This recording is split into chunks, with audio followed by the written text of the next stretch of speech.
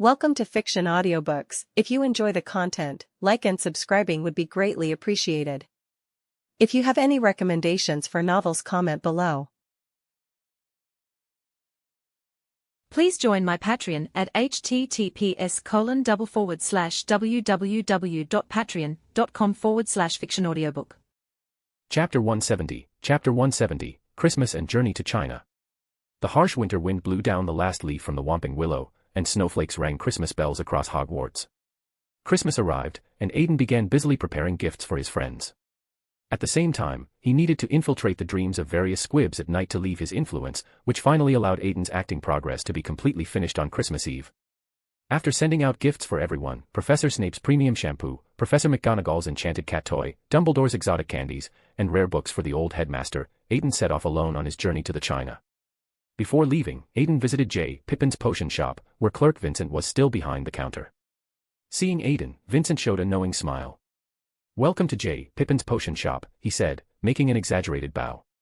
"Vincent, oh Vincent, your little schemes are already known to everyone," Aiden teased. Aiden then purchased dragon brain essence, dragon blood, venomous leopard blood, bird snake eggshells, whomping willow branches and leaves, and 7 different human tears of intense emotion from the potion shop. Returning to the Prewett ancestral home, he extracted the characteristics and finished brewing his advancement potion. Then Aiden set off for the China. At the Wizard Immigration Office of China, a man in traditional Taoist robes examined Aiden's documents carefully. Aiden Prewett, from a noble family as well, he noted, comparing the documents with Aiden's appearance. "What brings you here?" the man asked. "Winter vacation travel," Aiden replied with a sincere expression. "Your Chinese is quite good." "All right, you pass, but please remember, if you cause trouble here, you will be subject to our laws as well."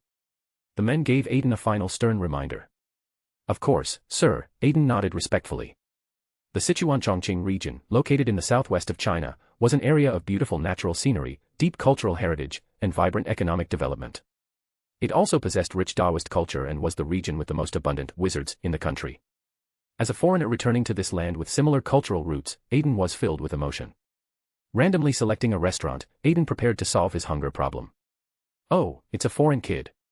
Where's your family?" the boss greeted Aiden warmly. "Haha, my family is no longer here. I'm traveling alone," Aiden replied. This statement made the boss fall silent. He quietly added extra ingredients to Aiden's dish. "Come on, kid, eat more. You can only grow taller when you're well-fed," the boss said, soon serving all the dishes. Since today was a special day, there weren't many customers in the restaurant. The boss had nothing else to do, so he sat down to chat with Aiden. "Where are you from, kid?" "I'm from Britain. I've come to experience Chinese culture," Aiden replied with a smile. "You should really experience the culture here. Your Chinese is quite impressive too." The boss lit a cigarette, but seeing Aiden, he quickly extinguished it. "It's fine, please smoke. By the way, I want to ask, where have all the young people in the city gone?" Aiden waved his hand to indicate he didn't mind, then asked curiously. "Oh, it's because of that ship being blocked by you foreigners. The young folks all ran to the embassy to protest," the boss shrugged.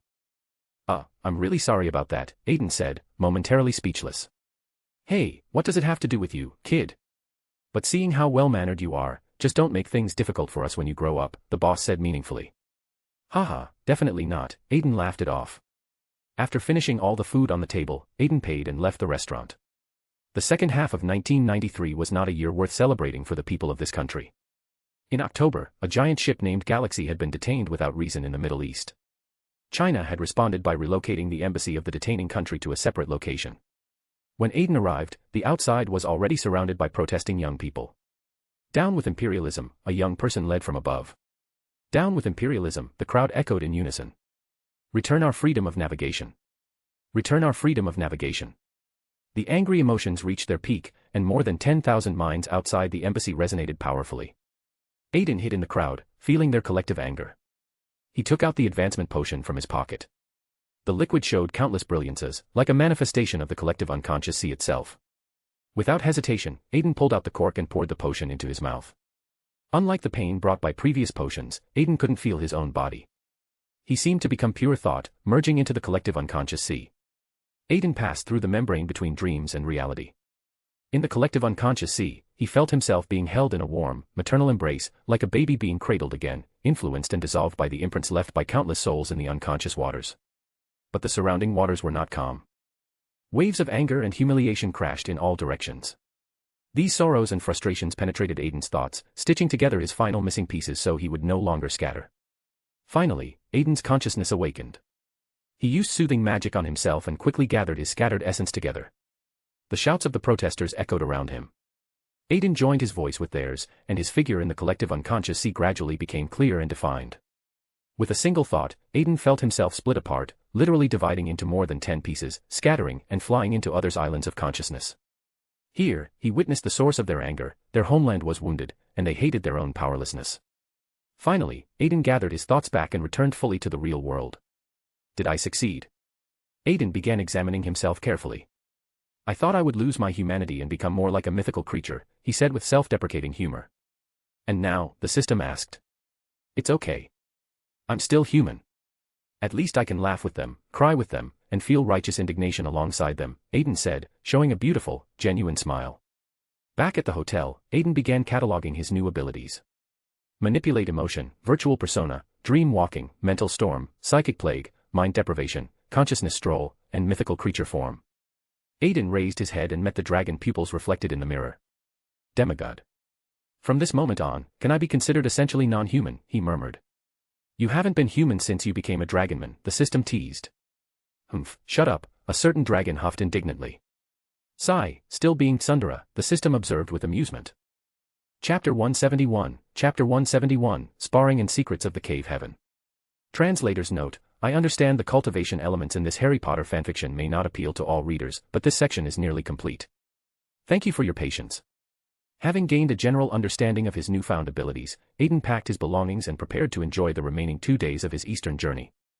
The Christmas holiday lasted a week in total, giving him just enough time to return for Hogwart's traditional school banquet before the new term began. A knock at his hotel door interrupted his planning. Opening it, he found an elderly man in traditional Taoist robes standing outside. Sweat beaded on the man's forehead, suggesting he'd just finished some form of intense exercise. Hello, may I ask who you're looking for?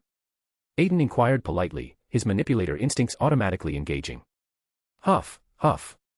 The elder caught his breath before striding confidently into the room and settling himself on the sofa without invitation.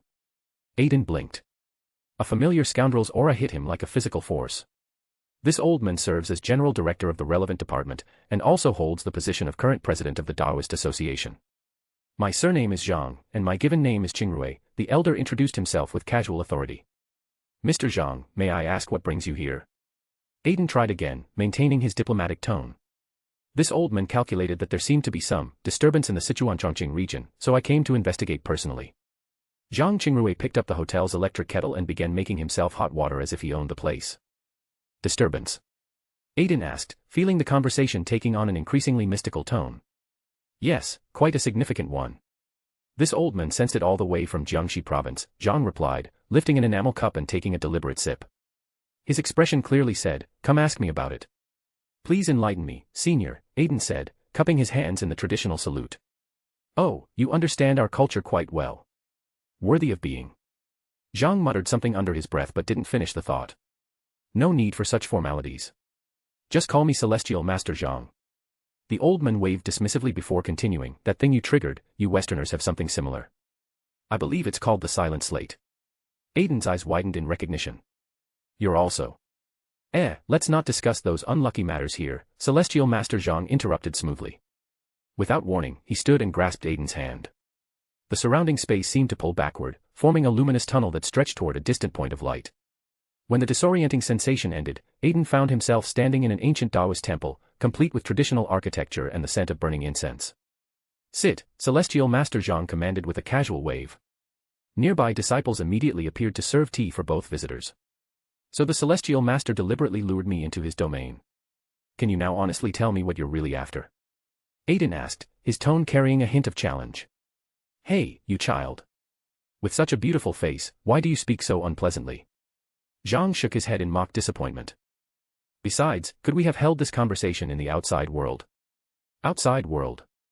Aiden caught the key implication immediately. Yes, this is what we cultivators call a cave heaven, a dwelling place we've created beyond ordinary reality.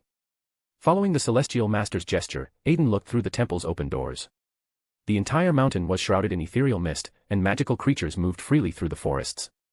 Disciples practiced martial arts in perfect harmony with nature, creating a scene of otherworldly tranquility. Truly incredible, Aiden breathed, genuinely impressed. Humph. The depth of our heritage is beyond what you young ones can imagine, Zhang preened with obvious satisfaction. Then why bring me here specifically? I was curious about what kind of person possesses such enormous psychic mass. After seeing you, I decided you should train my disciples, Celestial Master Zhang revealed with a mischievous grin. My appearance fee is quite high, Aiden replied, raising an eyebrow. I can tell you the secrets of cave heaven creation. Zhang stroked his long beard with calculated calm, clearly baiting the dragon. Deal. The dragon took the bait without hesitation. Seeing Aiden's agreement, the Celestial Master immediately began calling his students. Yunyu. Shuang. You little monkeys, where have you wandered off to? His voice carried across the entire mountain with supernatural clarity. Soon, 5 young people in matching Taoist robes gathered in the reception hall, their movements suggesting considerable martial training. Master, they chorused respectfully. Ma'am, we have a guest from distant lands. Keep him company in some practice, Zhang indicated Aiden with a subtle nod. Yes, Master, they replied in unison. Though the disciples showed proper respect to their teacher, Aiden easily read the disdain in their eyes when they looked at him. Don't underestimate him, or you'll suffer greatly, the Celestial Master warned with genuine concern. Unfortunately, his warning fell on deaf ears. Well then, let's proceed to the martial arts hall. Another casual wave from Zhang, and space folded around them. They materialized in a spacious training arena surrounded by tiered seating. The Celestial Master gave both Aiden and his disciples time to prepare, then exchanged a meaningful look with a middle-aged man standing nearby. Within minutes, the entire arena filled with spectators, dozens of cultivators eager to witness the upcoming demonstration. They really do have quite a few practitioners here, Aiden mused, unconsciously comparing the gathering to Hogwarts. This single sect seemed to house as many cultivators as an entire year at the famous wizarding school. Yunyu, you go first, Celestial Master Zhang instructed his eldest disciple. Master, perhaps we should let junior brother Yen start instead. We should give our guest some opportunity to demonstrate his abilities, Yunyu suggested with false courtesy. Go when I tell you to go. Where do you get all these excuses? Zhang smacked his disciple's head with practiced efficiency. Yunyu reluctantly stepped onto the arena, his posture suggesting he considered this beneath his dignity. Standing together, they looked like an adult preparing to spar with a child. Guest from afar, please prepare yourself. If magic proves insufficient, this poor Taoist also knows some martial arts, Yunyu said, offering a traditional salute. The newly advanced demigod smiled at the young cultivator with genuine amusement. Well then, here I come. Yunyu assumed his fighting stance. Come. Before he could finish the word, Aiden snapped his fingers. The disciple collapsed softly to the ground, unconscious but unharmed.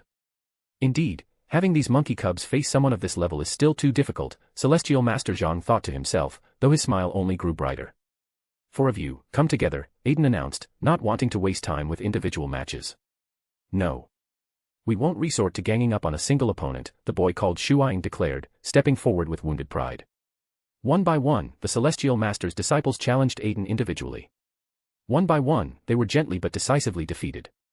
The sparring session ended with all 5 young cultivators unconscious but uninjured. Humph. Now you understand what "there are always people better than you" means. You little monkeys have let your eyes grow to the top of your heads. Aiden picked up a cup of fragrant tea and settled in to watch the Celestial Master's teaching demonstration. Even having achieved demigod status, he couldn't resist his nature as an enthusiastic observer of drama. After thoroughly lecturing his humbled disciples, Zhang returned to the reception hall. Sigh, how embarrassing for you to witness. These disciples are unruly, relying on being this old man's students, they've grown arrogant, the Celestial Master said with genuine regret. Celestial Master Zhang clearly thinks long-term for his disciples. It shows how much you care for them, Aiden offered diplomatically. People like you are rare to encounter in decades, just like back then. Zhang began, then trailed off mysteriously. But Aiden barely registered the comment, his attention was entirely focused on learning the promised secrets. Celestial Master Zhang, can you tell me about cave heaven creation? He asked eagerly. Cave heaven. Zhang's voice dropped to a conspiratorial whisper. Actually, cave heavens are built from the remains of immortals. Immortals. And remains. Aiden's confusion deepened. Before your western misty realm appeared, our eastern predecessors had already discovered methods to let the mind travel to distant realms, Zhang explained slowly, as if revealing sacred knowledge. One of our ancient sages discovered that people with magical power could, through dedicated cultivation, reach a level where they willingly offer their physical body and soul back to heaven and earth. They sink this sacrificed area into the surface layer of the consciousness sea, permanently altering the nature of magical power in that region. The old celestial master revealed earth-shaking secrets in the most casual tone imaginable. This artificially modified magical energy can be utilized by ordinary people, giving birth to acquired cultivators. Such regions are what we call cave heavens. So we're currently existing within the sea of consciousness.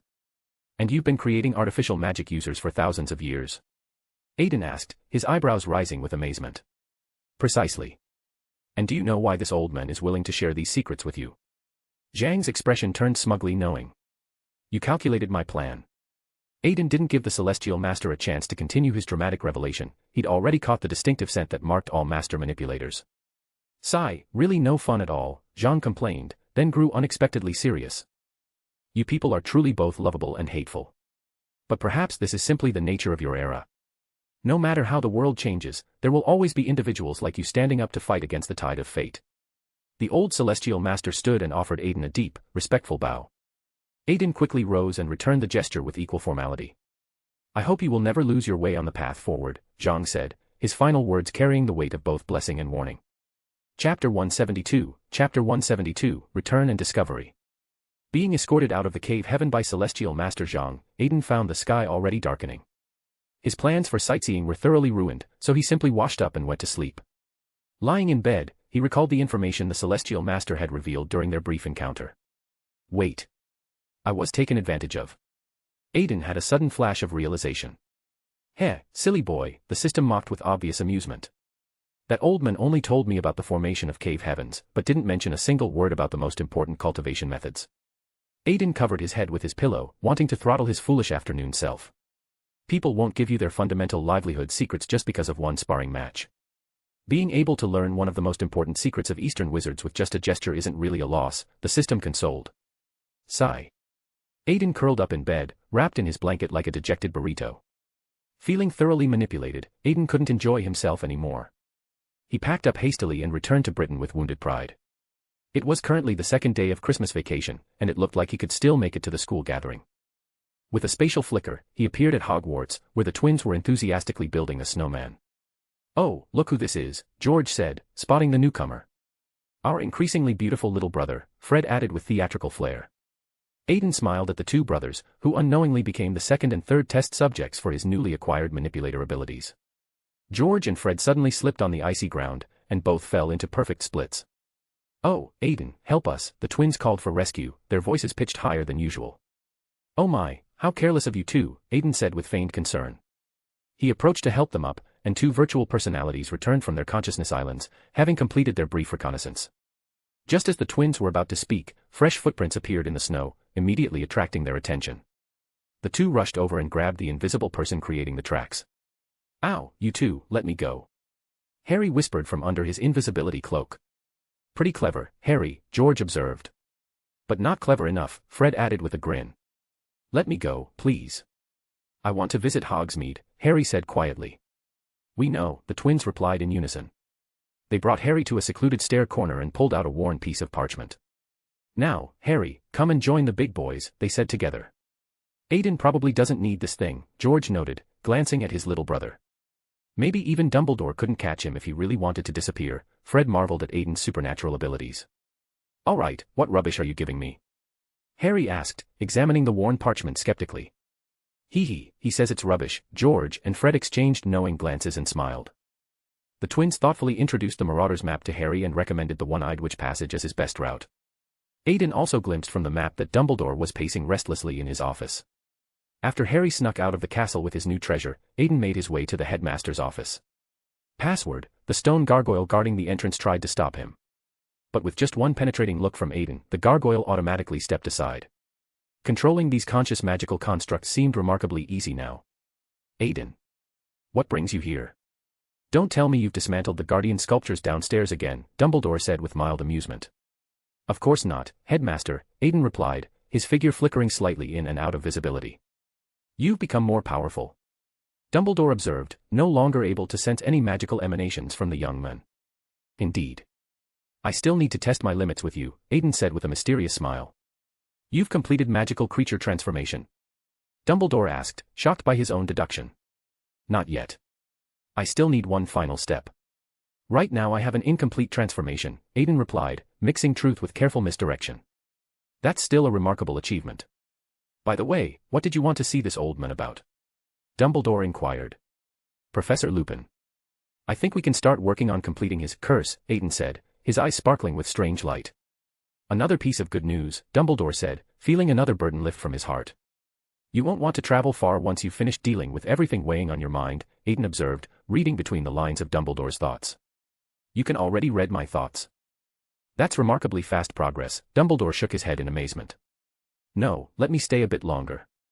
Seeing excellent students grow is also one of life's great joys, Dumbledore smiled warmly. Confirming the headmaster was telling the truth, Aiden left with peace of mind. Meanwhile, Harry had snuck out of the castle with his invisibility cloak, helped Hermione and Ron drive away Malfoy's harassment, and then the three friends went to the Three Broomsticks together. Ron volunteered to order drinks for everyone.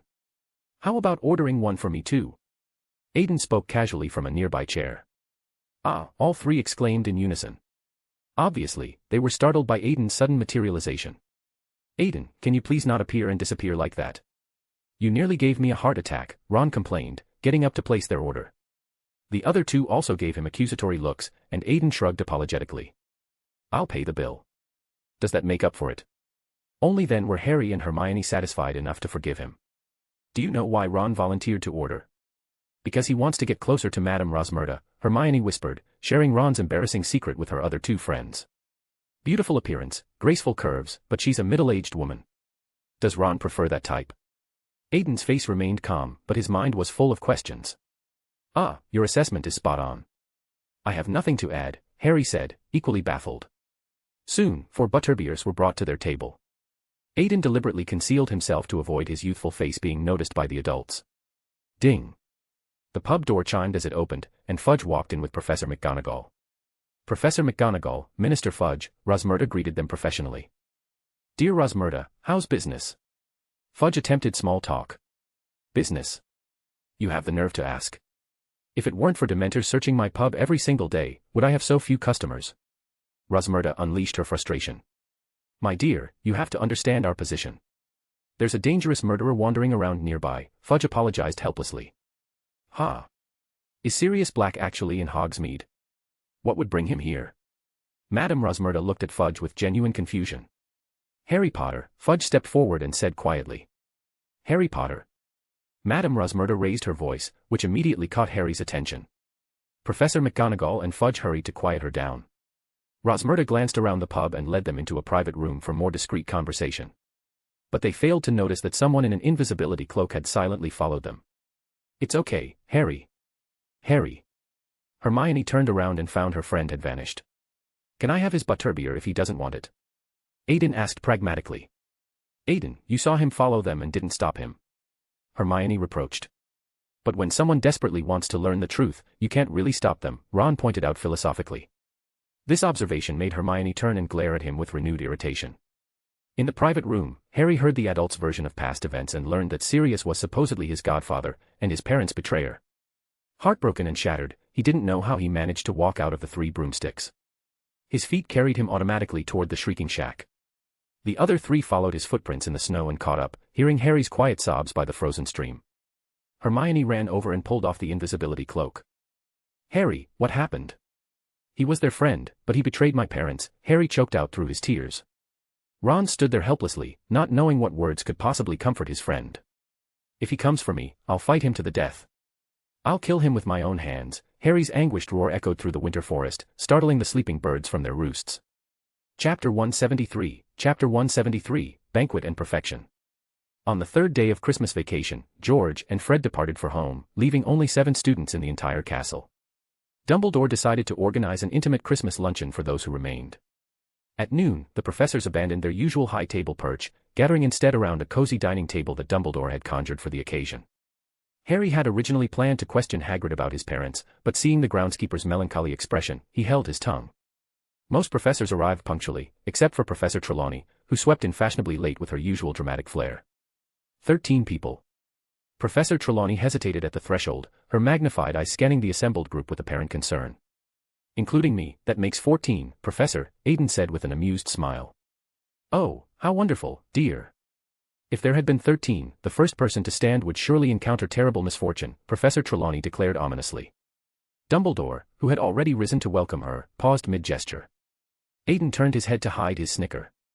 Pfft. Mr. Prewett, perhaps we should place our trust in more rigorous subjects, shouldn't we? Professor McGonagall interjected, her tone unusually sharp with sarcasm. Sensing the brewing tension between the two professors, Aiden quickly focused his attention on his empty plate. Severus, I have some wizard crackers here, shall we? Dumbledore diplomatically produced a large collection of festive crackers. The headmaster and potions master pulled crackers together, Dumbledore extracting a rather ridiculous vulture hat from one with obvious delight. He held up the hat and looked at Professor Snape with hopeful inquiry. Don't even think about it, Snape refused with characteristic firmness. Dumbledore cheerfully placed the vulture hat atop Aiden's pointed wizard hat instead. The combination looked utterly absurd, a dignified wizard's hat crowned with a stuffed vulture. The verbal sparring between Professor McGonagall and Professor Trelawney continued throughout the meal, but somehow the entire luncheon maintained a joyful, familial atmosphere. Aiden, I heard you took quite an extensive journey to China recently, Dumbledore leaned over to inquire quietly. An unimaginable experience, Professor, Aiden replied, thinking of his adventures in the mystical cave heaven realm. It seems you encountered some fascinating insights. Though didn't I hear that mythical practitioners are notoriously xenophobic toward outsiders? Dumbledore adjusted his half-moon spectacles with curiosity. Perhaps a child's appearance and fluent Mandarin helped open their hearts, Aiden replied with diplomatic humor. What a pity, I lack that particular advantage, Dumbledore said with mock regret. Christmas vacation passed in a blur, and students began trickling back to resume their studies. On Wednesday, Aiden made his usual pilgrimage to the library, researching everything he could find about Animagus transformation. In a tome titled, The Supreme Achievement of Transfiguration, he discovered a crucial passage. Animagi retain most human intelligence, memory, and personality when transformed into their animal forms. Suddenly, inspiration struck like lightning as he thought of Professor Lupin's condition. If werewolves represent imperfect magical creature transformations, could we use a reverse Animagus ritual to counteract this incomplete change? He murmured, quickly recording his thoughts. Do you want to accidentally kill your benefactor? The system interjected with perfect timing. What do you mean? Aiden asked, puzzled. Counteracting would require withstanding the magical explosion created by opposing forces. Do you think a poor, tormented werewolf has the physical constitution to survive such trauma? The system explained patiently. I see, it shouldn't be a reversal. What we need is completion. Aiden's thinking shifted direction entirely. Now you're learning, the system said approvingly before falling silent.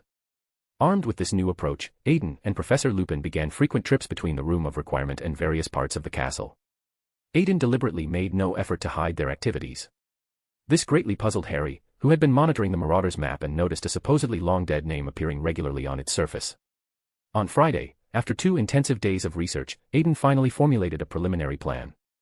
Building upon existing Animagus transformation techniques while excluding the traditional potion preparation process, he would use Polyjuice Potion enhanced with wolf hair for directional guidance, enabling Lupin to grow additional organs during transformation. Incorporate Jaifu, runes to channel lunar magical energy, allowing the ritual to absorb more power from the moon to complete the magical creature transformation. Have Aiden use external alchemical matrices to adjust the magical pathways after transformation, compressing them into the newly grown organs. The entire design aimed to complete the final step of werewolf transformation. If successful, it would also clear the prerequisites for voluntary magical creature transformation. When Aiden presented his plan to Professor McGonagall, she was simultaneously amazed and horrified, immediately delivering 4 sharp flicks to his forehead. Mr. Prewett, I hope you understand that transfiguration is not child's play.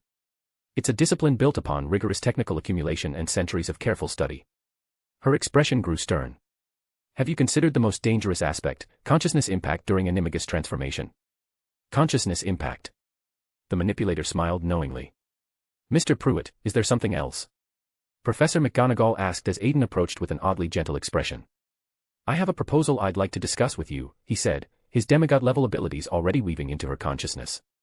During their conversation, Aiden's virtual personality infiltrated Professor McGonagall's mental defenses. The extraordinary abilities of a mind pathway demigod proved nearly impossible for even an experienced witch to resist. Within moments, Professor McGonagall stood motionless, her consciousness temporarily suppressed while she remained aware but unable to control her own body. Inside her mental landscape, the cat professor was unleashing a torrent of creative curses. Aiden adjusted his monocle, and his virtual personality withdrew from her consciousness. Mr. Prewett, Professor McGonagall said, reaching up to pinch and examine his face with clinical interest. Quite remarkable texture, actually.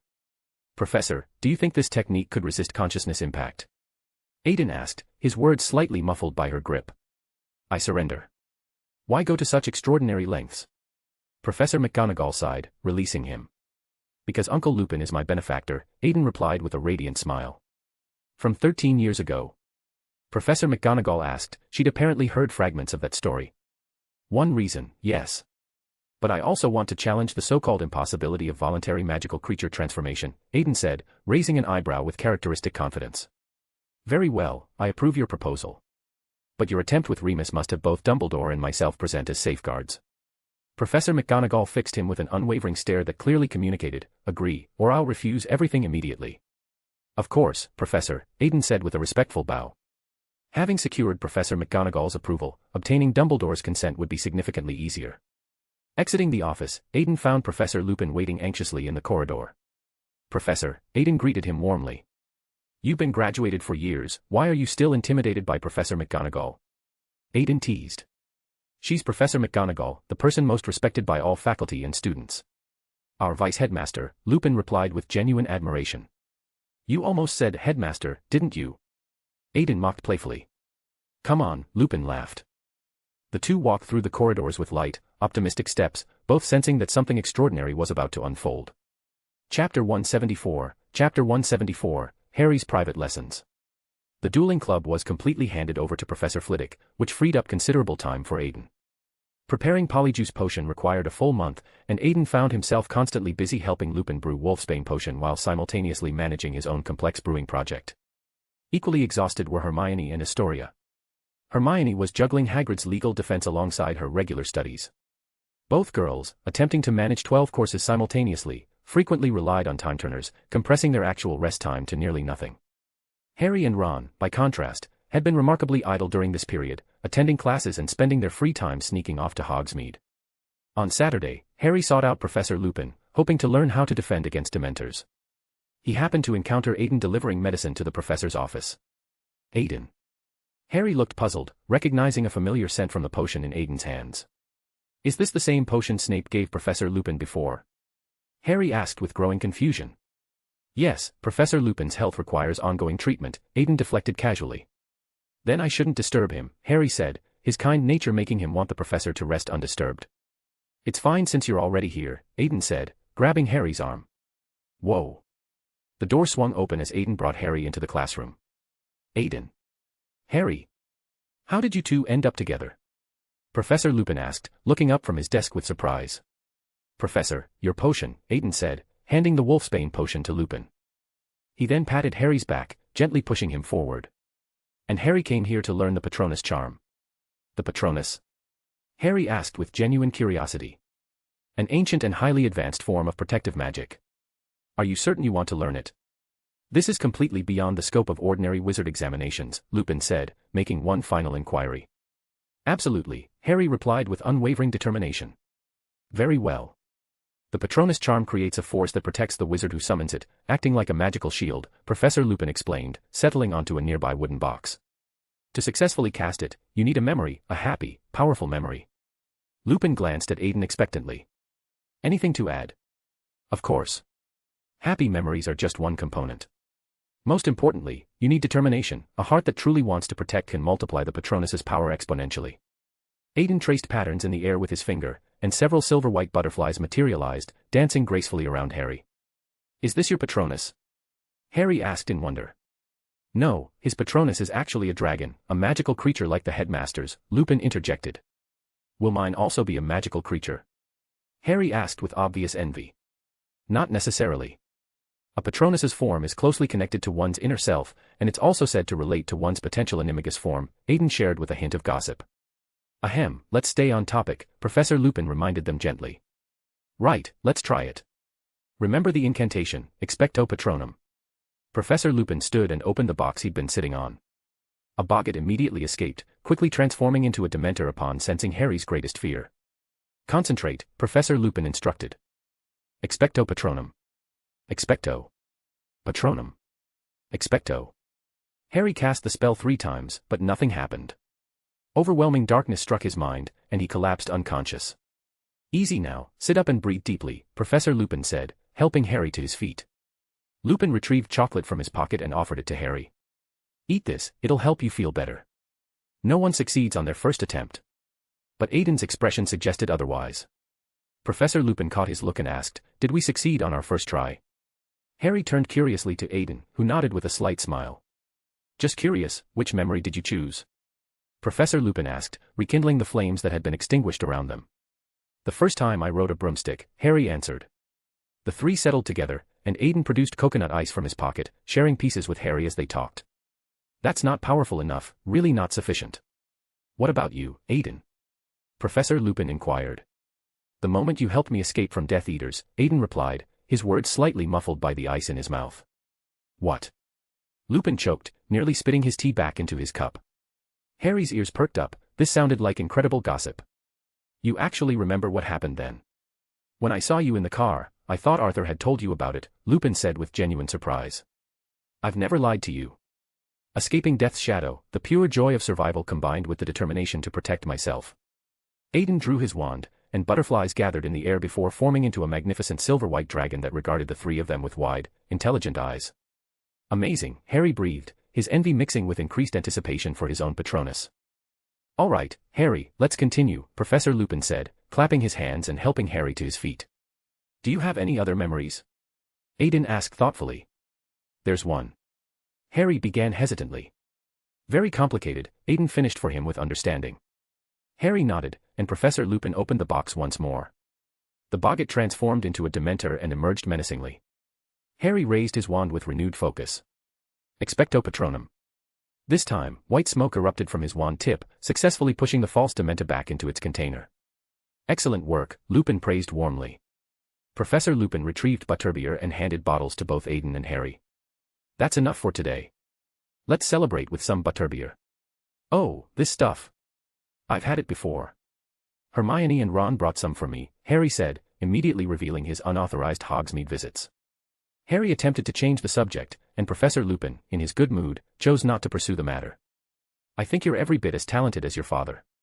That's quite high praise, Professor Lupin said, settling onto the sofa. I was thinking about him during the spell, Harry admitted quietly. Your parents had good friends at school, though Gideon and Fabian often didn't see eye to eye with James and... Lupin suddenly paused mid-sentence. They frequently clashed and occasionally had serious conflicts, but after graduation, everyone joined the Order of the Phoenix to fight Voldemort, Lupin continued, his eyes distant with memory. Could you tell me what my father was really like? Harry asked with genuine curiosity. James.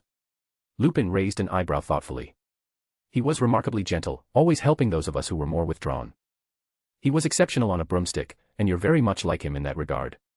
Lupin spoke while glancing at Aiden, who was casually enjoying his ice. Gideon was similar. He was Ravenclaw's seeker and once James's most respected rival on the pitch. But I heard that you, Aiden, don't seem particularly skilled with broomsticks. Aiden's hand froze halfway to his mouth.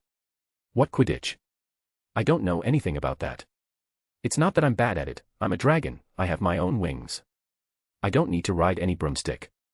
The dragon began his stubborn protests, filling the office with laughter and warmth. Chapter 175, Werewolf Transformation. A month passed in the blink of an eye, and the Polyjuice potion had finally been completed. Dumbledore cleared a patch of land at the edge of the Forbidden Forest and handed it over to Aiden to set up the complex alchemical matrix. Hagrid, snap out of it. Help me move the crystal stone at node 15 back a bit, Aiden called out, his voice bringing the half-giant back to attention. Okay, sorry, Hagrid mumbled, focusing his scattered attention on the work at hand. Hagrid, it's fine. It's just a hearing, Aiden said after finishing the setup, patting Hagrid's massive hand in comfort. But I'm worried I'll mess everything up. Hermione, she's doing everything she can to help me, and she's cried from exhaustion several times. I can't bear the thought of wasting her efforts, Hagrid murmured, his voice heavy with guilt.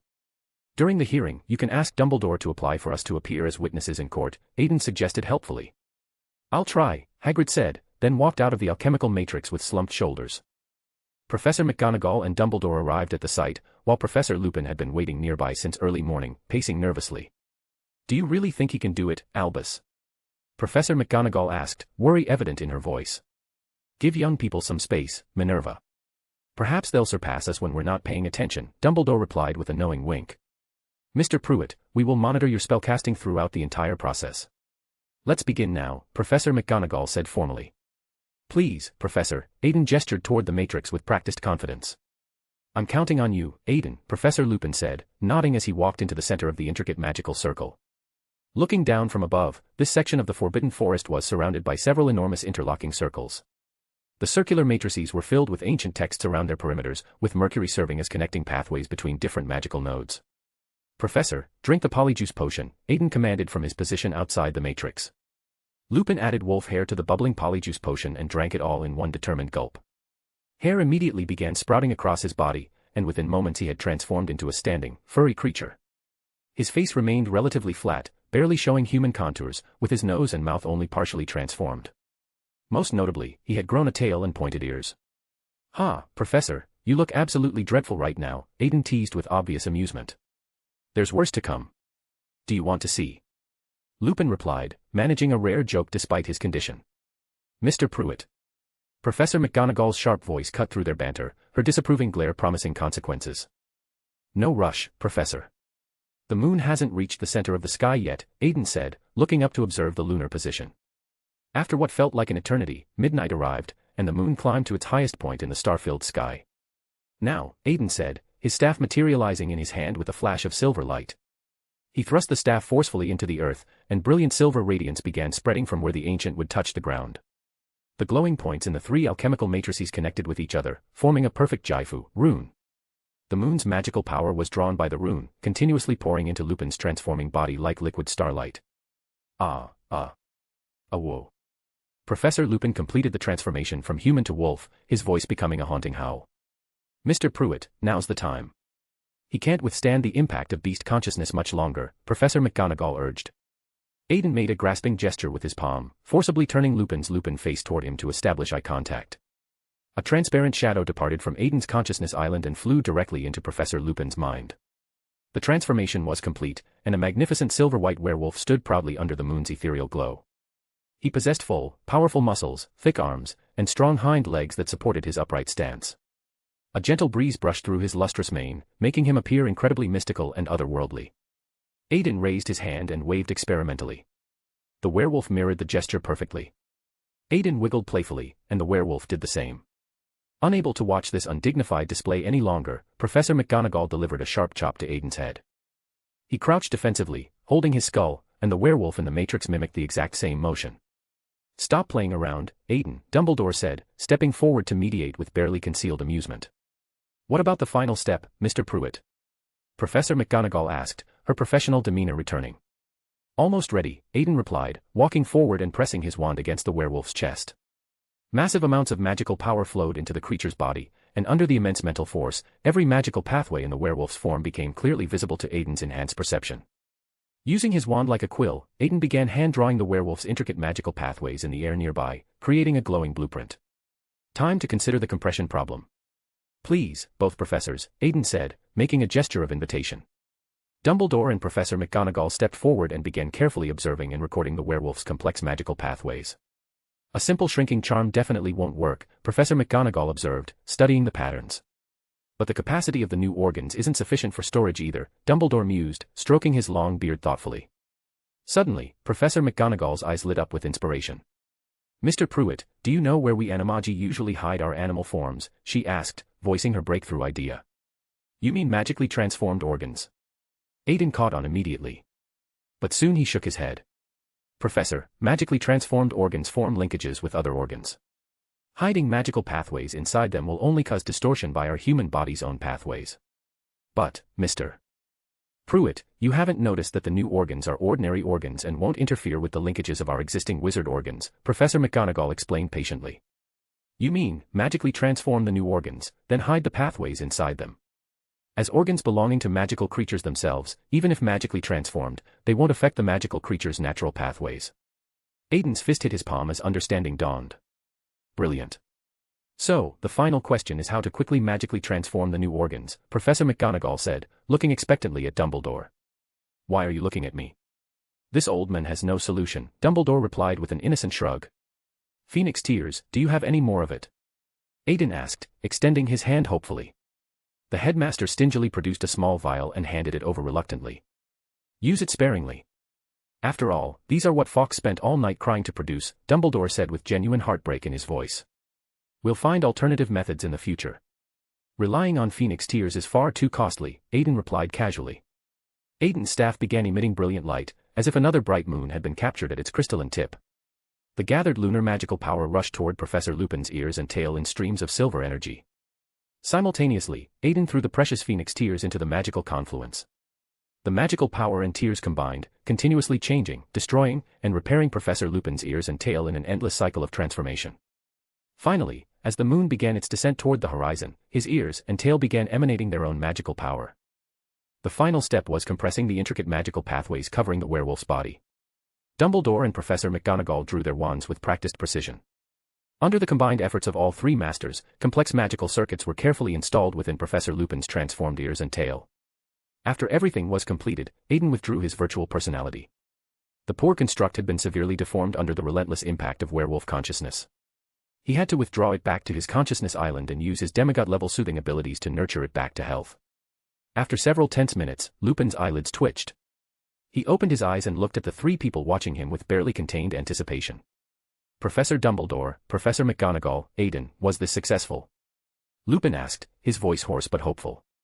Very successful, Aiden replied, secretly wiping cold sweat from his brow in relief. Try it, Remus, Dumbledore suggested gently. Professor Lupin rose from the ground, clenched his fists in concentration, and white wolf fur sprouted across his skin once more. Soon, that magnificent werewolf appeared again, but this time with full conscious control. This is true magical creature transformation, Lupin marveled, examining his razor-sharp claws with wonder. What abilities do you have, Remus? Professor McGonagall asked urgently. Let me test them, Lupin said, then began running with supernatural speed. Stupefy. Aiden cast a stunning spell directly at him. The running Lupin was struck by the red light, but aside from swaying slightly, nothing significant happened. Spell resistance greatly increased, and speed and strength also improved considerably, Aiden summarized with satisfaction. Excellent. This counts as a complete success.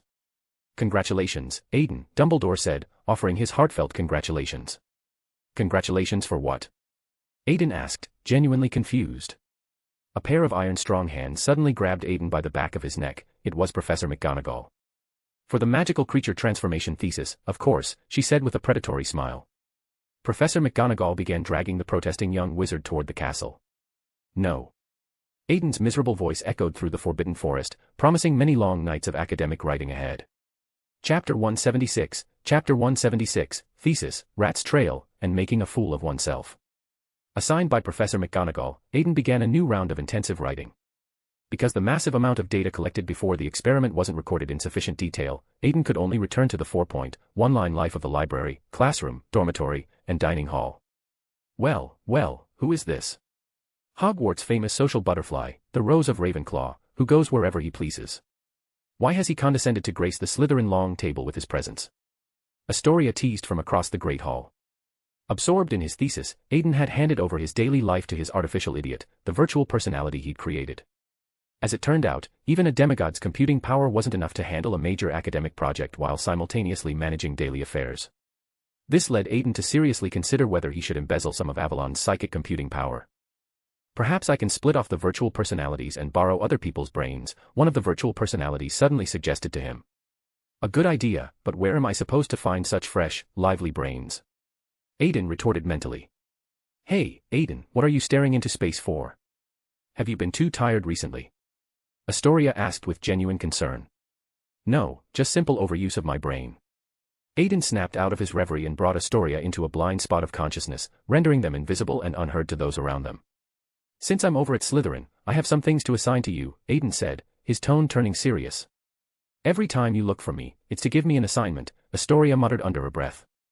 For the time being, I need you to dispatch the members of our Dark Wizard team and spread our influence across Europe as much as possible, Aiden said, raising an eyebrow meaningfully. Are you planning to start a wizarding war all over Europe? Astoria asked, a hint of dark pleasure in her voice. Pleased? Aiden asked, catching her emotion. Don't read my mind, Astoria replied, hurriedly suppressing her true feelings. No, Astoria. We need to expand the forces for a certain Dark Lord. Loyalty isn't important, this is a time when we need manpower. All they need to do is add my name after their usual prayers. The demigod confidently adjusted the monocle on his eye, his expression unreadable. All right, I'll do as you say, Astoria nodded, her own ambitions stirring. The conversation between the two concluded amidst the strange, charged atmosphere of the Slytherin table at lunch. On Monday night, Harry was in his room, poring over the Marauders map. Spiders. The spiders want me to tap dance. Ron suddenly yelled in his sleep. Hee hee. A certain dragon, wandering through the dreamscape, let out a pleasant, mischievous laugh. Harry was momentarily stunned. Just tell the spiders you don't want to dance, he whispered into the darkness. Oh, right. I can tell them, Ron mumbled, drifting back to sleep. Harry continued to study the Marauders map when suddenly, he saw a familiar name on its surface, Peter Pettigrew. Professor McGonagall's words echoed in his ears. He realized this was a dead man. A dead man wandering the halls of Hogwarts at this very moment. He immediately got up, crossed the Gryffindor common room, and followed the footsteps on the map into the dimly lit corridor. Harry checked the map again. Filch was just up ahead, so he quickly extinguished the light from his wand. But another wand lit up, illuminating his face. Wandering the castle so late at night, Potter? Snape's oily voice rang out, dripping with suspicion. I'm sleepwalking, Harry replied quickly. You're so much like your father, Potter. Always strutting around the castle with such arrogance, Snape continued sarcastically. My father wasn't arrogant, and neither am I. If you don't mind, please lower your wand, Harry retorted quietly but firmly. After a tense moment, Snape lowered his wand slightly. What's in your pocket? Snape's sharp eyes had spotted the telltale bulge. Harry remained silent, not wanting the map to be discovered at any cost. Take it out, Snape commanded. Reluctantly, Harry pulled the Marauders map from his pocket. Snape tapped the parchment with his wand. Reveal your secret. He immediately saw writing appear. Read it. Messrs. Moony, Wormtail, Padfoot, and Prongs are proud to present their compliments to Professor Snape, and... Harry trailed off, his voice faltering. Go on, Snape demanded. Request he keep his abnormally large nose out of other people's business. The honest boy finished reading the words on the map, his face pale. Why, you insolent. Professor Snape began, but was interrupted by a calm voice. Professor, Lupin said, appearing at the end of the corridor. Snape pointed his wand behind him without looking.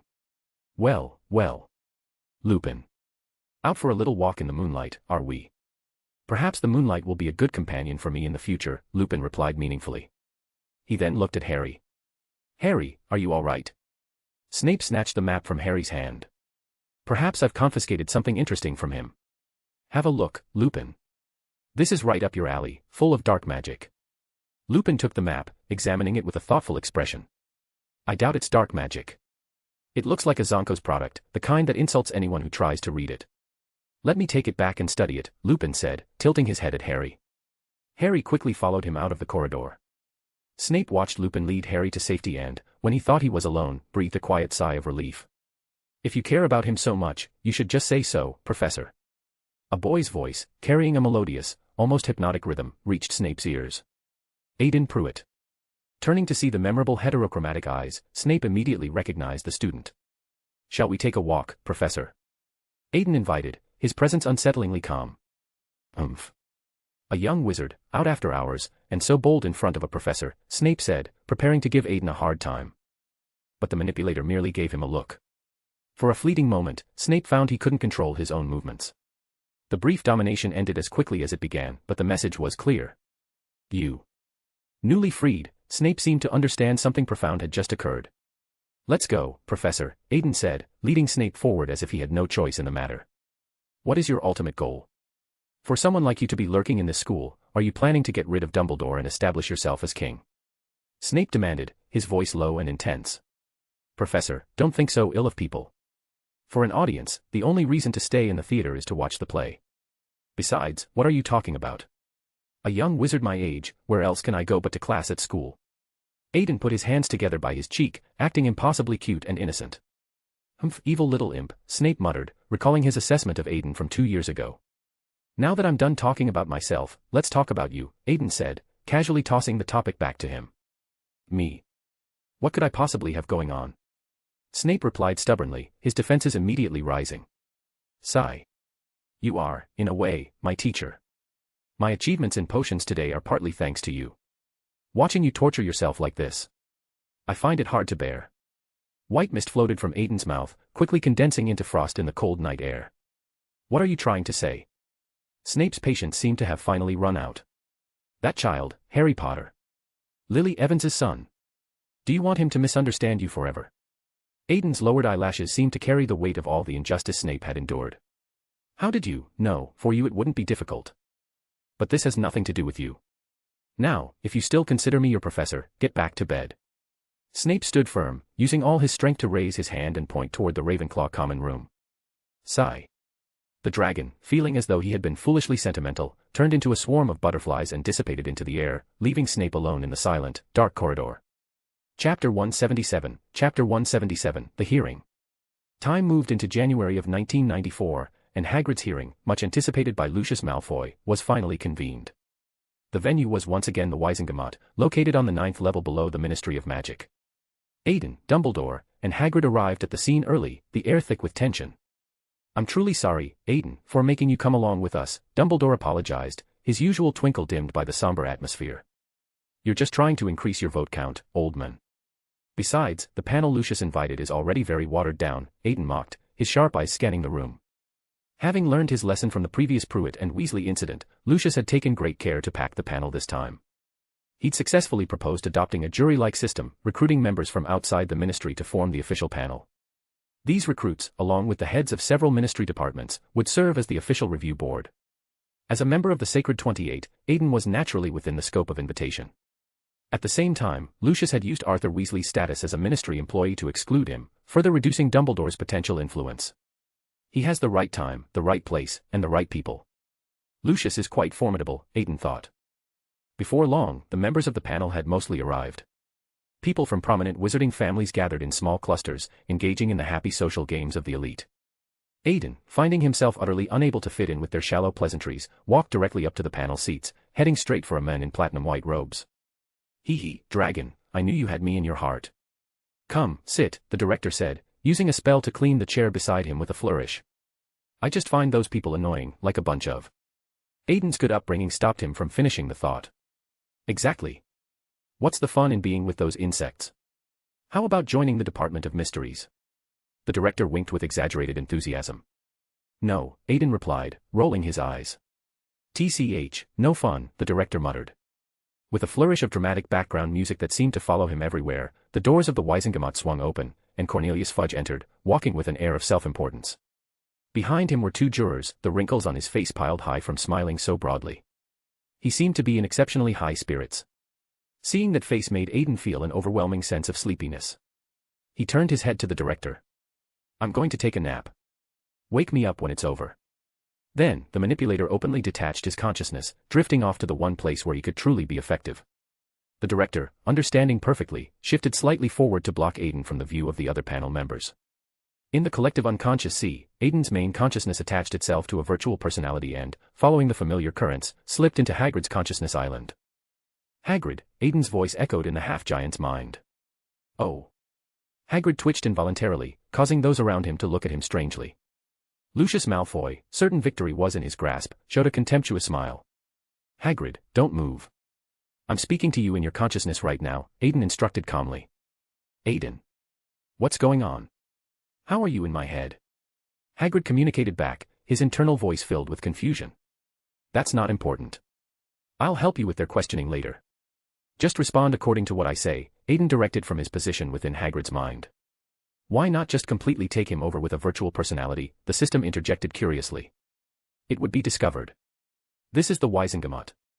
There would be a subtle unnaturalness during a full possession. What if it's noticed? Aiden explained patiently. Seeing that everyone was finally settled, Fudge banged his gavel with officious satisfaction. Attention everyone. The hearing regarding the magical creature injury incident will now begin. Now, Mr. Malfoy, please begin your statement, Fudge said, nodding toward Lucius with practiced impartiality. Thank you, Mr. Chairman. Gentlemen of the review panel, look at what kind of harm the magical creature raised by this damned half-blood giant has caused my child. From the very beginning, Lucius steered the topic toward race, pointing the finger directly at the magical creature while magnifying Hagrid's responsibility. At the same time, he produced a memory stone, displaying Draco's exaggerated injuries for the panel to see. Now, Hagrid, do you acknowledge that the injuries on young Mr. Malfoy were caused by the magical creature you keep? Fudge asked, his eyes narrowing slightly. This feeling of the judge and the plaintiff being in cahoots is really awful, Hagrid complained to Aiden on the Consciousness Island. Of course not, Minister. Buckbeak is a magical creature kept at Hogwarts. Part of his upkeep funds even came from the Malfoy family's donations, so strictly speaking, they are also one of his keepers. Hagrid repeated Aiden's words verbatim, his voice surprisingly firm and clear. Fudge and Dumbledore both frowned at the same time. This clever way of deflecting responsibility felt disturbingly familiar. They both glanced toward the young man with the monocle on the panel, only to find him sound asleep, leaning against the director. But how could a demigod specializing in the mind be so easily seen through? Unable to find anything unusual about Aiden, Fudge's brows furrowed tightly. Dumbledore, on the contrary, relaxed his own, a hint of a smile touching his lips. You damned, lying half-blood giant.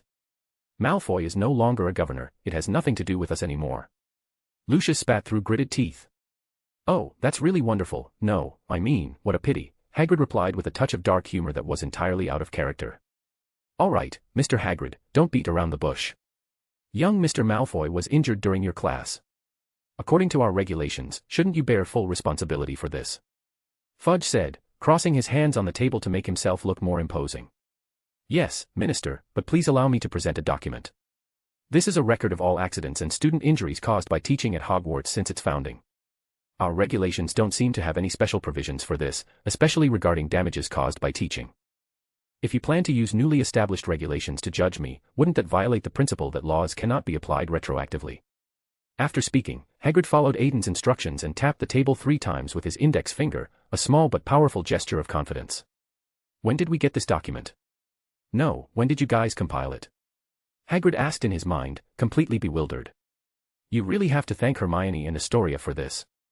I didn't expect the 2 of them to be so powerful when they team up, Aiden replied, lounging on the metaphorical beach of Hagrid's Consciousness Island. We'll need to study this matter further, Fudge said, giving a look to the staff member approaching to retrieve the document, clearly intending to stall. Minister, I have no less than 20 copies of this document right here, Hagrid said with a cheerful smile, flicking his small umbrella with a flourish. 20-odd copies of the document flew toward the review panel, distributing themselves neatly before each member. Fudge and Lucius were rendered speechless. Seeing that the situation was lost, Lucius decided to take one last, desperate dig at Hagrid. Well then, at the very least, according to our regulations, shouldn't we punish the magical creature that harmed a wizard? Lucius glared fiercely at Hagrid, his voice filled with venom. The panel had finished reading the document, and upon hearing Lucius's words, they nodded in agreement. In reality, the hearing had already been downgraded from its original purpose. Lucius's goal was to get rid of Hagrid, Dumbledore's staunchest ally at Hogwarts. Unfortunately, thanks to the combined efforts of Hermione and Astoria, his scheme had completely failed. The outcome of the hearing was now reduced from dealing with both the wizard and the magical creature to just dealing with the magical creature. The panel members, who viewed magical creatures as little more than property, were happy to give the Malfoy family this small concession to save face. Soon, the execution of the hippogriff was passed by a unanimous vote. Chapter 178, Chapter 178, New Prophecy, Dual Advancement. Wake up, you lazy dragon. Aiden felt a familiar, irritating voice calling him from the depths of sleep. Opening his eyes, he found the director's fox-like face hovering directly in front of him. Ha! Aiden let out a long, theatrical yawn. Humph, dragon, I voted against the hippogriff's execution for you just now. How will you repay me?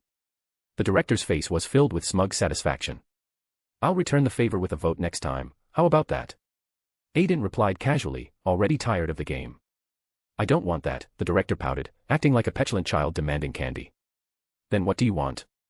Aiden, now completely immune to his antics, remained calm and collected. There's work to be done later. You're coming with me.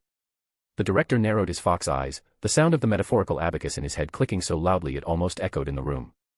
Fine, Aiden nodded, knowing resistance was futile.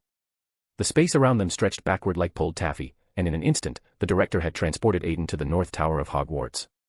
This is like that Eastern technique. Aiden murmured, a similar scene flashing in his memory. They seem to call it, shortening the ground to an inch. In terms of comfort, it's indeed superior to apparition, the director commented conversationally. But it's probably not as widespread as apparition, right? Aiden analyzed, already deconstructing the residual spatial fluctuations. The director offered no reply and simply led Aiden forward. The two walked into the divination classroom, where Professor Trelawney was in the middle of a lesson with the Gryffindor students. The key to reading the crystal ball is to keep your eyes and your mind clear, Trelawney was promoting with her usual dramatic flair. Harry and Ron, however, were about to fall asleep, their heads leaning precariously over the glowing crystal ball. Can they really make prophecies like this? Aiden whispered to the director. Actually, everyone can. After all, we're all connected to the collective unconscious sea from birth. It's just that some people's pipes are thicker, and some are thinner, the director explained. What about me? Aiden asked curiously. Do I have that inner eye? Hearing Aiden's question, the director rolled his eyes. Others follow the pipes to find a sip of water, but you can jump right into the ocean for a bath. Do you even need to ask me that? But I've never actually made a prophecy, Aiden pointed out, genuinely puzzled. Dragon, now you're just humble bragging.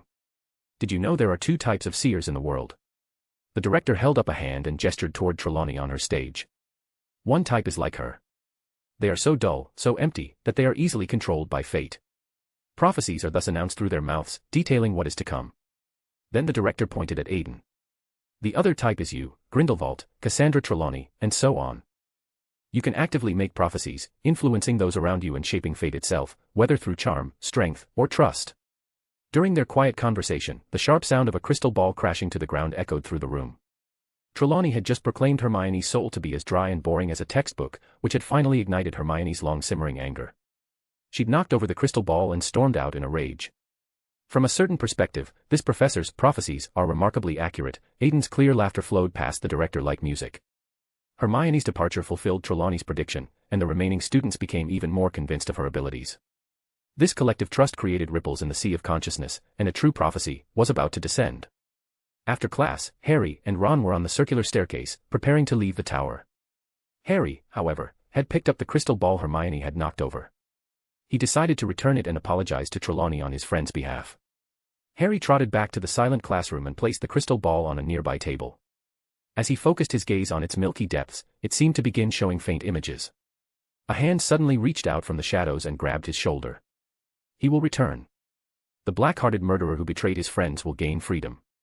The servant and master will reunite. The dragon of the mind is watching everything. Professor Trelawney's voice was distorted, as if 100 people were speaking through her mouth at once. Cough, cough, oh, I'm so sorry, my dear. Did I just say something? Trelawney asked, waking from her trance. No, nothing at all, the frightened Harry said, immediately running from the room. In the shadows of the classroom, the dragon and the fox were squatting in a corner, watching the entire scene with rapt interest. The director was holding a small, enchanted crystal ball, which was now emitting a brilliant silver-white light. Well. Did you understand? The director turned and asked Aiden. I understood. Her primary magical organ is her entire head. Aiden couldn't help but marvel at the bizarre wonders of magic. Yes, the brain has always been an organ waiting to be fully developed. This is no exception for us wizards, the director said, putting away his recording device. All right, work's done. Thanks for your company, dragon. And don't worry, I'll find time to mail you that rare chocolate frog card you've been looking for. The director gave Aiden a final wink, then a shimmering passage opened in the air, and he stepped through it. Damn it. Aiden's fist swung out, but unfortunately, he only hit empty air. In the afternoon, Harry and the others rushed to Hagrid's hut to check on him. Buckbeak has been sentenced to death, Hagrid said through sobs, looking utterly heartbroken. Hagrid, you really should plan your lesson content better. Did you know Lucius was targeting you from the very beginning? Aiden's voice came from the sofa, where he'd been sitting unnoticed. Ah, the trio and Hagrid all jumped in fright. Merlin's pants, Aiden. Can you please stop appearing and disappearing like that? Ron complained for what felt like the 100th time.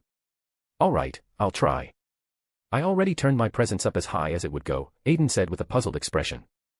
The small animals that usually gathered around Hagrid's hut had all scattered and fled, as if some ferocious beast had taken up residence inside. But Buckbeak, he's so kind, woo-woo-woo. Hagrid whimpered.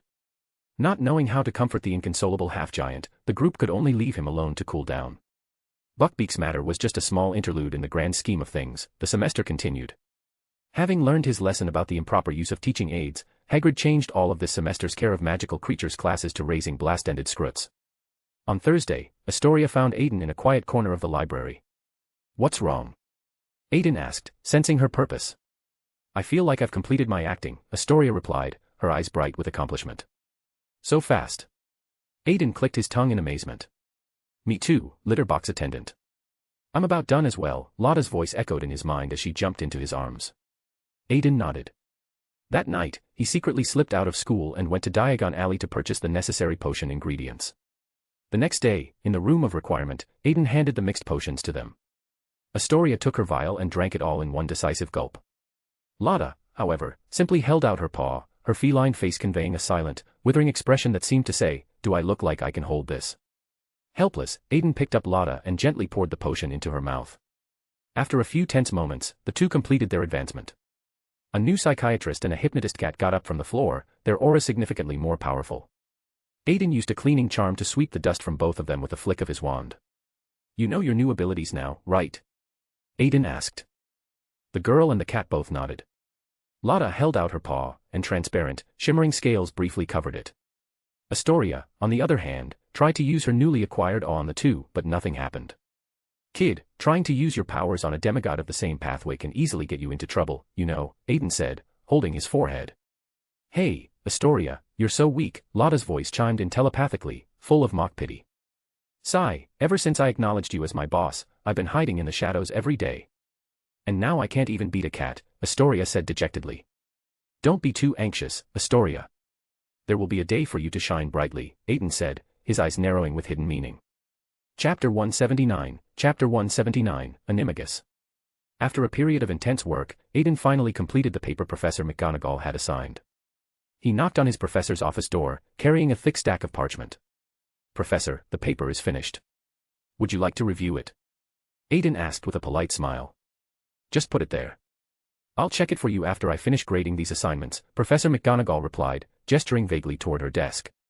The table, however, was completely covered with the young wizard's transfiguration homework, leaving Aiden with no clear space. The mischievous dragon simply placed his paper directly on top of the towering pile. Professor McGonagall picked one up and started reading, but her expression quickly soured. She looked up from the parchment and found Aiden holding back a laugh. "You really should have been in Gryffindor, Mr. Prewett," she sighed, though a hint of amusement touched her lips. "Professor, there's something I'd like to request," Aiden said, his tone turning serious. "Go on," Professor McGonagall said, putting down the paper. "I wish to begin the training to become an animagus," Aiden stated clearly. "No." Professor McGonagall instinctively wanted to refuse, but the word caught in her throat. Aiden took off his hat, revealing the small, pearlescent dragon horns curling from his hairline. What is this?" Professor McGonagall's demeanor became grave. "Have you performed magical creature modification on yourself?" Her tone was exceptionally stern. Aiden could practically see an aura of anger radiating from her. "No, Professor." "I wonder if you've heard of the Prewett Dragonman," Aiden said calmly. "Dragonman? I thought that was just an ancient legend." "Your..." Professor McGonagall trailed off, her memory stirring. "Your father and uncle once discussed it with me. They told me that the Prewetts bear an ancient mission to reawaken the dragon's blood." She pressed her lips together, her expression softening from anger to deep concern. "Yes. As the culmination of many generations of the Prewetts' efforts, I believe I am ready to undergo a complete magical creature transformation," Aiden said with quiet confidence. "How?" Professor McGonagall asked, her voice filled with a mix of skepticism and awe. "By following the animagus ritual.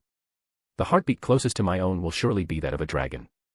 At that moment, I will place the second set of magical pathways onto my dragon horns, which will perfectly solve the problem of conflicting magical circuits between different biological forms." After hearing Aiden's explanation, Professor McGonagall hesitated for a long time, unable to make a decision. She raised her wand, and a silver-white tabby cat Patronus flew out of her office. It seemed she was going to consult Dumbledore. Before long, a flash of fire heralded Fawkes's arrival, bringing the headmaster with him. "Minerva, what's wrong?" Dumbledore asked gently. "Albus, see for yourself what your star pupil is planning now," Professor McGonagall said, gesturing toward the dragon in the corner. The dragon offered an awkward but polite smile. "So, you plan to become an animagus?" After a short conversation, Dumbledore understood the entire situation. "Professor Dumbledore, I am quite confident." The experiment on Professor Lupin was a complete success, Aiden nodded. "All right. As headmaster, I grant you permission to attempt to become an animagus," Dumbledore agreed. "Albus." Professor McGonagall began to protest. But they were both old Gryffindors, they understood each other's tolerance for calculated risks. Finally, Aiden had successfully obtained permission and began his preparations. He visited Professor Sprout to acquire some mandrake leaves and started the lengthy process. At the Ravenclaw table, Edmund saw Aiden's puffed-out cheeks and couldn't resist poking him. Aiden responded with a death glare. "What are you holding in your mouth? You seem to have a poor appetite," Ethan also asked curiously. "A mandrake leaf," Aiden answered carefully, afraid he might swallow it. "This thing tastes awful, so I haven't been able to eat well recently." "A mandrake. I get it. You want to learn to be an animagus. I thought you'd lost your appetite because of a broken heart," Edmund teased. "Why would you think that?" Aiden asked, genuinely puzzled. Edmund gestured with his lips toward the other end of the table. Look at those young witches. They look like they want to eat you alive.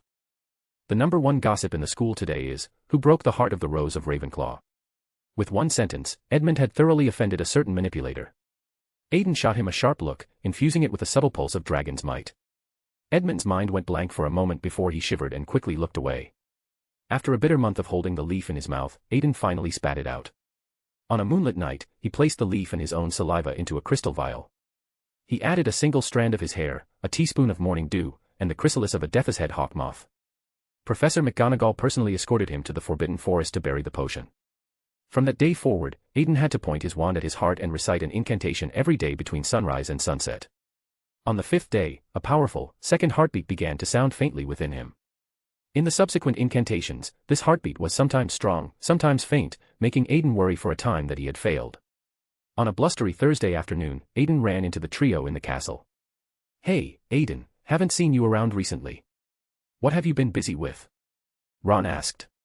"Studying magic. Or you could say, preparing a surprise for your mom," Aiden winked. "By the way, Aiden, Hagrid asked me to bring you these rock cakes. He said it's to thank you for your help," Harry said, taking out a bag and shaking it. The sound of hard objects colliding echoed from within. "I love them. Next time you see him, tell him I said thank you," Aiden replied, accepting the bag with genuine gratitude.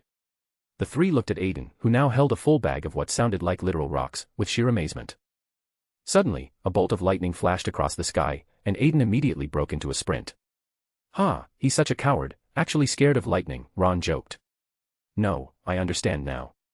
He's learning to be an animagus. Remember how he was always holding something in his mouth a while ago?" The ever-knowledgeable Hermione immediately deduced what he was doing based on his reaction. "So Aiden will be able to turn into an animal?" Harry asked, his interest in the advanced magic piqued. "Maybe in a few days, we'll see his name on the ministry's registration list," Ron shrugged. "Aiden's amazing. I've never seen a spell he couldn't learn since we were kids." When Aiden reached the place where the potion was buried, Professor McGonagall had already arrived, dragging Dumbledore along with her. "Mr. Prewett, because becoming an animagus is itself a powerful ritual, we cannot nest another ritual on top of it from the outside. After the transformation is complete, the compression of your magical pathways can only be done by the matrix you've set up yourself. That will likely be an extremely painful process." Professor McGonagall gave him one last warning. "It's not too late to stop now." Aiden simply shook his head, dug up the potion, and began carving runes onto his own body with his wand. Seeing his determination, Professor McGonagall didn't try to persuade him any further. The blood-red potion sat in a crystal vial stained with dirt. Aiden took out his wand, pointed it at his heart, and chanted, "Amato, Onimo, Onomato, Animagus." After chanting the incantation, he downed the potion in one go. What followed was intense, searing pain and two fierce, dueling heartbeats. In his mind, Aiden finally saw it, a beautiful, magnificent silver dragon. The dragon didn't bring any shock or terror to his consciousness, instead, it approached him with cautious curiosity. Aiden looked at it calmly and naturally accepted the fusion with his other self. He began to transform. His robes merged into his body as shimmering scales and sharp claws grew in their place. With a sound like tearing fabric, a pair of large, powerful wings sprouted from his back. A silver dragon with pristine white scales appeared before the two Gryffindors. Under the moonlight, the scales shimmered with all the colors of the rainbow. The runes Aiden had just carved on his skin were still visible, now glowing with magical energy on the scales themselves. It seemed Professor McGonagall wouldn't need to help redraw them after all. "Aiden." Professor McGonagall called out cautiously, wanting to confirm he was still sane. The silver dragon turned its majestic head and nodded to her, finally putting her worried heart at ease. The final step was to compress the magical creature's pathways into the designated organs. Aiden, having gained enough experience from Professor Lupin's transformation, activated the matrix carved on his own body. The runes began to emit a faint magical glow, compressing his draconic magical pathways inch by inch. The process was agonizing, as if his body were being dissected bit by bit and then reassembled from the inside out. Crucially, Aiden had to remain fully conscious throughout the entire ordeal. The process lasted for what felt like an eternity but was likely only an hour. The magical pathways were completely compressed into his dragon horns, and Aiden transformed back into his human form, collapsing onto the forest floor. Not caring about being covered in dirt, he lay there, panting heavily. By Merlin. To think I'd witness such a breakthrough in transfiguration in my lifetime, Professor McGonagall said, her voice filled with profound excitement. Professors, would you like to give it a try? Aiden asked, looking up at Dumbledore and McGonagall with a weak but triumphant smile. Dumbledore and Professor McGonagall shook their heads in perfect, emphatic unison. Chapter 180, Two Theses, a Dispute. Having successfully completed his animagus transformation, Aiden changed back to human form. I don't know why, but I always feel remarkably comfortable as a dragon. Professor McGonagall fixed Aiden with a stern look, her lips pursed in disapproval. It seems you're overtired. You need to rest, and a new academic paper should help you get rid of the dragon consciousness's lingering influence. Professor McGonagall assigned the task with practiced ease, and Aiden already felt a painful sense of dread about his immediate future. After speaking, she turned and left with a decisive sweep of her robes. Dumbledore approached and patted Aiden's shoulder with sympathy. Why did you have to go and provoke her like that? Dumbledore teased, his eyes twinkling. Aiden was choked with a sense of profound injustice. Over the next few weeks, Aiden once again found himself on the path of a hardcore grinder, spending countless hours in the library while an interesting drama unfolded in Gryffindor. The big black dog had successfully won the heart of Lotta's new little sister, Crookshanks. Crookshanks's focus during this period shifted entirely to catching rats with the stray dog. This new development left Lotta feeling abandoned, and she frequently poured out her woes to Aiden.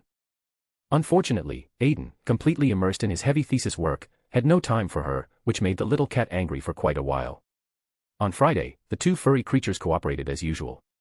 Crookshanks was responsible for chasing Scabbers out of the Gryffindor dormitory, while the big black dog waited outside to ambush him. Crookshanks chased the fat rat with all his might, but just as he was about to pounce, a large hand scooped Scabbers to safety. Merlin's beard, Hermione. Can't you control the damned cat of yours? Ron said, cradling Scabbers protectively. Perhaps you should take better care of that fat rat of yours. After all, besides Crookshanks, the owls coming and going here also eat rats, Hermione retorted coolly. Harry was caught between the two, not wanting to take sides, but both of his friends were staring at him expectantly. I think everyone should just take care of their own pets, the young savior said, experiencing a dramatic showdown between his closest friends for the very first time. Both Ron and Hermione turned away in a huff. The peaceful days passed one by one until Aiden once again knocked on Professor McGonagall's door, holding another thick stack of parchment. The arguments are very detailed, and the logic is rigorous. But do you really want to publicize the Prewett's family secrets? Professor McGonagall was referring to Aiden's decision to write about the Prewett's extensive research on magical creature transfiguration in his paper. Professor, exploring this level of transfiguration isn't something that can be completed in one generation. If other families rely solely on intergenerational accumulation to complete this transformation, they'll never be able to outrun the Prewetts, Aiden said with a confident smile. So? Professor McGonagall raised an eyebrow, intrigued. So the real purpose of publicizing this information is to inspire a small number of geniuses, so that more and better magical innovations can be bred. Have you considered returning to teach transfiguration in the future? Professor McGonagall asked, already imagining a beautiful future where, upon becoming headmistress, she could immediately dump all her teaching responsibilities on Aiden. I'll consider it, Aiden replied, lowering his head diplomatically. Professor McGonagall felt it was a bit too early to discuss this with a third-year wizard, so she didn't press the matter further. All right, I'll expedite these two papers to Transfiguration today, in my name. You'll need to come with me to the Ministry of Magic to register the discovery shortly, Professor McGonagall said, her gaze firm. Aiden blinked. The next day, the two returned from the Ministry of Magic, dropping countless jaws along the way.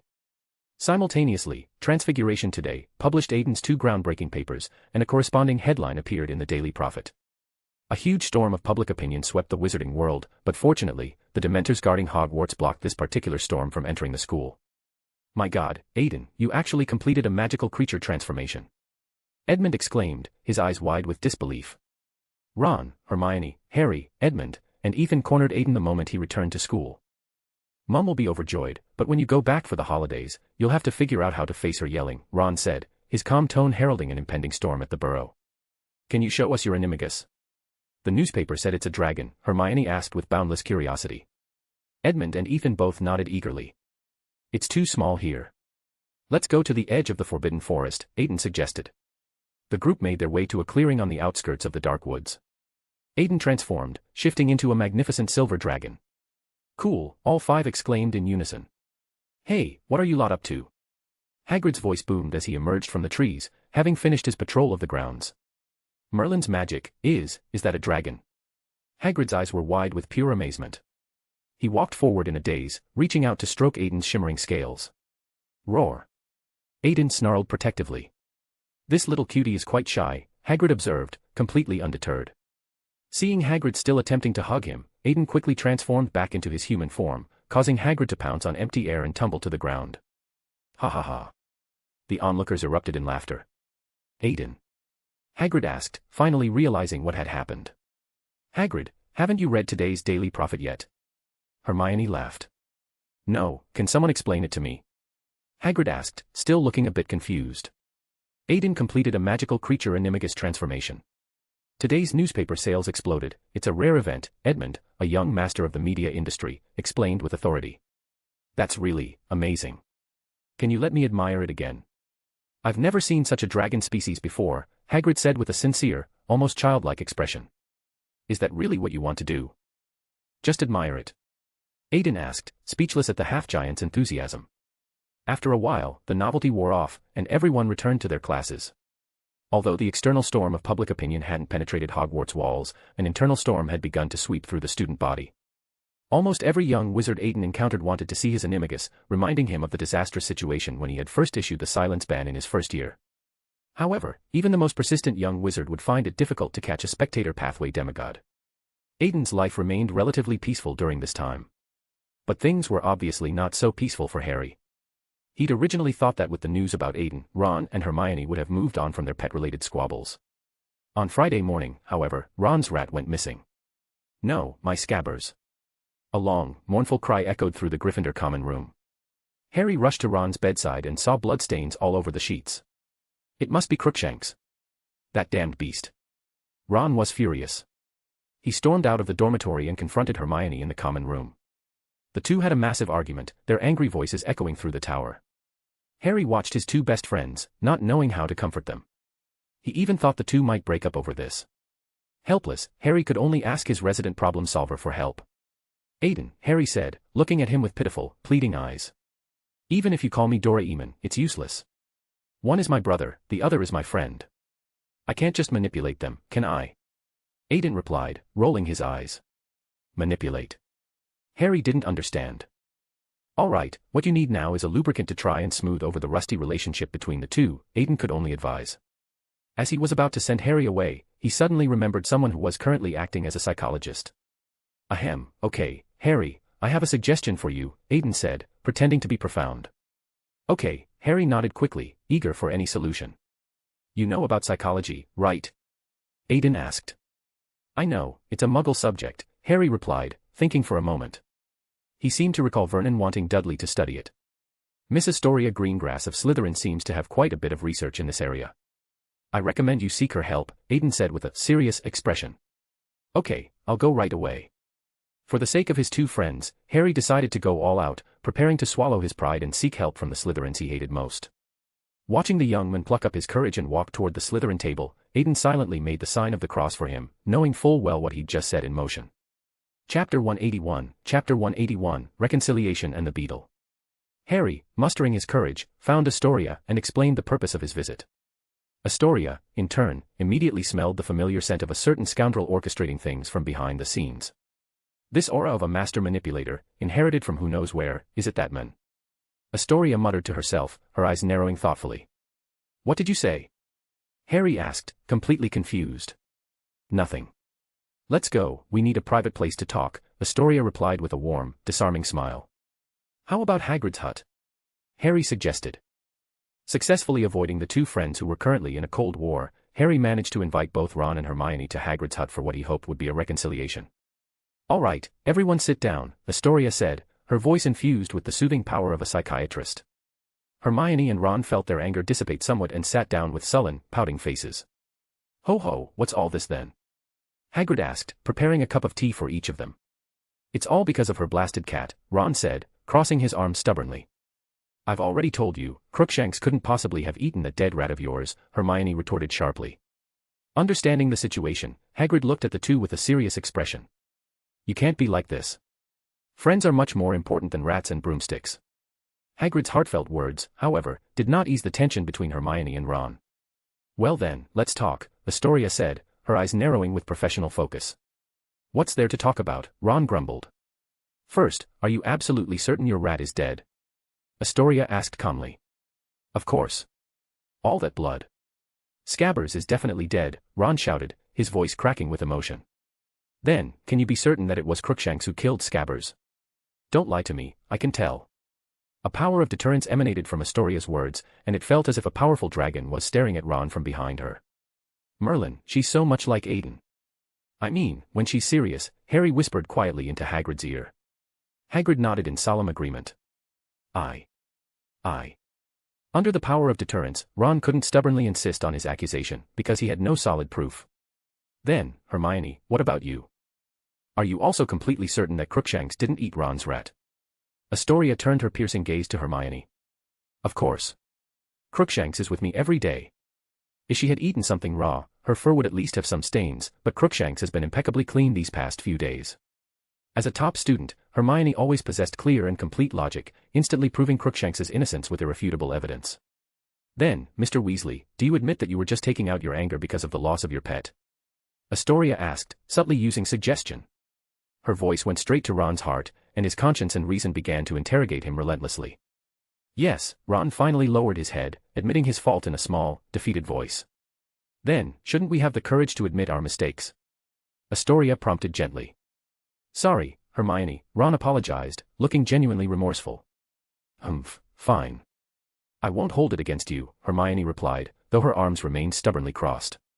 Seeing the relationship between his two friends beginning to ease, Harry showed a knowing smile. Well then, since the matter is resolved, I'll take my leave, Astoria said, lifting the hem of her robe and performing a perfectly ladylike curtsy. With a surge in her acting progress and a joyful mood, she stepped onto the stone path back to the castle.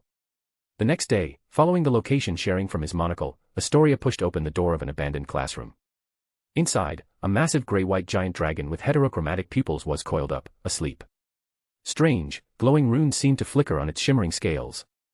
The more Astoria looked, the more mesmerized she became, as if she were about to merge into these runes, becoming a wisp of pure thought, returning to the warm, welcoming sea of the collective unconscious.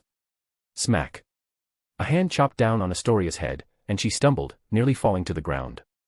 An invisible thought stirred waves in the sea of the collective unconscious, causing the dissolving Astoria to reassemble her scattered consciousness. A demigod soothing instantly stabilized her emotions. What is this? Astoria asked, dazed and confused. Mythical creature form. You can unfold it once you step into sequence 4. People with insufficient spirituality cannot look at it directly, Aiden's voice explained from the dragon's form. Is my spirituality still considered insufficient? Astoria asked, dusting herself off with wounded pride. It's more than sufficient. Otherwise, you would have become my faithful servant the first moment you saw me. Besides, even if I had left you alone, you probably would have recovered on your own after a while, the dragon Aiden smiled. Right, I have a question for you, Astoria said after recovering for a moment, her mind now clear. Go on, Aiden gestured with his massive claw. Why did providing psychological counseling to Harry Potter and his friends give so much more acting progress than helping the others in Slytherin? Astoria had found a significant blind spot. Because their weight in the grand tapestry of fate is different. The dragon transformed back into Aiden, who casually poured Astoria a glass of lemon juice. Astoria made a face of immediate disgust. How can you possibly like this stuff? My lady, you must know that in this world, everyone carries a different destiny. Some people's fates affect countless others, while some are utterly insignificant, Aiden said, taking a sip of his lemon juice and stating the cruel reality of the magical world. As wizards, we naturally have a higher weight in fate, which is why our minds are so strong. Strong enough to lead our souls, thereby controlling magic. As Aiden was speaking, a small beetle flew in through the open window. Astoria wanted to ask more, but saw Aiden raise a single index finger to his crimson lips, signaling silence. The beetle floated down and landed gently on Aiden's shoulder. Heh. The young man's laugh was like the chime of an uncut gem, and combined with his exquisite face, it possessed an otherworldly, almost dangerous beauty. Sigh, our Ravenclaw should just change its name to Gryffindor. One after another, they're all so courageously reckless.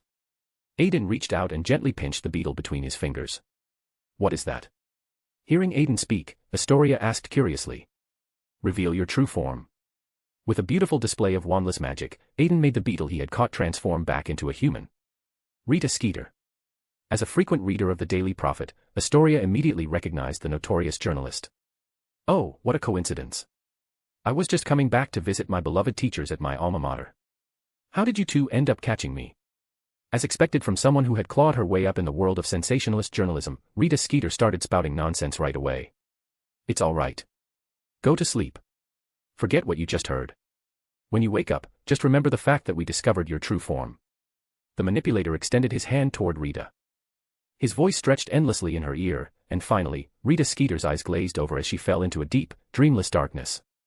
Watching Aiden deal with Rita Skeeter with such casual efficiency, Astoria shivered. And you say you're not a Dark Lord, she teased. At least I still have a nose, and I don't enjoy setting fire to Paris, Aiden replied with a cryptic reference that, unfortunately, Astoria didn't get. All right, stop messing around. What are you going to do with this woman? Astoria asked. I'll leave her to you, Aiden said, raising his handsome eyebrows, his face dotted with a mischievous, almost wicked smile. Me. Chapter 182, Fluctuation and the Script. Though it was a vibrant spring, a solemn atmosphere surrounded Hogwarts. The day of Buckbeak's execution had arrived. Harry, Hermione, and Ron walked through the corridors toward the edge of the Forbidden Forest, their steps heavy with dread. Draco, accompanied by his two usual cronies, was waiting by the path, proudly holding a new camera his father had bought him. He walked with a swagger that grated on everyone's nerves. I'm telling you, my father said I can keep the hippogriff's head. I'm going to donate it to the Gryffindor common room, Malfoy's smug voice drifted over, turning Hermione's semester-long effort to prepare a defense for Hagrid into a cruel joke. The Gryffindor lioness began to show her fury. Hermione marched purposefully toward the three of them. Hearing the commotion, Draco turned around. He opened his arms wide to Hermione with a theatrical flourish. Ah, welcome to the show. Hello, new audience members. His words made the two dragons sitting on a nearby stone pillar simultaneously stick their heads out to look at him. Has he always been this brave? Aiden asked, genuinely curious. He's a Malfoy, Astoria shrugged with a sigh. Below the stone pillar, Hermione advanced on Malfoy with righteous anger, but he hadn't yet realized the impending danger. You vile, stinking cockroach. Like frog spawn. Hermione snarled, raising her wand and pressing it against Malfoy's neck. Seeing his life flash before his eyes, Malfoy began to whimper pathetically. Astoria reached out to stop Hermione, but Aiden caught her hand. Stopped in her tracks, Astoria sent him a questioning look. Aiden simply shook his head, a silent command to let events unfold. Don't, Hermione. It's not worth it, Ron called out, his voice laced with concern. Hearing her friend's plea, Hermione slowly lowered her wand. Seeing that he was safe, Malfoy's arrogant grin returned immediately. Hermione lowered her wand, then balled her fist and punched Malfoy squarely in the face. Malfoy took the critical hit head-on, his head snapping back and hitting the stone pillar with a satisfying thud. Draco and his cronies scurried away like the cockroaches Hermione had just described. Malfoy is really the worst, always causing trouble but terrified of the consequences. I can't believe father would betroth my sister to him. What kind of suffering would she endure? Astoria's eyes lowered, a rare sadness touching her features. Then just take over the Greengrass family. Is there anyone in your family now who can stop you? Aiden said, raising his left eyebrow. Depends on my mood. A sly smile lifted the corners of Astoria's mouth. The newborn dragon, led by the old dragon, was finally breaking free from its cage. Below the stone pillar, Harry, Hermione, and Ron entered Hagrid's hut, wanting to accompany him through Buckbeak's final moments. How could I? I can't let young wizards see this. All right, finish your tea and go back quickly, the warm-hearted Hagrid said, determined to protect their innocence. And Ron, your rat is with me.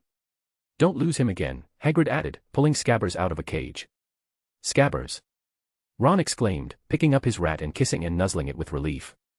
At that moment, Dumbledore arrived at Hagrid's hut with Fudge and the executioner in tow. The trio quickly slipped out the back door of the hut, while on the stone pillar above, Aiden and Astoria watched two sets of Harry and Hermione moving through the grounds. She really did abuse the time turner, Astoria observed, not at all surprised. Let's go give them a hand. I'm a bit curious and want to do some research, Aiden suggested. So, after the trio had climbed the stairs, the two walked down into the pumpkin patch. Strangely, the five of them brushed past each other on the stone steps, yet no one seemed to notice the others. In the pumpkin patch, the time-traveling Hermione and Harry were already struggling to pull Buckbeak away. Someone seems to need a little help, Aiden's voice said from right behind them. Ah, both Harry and Hermione jumped in fright. Astoria. Aiden. Why are you two here? Hermione asked, trying to feign composure. You know, changing the subject in front of two experts on the mind is not a good idea, Aiden laughed. He then walked forward and effortlessly broke the iron ring on Buckbeak's tether. Whoa, Harry's eyes widened in amazement. Astoria thoughtfully stepped forward and began to comb Hermione's frizzy hair. I know a really good smoothing agent. I'll bring some for you next time, she said with a conspiratorial wink. Hey, can you two legilimens stop reading our minds? Hermione exclaimed, thoroughly exasperated. She made a mental note to schedule a clemency lessons for herself as soon as possible. Let's go. Take Buckbeak into the Forbidden Forest. Fudge has already seen that Buckbeak is gone, and Hagrid's suspicion has been cleared. Aiden pointed toward the dark woods. Hermione and Harry nodded, using a dead ferret to lure the hippogriff deep into the forest's shadows. So, what's left to do now? Astoria looked excited, clearly interested in exploring further. Got enough material. I didn't expect that traveling through time would actually leave a special fluctuation on a wizard, Aiden said, capturing a strand of transparent ripple in a special glass bottle. And then. Astoria tilted her head, her curiosity piqued. Well, it's getting late, Aiden said, a playful smirk touching his lips. Time for cute little witches to get their sleep. After all, staying up is terrible for the skin. You're talking nonsense. Are you trying to ditch me and go play by yourself? Astoria put her hands on her hips, her eyes flashing with indignation. Are you sure you want to come along? Aiden confirmed again. Of course, Astoria laughed, her determination unshakable. Unable to send her away, Aiden took Astoria to the castle to find Lupin. Professor, we need you to cooperate with us in a play, Aiden said to the unsuspecting werewolf. Let's hear it, Lupin replied, looking at the two young wizards with curiosity. Aiden briefly explained the situation to him. Are you sure you want to let Peter go? If this is true, it could cause great harm, Lupin said, a deep frown creasing his brow. I need someone completely loyal to us to lurk by Voldemort's side. Even without Peter, other servants would have rushed to his side anyway, because the prophecy has been made. Aiden extracted the memory of him and the director collecting prophecies from his mind and showed it to Lupin. Prophecy, is it really unstoppable? Lupin murmured, his face pale. At least not for now, Aiden replied ambiguously. All right, Lupin finally nodded in agreement. Aiden, Astoria, and Professor Lupin set off for the Shrieking Shack. On the other side of the grounds, Harry, Ron, and Hermione stood at the top of the stairs, watching the scene below. Looking at the blurry pumpkin patch, they saw the executioner walk over with his large axe. A sharp sound of metal hitting the ground rang out, and Hermione sadly hugged Ron. Harry also gently leaned on her shoulder for support. While the three were immersed in sadness, Scabbers, sensing danger, bit Ron's finger hard. Ow. He bit me. Ron exclaimed in disbelief. The rat fell to the ground and ran off quickly toward the Whomping Willow. Scabbers. Ron, worried about his rat despite its betrayal, quickly gave chase. After a frantic pursuit, Ron managed to intercept Scabbers just under the dangerous tree. Scabbers, you bit me, Ron said again, his tone one of pure disbelief. Harry and Hermione, seeing Ron under the Whomping Willow, quickly called for him to run. Unfortunately, a large black dog appeared behind them, its eyes fixed on Ron. Harry. Hermione. It's the Grim. Ron, who firmly believed Trelawney's prophecies, was even more terrified now. The big dog leaped up, charging at Ron, clearly trying to bite the rat in his hands. But Ron protected Scabbers with all his might.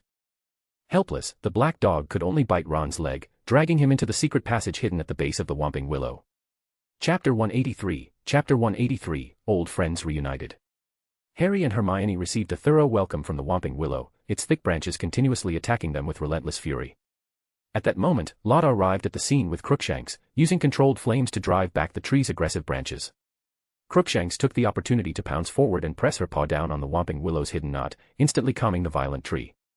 Good girl, Hermione said, running over and patting Crookshanks's head with grateful affection. The two friends seized the chance to enter the secret passage leading underground. Passing through the narrow tunnel, Harry and Hermione arrived at the infamous Shrieking Shack, following the sounds of groaning to find Ron lying injured in a dusty room. No, Harry, run. He's an animagus, Ron pointed weakly toward the corner. Following Ron's gesture, they saw a shabby-dressed man standing there like a specter from the past. If you want to kill Harry, you'll have to get through us first, Hermione declared boldly, blocking Harry's path with fierce determination. No, only one person will die tonight, Sirius said ominously as he approached Ron. That will be you, Harry and Hermione shouted in unison, rushing forward to fight Sirius with their bare hands. During the chaotic struggle, Hermione managed to kick Sirius down with a well-placed flying kick, and Harry took the opportunity to draw his wand and point it directly at Sirius's heart. Ha ha ha, are you really going to kill me, Harry? Sirius's laughter was tragic and hollow. Crookshanks suddenly pounced on Sirius's body, protecting him with surprising loyalty. Lotta covered her face with her paws from her position in Hermione's arms, unable to watch the unfolding drama. The light of pure anger radiated from Harry's body, overwhelming Sirius, and the three hidden dragons in the room simultaneously turned their attention toward the young wizard. For a terrifying moment, Anger almost broke through Harry's reason, driving him to potentially harm even the protective cat. Expelliarmus. A spell knocked the wand from Harry's trembling hand. Lupin arrived at the scene, tilting his head to signal Harry to step back from the precipice. Look at yourself, Sirius.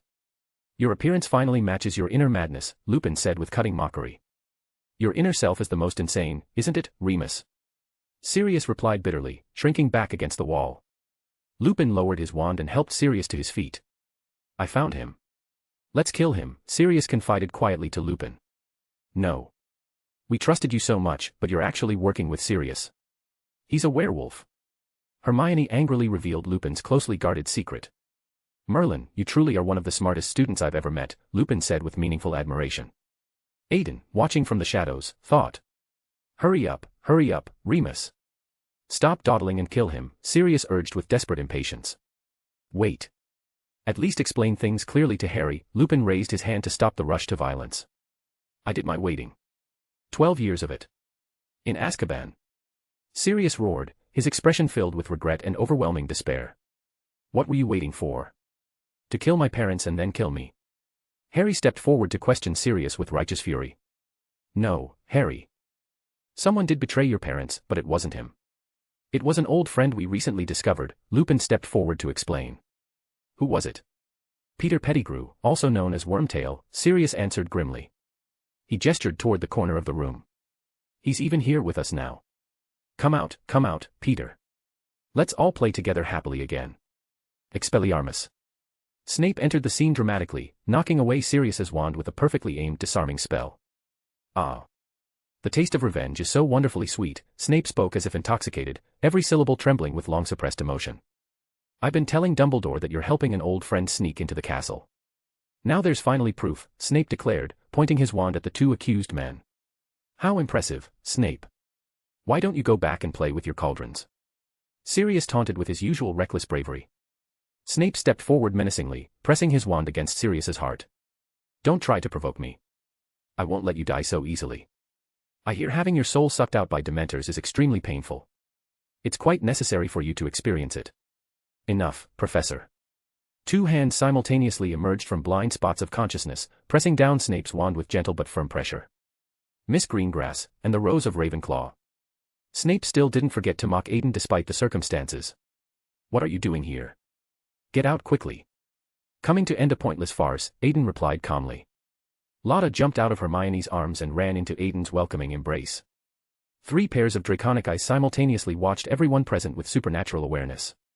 What's going on? Explain it clearly to me, Snape demanded with characteristic impatience.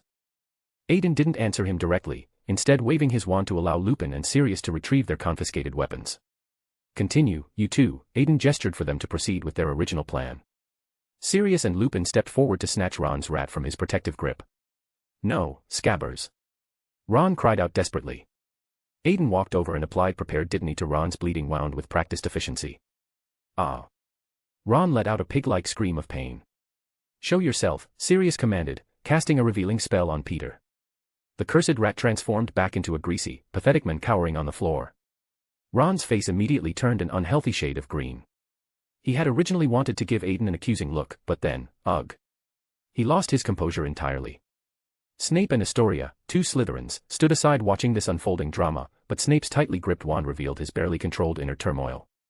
Remus, Sirius, Severus, my old friends, Peter extended his hand as if greeting long-lost companions. He desperately tried to run toward the door but was thrown back to the center of the room by the two working in perfect coordination. Seeing escape was impossible, Peter looked around desperately and approached Harry with false hope. Harry, very pleased to see you. You really look like your father. How dare you speak to Harry? Sirius rushed between them, baring his teeth at Peter like the loyal dog he could become. Lupin also stepped forward, and together they cornered Peter against the wall. It was you who betrayed James and Lily to Voldemort. Cornered and terrified, Peter sobbed and curled up into a pathetic ball. I didn't mean to. Do you know what kind of weapons the Dark Lord has? Do you know he has deep? Peter was about to reveal dangerous secrets. Enough, Snape interrupted him sharply. Snape strode forward, his rage finally breaking through his carefully maintained clemency. This was the first time Aiden had seen the raw light of emotion blazing in the potion's master's dark eyes. You filthy, despicable, vile rat. Go to hell and repent. Avada. Snap. Aiden clicked his fingers, and Snape instantly entered a deep, peaceful sleep. "Oh, thank you, Mr. Prewett," Peter groveled, kneeling before Aiden. Lupin and Sirius again pointed their wands at Peter with renewed determination. Sirius spoke with cold finality, "You should know, even if Voldemort didn't kill you, we would have done it ourselves." "No," Harry stopped them both with surprising authority. "Harry, you need to understand, this man." Lupin began to protest. "I know, Professor. We'll take him to the castle and hand him over to the Dementors," Harry said, his calm eyes also containing a deep, controlled anger. Seeing the matter concluded, Aiden flicked Lotta's head gently. "Go notify Dumbledore to prepare for our arrival." Lotta jumped out of Aiden's arms and raced into the night like a silver shadow. With the situation finally settled, Aiden carried the unconscious Snape, Sirius and Harry supported the injured Ron between them, and the two ladies kept their wands trained on the cowering Peter Pettigrew. On the way back, Sirius said wistfully, "I'm usually quite gentle when I'm in dog form. James used to advise me not to change back to human." "Gentle? Look what you've done to my leg," Ron complained weakly but with growing good humor. Walking out from under the now peaceful Whomping Willow, Sirius looked at the majestic castle and said to Harry with genuine emotion, "When this is all over, you can come live with me." "Of course, that would be wonderful," Harry replied, his heart overflowing with joy at the prospect. But things didn't go as smoothly as Harry had desperately hoped. Upon entering the castle, Sirius was immediately detained by the arriving Aurors, their red robes stark against the ancient stone walls. Dumbledore gave Aiden a meaningful, "Don't blame me for this," expression from his position nearby, his hands tied by bureaucratic procedure. Chapter 184, Chaotic Chronology, Storm of Consciousness. "Professor, what are you doing? How did you let the Aurors run in here?" Aiden frowned, his tone sharp with disapproval. "There's no choice. Fudge deployed additional Aurors to search the school because of the Buckbeak incident," Dumbledore replied with a helpless shrug. "Let's go meet this incompetent fool," Aiden said grimly. Handing the unconscious Snape on his shoulder to Dumbledore, Aiden secretly regretted not having Sirius use a levitation charm to drag Professor Snape along the ground for the journey. "Lotta, you go watch Sirius. If Fudge plans to flip the table, take him away immediately," Aiden instructed. As a hypnotist cat who also possessed psychological invisibility abilities, Lotta could easily protect Sirius without being detected. "Astoria, what about you? Are you going back to the dormitory or coming with me to meet Fudge?" Aiden asked. Astoria said nothing, simply extending her hand, which Aiden took without hesitation. Two angry dragons were heading to the battlefield. "Oh, isn't this the head of the Prewett family? So late at night, well-behaved little wizards should be in bed sleeping," Fudge said with narrowed eyes, wanting to dismiss Aiden like a troublesome child. "The moonlight is quite charming tonight, Minister. Perhaps you'd be interested in some significant political achievements." Aiden didn't take Fudge's bait and smoothly changed the subject. "Oh, what important political achievement would warrant Mr. Prewett personally delivering it to me?" Fudge showed a mocking expression, his voice dripping with false interest. "Look, we've captured Peter Pettigrew, the supposed hero from 12 years ago who was actually a traitor who betrayed his friends," Aiden said, flicking his wand to make Peter Pettigrew fly over. "Peter Pettigrew, you're actually still alive, and what do you mean by traitor?" Though everyone was speaking English, Fudge somehow couldn't seem to understand the implications. "He's the one who betrayed James and Lily Potter. As for political achievements, the previous minister made such a huge oversight, while the current minister, wise and mighty, vindicates the wrongfully accused hero, demonstrating the ministry's unwavering spirit toward civilians and tireless pursuit of fairness and justice." "Sounds very moving," Fudge said, looking genuinely interested for the first time. "But why should I go to such great lengths? Wouldn't it be better to kill Sirius Black and close the case?" Fudge bent down and glared at Aiden with suspicious eyes. "Don't think I don't know you have connections with that woman Bones. You want to bring her political achievements to help arrange her rise to power, right? I didn't expect someone so young to have such cunning." "Oops, someone's about to get angry," Astoria said tactfully, withdrawing several steps. The transformed dragon's might roared forth, impacting Fudge with an invisible aura that pressed him against the wall like a physical force. As the dragon's might dissipated, the manipulator's powerful abilities barely managed to hypnotize Fudge, who was protected by the collective will of wizards. "Explain clearly what you've done," Aiden inquired with cold authority. "It's the pureblood families. They want to seize the Black family fortune and unite to kill Sirius Black immediately." Many people in the ministry responded to the call, then mobilized reporters to incite public opinion. According to them, this could form a prophecy to ensure Sirius Black's death in this incident with maximum certainty. Two forces tugged in Fudge's mind, causing his vacant eyes to begin recovering from the hypnotic state. "For the Black family fortune, huh?" Aiden said, his frown deepening. After a while, Fudge clutched his head and regained consciousness. "What happened to me?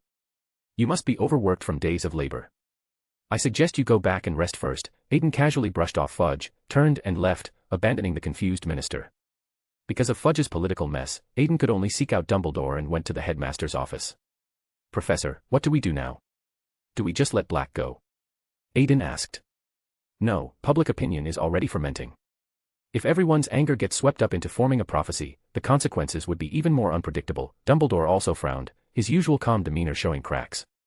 Perhaps we need someone with an alibi to do this, someone who can exist in two places at once, Dumbledore said with a meaningful wink at Aiden. Time. Aiden was about to speak when Dumbledore interrupted him.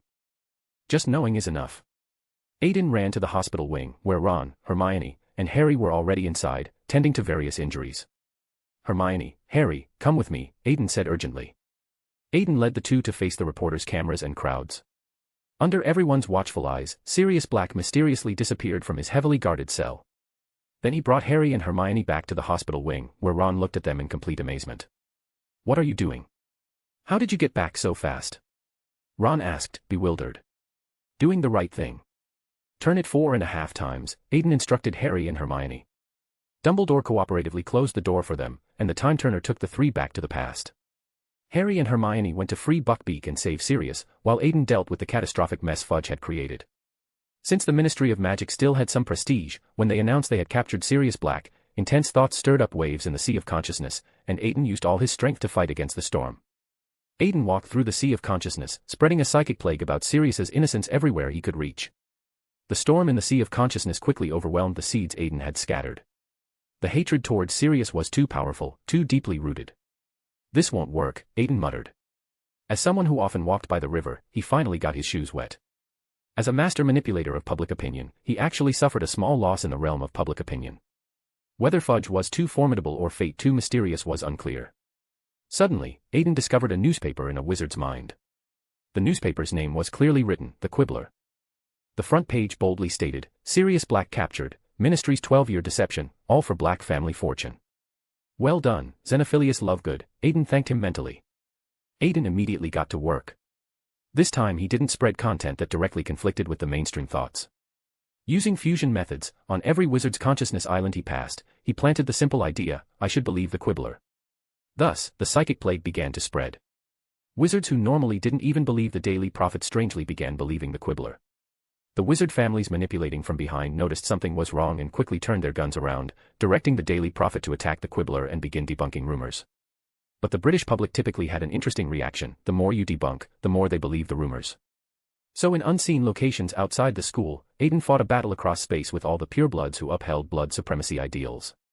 Having won the battle in the realm of consciousness, Aiden dragged his exhausted body back to Hogwarts. The risk of prophecy has been neutralized. Now we just need to wait for Harry and the others to free Sirius, and everything will be over. Outside the hospital wing, the exhausted Aiden was carried on Dumbledore's back, yawning like a tired child. The two looked like a grandfather carrying his weary grandson. Just freeing Sirius will be enough. Dumbledore's tone contained genuine surprise. Of course.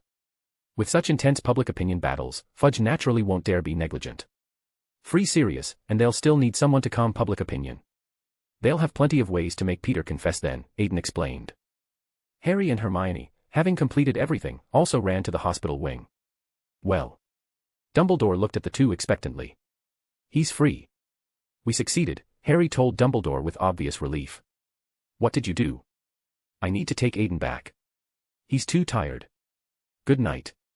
Dumbledore began acting like his usual riddling self, supporting Aiden on his back with one hand and waving to the two with the other. With a satisfied smile on his face, he hummed a cheerful tune as he left the hospital wing behind. Chapter 185, Aftermath. The storm outside the school had not subsided. The public opinion campaign pushed by the pureblood families had only just begun. Angry wizards frantically wrote letters complaining to the Ministry of Magic. Under intense pressure, the ministry could only hand over Peter Pettigrew to take the blame. Under the witness of reporters specially dispatched by the Lestrange family using memory stones, Peter was forced to drink Veritaserum. Brand new front page headlines spread wildly throughout the wizarding world, finally diverting the wizard's hatred away from Sirius. Where am I? Aiden opened his eyes and saw Dumbledore's beloved galaxy model spinning lazily above him. He stretched with feline grace, his gem-like heterochromatic eyes revealing drowsiness. Did you sleep well, Aiden? Dumbledore's voice came from below. It would be better if I could sleep in my own big bed at home, Aiden replied, getting up from the bed and casually using a spell to tidy up the sheets. Perhaps you should look at this, Dumbledore said, picking up a newspaper and handing it to him. Aiden grabbed the newspaper and began reading with growing interest. He escaped. Aiden saw the news on the front page. This day was truly difficult for the Daily Prophet, as they had to print 3 editions of newspapers because of the black situation. The final edition of the Daily Prophet recorded that Peter Pettigrew had successfully escaped from the custody of 12 Aurors. Didn't you tell them Peter was an animagus? Aiden asked Dumbledore in confusion. Dumbledore shrugged innocently, looking like he had mentioned it but no one had listened. It seems it's not just fudge. There are other invisible hands within the entire Ministry of Magic. But that's just as well, it saves me from having to act to let Peter escape, Aiden thought. He stroked his chin thoughtfully while also touching the monocle on his eye socket, sending the information out. Young man, thank you very much for this time. The Black family owes you a favor, Principal Phineas said to Aiden from his portrait. How is Sirius doing? Aiden didn't look up but still wanted to know the follow-up. He's hiding back at the ancestral home now. Once Dumbledore helps him handle the lawsuit, he can restore his identity and walk in the sunlight again. Phineas Black was also somewhat moved, not expecting the Black family to suddenly have a successor again. Aiden nodded. After understanding the general situation, he walked straight out of the headmaster's office. Passing through the floors, Aiden went to the hospital wing to visit Ron.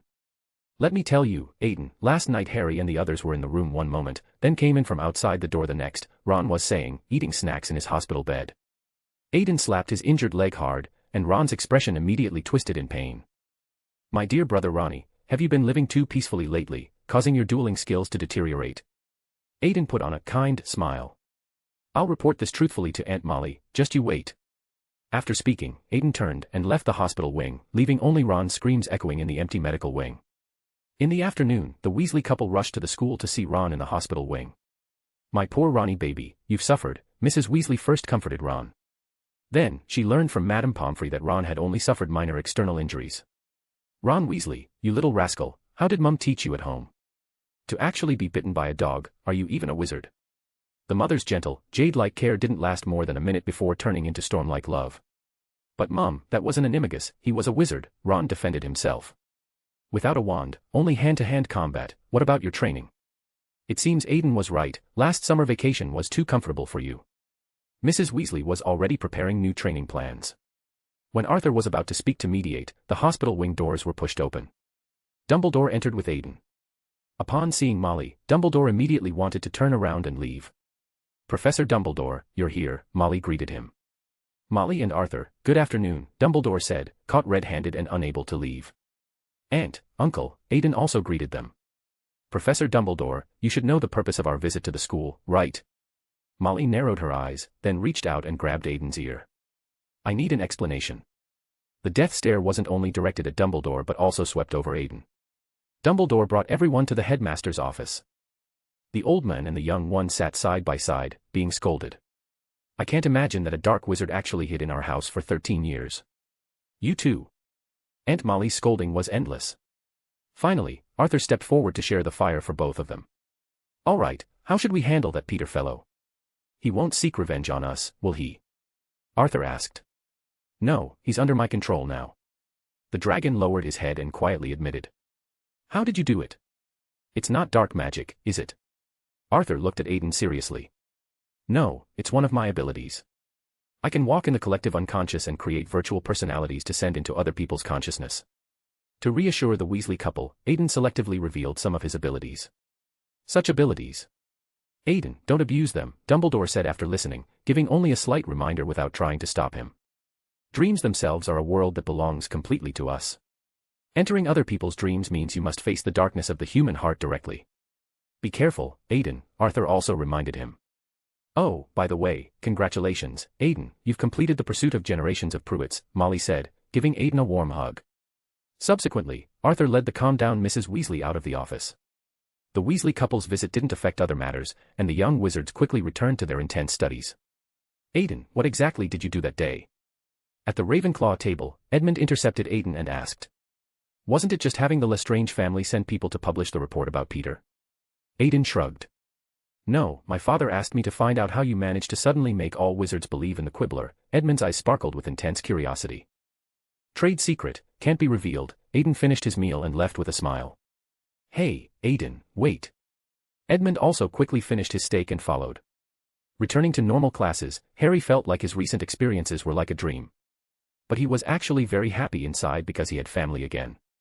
In potions class, Malfoy was still tirelessly pretending to be a Dementor trying to scare Harry. But Harry, who could now summon a corporeal Patronus, was already immune to this childish behavior. Instead, it was Ron who couldn't stand it anymore and picked up a crocodile heart, throwing it at Malfoy's head. The crocodile heart hit Malfoy's head precisely, but unfortunately this behavior was discovered by Snape. Gryffindor, disrupting classroom order, 50 points deducted, Snape said, bending down and glaring at Ron. After class, Ron could only endure Hermione's nagging while staying behind to clean cauldrons. Chapter 186, Finals and Lupin's Whereabouts. On Friday, before the Quidditch match began, Harry mysteriously received a firebolt. On the day of the match, a large black dog hid under the stands, watching Harry sweat on the field, his eyes showing excitement. You're quite bold, daring to wander around when the wanted poster hasn't even been cancelled.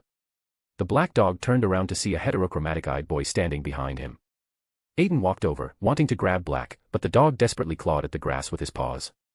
Helpless, Aiden could only use psychological invisibility to shield them both from detection. Change back, no one can see us, Aiden said, rolling his eyes. Cool, is this how you managed to avoid detection from me and Remus before? It must be great for night wandering, Sirius said carelessly after transforming back. Aiden casually picked up 2 stones, snapped his fingers, and 2 chairs appeared on the ground. Aiden sat down casually, while Sirius sat down without any politeness. Your spellcasting ability really doesn't seem like a third-year student, Sirius remarked with genuine amazement. What are you going to do next? Take Harry away? Aiden asked. Of course, I've seen his uncle and aunt. They're absolute trash, Sirius said hatefully. Dumbledore probably hasn't told you yet, but Harry has protective spells left by his mother, Aiden said, taking out lemon juice. Lily. Sirius looked at him, gesturing to Aiden that he didn't have any drink. Aiden pointed at the grass, a table appeared, and he took out another cup of lemon juice and placed it in front of him. This kind of spell has a special property. It requires Harry to stay in a place he considers home. But I can also provide Harry with a home. I'm his godfather, Sirius stood up excitedly. No, there's no blood connection between you. The spell's power cannot draw love from your bodies, Aiden explained patiently. So you mean I have to watch my godson return to that place worse than pigs and dogs? Sirius couldn't help but swear. So, what I'm about to teach you comes next, Aiden said, interlocking his fingers under his chin. Teach what? We need to give Mr. Dursley a little surprise. Aiden raised his eyes mischievously, the playful dragon preparing new pranks, his seductive words flowing like a spring to moisten Sirius's heart. Let everyone mourn for the Dursley family together. The British summer brought cool winds, and a bird flew through the whomping willow, only to be knocked down with all its feathers scattered. Hogwarts also welcomed the finals with the joint efforts of teachers and students. Professor McGonagall's final exam required students to transform teapots into turtles. Aiden walked in, about to take out his wand to cast spells, but was interrupted by Professor McGonagall. Mr. Prewett, let's try something else. I want you to transform everything transformable in this room. I want to see your maximum control capacity. Professor McGonagall raised the difficulty for Aiden. Of course, Professor, Aiden said, snapping his fingers. Magic power spread to the surrounding objects. Since completing his animagus transformation, Aiden's transfiguration seems to have qualitatively improved. He could easily control large numbers of transformed creatures, as if another person was assisting him. In the room, all movable matter transformed into various animals. Rhinoceroses, tigers, lions, peacocks, penguins. The many animals made one feel like being in a zoo. All right, Mr. Prewett, restore them, Professor McGonagall said. Aiden snapped his fingers, and everything returned to normal. From Professor McGonagall's upturned mouth corners, the score should be quite high. Professor Flitwick's exam was the cheering charm, and Hagrid's was caring for flobberworms for an hour. And for ancient runes, Aiden was kicked out by Professor Babbling before the exam even started. The potions exam was brewing confusing concoction under Professor Snape's cold stare. Honestly, Aiden felt the difficult part wasn't brewing the potion. The real difficulty was resisting the cold gaze of a Legilimens and a Clemency master. The divination exam was as simple as always. Just tell Professor Trelawney that your lifeline is short and you have a tragic future to get by. The most interesting was Professor Lupin's exam. He arranged the final exam as a challenge game, having examinees wade through pools with grindillos, pass through pits with red caps, ignore Hinkypunk's misdirection, and finally face a boggart in front of a wardrobe. With finals over, all the young wizards breathed a sigh of relief, preparing to start their summer holidays. On Harry's side, Hermione was scared out during the last challenge of defense against the dark arts because her boggart was Professor McGonagall coming to inform her that she had failed all her exams. This made Hermione very sad, while Ron constantly comforted her. Harry prepared to visit Professor Lupin to ask if he could give Hermione a second chance. Entering the professor's office, Harry found Professor Lupin packing his things. Just as he was about to knock, Professor Lupin interrupted him. "Hello, Harry. I saw you on the map." Professor Lupin pointed to the Marauders map. Harry stared blankly at Professor Lupin. "I've had worse times, trust me." Professor Lupin leaned forward, revealing 2 white wolf ears in his hair. "Were you fired?" Harry walked in. "No, I resigned voluntarily." Professor Lupin picked up a stack of books and placed them on the table. "Resigned? Why?" Harry asked in confusion. "Well, when the public opinion about Sirius and Peter's incident erupted, those reporters dug up past events, so my identity was exposed. By this time tomorrow, there should be many parents sending letters expressing that they don't want someone like me teaching." Lupin didn't stop his packing. "But Professor, you've been cured, haven't you? And Aiden published that thesis too," Harry said urgently. "Because prejudice in people's hearts is a mountain that's hard to overcome." A clear, spring-like young voice entered Harry's ears. Professor Lupin made a "you see" gesture to Harry. "Even though we've announced to them that werewolves have been cured, the prejudice accumulated over many years prevents werewolves from returning to normal in the short term. Fortunately, St. Mungo's has mastered my technique, so future treatment work will be much easier." Aiden found a sofa and gracefully and lazily flopped onto it. "Why are you so sad, Harry?" Lupin asked. "Because none of this matters. Peter escaped, and you're being driven out of school." Harry's voice carried a slight sob. "How could that be? You learned the truth, and wasn't Sirius cleared of all charges? And look at me. I no longer have to be tormented by moonlight." Lupin spread his arms, showing Harry his healthy self. "Also, since I'm no longer a teacher, I can return this to you without guilt." Mischief managed. Lupin tapped the map. Clap, clap. Aiden on the sofa snapped his fingers twice to attract their attention. "Since you're no longer a professor, Uncle Remus, I have an offer here. I wonder if you'd do me the honor." Aiden opened his robes, and a letter floated out from an inner pocket, flying toward Lupin. "You see, the Prewett family's alchemy shops, due to the goblin incident, are now cooperated with the Department of Mysteries. I need a trustworthy but powerful wizard to help me watch over things. Where can I find such a person?" Aiden stood up, pretending to be troubled as he touched his chin. Lupin took the letter and was stunned, while Harry beside him also showed a smile. The perspective pulled back from the window. Hogwarts was still operating, and everyone's life continued. Chapter 187, Departure and Feast. With exams finished and summer vacation beginning, the young wizards packed their luggage and prepared to head home. Aiden got up early, and for some reason, Ethan pulled both him and Edmund aside, inviting them to visit his home during the summer vacation. Under the watchful eyes of the professors, the young wizards boarded the Scarlet steam engine. On the train, to accommodate the crowd that squeezed in, Aiden could only use the undetectable extension charm to widen their compartment. "This spell that's supposed to be prohibited for private use has almost become public thanks to you," George complained. "Perhaps we'll have to visit our beautiful little brother in Azkaban in the future," Fred immediately chimed in. "If you don't want to sit here, get out." Aiden glanced at these 2 troublemakers, and they immediately quieted down. Just then, a brown owl caught up with the train, delivering a letter to Harry. Permission granted for Harry Potter to visit Hogsmeade. Signed, Sirius Black. Seeing the words on the letter, Harry's face filled with pure joy. "Oh, by the way, I bought this owl. Give it to your friend who lost his pet." Harry finished reading this passage and handed the owl to Ron. "Me." Ron couldn't believe this sudden surprise. "But this isn't another animagus, is it?" Ron was like someone who'd been bitten by a snake and feared well ropes for 10 years. "Just give it a name and feel whether you've established a magical connection with it," Aiden said, rolling his eyes. Let me think. I'll call it Pigwidgeon." Ron named the owl. A special connection formed between the human and owl due to magic, binding them together. "Not afraid it's an animagus anymore?" Aiden raised an eyebrow. Your cat is the animagus, and she can talk too." Ron's love for Scabbers transferred immediately, but he didn't realize he'd offended someone he shouldn't mess with. Lotta leaped high and delivered a cat punch to Ron's head, making his skull hit the compartment wall. Ouch. Ron held his head, feeling pain both front and back. "Serves you right," Hermione also mocked him. Then she picked up Lotta and asked, "Aiden, how did you make Lotta able to speak?" Aiden put down his book, revealing a mischievous smile. "Magical experimentation." Lotta cooperated by looking sad. "To be able to speak, my throat endured 16 magical modifications. The reason you can hear me talk now is actually because my vocal organs were modified to the point of mutation." Hermione stared at Aiden accusingly after hearing this while hugging her Crookshanks tightly. Alright, stop fooling around. Lotta can talk because her bloodline reverted, and she's now become a magical creature. Aiden used a summoning charm to bring Lotta back, lifting her up to show everyone the runes on her fur. What's this?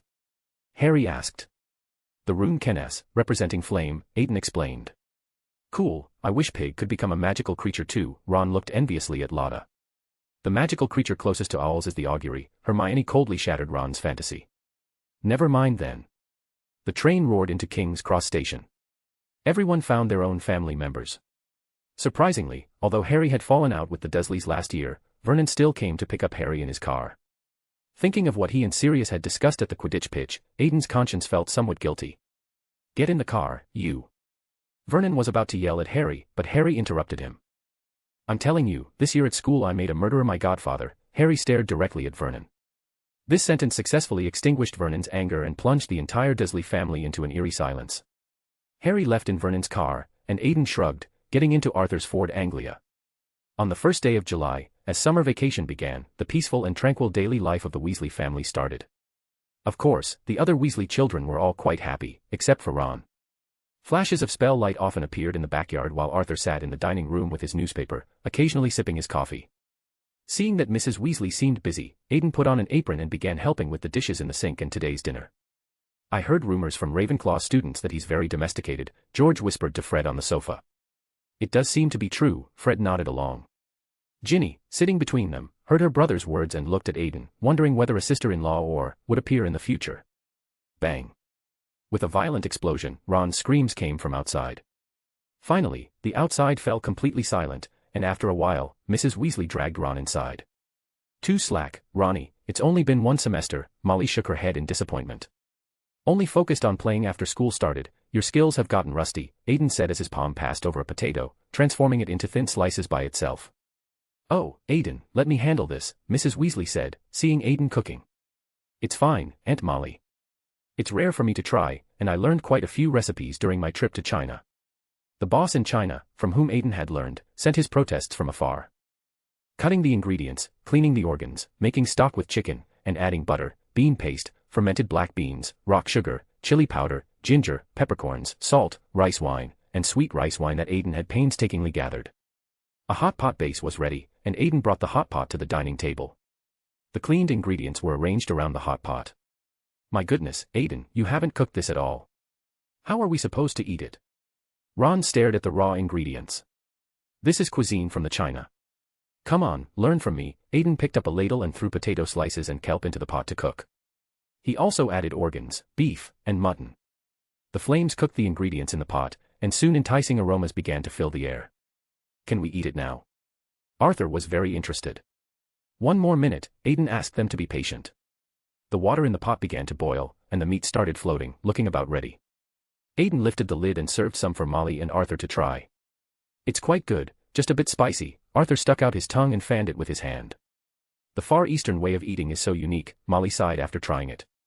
With the parents leading the way, the other children also began selecting food they were interested in. Ron only ate a tiny bit of meat from the spicy pot, and his whole face turned red. Looks like you're not suited for spicy food. Aiden handed him a drink. Ron took it and poured it straight into his mouth, still sticking out his tongue and panting. Night fell with starlight, but the warmth of home inside the burrow drove away the loneliness that night brought.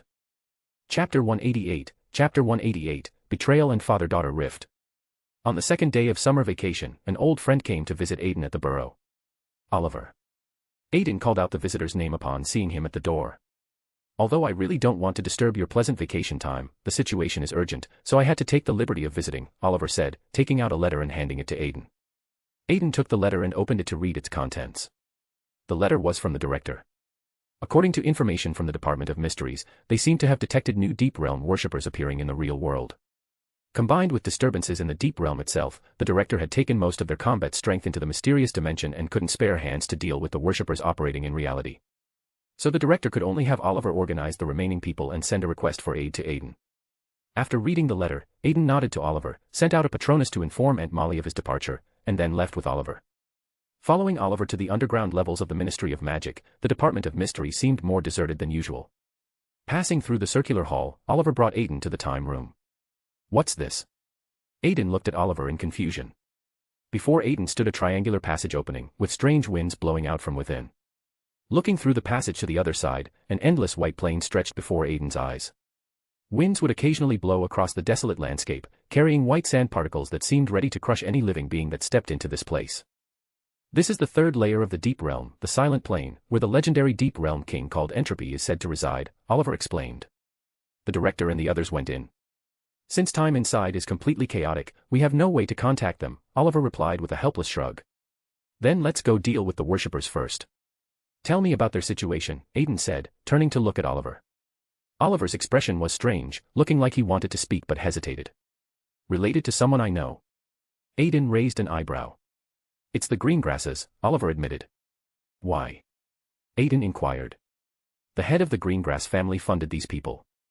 We currently don't know how deep their connection goes, Oliver handed the materials to Aiden with a "you decide" expression.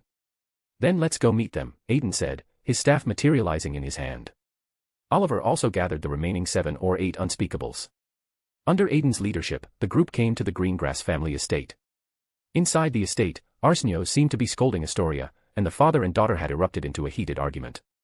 Then, Aiden led his people onto the scene, and the two stopped arguing upon seeing this group of black-robed figures. Mr. Prewett, from your appearance, it seems you're not here for a social visit, Arsenios said, narrowing his eyes. Head of the Greengrass family, it seems you've forgotten the admonitions from our ancestors, Aiden's words carried dark implications. What are you talking about? How could someone from the Greengrass family possibly be the type of person who forgets their ancestors? Arsenios adjusted his collar, then turned his gaze toward Astoria. People born into our family would never forget the family's kindness and are very willing to sacrifice for the family, right, Astoria? Father, so for the sake of a so-called heir, you want your daughter to do such things? Astoria looked coldly at the men before her, hoping to find even a trace of paternal love from him. Astoria, you don't understand. This is all for the family. You 3 girls can't protect this place. We need. Arsenios wanted to say more, but was interrupted by Astoria. So you'd rather trust those madmen than believe in your own daughter? Astoria questioned. What do you know? Without an heir, the family's honor and your futures will all be in jeopardy, Arsenios said, his eyes carrying a trace of sorrow as he roared. Wait, you want to ally with the Deep Realm King for the sake of an heir? Aiden spotted the key issue. Deep Realm King. How could that be? Why would I ally with those entities? Arsenios was genuinely stunned. So what exactly is going on? The Greengrass family is already on the Department of Mysteries watch list. We hope you can explain clearly, Oliver stepped forward. After Arsenius's explanation, Aiden learned that this man had funded a research team of ordinary people in order to have a male heir.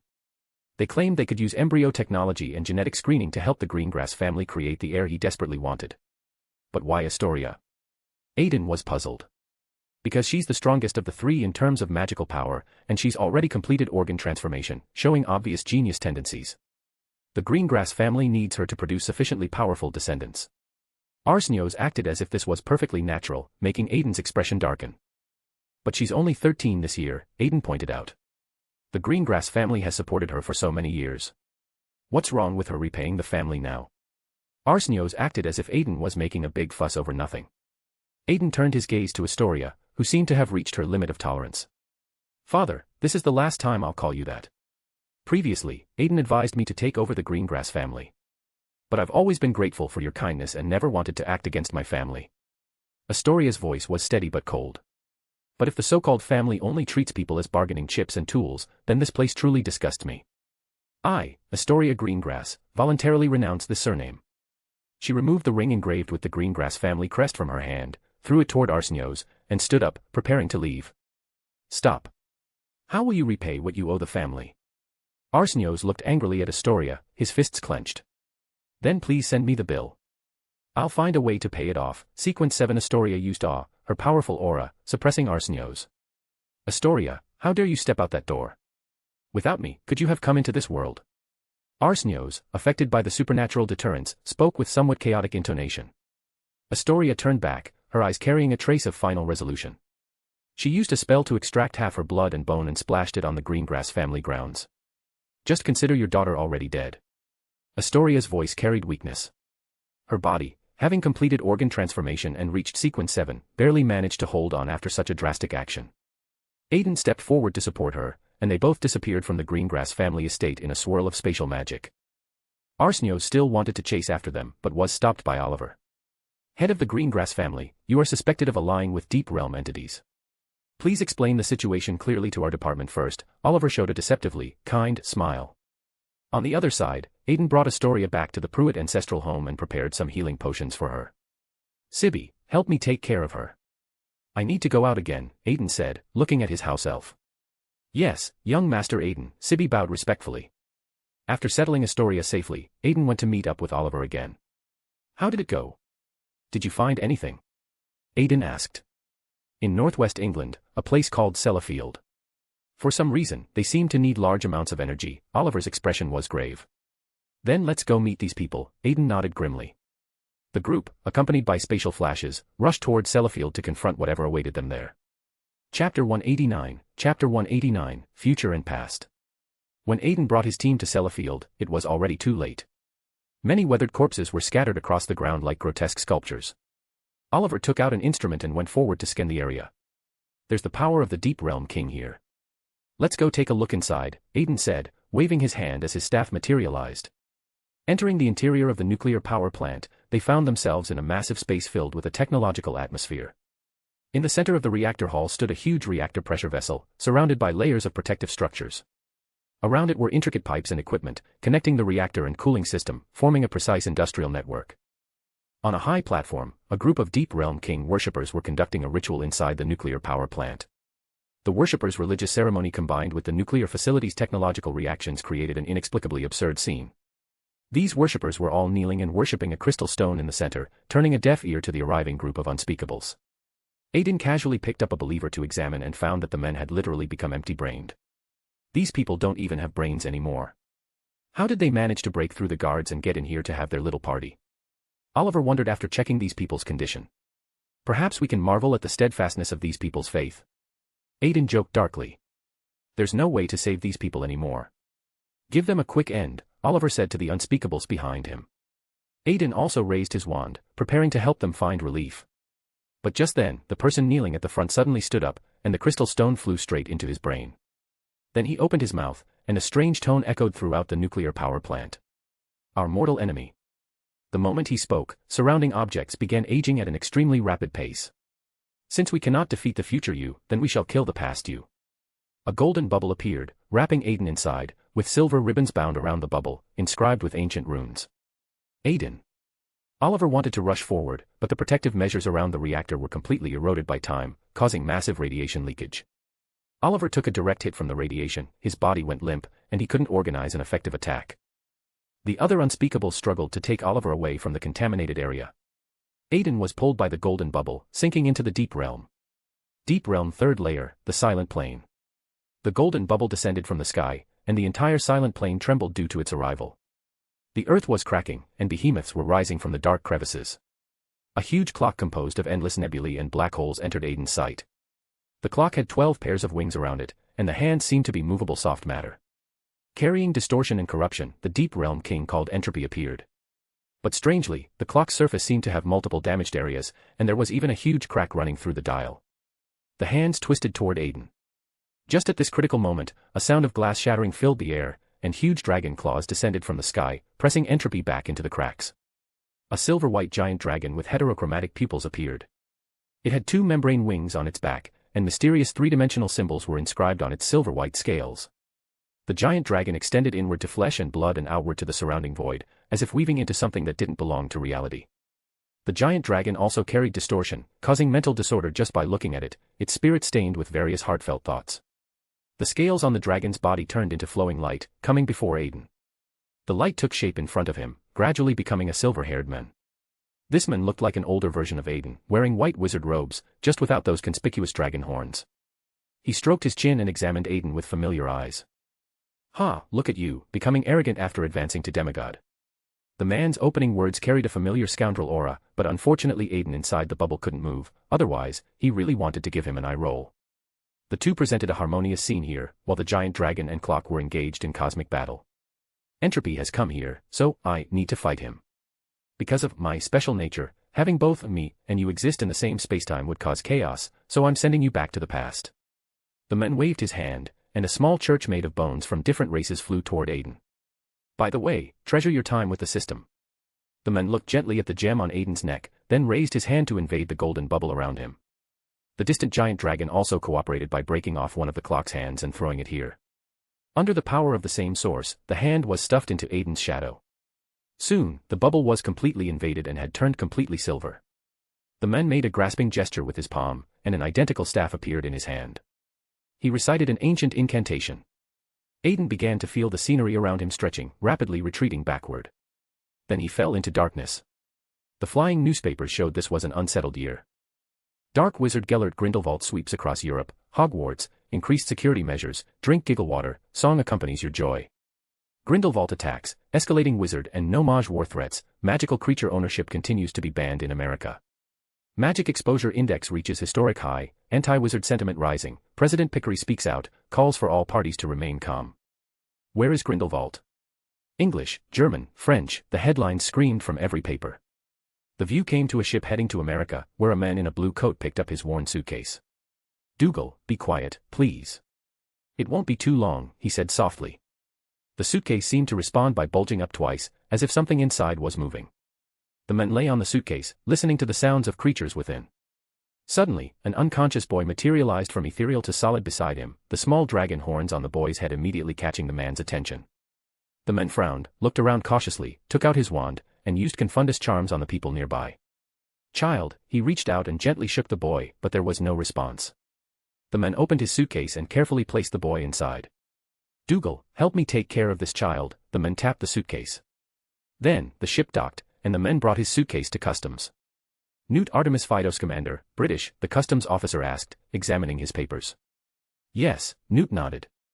Is there any food in the case, or any livestock? The officer looked suspiciously at his battered suitcase. But just then, the case uncooperatively shifted slightly. Let me see, the officer said with growing interest. Oh, of course.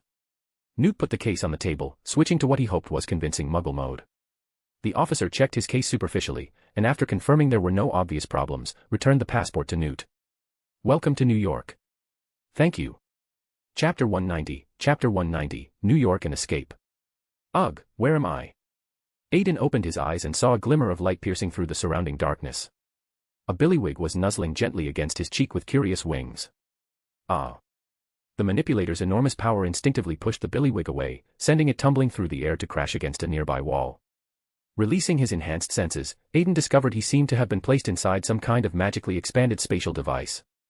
The surrounding environment had been deliberately crafted by a skilled wizard, creating various habitats perfectly suited for magical creatures to thrive. Carrying around an ecological box, raising all sorts of animals, with tremendous achievements in the undetectable extension charm and advanced alchemy, Aiden mused, stroking his chin as he roughly deduced where he was. And I'm in the past, apparently. Recalling the mysterious man's words from the deep realm, Aiden clenched his left fist and struck his palm in sudden understanding. So that's why Newt seemed particularly familiar with me and even taught me his special techniques without hesitation. The pieces were finally falling into place. But now, how do I get out of here? Aiden wandered through the miniature ecosystem until he found a wooden room with stairs leading upward. He approached and knocked firmly on the door above, but no one outside responded to his calls. Since he was apparently an old acquaintance of Newt, Aiden felt too embarrassed to directly break his magical case, so he could only find a comfortable spot to sit down and wait. What Aiden didn't realize was that at this moment, carrying the Bone Church and part of the Deep Realm King's core within his very essence, he was emanating powerful, unsettling pressure.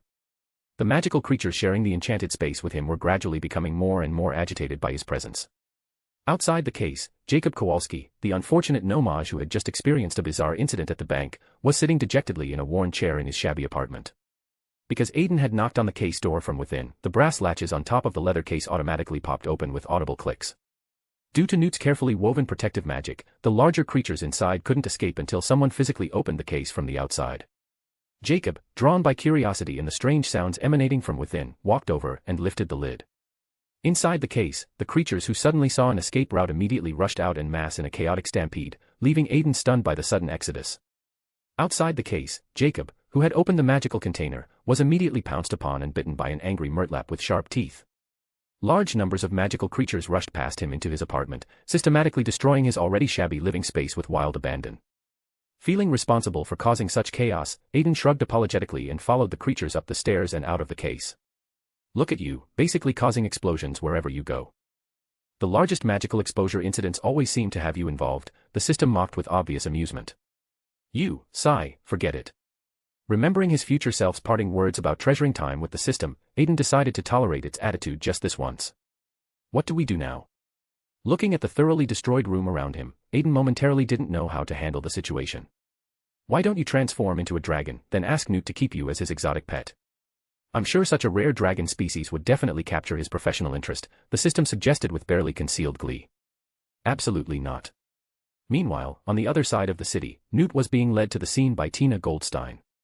Outside Jacob's apartment building, concerned residents were loudly complaining to the bewildered police officers, claiming they had witnessed something absolutely gigantic. Newt quickly cast a subtle confundus charm on the gathering crowd, successfully making them complain to the police about a dangerous gas leak instead of magical creatures. Walking through the narrow hallway, Newt entered Jacob's devastated room. Inside the wreckage, sitting calmly amidst the settling dust, was a 14-year-old boy of striking beauty. His features were delicate with a touch of youthful innocence, silver hair flowing like liquid mercury, and a pair of gem-like heterochromatic eyes that immediately drew attention. Oh, you're awake. I found you unconscious on a ship earlier, and worried you'd be discovered by gnomes, so I placed you safely in my case, Newt explained with gentle concern. Forget explanations for now, let's repair this place first, Aiden said, snapping his fingers with practiced ease. The scattered debris around the room began flying back to where it originally belonged, furniture reassembling itself and walls mending their cracks. Mr. Scamander. Tina called Newt's name as she entered the apartment. Seeing that Aiden meant no harm and was actually helping, Newt stepped forward and picked up his precious case to inspect it for damage. How many creatures escaped? Newt asked with professional concern.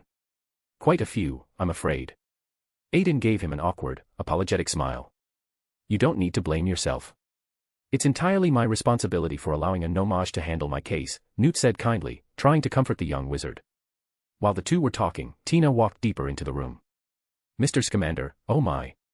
She paused upon seeing the battle-worn Aiden. I didn't expect you to be traveling with a child companion. No, that's not the important issue right now.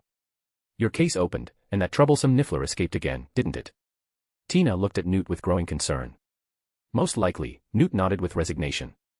Then we need to catch it immediately. Oh, and look at this poor gnomage, Tina crouched down to check on Jacob's condition. Jacob was still groaning softly from his injuries. Tina examined his neck wound when suddenly a murtlap burst out from under some debris. Tina, drawing on her former aura training, was quick-eyed and fast-handed, swatting the aggressive creature away with precision. Mercy Lewis, what in the world is that thing? Tina exclaimed, falling back beside the two wizards. Newt stepped forward calmly, grabbed the murtlap by its thrashing tail, and efficiently stuffed it back into his case. Don't worry, it's just a murtlap. They're generally harmless. You. Jacob looked up at Newt with glazed, confused eyes. Relax, sir. Allow me to introduce. Tina stepped forward, wanting to shake Jacob's hand in greeting. I'm Jacob Kowalski, the delirious gnomage managed to say, shaking Tina's offered hand. Newt drew his wand smoothly and pointed it toward Jacob, preparing to erase the man's memory of everything he'd witnessed. But Tina quickly blocked his arm. We can't erase his memory just yet. We need him as a witness for the investigation. I apologize, but I've been walking around half of New York while you've been lecturing me the entire time, Newt said, feeling somewhat unfairly treated. Aiden, positioned off to the side, was thoroughly enjoying the unfolding drama. Mr. Newt, are you familiar with the current situation of our wizarding community here in America? Tina asked, placing her hands firmly on her hips. Speaking of which, there's a question I've always wanted to address. Don't you Americans constantly claim to be the most tolerant country in the world? So why do wizards have such a miserable existence here? Aiden interjected with genuine curiosity. Excuse me, but who exactly are you? Tina turned to ask the silver-haired boy. Aiden Prewett. Aiden performed an elegant gentleman's bow. Tina walked over and gently ruffled Aiden's distinctive silver hair. These serious matters don't concern children.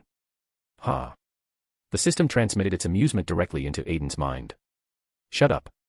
I'm aware that your laws are rather backward.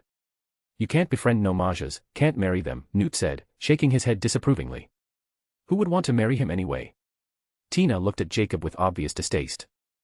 Your sister might, Aiden suggested, tilting his head with innocent curiosity. How could you possibly know about, oh, you're also one of them? Tina realized with dawning understanding. One of what? Newt asked, confused. A legilimens, Aiden explained with a playful wink. Something about that expression seemed oddly familiar to Newt, as if he'd seen it somewhere before, perhaps at school. All right, enough talking. Both of you need to come with me immediately. Tina pointed authoritatively at both Aiden and Newt. I don't understand why I should accompany you anywhere, Newt complained mildly. Come help me with him, Tina said, gesturing toward Jacob. She had attempted to carry the delirious nomage herself, but he was simply too heavy for her. I'll handle it. Aiden stepped forward and effortlessly lifted Jacob with one hand as if the grown man weighed nothing at all. How did you manage that? Tina asked, genuinely surprised by such casual strength. Didn't you notice his horns? He's clearly a dragonman. Oh, but your American magical community's history is too recent, so it's perfectly normal that you wouldn't recognize the bloodline, Newt explained while not missing an opportunity to gently mock American magical education. Tina looked more closely at Aiden's small horns, ignored Newt's commentary entirely, and reached out to touch them. The cool dragon horns felt remarkably smooth under her fingertips. Meanwhile, across the city, members of the Second Salem organization, led by Langdon Shaw, were meeting with New York's influential media tycoon Henry Shaw Sr., Langdon's father, in his luxurious office. The three powerful men erupted into a heated argument about magical policy, and finally Mr. Shaw's son, Henry Shaw, made a dismissive comment about taking those dangerous freaks away from decent society. When Henry Shaw was leaving the meeting, he also repeated the word freak with particular venom while walking past Credence Barebone. In a shadowy corner that no one else noticed, Credence looked up and fixed his dark eyes on the departing senator with an expression of barely contained rage. Chapter 191, The Nomage Who Broke into the Wizarding World. Tina Goldstein led Newt Scamander, Jacob Kowalski, and Aiden through narrow Manhattan streets to her apartment building. The city's distant hum faded behind them as they approached her door. Oh, listen, Tina said as she fumbled with her keys. I probably shouldn't have brought you all here. Wait, Aiden interrupted smoothly. We need to be careful not to be discovered by Mrs. Esposito, right? He finished Tina's thought before she could speak. Do not read my thoughts. Tina lightly tapped Aiden's forehead, half amused, half exasperated. There is no need for such trouble. I will take care of it. Aiden stepped forward, winking at Newt before enveloping the group in a shimmering veil of mental invisibility. They passed the suspicious landlord 2 feet away, and not a soul batted an eye. How did you do that? Tina stared at Aiden in astonishment once they were safely inside. It seems to be an ability that affects consciousness, Newt added as he reached out to pat Aiden's silver hair. Can dragon men do this sort of thing? Aiden smiled at Newt. You always were perceptive. No wonder we felt like old friends the first time we met. First time meeting. Newt cocked his head in genuine puzzlement. I am from the future, stranded here due to certain complications, Aiden said with a careless shrug. The future. Tina and Newt echoed in disbelief. What about the future? Jacob muttered from his sofa, still dazed. I cannot reveal too much. What I am doing now is all part of completing history. That is the special nature of time travel, Aiden explained, eyes full of secret purpose. Are you an unspeakable? Newt ventured, but Aiden shook his head, warning him not to ask any more questions. Tina led the group into her Art Deco-style living room. A fire burned in the hearth, gentle household charms dried clothes on a line, and a tall, scantily dressed woman leaned against the doorframe. Oh, Teeny, you brought company home, Tina's sister, Queenie Goldstein, purred as she approached Aiden and scratched his chin. And what a cute little fellow. Ladies, this is our sister, Tina said with mock admonishment. Queenie, perhaps a bit more clothing. Queenie waved her wand.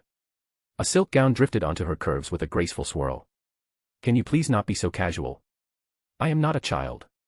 Aiden tried to straighten his robes. Really? How old are you exactly? Tina stepped to the phonograph and changed the record, filling the room with soft jazz. 14, Aiden admitted, his voice catching on the last syllable. Ha, Queenie laughed.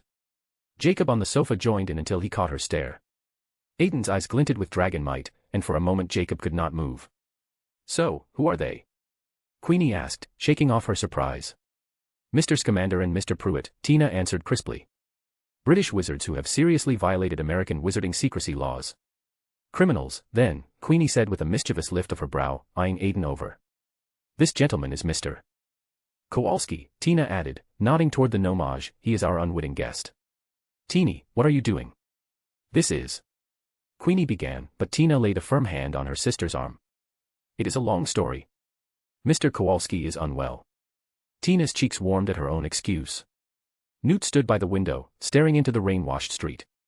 Aiden felt the wizard's worry almost breaking through the mental barrier. Oh, you poor thing. He has not eaten all day, Queenie said as she knelt beside Jacob, examining his bandaged neck. And he didn't get the loan to open his bakery.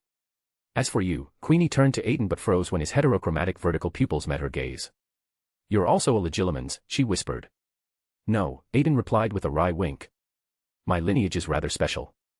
Can you read my thoughts? Jacob asked softly from the sofa. Don't worry, Queenie said with a playful grin. Most men think exactly the same when they first lay eyes on me. She tapped Jacob gently with her wand. Now, what you need is food. With a swirl of lavender silk, she rose and swept from the room. Newt turned back to Aiden. He placed a hand on Aiden's shoulder and projected the question into his mind, can you use your gift to spirit us away? Aiden sent a virtual personality along the mental link with ease. A quiet message drifted into Newt's thoughts, you have not yet learned clemency. Do you realize there is another legilimens present? Oh, Mr. Scamander, Mr. Prewett, do you prefer pie or strudel? Queenie returned with a flourish of her wand, fruit fillings and pastries flying through the air to roll and bake themselves right before Jacob. I have no particular preference, Newt answered. I like pie, Aiden said as he drew up a chair. He tapped the tabletop with his fingertip, and the surface rippled outward, expanding into a grand dining table worthy of a royal feast. Mercy Lewis, Tina whispered, marveling at Aiden's wandless magic. Are you really only 14? If Hogwarts did not make a mistake, I just finished my 3rd year. Aiden shrugged again, as if it were the most natural thing in the world. You like strudel, right, honey? Queenie asked Jacob, offering a warm smile as she floated him a sweet pastry. Please, gentlemen, sit, Tina said, leaning against a chair back. We have no intention of poisoning you. At the table, Queenie chatted brightly with Jacob while Tina and Newt fell into an awkward silence. Aiden tore into a meat pie with such gusto that crumbs flew across the table. Then he paused, looking around at the 4 faces. 2 couples and a lone dog eating dog food. The system's mental quip popped into his mind. Indeed, Aiden agreed aloud. I must eat enough to get my money's worth. He was entirely immune to the system's teasing. The work at Makusa is truly dreadful, he added around a mouthful. I am either serving tea or scrubbing washrooms. Queenie laughed and continued her chat with Jacob, but he barely spoke. Tina and Newt exchanged glances that said more than words. Miss Goldstein, I believe Mr. Kowalski and the young wizard need rest, Newt said, rising from the table. We must also track down my runaway niffler tomorrow morning. What is a niffler? Queenie asked in genuine confusion. Do not ask, Tina replied with a weary shake of her head. Then she looked at their guests and offered, you may stay here for one night. That night the 4 were settled into a cozy back room. Aiden snuffed the lights and patted his robes, threads spun themselves into comfortable pajamas. A soft knock came at the door. Tina entered carrying steaming mugs of cocoa. I thought you might need this. Aiden took the cup and drained it in 2 long draughts. Jacob followed suit, pride dancing in his bleary eyes. Newt lay on the bed, pulled tightly under the covers, staring at the ceiling in troubled thought. What is wrong with him? Jacob asked Aiden in confusion. He is probably worried, Aiden said gently. Worried about what? Jacob pressed. About the creatures you let escape and the time and energy it will take to deal with the fallout, Aiden said, his voice quiet with genuine concern. Chapter 192, Newt's vision. Tina had only just left the room when Newt sprang up from his bed, opened his weathered suitcase, and stepped inside with practiced ease. Ha! Jacob yelped in shock. Come on, Aiden said with a knowing smile. He knew exactly what Newt wanted to do, so he yanked Jacob off the bed, stuffed the bewildered gnomage through the suitcase door, and then climbed in after him. The case bounced once, snapped shut, and locked itself with an audible click. Inside, Jacob found they were standing beside a cozy wooden cabin that looked like a well-equipped workshop. Various tools hung from the walls, and glass vials filled with mysterious substances lined the shelves. Newt was already busy picking herbs and grinding them into a healing salve with practiced efficiency. Murtlap got you, did it? Their bites are very sensitive, he said, smearing the green paste onto Jacob's wounds with gentle care. He dipped a tin mug of water from a wooden barrel and handed Jacob several small tablets. Take these, and they'll stop the sweating. And you, Mr. Prewett, Newt turned to Aiden with curious eyes. What exactly is your story, and what do you plan to do next? I'm from the future, stranded in a foreign country with no friends. I need you to take me back to Britain so I can find Dumbledore, Aiden explained matter-of-factly. Can't get back by yourself. You're obviously a very capable spellcaster, Newt pressed with genuine interest. All right, mostly I think it'll be fun to stay with you. And surely you could use a powerful wizard for an assistant. Aiden blinked innocently, his heterochromatic eyes sparkling with mischief. You can stay on one condition, Newt looked him straight in the eye, speaking each word clearly. You cause no mischief, and you never harm my creatures. He took a cleaver, chopped a slab of pork into chunks, and tipped them into a metal bucket. Here. He thrust the bucket at Jacob with a meaningful look. Oh, so you're a little wizard, huh? Jacob said to Aiden as he hefted the bucket of meat. Mr. Kowalski, no need to envy us. No mages have their own kind of magic. You've achieved things with your own hands that many wizards never could, Aiden said, seeing straight through Jacob's thoughts and offering genuine praise. You can read my mind as well. Can every wizard do that? Jacob asked, both intrigued and slightly unnerved. Very few can. But with systematic study, any wizard can learn something similar, Aiden answered patiently. Keep up and no chatting, Newt interrupted, having just finished milking venom from a writhing swooping evil. What's that thing? Jacob asked, staring at the dark creature. Locals call it a swooping evil, which is rather unfriendly terminology. I'm researching it because, used properly, the venom can erase bad memories, Newt explained, twirling the creature like a yo-yo. Isn't that classified as XXXXX? Aiden asked with raised eyebrows. What's XXXXX? Jacob looked around nervously. Anything that has killed wizards or can easily kill a wizard, Aiden said with dark emphasis. There you go again, treating every creature as an enemy. That's exactly why so many species disappear. If we would just stop invading their habitats, they wouldn't hurt us, Newt retorted with passion. But people are greedy by nature. We swallow lightning and fire, burn planes, mine coal, pump oil, and even covet the sun itself. It's a life and death struggle between progress and preservation. All we can do is slow things down and save what we can.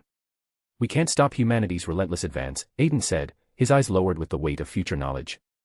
I don't accept that defeatist attitude. I'll slow them down and win some space for other beings, Newt's eyes shone with unwavering confidence. Then I wish you success, Master Scamander, Aiden said, bowing slightly with genuine respect. What are you two on about? I can't follow a word of this, Jacob muttered in confusion. Never mind, Aiden and Newt laughed together, their moment of philosophical disagreement passing.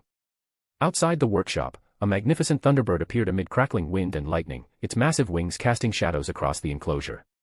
Frank. Thank goodness you didn't escape, Newt said with relief, rubbing noses affectionately with the majestic bird. That's why I came to America in the first place. To take Frank home where he belongs, he told the other two. I thought it was because Dumbledore. Aiden's mouth was suddenly clapped shut by Newt's quick hand. Dumbledore. Jacob stared, thoroughly baffled by yet another mysterious reference. Aiden, you and Frank play here. I'll take Mr. Kowalski to feed the others, Newt said, his look plainly saying, one more word and the Thunderbird will gag you too. Aiden shook his head with amusement, sprang forward, and transformed into a gleaming silver dragon. He and Frank began playing an aerial game of tag through the artificial sky. Wow, a dragon. Wizards turn into dragons now. Were those storybook princes rescuing princesses actually you lot? Jacob joked but got no reply. Newt was staring in complete fascination at the shining dragon. So that's not common. Jacob ventured cautiously. Merlin's beard, someone actually did it, Newt whispered in amazement. Did what? Jacob felt like the man with 10,000 questions. I'll explain later. Come on, Newt said, forcing down his curiosity. His other creatures were hungry and needed attention. Cupping his hands around his mouth, he called across the plain. They're coming, he announced. Dust rose in the distance as two enormous grabhorns thundered over with their two precious calves. Ah. Jacob tried to back away, but Newt held him steady. Don't be afraid. They're the last breeding pair on Earth. If we don't protect them, in a few years they'll be gone forever. Newt tossed chunks of meat, and the calf bounded after them playfully. So your job is protecting these beasts, Jacob observed, lobbing more meat with growing confidence. Newt led him through a limestone tunnel and out into a lush forest where tiny bowtruckles lined the branches like living ornaments. Bowtruckles, Newt explained fondly. Back you go, Picket. He tried to set the one in his hand onto a twig, but it stubbornly refused to leave his pocket. Snap, snap. Jacob turned to see the silver-haired boy feeding insects to a basket full of winged serpents nestled among bamboo stalks. Hey, I thought you were off playing dragon with that thunderbird, Jacob said with growing familiarity. Thunderbirds get bored quickly, and we dragons don't mix well with giant birds, Aiden sighed with mock disappointment. I've seen these before. What are they? Jacob watched Aiden feed the creatures with practiced care. Alchemies. They're bird snakes that grow or shrink to fit their available space. Those feathered serpents the ancient Americans worshipped were probably alchemies. One alchemy wrapped around Aiden's arm possessively, refusing to let go. Newt reluctantly pried it off with gentle firmness. I know I'm not dreaming, Jacob said with wonder. Why's that? Aiden raised an eyebrow curiously. Because I'm not smart enough to dream all this up, Jacob marveled at the incredible menagerie surrounding them. Mr. Kowalski, if you don't mind, would you feed those mooncalves these pellets? And Aiden, Newt's voice dropped to a quieter tone, patched the snow biome and checked the obscurus enclosure. Aiden nodded seriously and headed toward the snowy landscape, understanding the gravity of that particular task. Chapter 193, Deprived Potential, Niffler. Snow swirled through the plains inside Newt's case, glimmering against the protective charm that surrounded a restless murtlap.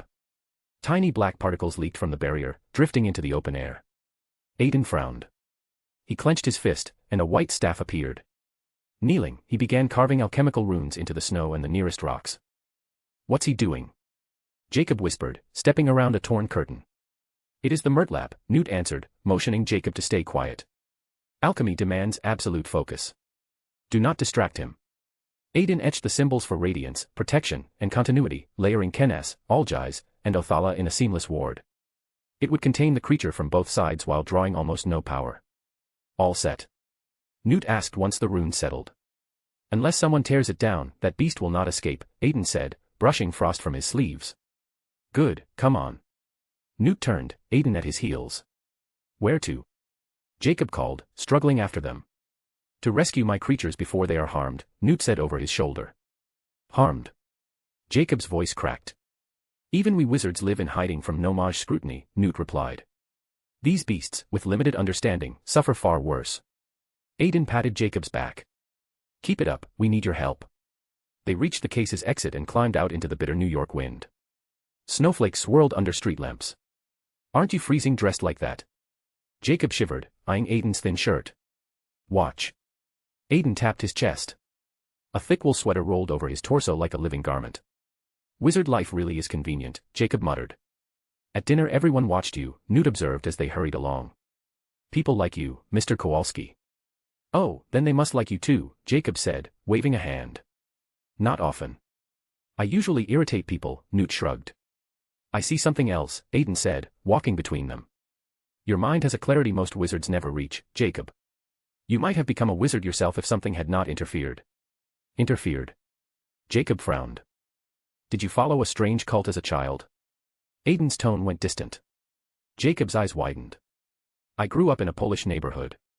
There was a bout of Slavic paganism, nothing serious.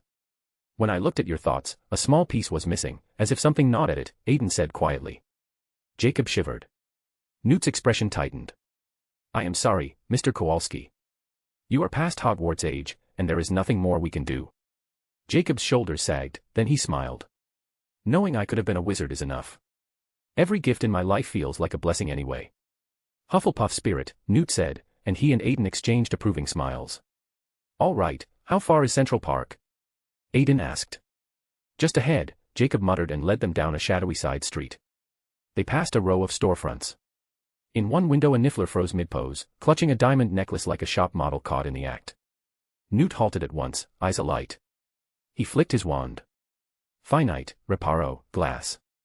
The pane shattered inward, and he leapt through. Jacob sprinted back. Ah, what now, he gasped. We wait until Newt catches the Niffler, Aiden said, folding his arms. Why did you want a bakery, Mr. Kowalski? He asked, watching Newt rummage through jewelry displays. Jacob's gaze followed the frantic chase. The cannery felt like it crushed the life out of me, he said, his voice wistful. Baking's honest work. Smells like home.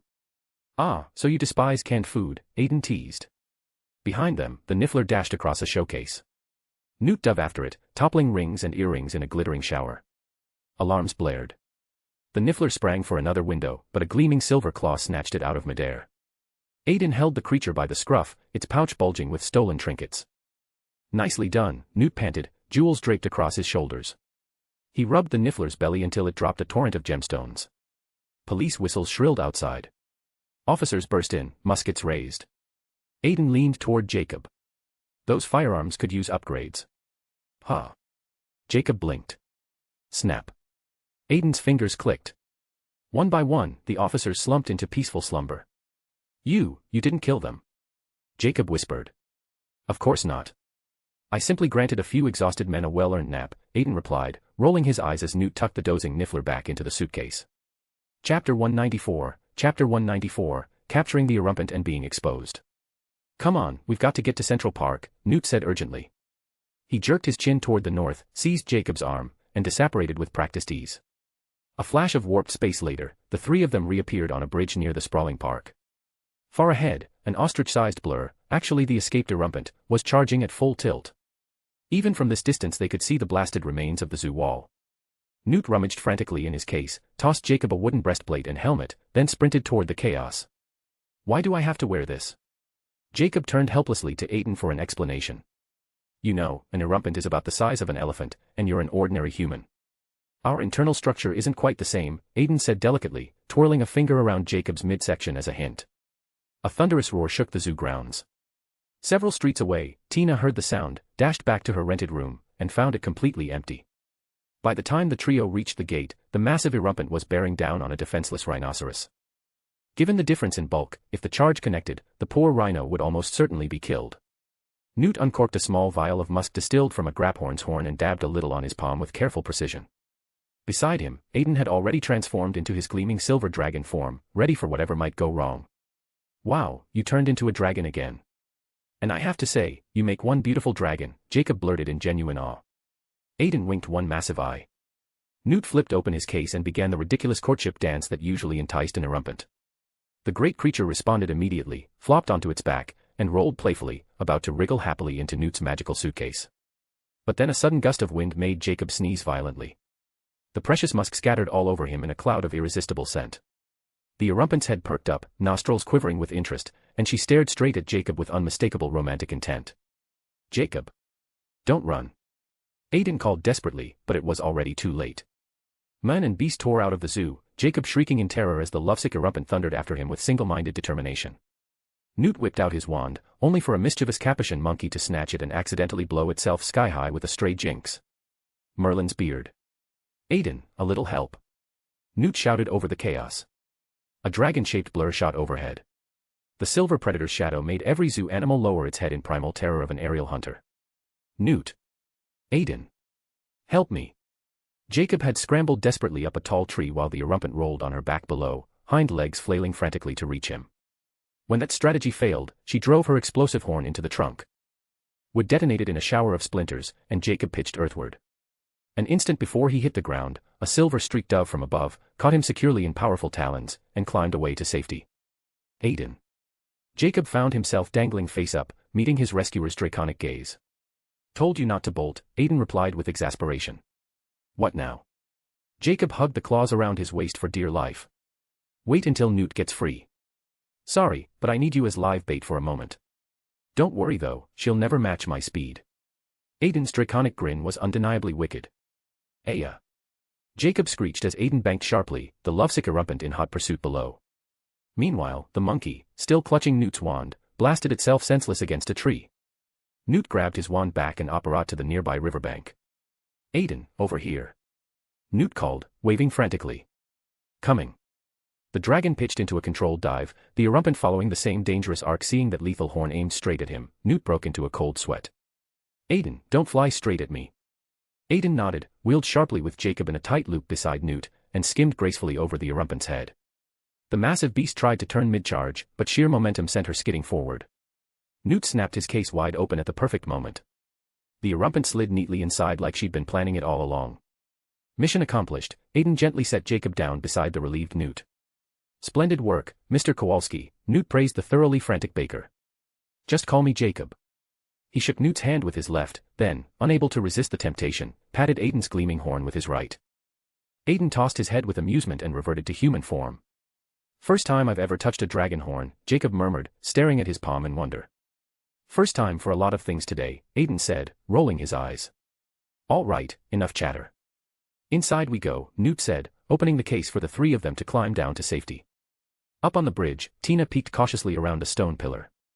When she saw all three disappear into the seemingly ordinary suitcase, she rushed over, snapped the latches shut with determination, and headed straight for Makusa headquarters. But on the way, a surge of dark magic whooshed overhead, strong enough to make her stumble and nearly drop the case. In an opulent hotel across the city, political and social elites were mingling at an exclusive gathering. Media tycoon Mr. Shaw was working the room for his son, Senator-to-be Henry Shaw, who was destined for great things in politics. Henry stood confidently on stage, expounding his policy platform to an attentive crowd, completely unaware that death was drawing near with every word he spoke. The light suddenly failed as a black cloud of malevolent energy ripped through the electrical cables. Darkness swallowed the grand hall, and an unseen force lifted, twisted, and then smashed Henry Shaw to the marble floor with sickening finality. The senator's shocking death sent immediate shockwaves through both the magical and gnomage communities. The International Confederation of Wizards convened an emergency session in New York. Representatives from nearly every major wizarding nation crammed into Makusa's main chamber to debate the catastrophic breach of magical secrecy. "I never imagined our American friends would allow such a colossal exposure to endanger every one of us," thundered Hector Fawley, British Minister for Magic, from the elevated podium. "I'm not taking lectures from the men who let Gellert Grindelwald slip through his fingers," President Serafina Picquery shot back with ice in her voice. Just then, Tina burst through the heavy doors, lugging the suspicious suitcase behind her. "President Picquery, I have something urgent to report." She looked around nervously. Almost every delegate of international importance was present for this crisis. "Madam President, yesterday 2 British wizards arrived in our city with a case full of dangerous magical beasts," Tina declared loudly. "Yesterday? You waited 24 hours to report this, until after someone was killed," Picquery said with deadly calm. "Who was killed?" Tina asked, suddenly sensing something was terribly wrong. "Where are they?" Picquery pressed relentlessly. Tina set the suitcase carefully on the polished floor and opened the latches with trembling hands. Newt, Aiden, and Jacob climbed out, blinking in the harsh magical lighting. "Mr. Scamander." Minister Foley's face darkened with recognition and growing concern. "And who is this half-blood?" Picquery asked, eyeing Aiden with obvious distaste. "A dragonman." "A Prewett dragonman," someone in the crowd screamed in terror. "Impossible. They went extinct decades ago. Those war-mad maniacs bred another one." The entire chamber erupted into chaos. Aiden felt dozens of burning gazes sweeping over him like searchlights. "You, boy. Your name? How did you come to be here?" Foley lunged forward eagerly, desperate to grab Aiden's hand for confirmation. "Oops, this looks like trouble." "Newt, I'll come back for you," Aiden murmured via telepathy, flashing Newt a meaningful glance. Before the eyes of dozens of powerful witches and wizards, he simply vanished into thin air. "Graves. Lock down the entire building immediately." Picquery barked with authority that brooked no argument. Chapter 195, Fierce Battle, Escape, and Plan. After Aiden disappeared, the people in the assembly hall looked at each other in bewilderment. An Asian witch couldn't contain herself any longer and spoke up. "Mr. Scamander, which of your creatures should be held responsible for this tragedy?" "Merlin's beard, this is an obscurus," Newt said, his voice distant and shocked.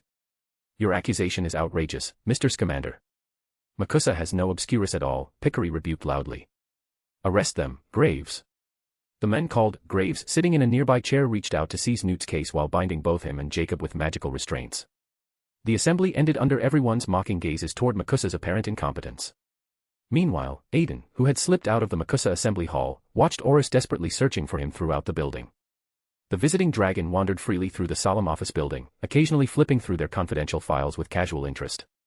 Just then, Aiden felt powerful waves from the collective unconscious sea surrounding him like ripples in still water.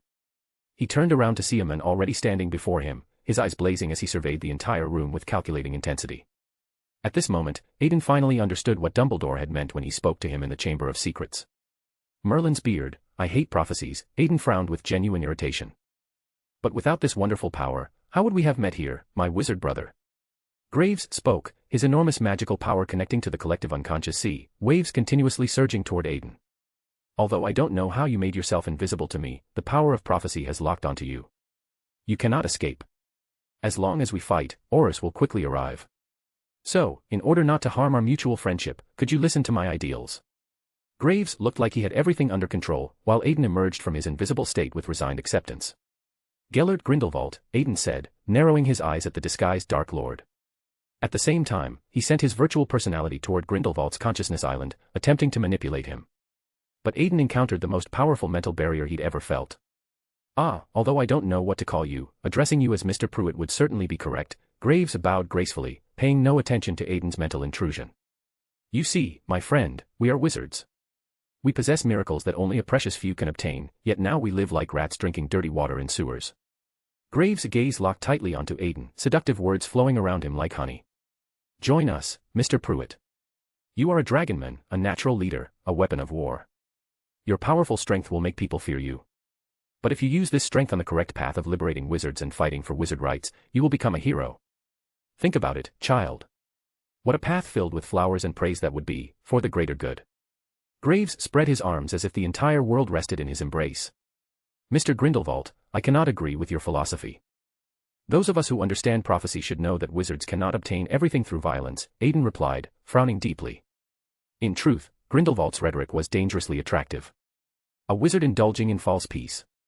It doesn't matter, child. You're still young, still capable of being shaped. That's why he and I both prefer young people. Graves drew the Elder Wand, and conflict seemed inevitable. He raised his wand and fired a stunning spell toward Aiden with lightning speed. So fast. Aiden's body bent at a 90-degree angle, barely avoiding the crimson bolt. Look at that agile body, Graves said admiringly, casually waving his wand. More stunning spells roared toward Aiden in rapid succession. The surrounding walls transformed into rushing water, flowing toward Aiden and trying to envelop him completely. Aiden gripped the air, and a silver-white staff materialized in his hand. Multiple hexagonal crystal barriers appeared around him like floating shields. The stunning spells dissipated upon hitting the crystal barriers, and the rushing water was diverted harmlessly around them. You're also proficient in alchemy. Were you trained by that old man in Paris? Graves exclaimed in genuine amazement. Perhaps, Aiden smiled and fired 4 piercing light spells in response. Graves hooked his wand, and stones on the ground twisted into water curtains, blocking 2 of the light beams. He used apparition to dodge the remaining 2, which collided with the walls in explosive bursts. The huge commotion attracted other aurors, and soon over a dozen rushed into the room with wands drawn. Surrender, child. Given your young age, we'll treat you with leniency, Graves said, putting on a righteous appearance now that others were present. Outnumbered. But that's what I fear least. The manipulator stood straight, transforming painful thoughts into a mental storm and spreading it through the collective unconscious sea. Within that psychic realm, the weather around dozens of consciousness islands began to change. Heavy snow fell on the mental landscapes, destroying the aurous mental barriers with brutal efficiency. The aurous raised wands fell to the ground as they knelt, trembling and embracing themselves against the psychological assault. You have this kind of ability too. Graves also felt the invasion of cold and mental pain. But he ignited the flame of idealistic fervor in his heart, his mental barriers forcibly withstanding the storm Aiden had unleashed.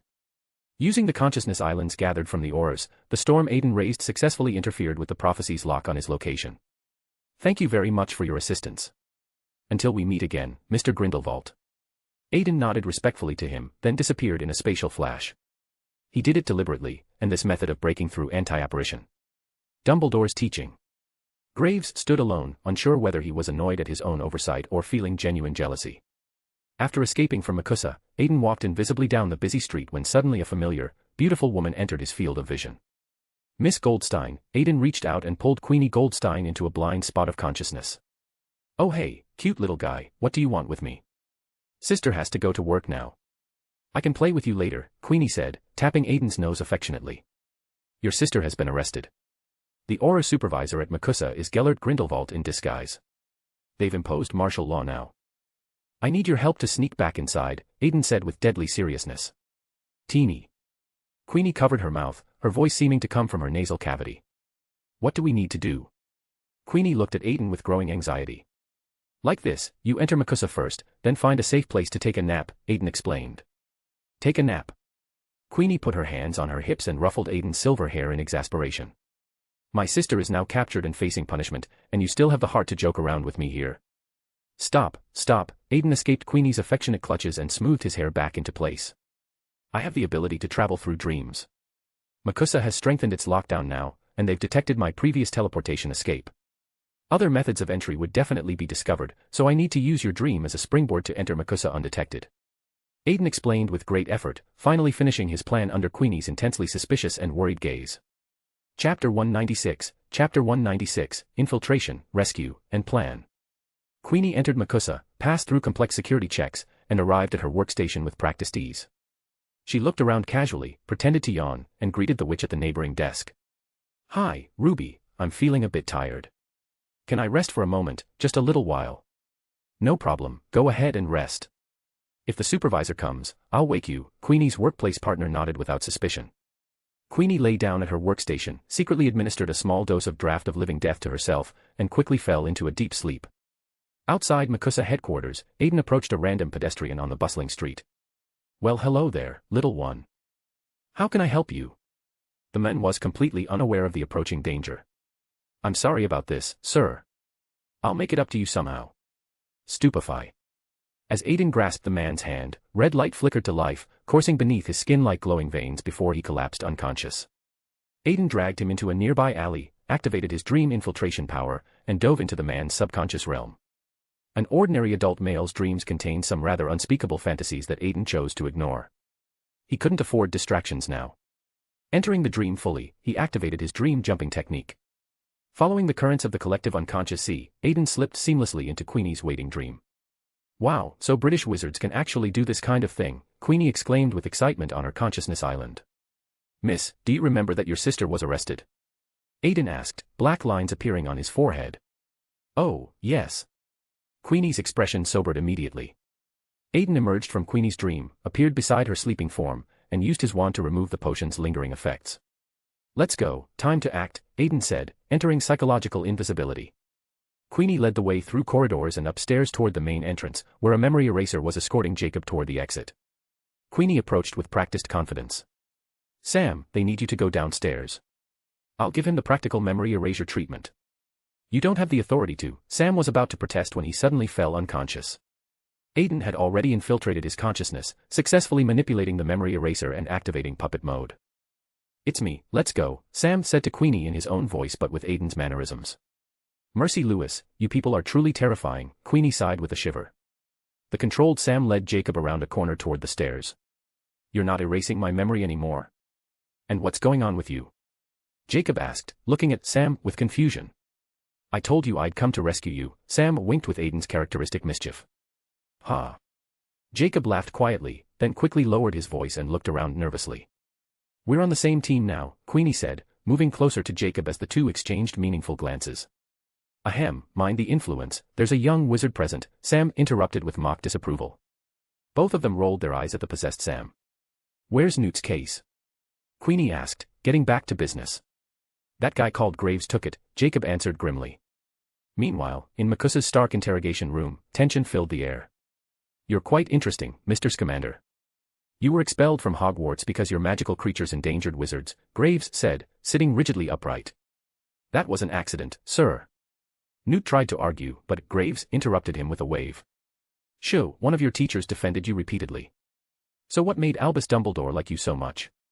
Graves asked with calculated interest. I don't know. Newt shook his head, genuinely puzzled. So releasing a bunch of dangerous creatures in New York was also an accident. Exposing wizards, inciting potential war. Graves lowered his head in apparent sadness. You mean mass slaughter for the greater good? I'm not a Grindelwald follower, Newt said, seeming to see through something important. Graves unconsciously nodded yes, then quickly tried to cover his slip. I hope you can explain this to me, Mr. Scamander. Graves raised his hand, and an obscurus wrapped in a silver containment field floated over ominously. No, this isn't obscurus, but I separated it from that Sudanese girl when I tried to save her life. Without a host, it can't interact with the outside world, or it will quickly dissipate into nothing. Newt turned around excitedly, explaining to Tina with passionate conviction. I see, so it's useless without a host. Graves sighed with apparent disappointment. Useless. This power parasitically eroded and killed a child. What could you possibly need it for? Newt looked up with growing horror. You can't fool anyone anymore. You brought an obscurus to New York, trampled our laws, and incited war. So you'll both be sentenced to death. Graves stood up, pronouncing judgment with cold finality. Tina and Newt were escorted by two executioners to the dreaded execution chamber. From upstairs, Queenie's enhanced hearing picked up her sister's distant screams. Mercy Lewis, they're about to execute Tina. Queenie's eyes flashed red with frantic desperation. You two retrieve the case while I follow and investigate, Sam directed. The group dispersed once more with practiced efficiency. Following the passage downward, Sam reached the execution chamber just as Tina was being positioned above the deadly dissolution pool. Hey, Sam, you came to watch the execution too? One of the executioners seemed to know him well.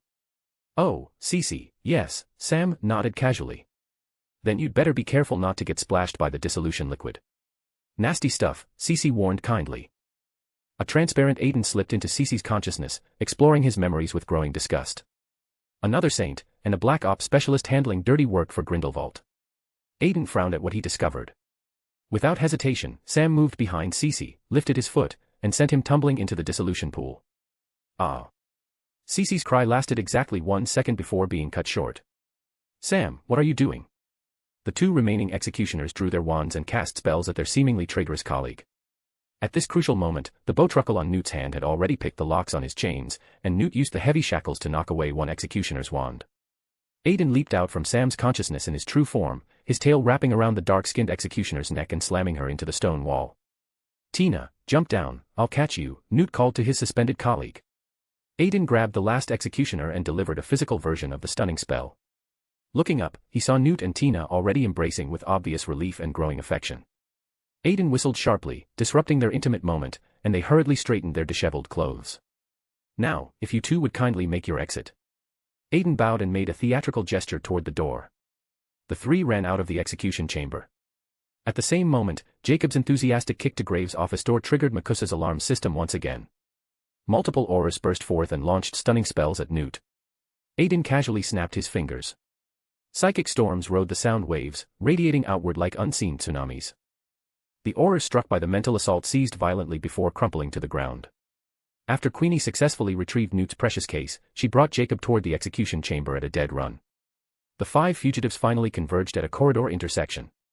All exits are blocked, Queenie announced breathlessly. So how do we escape? Tina asked, scanning their surroundings frantically. What about the case? Jacob offered with cautious hope. Won't work. After breaching Makusa's security twice, they'll search everything with a fine-tooth comb, Aiden replied, rubbing his chin in thought. Then what's our plan? Newt pressed with mounting concern. Simple, the dragon emerged from the shadows with a dangerously confident grin, we fight our way out. Chapter 197, Mental Breath and Escape. Aiden strolled confidently toward the main entrance with the suitcase in hand, where a formation of auras had barricaded the exit entirely. Mr. Prewett, surrender immediately, and we may commute your death sentence given your youth, Pickery announced with icy authority. Really, you pompous Americans. Why don't you investigate your own corruption before pointing fingers? Aiden retorted with moral outrage. British interference in our matters is unwelcome. Finish him.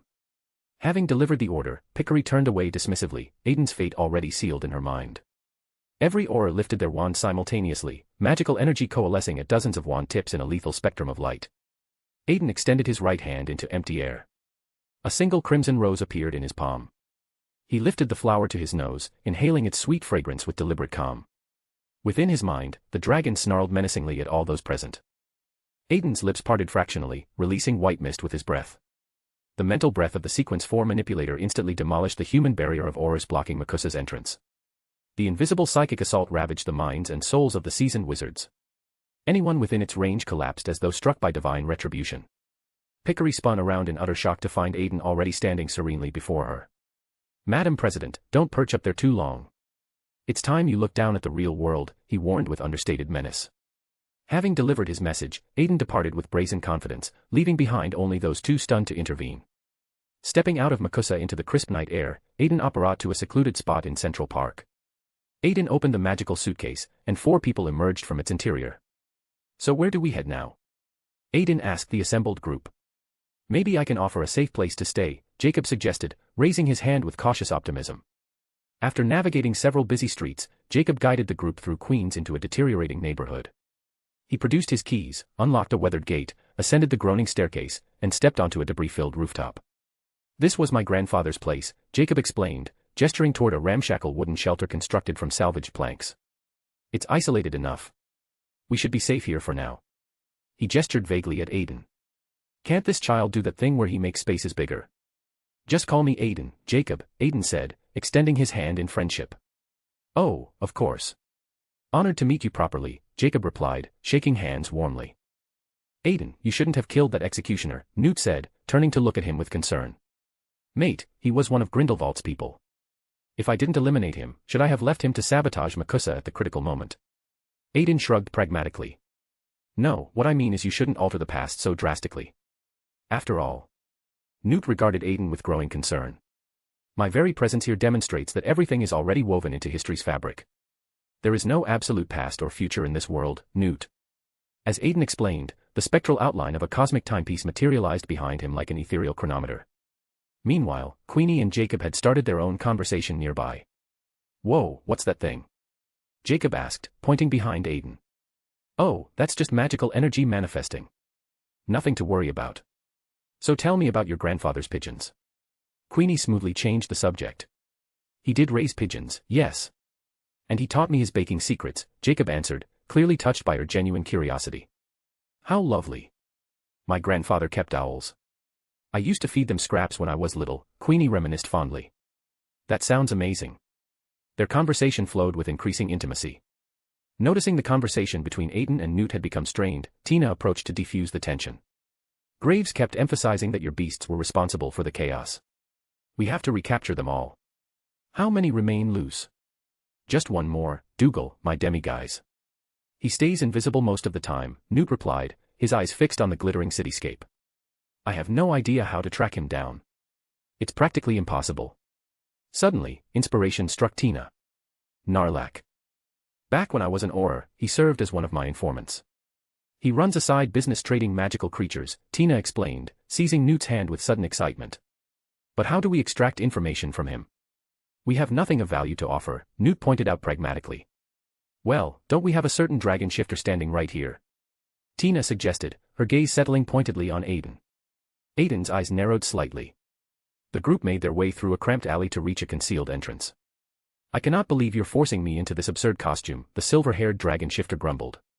He now wore a sleek black evening gown, regrettably cut in feminine fashion. It looks stunning. Though we'll need to keep you quiet to maintain the disguise, Queenie declared, raising her wand. Silk bandages wound around Aiden's eyes and mouth as his hands were secured behind him. The elegant black dress exposed graceful shoulder blades, while the gleaming silver horns atop his head served as unmistakable evidence of his extraordinary nature. Approaching a seemingly blank stone wall, Queenie and Tina cast disguising spells on each other's clothing. Newt also touched his tie with his wand, transforming his appearance. Tina knocked on the hidden door, and the group entered the secret speakeasy. The dimly lit bar was thick with smoke as a dark-skinned goblin crooned loudly from the stage. Jacob sat at the bar complaining, how do you even drink in such a cramped space?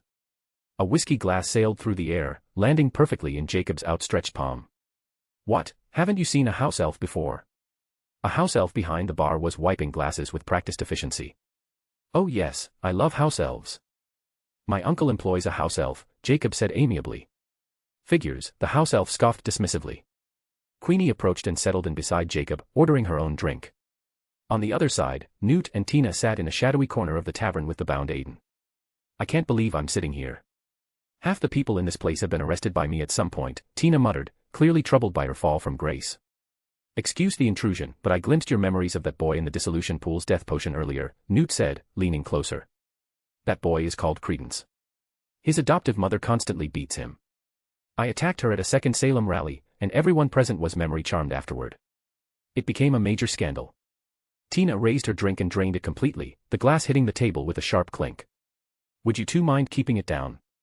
This bondage situation is seriously uncomfortable, Aiden wriggled and mumbled through his restraints.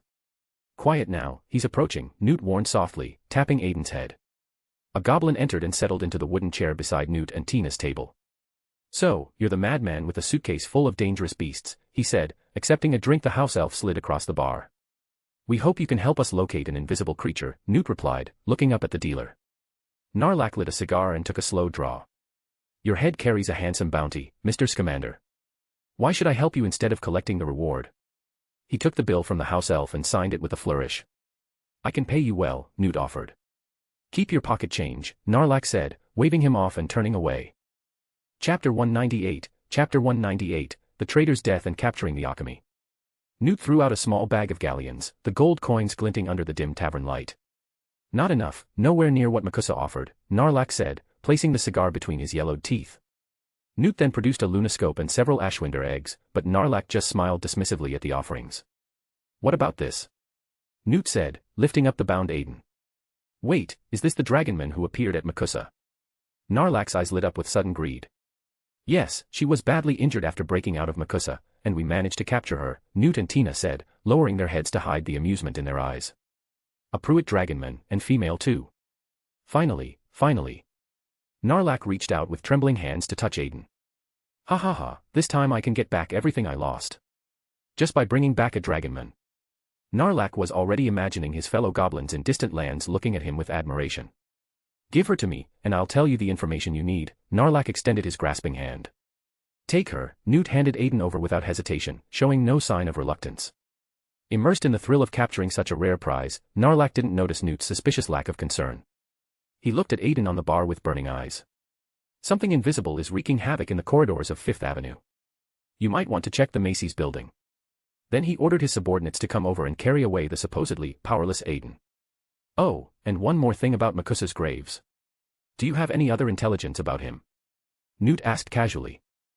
No, one dragonman isn't worth such a high price, Narlac said, narrowing his eyes as his goblin greed showed clearly.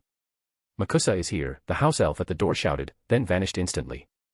The bar immediately erupted into chaos. Tina slapped the table and stood up.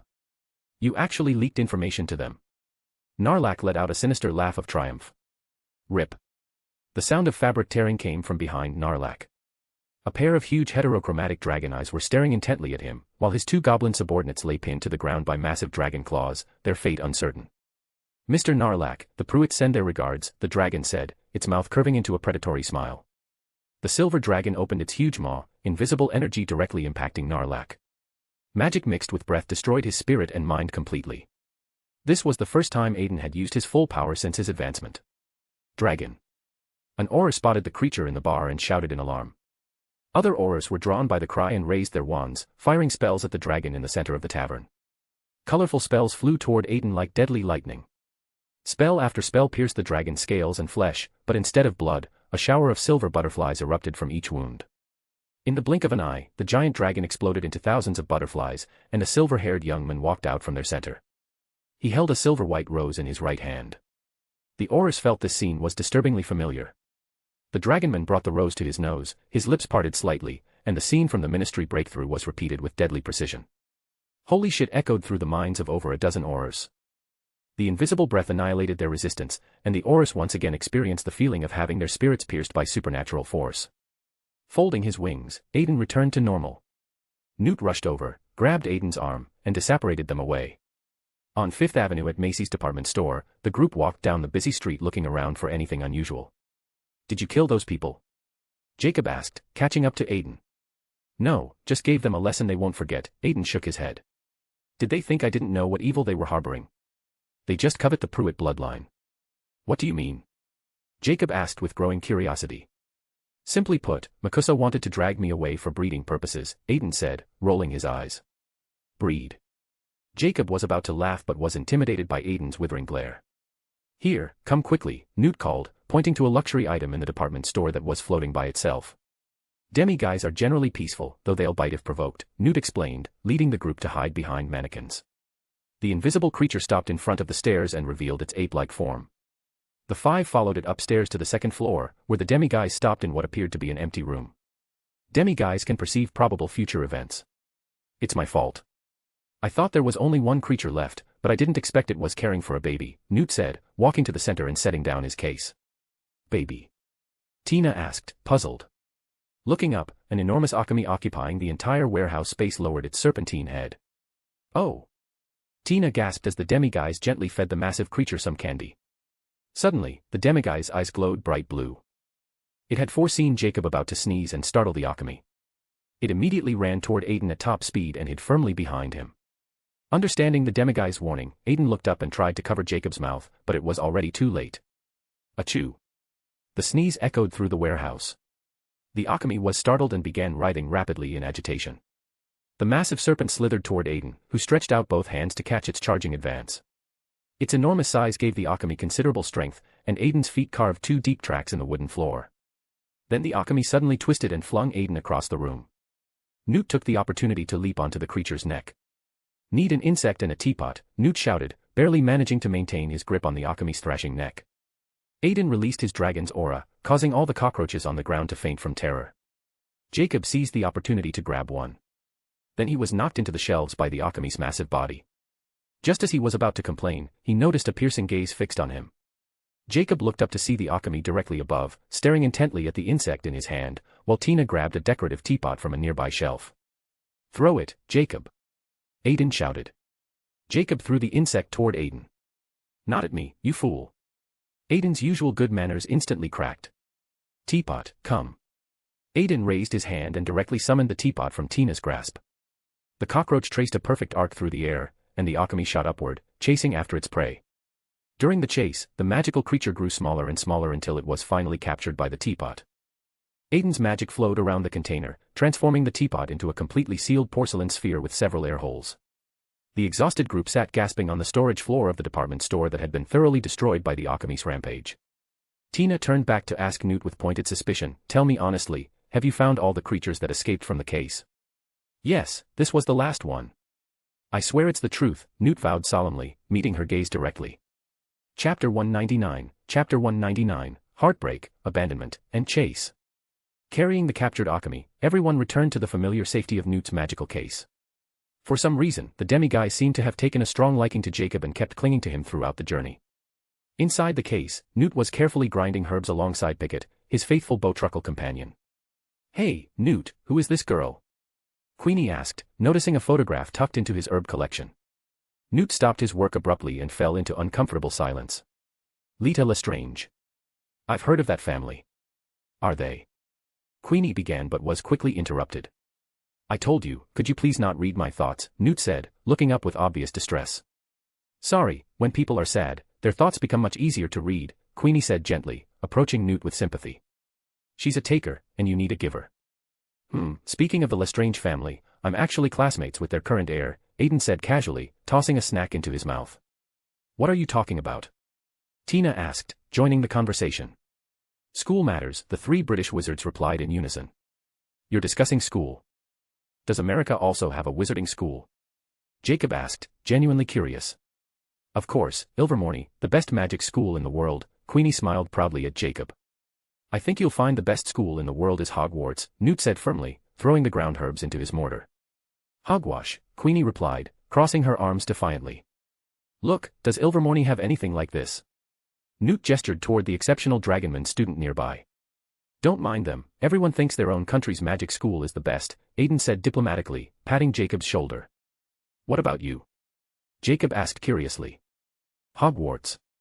While the group was chatting enthusiastically, thunder and lightning suddenly flashed across the sky, and Frank the Thunderbird changed color as he approached Newt with obvious agitation. "Danger."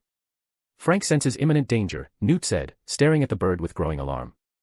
Meanwhile, Grindelwald, still disguised as Graves, arrived at the orphanage where the Second Salem movement was housed. "Credence, I need you to help me find that girl."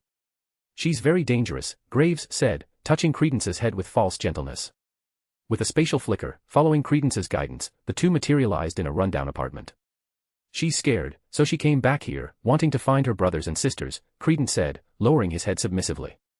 "Where is she now?" Graves demanded. "I don't know." "You squib, Credence." "I knew it from the first moment I saw you," Graves said cruelly, seeing that Credence was useless and finally showing his true nature. "What do you mean?" Credence asked, sensing something terrible was wrong. "You have wizard ancestry but lack the ability to control magic properly." "Your mind is too inferior," Graves said dismissively, walking deeper into the room. "But you said you would teach me." Credence choked out, his voice breaking. "You are unteachable. Your mother is dead. That's your reward." "We're even now," Graves said coldly, turning to leave. "Modesty, I came with your brother." "Don't be afraid," Graves said, attempting to approach the little girl hiding in the shadows. But following her terrified gaze, he saw that all the walls behind him had collapsed, and standing there was Credence, transformed by rage and betrayal. Graves finally understood that what he had been desperately pursuing had been in his hands from the beginning, but he had ruthlessly pushed it away. "Credence, you can control it," Graves said, trying to display the charm of his persuasive language. "I trusted you completely, but now I don't want to control it anymore, Mr. Graves." As Credence's words fell, the surrounding walls exploded outward, and a powerful dark magical force bloomed like a deadly flower. Black particles mixed with red sparks, colliding and crushing everything that stood in their path. On the streets and rooftops of New York, Aiden watched this approaching black fog with fascinated interest. "Jesus, this is what they call an obscurial," Jacob said, remembering what he had heard during his brief imprisonment. "He's more powerful than any obscurial I've ever heard of," Newt said, his frown deepening with concern. "I'll go first, see if I can reduce the damage to the city," Aiden announced. Then he spread his arms and fell backward from the rooftop, transforming into a dragon that scattered silver-white particles as he chased after the destruction. Black particles and silver-white particles collided violently in the air, canceling each other out in spectacular displays of opposing magic. The two colors of magical energy entangled and spiraled, colliding again in the sky, then splitting apart and flying toward distant streets like warring comets. If I don't come back, please help me take care of my animals. Everything you need to know is written here, Newt said urgently, handing his case and a small notebook to Tina. Newt. Following Tina's desperate cry, Newt disappeared in a flash of apparition. Tina hurriedly turned back, pressing the case and notebook into Queenie's hands. You heard him, take good care of them. Then Tina chased after Newt, apparating into the chaos. Queenie also wanted to follow, but was held back by Jacob, and the two shared their fears through desperate mental connection. In the distance, black particles were wantonly destroying everything around them, while the dragon formed by white particles clashed with the darkness several times, also having to protect the innocent pedestrians below, creating a dangerous stalemate. With a spatial flicker, Graves materialized nearby. He's inside you, and you've managed to live this long. You're a miracle, Credence. Graves drew his wand, wanting to capture and control Credence. Newt and Tina also arrived at the scene. It's the boy from the second Salem, Newt said to Tina with recognition. How did he survive so long? Tina asked in amazement. Because his bloodline is incredibly powerful, white butterflies gathered and reformed into Aiden. Can we save him? Tina asked desperately. We'll do our best, Aiden said, then flashed directly to Graves. Hello there, Mr. Grindelwald. You, Prewett. Wait, what kind of spell is this? Silver-white particles surrounded Grindelwald, forming magical chains. Aiden clenched his fist and delivered a powerful stunning spell. After dealing with the false Graves, Aiden turned back. The black particles took the opportunity to break free from their restraints and flew toward the sky like an escaping nightmare. Inside Makusa headquarters, Pickery looked at the magic detection map glowing bright red. We can't let the damage expand anymore. If it continues, we'll approach the exposure limit, and war with the Gnomages will follow. With Pickery's urgent order, all available auras joined the desperate crusade. On the rooftops of New York's Fifth Avenue, space kept flickering as new auras operated onto the battlefield. They immediately began using blasting curses, seemingly having reached the authorization for deadly force. Newt deflected 2 blasting curses and shouted at the swirling black fog, Credence, we're here to help you. Unfortunately, Newt received no response, and the destructive black fog continued moving at terrifying speed. At the end of Fifth Avenue, the NYPD had received word and organized their personnel, using cars as cover while holding rifles to face the incoming supernatural threat. The black fog roared as it devoured and crushed pedestrians and vehicles on the street. The police opened fire with everything they had. But semi-automatic rifles were woefully insufficient against a rampaging obscurial. In the sky above, a silver-white dragon dove down, dispersing into particle form just before colliding with the police position. These particles constructed white protective barriers around the officers, multiple hexagonal crystals forming a hemispherical dome covering the terrified humans.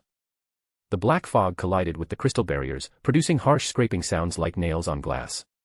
The Aurus behind caught up, firing spell after spell at the black fog. Where the magic collided with the darkness, violent explosions occurred, and soon the black fog was forcibly dispersed by the combined assault.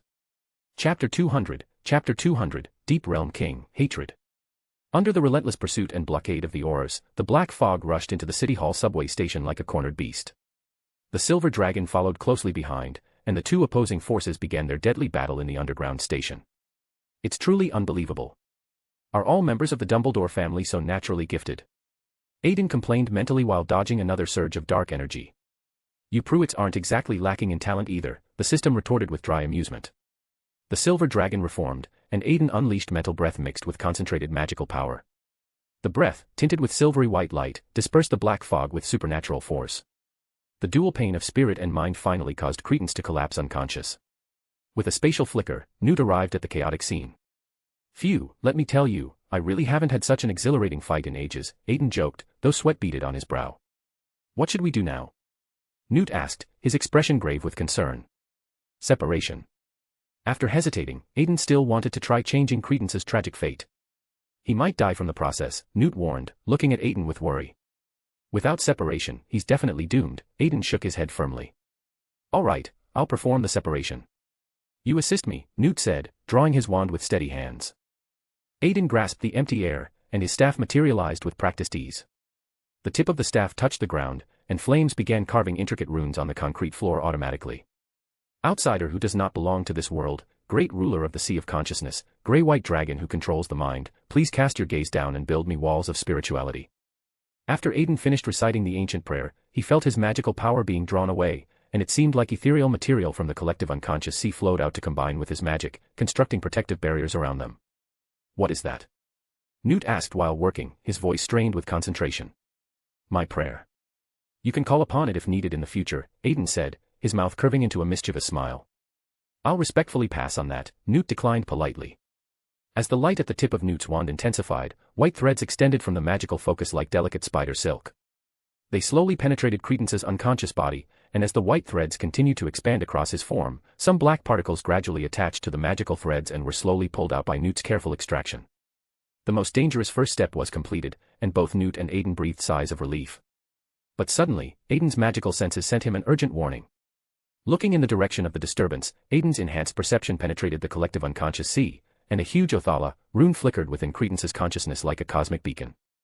However, the left side of the rune emitted pure silver light, while the right side had been dyed pitch black with accumulated malice.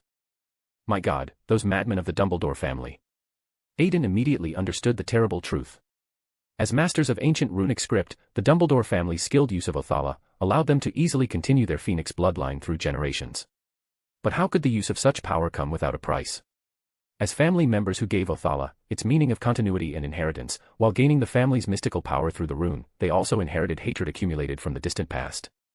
Hatred, humanity's most primitive and intense emotion, had accumulated through the rune generation after generation, finally erupting in concentrated form on Cretans 3 generations later. The result was devastating. Damn it, these people are natural vessels for the Deep Realm King's descent. Aiden could no longer care about maintaining his usual elegant language. Newt, run. Aiden rushed forward, grabbed Newt, dissolved the spiritual walls and began sprinting toward the exit. Just as Aiden was desperately racing outward, Graves and Pickery arrived with a squadron of Makusa Aurors. These Aurors really have terrible timing, the system observed dryly. Prewett, it's you again. End this madness, Pickery ordered, and the Aurors raised their wands, pointing them directly at Aiden. Run, run quickly. You don't understand what's happening. Aiden shouted desperately. But no one paid attention to his warning, and the methodical Aurors even sealed off the surroundings with a protective barrier, trapping everyone inside. Oh boy, welcome to hell, Aiden said, standing before the silver barrier and shaking his head in resignation. On Credence's side, the Othala rune had been completely consumed by black radiance. From the Deep Realm 4th layer, the throne of hatred, the rotting giant sitting on the cosmic throne stretched his massive hand toward the mortal sky. The power of the Deep Realm King descended into reality through the boundary between the illusory and real, and simultaneously, 6 silent slabs in 6 locations around the world began to resonate with otherworldly energy. The black fog exploded outward with tremendous force. The surrounding environment was twisted beyond recognition, and black gel continuously flowed from Credence's convulsing body. Finally condensing around him, a miniaturized version of the rotting giant materialized before the horrified witnesses. The oppressive feeling from a high level being spread outward like a psychic tsunami, and the weaker Aurors directly collapsed to their knees. What in Merlin's name is this? Newt asked, his voice barely a whisper. Deep Realm King called hatred, our wizard's greatest enemy for thousands of years. According to the World Wizarding Alliance Treaty, I now conscript all of you. Aiden announced, turning back to look at Makusa's terrified Aurors. By what right do you? Someone began to object, but ancient memories surfaced in their heart, and they trembled into silence. Aiden waved his wand, and all his virtual personalities flew out, taking control of over a dozen Aurors with supernatural efficiency. Listen carefully, I need you to buy me time at any cost, or all of New York will be destroyed, Aiden declared, having already transformed into his dragonman form, his staff pointing at the ground. The other Aurors he controlled also stepped forward and began carving complex runes on the concrete floor. Pickery finally understood the critical urgency of the situation and stepped forward to lead the attack. You heard him, gentlemen. Buy them the time they need. The rotting giant noticed the wizards around him and began acting on pure destructive instinct. With each step forward, the distortion of the surrounding environment deepened exponentially. The wizards continuously fired spell after spell at the entity with their wands. But the magical attacks disappeared before touching the giant's corrupted body, and among the dense barrage of spells, those that did manage to contact the creature would rebound and injure their own casters.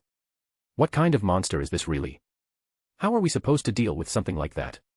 Pickery stared at the giant and murmured in despair. To the beings on earth, this is essentially a god.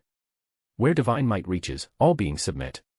Where divine will extends, reality itself is modified, Aiden explained grimly from behind. Then Aiden raised his staff high. The runes carved into the weapon lit up with ethereal fire. Forged from goblin metal and engraved with perthro, runes as a mystical pathway, it was able to connect to the collective unconscious sea like an otherworldly antenna. From 6 locations across the globe, Eastern lands, Britain, Egypt, India, Deep South America, and Jerusalem, 6 silent slabs simultaneously projected their accumulated power to this single point. Using the alchemical matrix on the ground as an anchor point, combined with the psychic storm Aiden stirred up in the collective unconscious sea, the passage was finally opened. The entire New York City Hall subway station was pulled into dimensional flux, sinking toward the deep realm and falling all the way into the misty illusion between worlds. Success. Aiden clenched his fist in triumph. What succeeded? Isn't this thing still not dead? Pickery asked in complete confusion. Being able to banish it from the present world is already an incredible achievement. What's left is just dragging out the fight until reinforcements arrive, Aiden said, waving his hand dismissively. Pickery, Newt, and the remaining Aurors stared at him in stunned silence. Chapter 201, Support and Arrow of Love. In that dreamlike realm filled with pure white illusion, the Deep Realm King, who had successfully obtained a vessel, was like an uncontrolled beast, wantonly destroying everything around him. His violent power seemed to have no restraints whatsoever. Wherever he went, there was complete devastation, as if he was freely venting the endless hatred that came from his very instincts. Aiden instantly transformed into a silver dragon, his form agile and majestic, charging forward without hesitation to engage in fierce combat with that giant as massive as a mountain. The giant suddenly raised an enormous club from seemingly nowhere, bringing it down with a whooshing sound and overwhelming force toward Aiden. Caught off guard, Aiden was struck by this heavy blow and immediately cried out in pain, letting out a pained roar. He spread his broad wings and flew desperately into the sky. High in the air, strange and mysterious symbols began to gradually appear on the scales covering Aiden's body. At the same time, the scales that had originally shone with silver-white light also began to turn gray-white. Soon, he completed the transformation. The gray-white dragon shot down like lightning, opened its massive jaws, and bit firmly onto the giant's arm.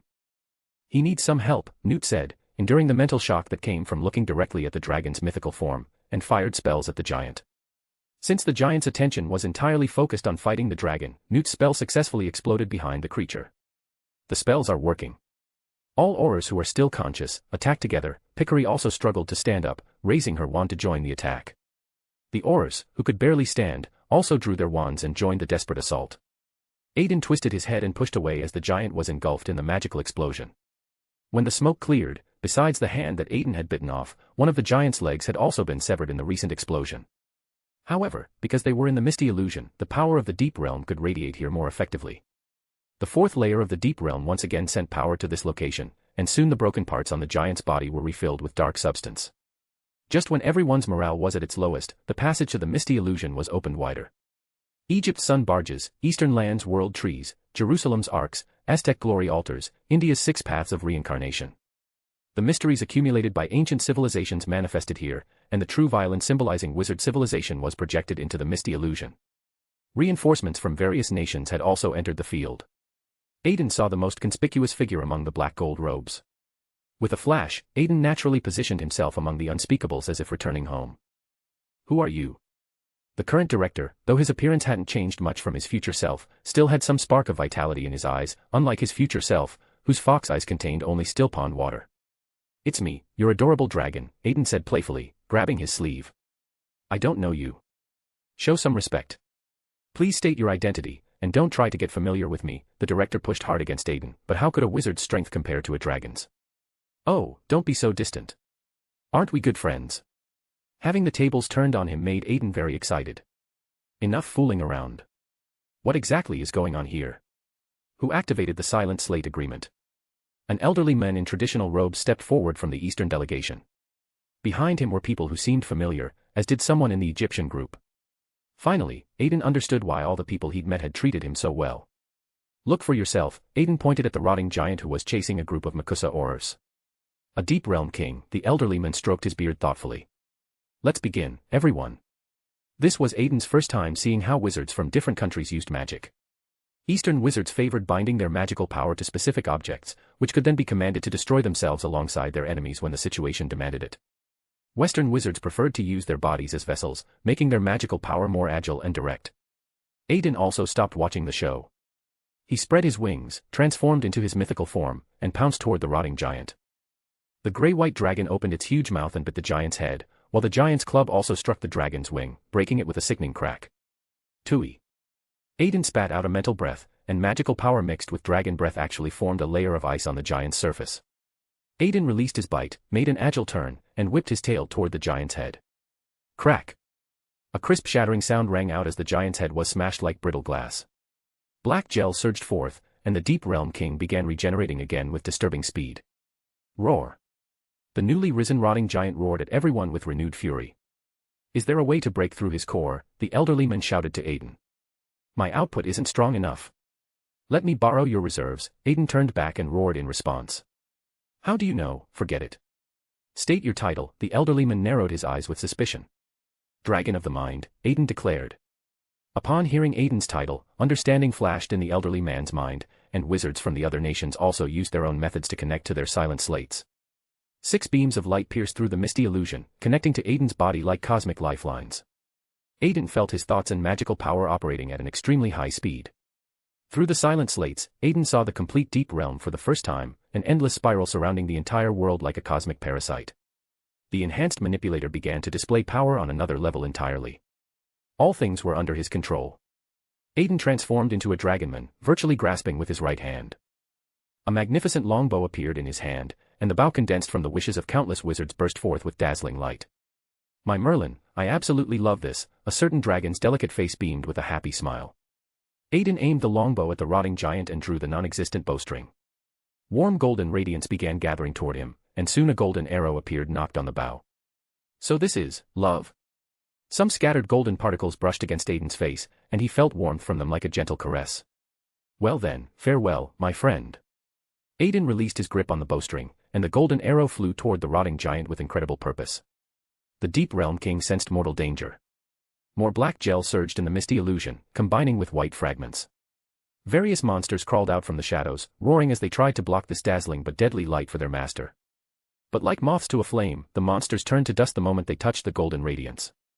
The arrow carried irresistible power, easily piercing through the rotting giant and eliminating all deep realm contamination within the misty illusion. But this wasn't over. The arrow continued flying. It flew beyond the boundary between illusion and reality, carrying the love of wizards from the present world, flying into the 4th layer of the deep realm itself. It flew straight toward the heart of the Deep Realm King on his throne of hatred. The king formed from humanity's most primitive emotion of hatred was pierced by humanity's warmest emotion, pinned to his throne, and slowly closed his eyes in eternal rest. The moment the Deep Realm King was pierced, a black beam of light was absorbed by the gem on Aiden's neck. Having fired the arrow, Aiden saw that the battle was finally over and breathed a sigh of relief, then immediately lost consciousness. In the misty illusion, the other wizards were cleaning up the aftermath of their supernatural battle. Newt quietly walked over and carefully stuffed the unconscious Aiden into his magical suitcase. Then, an uninvited guest burst in. It was Graves. Where is that boy? Graves asked with desperate excitement. He has been eliminated, Mr. Graves. That was my direct order. Pickery stepped forward with authority. Yes, Madam President, but history will also record that tonight's events were both unreasonable and heartless, Graves said, walking over with a weary expression. He killed a nomage, nearly exposed us, and brought great danger, violating our fundamental laws, Pickery shouted angrily. Laws. Laws that make us cower like rats in sewers, that make us hide our true selves, that make us tremble under those in power. Enough. I'm leaving, Graves shouted back with growing fury. But when he turned back, elite forces from 6 entire nations had raised their wands and were standing ready for battle. Graves stared at them in stunned silence. Chapter 202, Chapter 202, Awakening, England's Past Wizarding World. Ah, where am I? A beam of light entered Aiden's eyes in the darkness.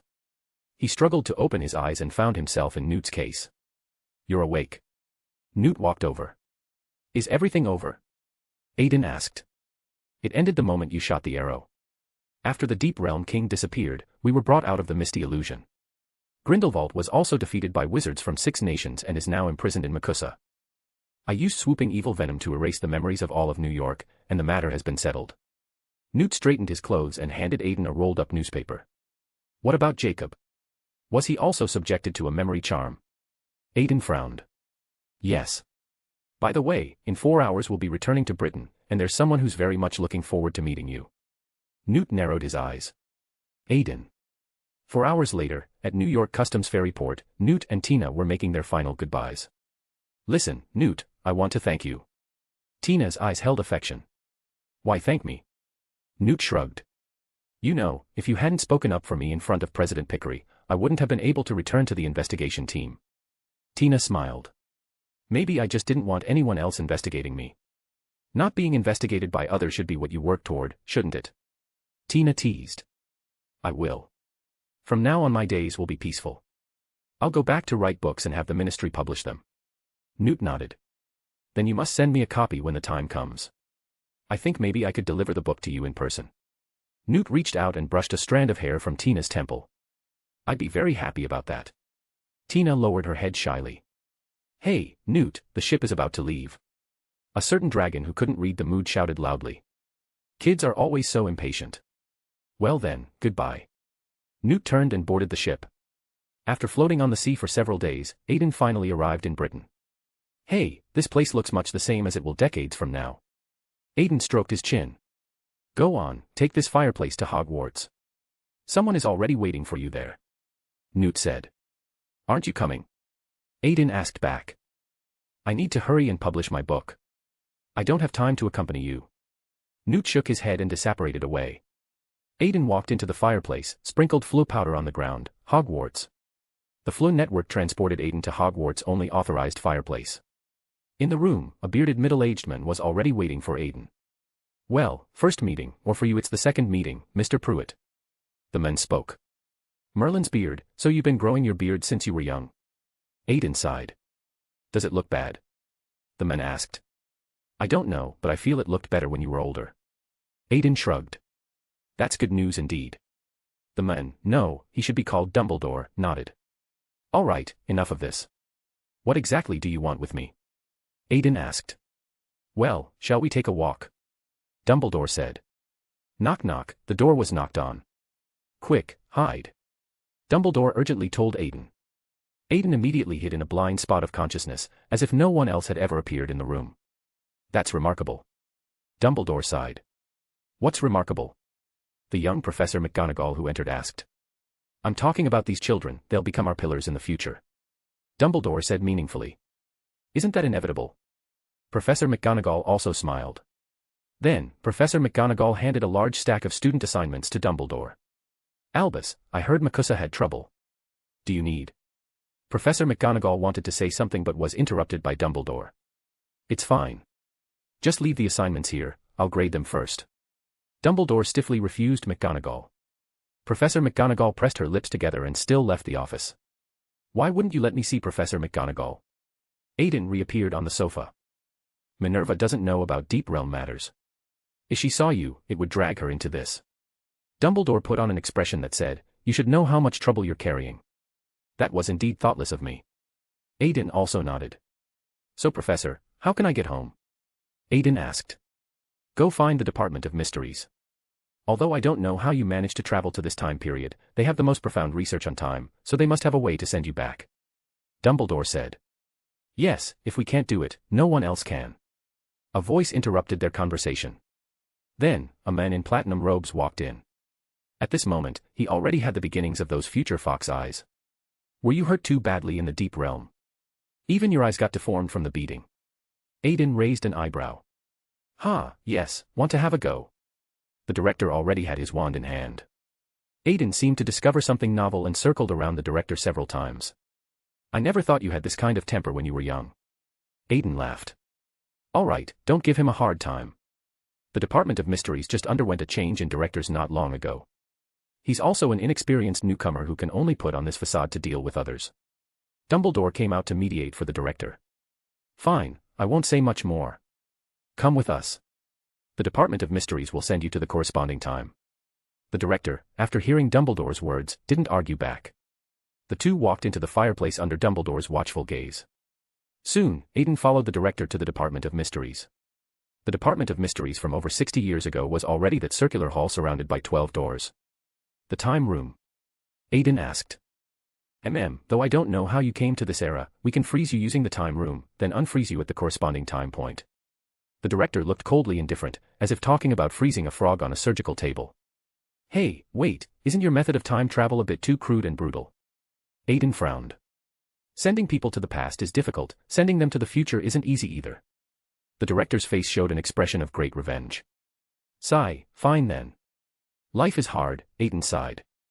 Led by the director to the time room, Aiden saw the true form of the temporal pendulum for the first time. Under the enormous clock was a golden pendulum that released golden particles with each swing. There, that's it. Go in. The director said. Just like that, straight up, directly walking in. Aiden was shocked. What else? Do you want me to organize a ceremony for you or start some research project called Temporal Freezing Research for Dragon Men or something? The director narrowed his eyes. No thanks, I respectfully decline. Aiden politely refused. After speaking, he walked straight under the pendulum. Passing through a strange membrane, temporal sand immediately attracted to Aiden, wrapping him tightly. Aiden felt time becoming increasingly slow, finally entering stasis. Chapter 203, Chapter 203, Council. At this moment, Aiden, sleeping in the Department of Mysteries, was idly lounging around on his consciousness island. Damn, they never told me a wizard's mind could transcend the limits of time and space. Aiden rolled his eyes in frustration. Well, otherwise how do you think wizard spirits can travel independently after death? The system, long absent, appeared again with its usual dry tone. But I'm so bored, system, really so bored. Can't you find me some entertainment? Aiden whined, rolling dramatically on the ground of his consciousness island. Sigh, silly boy, did you forget you still have two things you've never used? The system sighed deeply. Aiden perked up, sensing a clue. You mean? The fragment of entropy has already been combined with the bone church. The system has helped you merge them together. Now you can summon any person from any point in time into the church, the system revealed. System, you're the best. Aiden tried to act cute. Heh. At Aiden's will, a massive bone church rose on his consciousness island. Aiden stood outside, surveyed the imposing structure, and closely examined the white bones making up the exterior walls. He noticed there were many familiar species among them, with fairies seeming to be the most numerous. Ah, is this? Aiden began doubting what his future self had actually done. Oh, system, can I change its appearance? Let me create a round table instead. After all, I'm a British gentleman, Aiden smirked with amusement. Use transfiguration yourself, the system scolded. Oh, right. After so much lounging around, the dragon had almost forgotten he was still a wizard. Aiden reached out and summoned his long staff. With a flow of magical power, the bone church began to transform completely. The church's interior became a chessboard pattern. A gigantic round table was set up in the center. The surrounding scenery was altered based on Aiden's visions from the deep realm, corresponding to its different layers. Aiden sat at the head seat, his hood hiding his face, two dragon horns protruding menacingly, and a faint trace of dragon's might swirling around him. He knocked on the round table. At his mental command, the bone church, augmented by the entropy fragment's power, sent mystical tendrils into various time periods. Together with the bone church's own obscure properties, this massive disturbance was concealed within the tide of time itself. On the chessboard, a flash of brilliant light appeared, and two men and a woman materialized at the seats. Where is this? Who are you? Is this some kind of magic? They reacted with confusion and alarm. Aiden intensified his dragon might, and the trio instantly felt threatened and fell silent. Did you summon us here, sir? Are you a wizard? The previously inquisitive man asked cautiously. Yes. This is an experiment, or you could call it my pastime for when I'm bored, Aiden replied, raising his hand as the surroundings flashed through various layers of the deep realm. The voices of the four deep realm kings sounded one by one, causing immense distortion and filling the three with awe. You see, as the products of your species' strongest desires, the deep realm kings are eyeing your world hungrily, Aiden said with mysterious authority. Do you intend to oppose them, sir? The man forced himself to ask. You're very perceptive. I do want to defeat them. But honestly, if I let them destroy you all, I wouldn't lose anything, so I call this both an experiment and a pastime. From beneath the hood, Aiden's voice betrayed no emotion. The three began imagining all kinds of terrible possibilities. Then, sir, what is this trial of yours? The woman in the trio asked nervously. I want to see if you can confront them as mere mortals, Aiden said with a hint of dark mischief. The three immediately understood that this hooded, horned figure was no benevolent entity. What price must we pay? The last man asked with resignation. Your lives will be my spectacle, my tale for killing time, Aiden replied, tapping the table as the chessboard reappeared. Fine, what's a life worth anyway? I'm in, the first man volunteered bravely. After a moment's hesitation, the other two agreed as well. Let's introduce ourselves first. I'm Elvis, given the Prewett surname by the royal family after helping them win a war, Elvis Prewett declared. Aiden stared in shock. Ha! You summoned your own ancestor, and the very first one at that. What hellish luck! The system taunted with glee. Like him, I was granted a name for valor in war. I'm Iris Greengrass, Iris said proudly. The three of us are comrades. I'm Sean, given the name Weasley, Sean added. This is too much. The system was about to pass out from laughter. Enough. Excellent, brave souls. Now, swear allegiance to me, and I will lead you onto the path of the extraordinary, Aiden said, spreading his hands dramatically. A phrase filled the three's minds. They recited together in unison. Outsider not of this world, great ruler of the sea of consciousness, grey-white dragon of the mind, I swear of my own will to join the front against the deep realm kings. Since you've sworn, what do we gain, sir? Elvis asked practically. Good question. You'll be able to connect to this church and also receive something you never had before, magic, Aiden replied with a sly smile. Magic. I'd heard the stories from the battlefield, and now they're real, Elvis marveled, staring at his hand. And you just took his word for it? Iris raised an eyebrow skeptically. Haha, seeing is believing, Sean laughed heartily. Aiden unlocked part of the Bone Church's powers for them, and under its mystical blessing their minds were dramatically empowered. This is magic. Elvis summoned a whirlwind to his hand with wonder. Incredible, Iris whispered, waving her hand and calling forth a gentle shower of rain. Elvis, Iris, look what I can do. Sean's hand burst into controlled flames. What am I doing, giving my own ancestors cheat codes? Aiden thought with bewilderment. The trio reveled in their newfound power for a moment before collecting themselves. All right, you now possess magic. Later, you can learn spells from the wizards of your world. This council is adjourned, Aiden announced. Wait, may we know our organization's name? Sean asked hopefully. How interesting. Let's call it the Twilight Hermit Society, Aiden replied with satisfaction. He tapped the table once more, and the three disappeared back to their own time. Chapter 204, Rising Fame and Return to the Future. In the following days, Aiden watched his three ancestors eagerly preparing to explore the newly founded Hogwarts. Sir, let me tell you, recently wizards have been spreading word that 4 legendary wizards have built a tower in the Scottish Highlands to teach magic. We're planning to try our luck there, Elvis said with confident enthusiasm. By the way, sir, our last meeting was hasty. We haven't asked for your name yet, Iris inquired with polite curiosity. Well, you may call me the Visionary, Aiden said with meaningful weight. Regarding your journey to the tower, I approve. After all, you need some experienced wizards to systematically teach you how to use magic properly, Aiden explained. So we can join other organizations? Sean asked with genuine surprise. Why not? Aiden was about to speak when he suddenly remembered the vast time gap between them.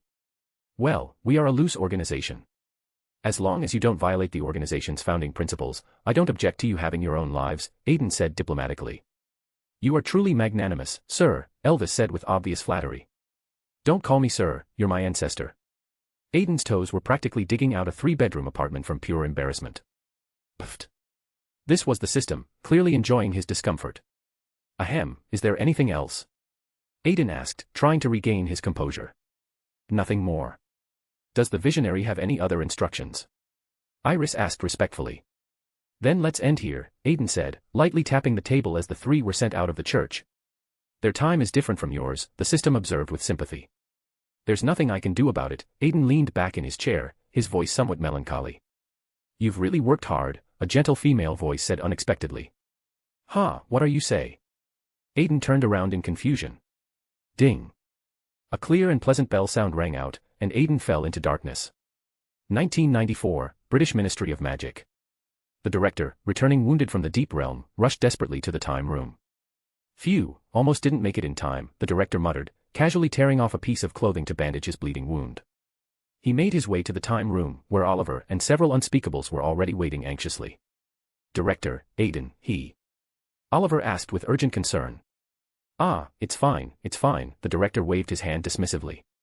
You few come with me. We need to retrieve a large object from inside the regression pendulum, the director ordered with authority. Following the director forward, they unlocked several complex seals, revealing the Twilight pendulum in all its temporal glory. Work together, use more strength, or we might not be able to drag him out, the director warned, raising his wand as a silver-white chain passed through the pendulum's membrane into the swirling time sand. The chain searched around in the golden particles, seemingly looking for something specific. Suddenly, the chain touched an object and snapped taut with tension. The director turned back to the others behind him. What are you standing there for? Help me. Several unspeakables also extended magical chains toward the director's position. With everyone's combined effort, a figure frozen in golden amber was slowly pulled out of the temporal field. Aiden.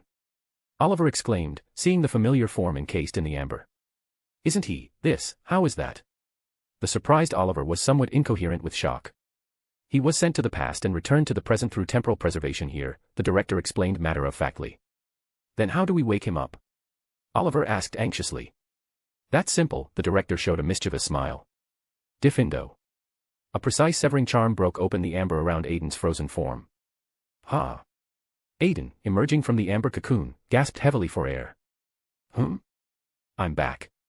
Seeing Oliver's familiar face, Aiden immediately understood he was finally home. Quick, collect this amber. This substance formed from special magical power mixed with time sand has extremely high research value, an excited voice interrupted Aiden's intended reunion. You know, you're not as irritable and impulsive as you were in the past, Aiden observed, raising an eyebrow. After all, I can't show that kind of attitude in front of good friends, the director replied with surprising coolness. Forget it, I'm too tired to argue with you about this. How's the situation with entropy? It was taken away by some unknown entity and has disappeared to who knows what era. We barely managed to feel our way back from the crossroads of time and space, the director recalled the previous events with lingering fear. All right, since everything's been handled, I'll head back first, Aiden said, nodding to both men. Returning to the Prewett ancestral home, Astoria was still unconscious, recovering from her ordeal. Aiden shook his head sadly and quietly closed the door for her. He came to the living room, collapsed onto the familiar sofa, and Sibby brought him a refreshing glass of lemon juice. Too much had happened during this extraordinary time. He needed some quiet moments to sort through everything. But when he closed his eyes and leaned against the sofa, a phoenix's melodic cry sounded outside the window once again. Knock knock. The door of the Prewett ancestral home was knocked upon. Aiden was already beginning to regret revealing the ancestral home's address to Dumbledore. With a weary wave of his hand, the door opened, and Dumbledore walked in with measured steps. Seeing the exhausted youth collapsed on the sofa, Dumbledore suppressed all his burning questions. It seems you really need a good rest, Aiden, Dumbledore said with gentle concern. I never thought we had already met in the past, Professor. So when you first met me, you weren't surprised by my abilities at all? Or were those words you said actually meant to comfort Aunt Molly and the others? Aiden's body sank deeper into the sofa. If not for the slight rise and fall of his chest, Dumbledore might have thought he had simply expired from exhaustion. Yes. Speaking of which, you're also someone with a certain destiny. Sorry, when you get old you start believing in these mystical things, Dumbledore said, choosing a comfortable place to sit down. What else do you need to tell me, Professor? Aiden asked with weary resignation. I'll try to keep this brief. Aiden, your journey to the past was part of history's inevitable cycle. If I'm not mistaken, you'll go back again. Your past actions created our present reality. I can't tell you too much about other things. Dumbledore's eyes seemed to hold deep guilt, whether for his own necessary concealment or for that prophet atop the tower. All right, Professor, no need for apologies. I already have some general idea of what's coming, Aiden waved his hand with casual acceptance. It's good that you're mentally prepared. I've disturbed your rest today. Sleep well, Dumbledore said, standing up gracefully. The phoenix outside had been waiting patiently for quite some time. Aiden returned to his room, fell onto his comfortable bed, and sank into deep, dreamless sleep. Meanwhile, within the Department of Mysteries, Oliver was reporting the day's disturbing observations to the director. Director, I suspect those entities below might be developing genuine intelligence, Oliver said, his expression grave with concern. Tell me your thoughts, the director gestured for Oliver to sit down. After Aiden contacted the Deep Realm King's believers, they were obviously being controlled, but they used coherent language with purpose. Oliver recalled those obscure, alien words, and a nauseating feeling surged up from his stomach. Don't try to remember those words. Things related to the Deep Realm Kings are highly corrupting to human minds, the director warned, his wand emitting purifying white light. After a while, Oliver recovered and continued his disturbing report. They showed a kind of malice toward Aiden, very pure and focused hatred. I'll record this matter carefully. Perhaps our exploration of the Deep Realm Kings is still too superficial, or perhaps. The director looked up at the ceiling with growing dread. We ants simply aren't worthy of awakening their true intelligence, is that it? After speaking those chilling words, the office fell into very heavy, oppressive silence. Chapter 205, Awakening, Peaky Blinders, and Sirius's Arrival. The next day, Aiden walked to the living room and found Astoria standing silently by the window, lost in thought. Aiden, I'm sorry. I shouldn't have wandered around. Astoria began cautiously, her voice uncertain. Have you decided where you want to go? Aiden asked, settling casually onto the sofa. The Greengrass family must be looking for me everywhere, Astoria said, lowering her head with obvious worry. Seeing her like this, Aiden didn't know quite what to say. I'm planning to go to Nocturne Alley, Astoria said after a long moment, mustering her courage and speaking to Aiden with newfound determination. What about Hogwarts? Not going back? Aiden asked with concern. They'll send people to block me there, so what's the point? Besides, the wizards in Nocturne Alley should be able to teach me through 5th year, Astoria explained practically. All right, if that's your choice, Aiden said, respecting Astoria's decision despite his reservations. He arranged for 2 dark wizards from Nocturne Alley to escort her safely, but what Aiden didn't expect was that all of Nocturne Alley was about to welcome a new master. After Astoria left, Aiden prepared to handle the Peaky Blinders' affairs. As London's largest criminal organization, they had already influenced British politics to a certain extent through systematic bribery and intimidation. He had all carry a carefully worded letter to the Department of Mysteries. That evening, Aiden apparat to the Birmingham area, arriving at the familiar door of the Garrison Tavern. Walking through the heavy door, Tommy Shelby was smoking pensively at the bar. Seeing Aiden enter, he stood up with barely contained excitement despite trying to remain composed. Tommy, are your people ready? Aiden asked without preamble. Yes, just a few of our most trusted brothers for now, Tommy nodded with quiet intensity. Good, let's go to the place you prepared, Aiden instructed. Tommy led Aiden through the tavern, winding through several narrow passages, finally arriving at a hidden side door. Without Tommy's intimate knowledge, ordinary people would have great difficulty finding this concealed entrance. Opening the door carefully, several Shelby family brothers were already waiting inside with obvious anticipation. Aiden took out his staff, and under the fluctuation of magical power, a figure in distinctive black gold robes was summoned, carrying a heavily sealed container in his hands. Sigh, I find that encountering you always brings constant surprises, Oliver said with weary resignation. But technology developed should always be put to use. We can't just let it collect dust in your Department of Mysteries, Aiden replied with a mischievous wink. So, who does our kind Mr. Prewett want to transform into a wizard today? Oliver asked with dry humor. There, Aiden pointed to the expectant Shelby brothers nearby. Hello, I'm Tommy, and these are my brothers. Tommy stepped forward to make introductions with characteristic directness. Let's begin, Oliver nodded to him with professional efficiency. Aiden waved his wand with practiced precision, and glowing runes began appearing on the concrete ground. Multiple symbols connected together in intricate patterns, and a simplified alchemical matrix was completed. With the Bone Church's power, Aiden could have it briefly cover the ritual space, preventing the mystical rhythms from Avalon from conducting dangerous signals to the deep realm. This protective measure allowed the alchemical matrix for Aiden's transformation ritual to be greatly simplified and much safer. Go ahead, Tommy, Aiden said encouragingly. Tommy walked onto the alchemical matrix with a nervously beating heart. Oliver opened the sealed container and carefully extracted fragments of the Deep Realm King called Foolishness from inside. Speaking of irony, as the Deep Realm King who blinds people's minds, after being captured it can actually be used to open the path to magical power for muggles, Oliver observed with philosophical resignation. So we should thank the goblins for their devoted contribution, Aiden said, narrowing his eyes with dark satisfaction. My suggestion is to increase the intensity of their cooperation, Oliver replied with matching dark humor. Implanting the Deep Realm King's mystical tendrils into the alchemical matrix, Tommy connected with the cloud server on Avalon, allowing his mundane mind to be enhanced beyond human limitations.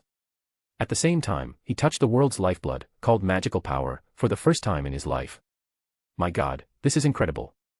Have I actually become a wizard?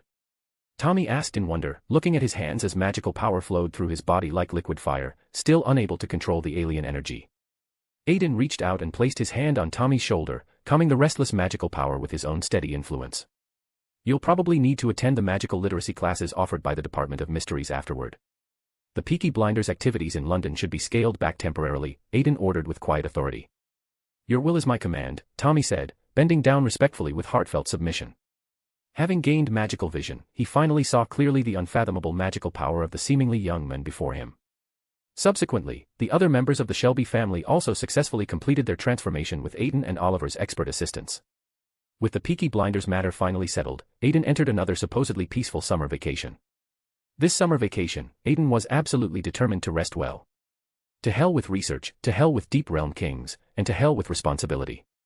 The dragon hiding comfortably on the sofa picked up his refreshing lemon juice and thought with blissful contentment.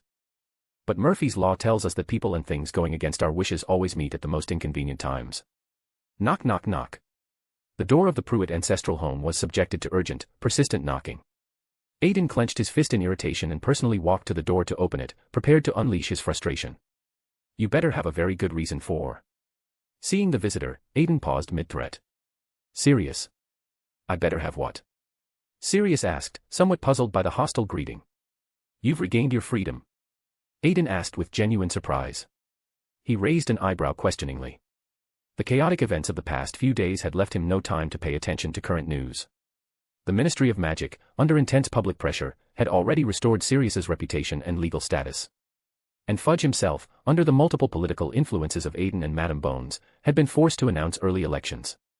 Now both sides were entering a stage of fierce competition with dangerous undercurrents surging beneath the surface. Inviting Sirius into the house with proper hospitality, the two sat down in the comfortable living room. "Actually, I came to give you this," Sirius said, taking out a ticket and handing it to Aiden with obvious pleasure. August 1994, Quidditch World Cup. Aiden read the elegant text on the official ticket. "Actually, although Fudge announced the start of early elections, some things can strategically delay the election period," Sirius explained, picking up the black tea that Sibby had thoughtfully provided.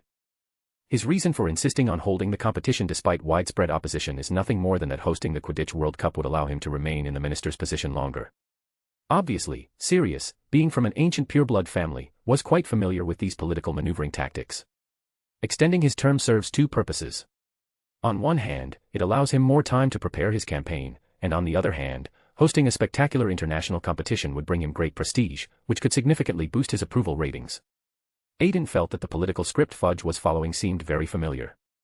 The president of a certain country with hundreds of years of deep friendship with Britain seemed to be using the same playbook 20 years later. Shrugging with cynical amusement, Aiden was too tired to pay serious attention to these political machinations. "I want to properly thank you on Harry's behalf. He told me that over the years at school he's been well cared for by his friends, and I also want to compensate on James's behalf for some of what Harry's missed over the years." Speaking of this, Sirius thought of the boy who had inherited his best friend's warm smile, and a knowing, affectionate smile appeared on his own face. "Of course, I'll attend on time." "Thank you for the invitation," Aiden said solemnly, carefully putting away the precious ticket. Seeing Aiden accept the invitation with genuine appreciation, Sirius smiled with satisfaction. After exchanging farewells, he turned and left the Prewett ancestral home with a lighter step. Chapter 206, Death, Daily Life, and Letters. 1994, Riddle Manor. World War II veteran Frank Bryce trembled as he lit the gas stove with a worn match. He lived alone in a small cottage outside Riddle Manor. Because of his wrongful imprisonment years ago, the neighboring residents all avoided him, and local children often tormented him with cruel pranks. After lighting the gas stove with practiced efficiency, he looked up and noticed light flickering in the abandoned manor's upper windows. "Those damn brats again." Leaving the tin kettle on the burner, the old man took his oil lamp and made his way into the dark manor to investigate. Pushing open the creaking door, Bryce walked carefully toward the room with the mysterious light. Climbing the stairs with aching joints, Bryce heard a weak, sinister voice drifting from inside the illuminated room. "Venom, I need venom. Wormtail, where are you? If I remember correctly, without me you should still be living in the sewers right now. Are you tired of serving me?"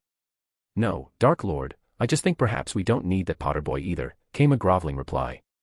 Bryce peered through the doorway and saw a cowering man crawling pathetically around a sofa, while a massive snake slithered past his feet into the room. "Nagini says an uninvited guest has arrived."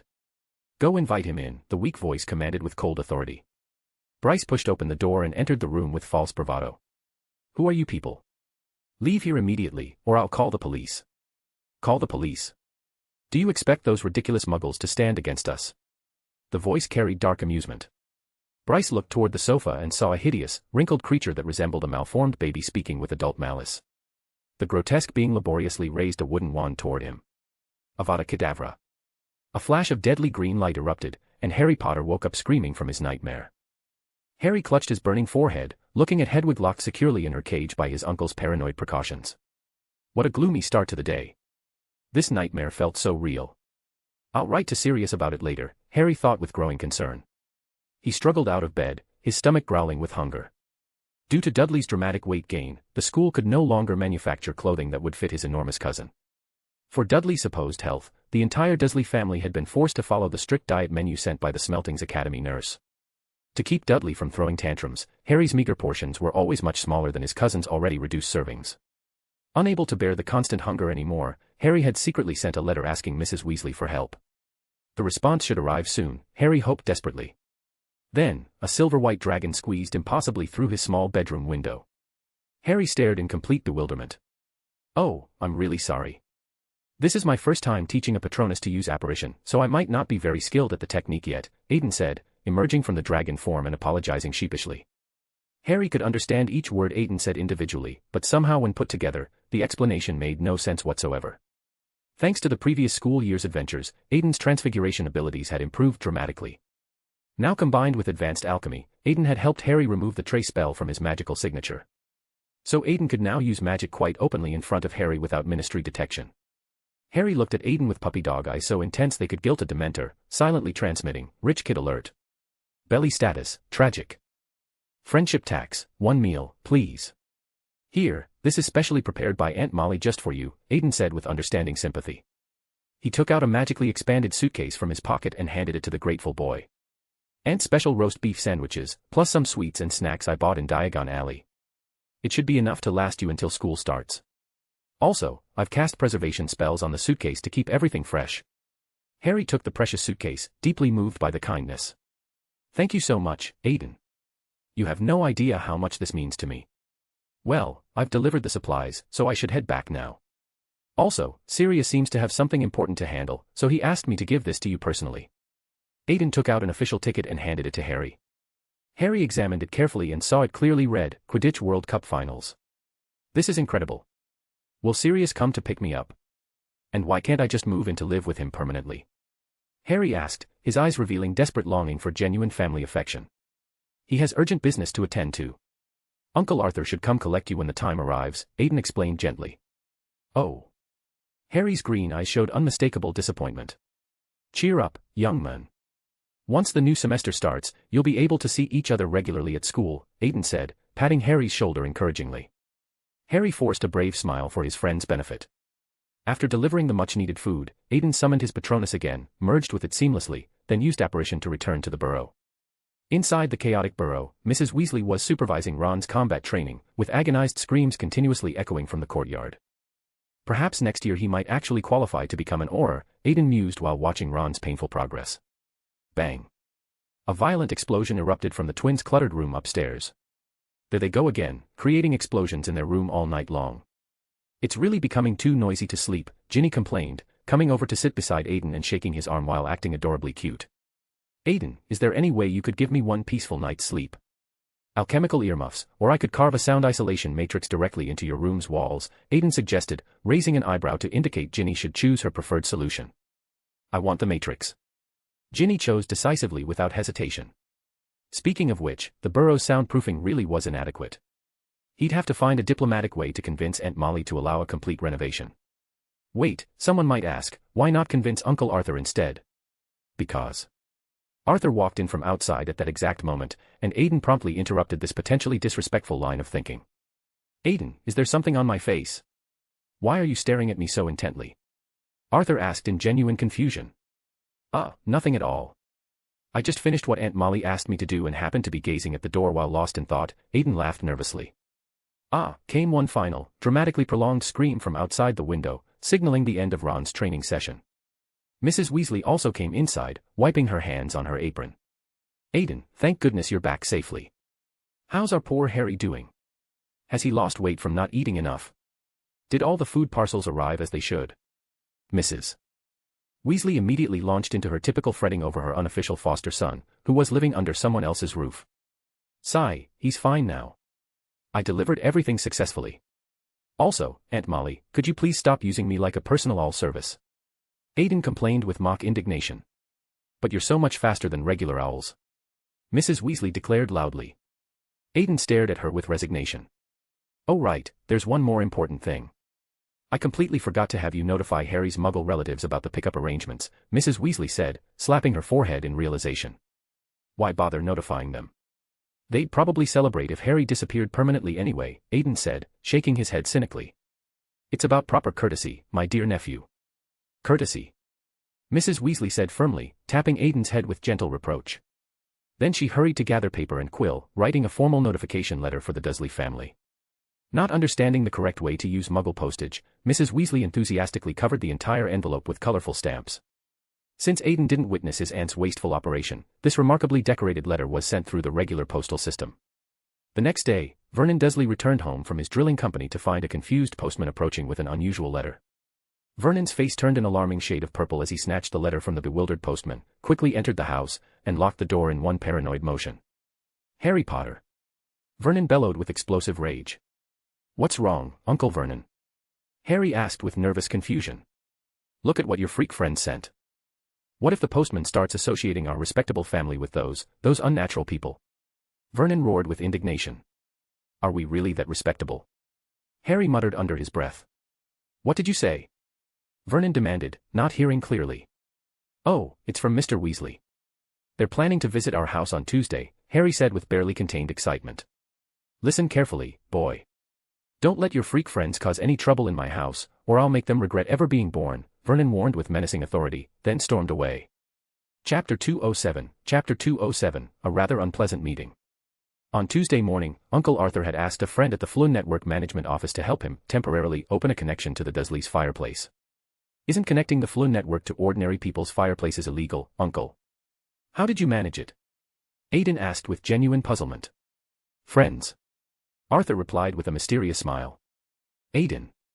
Our beautiful little brother, George announced dramatically as he approached. Are you really not going to change into more wizard-like clothes? Fred asked, hooking arms with George in their typical twin fashion. The Aiden before them was wearing a crisp white shirt, brown jeans, and clean white sneakers. If not for the distinctive dragon horns on his head, walking down any street he would most likely be mistaken for an ordinary handsome modern teenager. We can't visit Harry's relatives while wearing wizard robes, can we? Don't the Dursleys despise wizards? Aiden asked with logical confusion.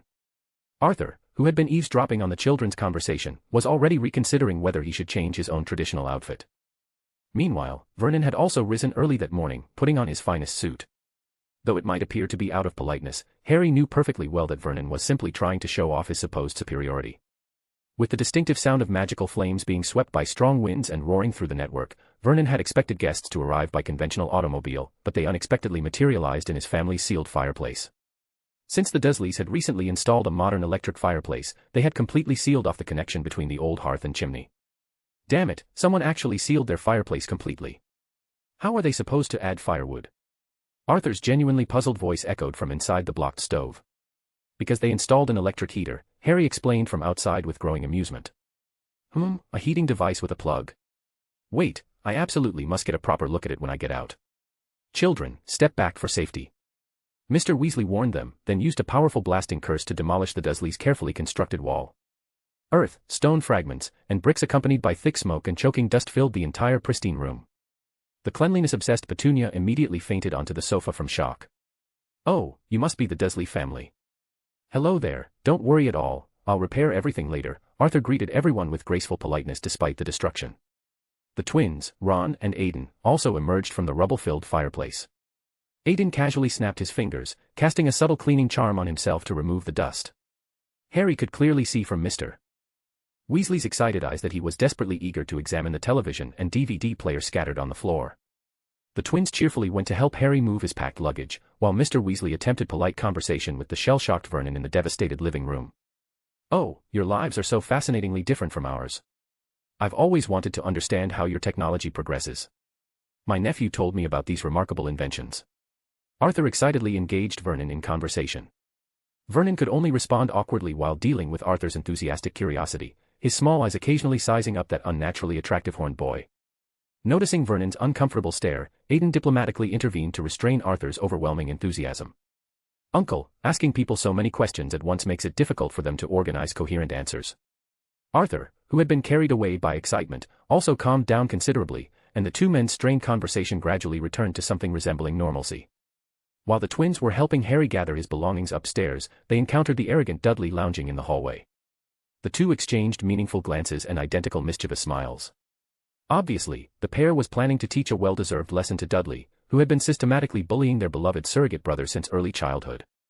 Before George entered the fireplace with Harry's heavy luggage, he used subtle magic to extract two innocent-looking candies from his pocket and casually dropped them on the polished floor. Then both twins disappeared into the emerald flames with Harry's belongings, leaving no trace of their presence. Sharp-eyed Dudley, who had been systematically starved by the strict diet food during this torturous period, immediately spotted the colorful candies on the ground. He rushed over greedily to scoop them up and stuff them into his mouth without hesitation. Meanwhile, Harry also stepped confidently into the fireplace. He turned around politely and attempted to say goodbye to Vernon. Vernon glanced at him with cold indifference without speaking, which made Arthur's expression darken with disapproval. Won't you say goodbye? You won't see your nephew until next summer vacation. Obviously, Arthur was projecting his own family's loving emotions onto Harry's situation. Vernon's face turned an alarming shade of purple at being lectured about basic manners by the men who had just demolished his living room, but seeing the threatening wand in Arthur's experienced hand, he still reluctantly mumbled a grudging goodbye to Harry. Just before Harry stepped into the Fleur network, absolute chaos erupted throughout the house. Dudley had eagerly consumed the Tung-Tung toffees the twins had strategically dropped, and his tongue immediately began swelling dramatically, protruding grotesquely from his mouth like a purple balloon. Hearing her precious son's urgent, muffled cries of distress, Petunia jolted awake from her faint. Ah! My precious Dudley! She frantically assumed her son had been cursed by some evil witchcraft and began pulling desperately on Dudley's enormously swollen tongue. Witnessing this perfectly deserved scene, Harry couldn't suppress his delighted laughter, but he wisely decided to leave this complicated matter for Mr. Weasley to handle while also allowing him to witness firsthand how truly terrible the Dursley family could be. So he threw down his Fleur powder without hesitation and clearly announced, "The burrow." Vernon, seeing his beloved son in this humiliating state, began hurling dishes and household objects at both Arthur and Aiden with mindless fury. "Sir! Mr. Dursley, please let me through, I can restore him to normal," Arthur kept calling out reasonably. "Get away from us, you freaks! You're deliberately trying to harm my innocent son," Vernon shouted, throwing dishes continuously like he'd completely lost his mind. Aiden calmly took responsibility for defense. The hurled dishes were all blocked effortlessly by automatically appearing hexagonal crystal barriers that materialized in the air. Petrificus totalis. Arthur finally took decisive action, casting full-body binding spells on the entire hysterical family. His face was grim with controlled anger as he walked past the petrified Vernon to carefully restore Dudley's tongue to its normal size and function. Then he released the petrification curse with a flick of his wand, and the traumatized family immediately huddled together while staring at Arthur with pure, undisguised terror. "I am truly sorry, Mr. and Mrs. Dursley. I offer my most sincere apologies for my son's inexcusable behavior," Arthur said formally, bowing deeply with genuine remorse. Aiden waved his hand with casual authority, and the scattered dust and broken bricks throughout the living room flew back toward the fireplace as if time itself were reversing. Arthur guided Aiden through the restored opening, and the damaged fireplace was completely repaired to its original condition. Back at the warm and welcoming burrow, Mr. Weasley was absolutely furious with George and Fred. "Look at what you've done," Harry said quietly, having never seen Mr. Weasley display such intense anger. Aiden thoughtfully placed a steaming cup of tea beside Arthur, hoping the familiar comfort could help him calm down. "Do you understand what your behavior represented? Tormenting muggles for entertainment, this is my personal shame." Mr. Weasley, who had devoted his entire professional life to opposing muggle abuse in any form, had been forced to cast spells on innocent muggles, which made him feel deeply uncomfortable about his own actions. "Mr. Weasley, please don't be too angry with George and Fred. Dudley brought this punishment on himself entirely. I saw him choose to eat that candy voluntarily. George and Fred simply dropped it accidentally." Harry, displaying unexpected diplomatic skill, cleverly used 7 parts truth mixed with 3 parts strategic omission to deflect the worst consequences. "Uncle, you've experienced their behavior yourself. We who master magical power and ordinary people exist in 2 completely different social systems. If you want them to truly gain meaningful understanding, there are only 2 realistic paths to pursue," Aiden spoke with meaningful weight, also advocating for the twins' forgiveness. "Humph, you 2 will each write me a 6-inch reflection essay about appropriate behavior," Arthur declared.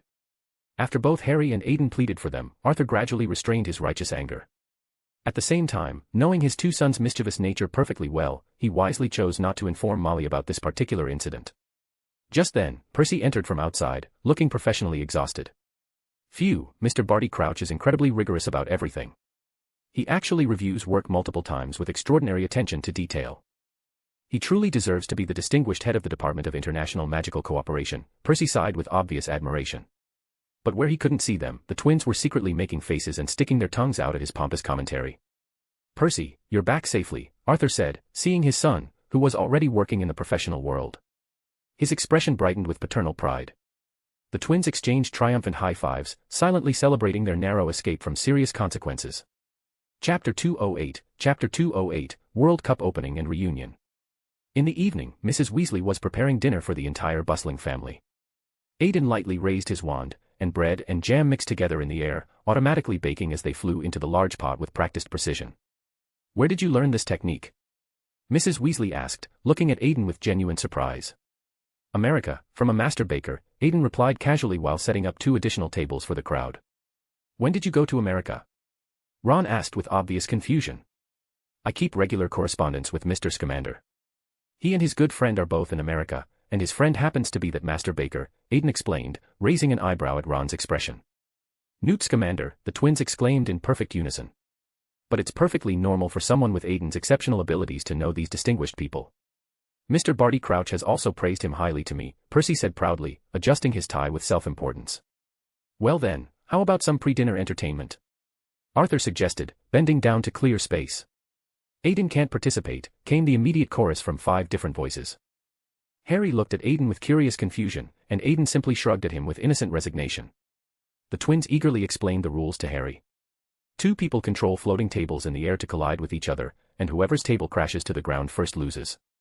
Then why can't Aiden participate? Harry asked with genuine puzzlement. His finite incantatum spell has absolutely no detectable magical fluctuations, so Dad can never tell if he's cheating or using his abilities unfairly, Ron supplemented with a knowing grin. 4 people looked at Aiden simultaneously with accusatory expressions, while a certain dragon innocently looked up at the ceiling and began whistling a cheerful tune. Several people formed competitive pairs and played with infectious enthusiasm. In the end, newcomer Harry unexpectedly emerged victorious, to everyone's surprise. All right, stop playing around, it's dinner time, Mrs. Weasley called from the kitchen. After the hearty family dinner, Percy received a suspicious letter that reeked of dragon dung. When opened carelessly, an absolutely indescribable smell spread throughout the room. Everyone else was laughing uncontrollably at Percy's expense, but Percy argued with confident dignity, what do you people know? This is a valuable fertilizer sample sent directly from Norway. At exactly 8 o'clock, there was a distinctive spatial flicker outside the burrow's front door, and Bill and Charlie had also returned home. Bill. Aiden ran over enthusiastically and gave him a warm brotherly hug. Oh, Aiden, you've definitely grown up and gotten considerably heavier. And maybe more handsome too. Bill said with deliberate uncertainty. Get lost, Aiden replied affectionately, giving him a playful kick in the shin. That's my eldest brother Bill and second brother Charlie. Aiden has maintained a close relationship with Bill since childhood. Bill often took him out on adventures, Ron explained to Harry, his envy practically overflowing. That sounds really wonderful, Harry said, looking at the loving family before him, his mouth unconsciously forming a genuine smile. The next morning, Hermione and her parents also arrived at the chaotic burrow. Wake up, Ron, we need to leave immediately, Hermione announced, bursting into the room shared by the 2 older boys. Merlin's beard, Ron gasped, frantically grabbing his blanket to cover his exposed arms. Downstairs, the family was already wide awake and bustling with activity. Bill and Charlie were still resting comfortably because they had official apparition licenses and could travel directly to the venue. Ugh, I want to get a license too, Aiden yawned expansively, his beautiful heterochromatic eyes revealing obvious laziness.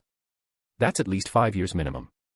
Although I can't stop you from running around with that spatial ability normally, for Merlin's sake, at least follow the law today, Mrs. Weasley said firmly while affectionately rubbing Aiden's silver hair. Everyone finished their hasty breakfast under Arthur's increasingly urgent prompting. I'll sleep a bit more during the journey. My Patronus will follow you faithfully, Aiden announced sleepily.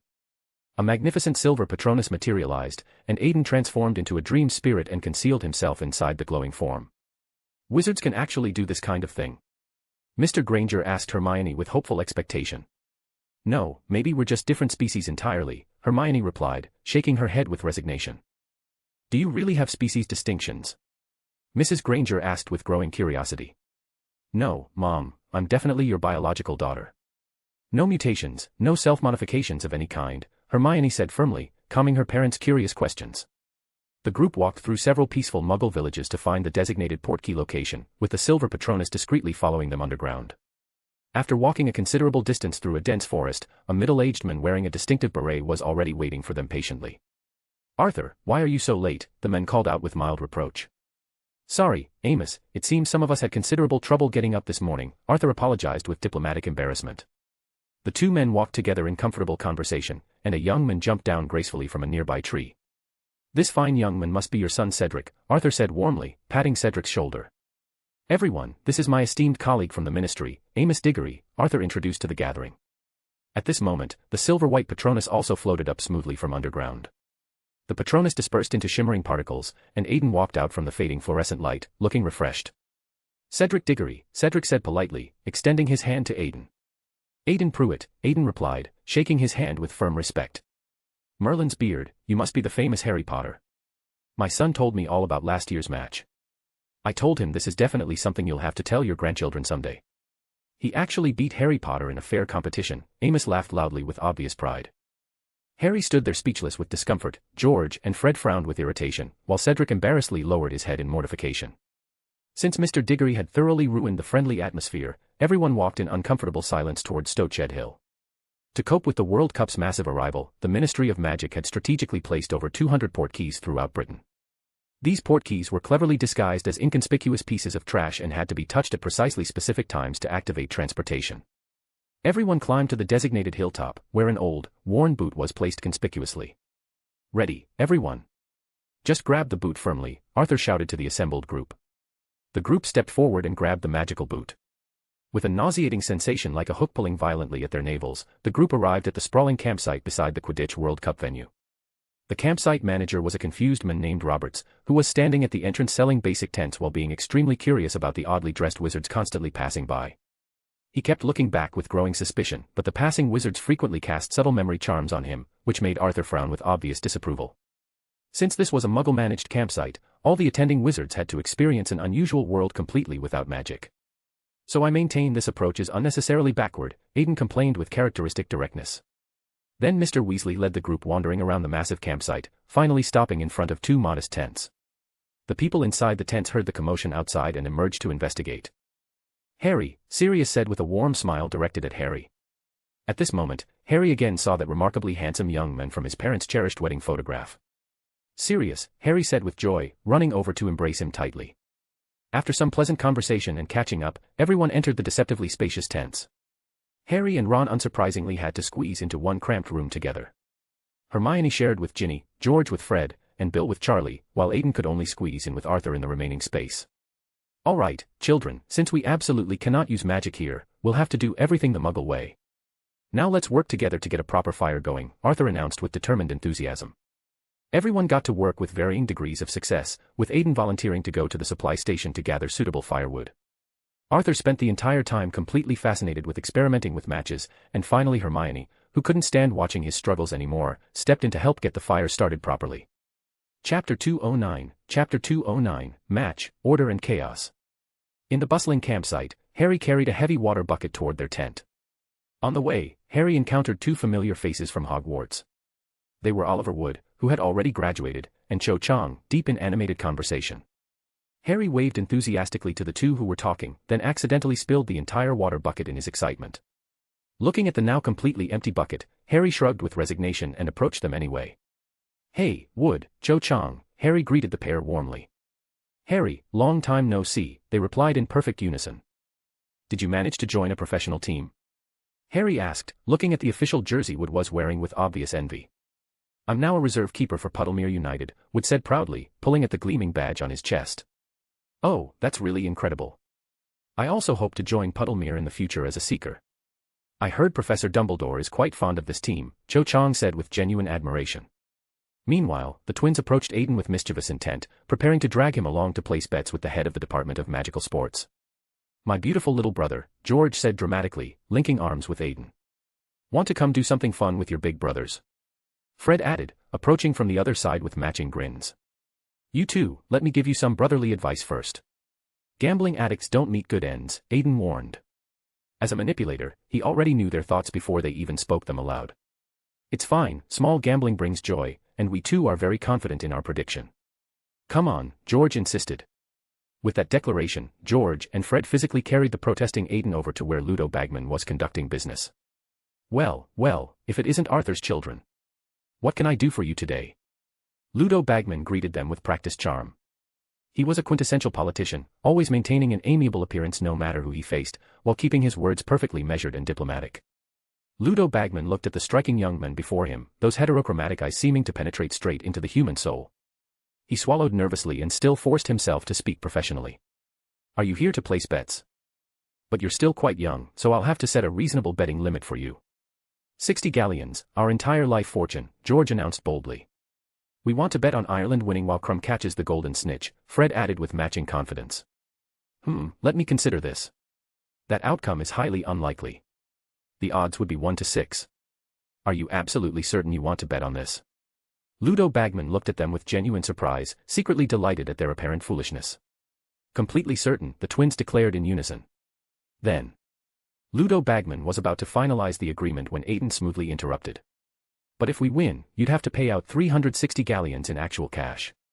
How can we confirm your ability to pay such a sum? Don't tell me this gambling operation is officially run by the Ministry of Magic, because if it is, Fudge wouldn't spit out meat that's already in his mouth. Aiden tapped the table rhythmically, calmly exposing Ludo Bagman's potential deception. Well, this. The guilty Ludo Bagman stammered somewhat incoherently.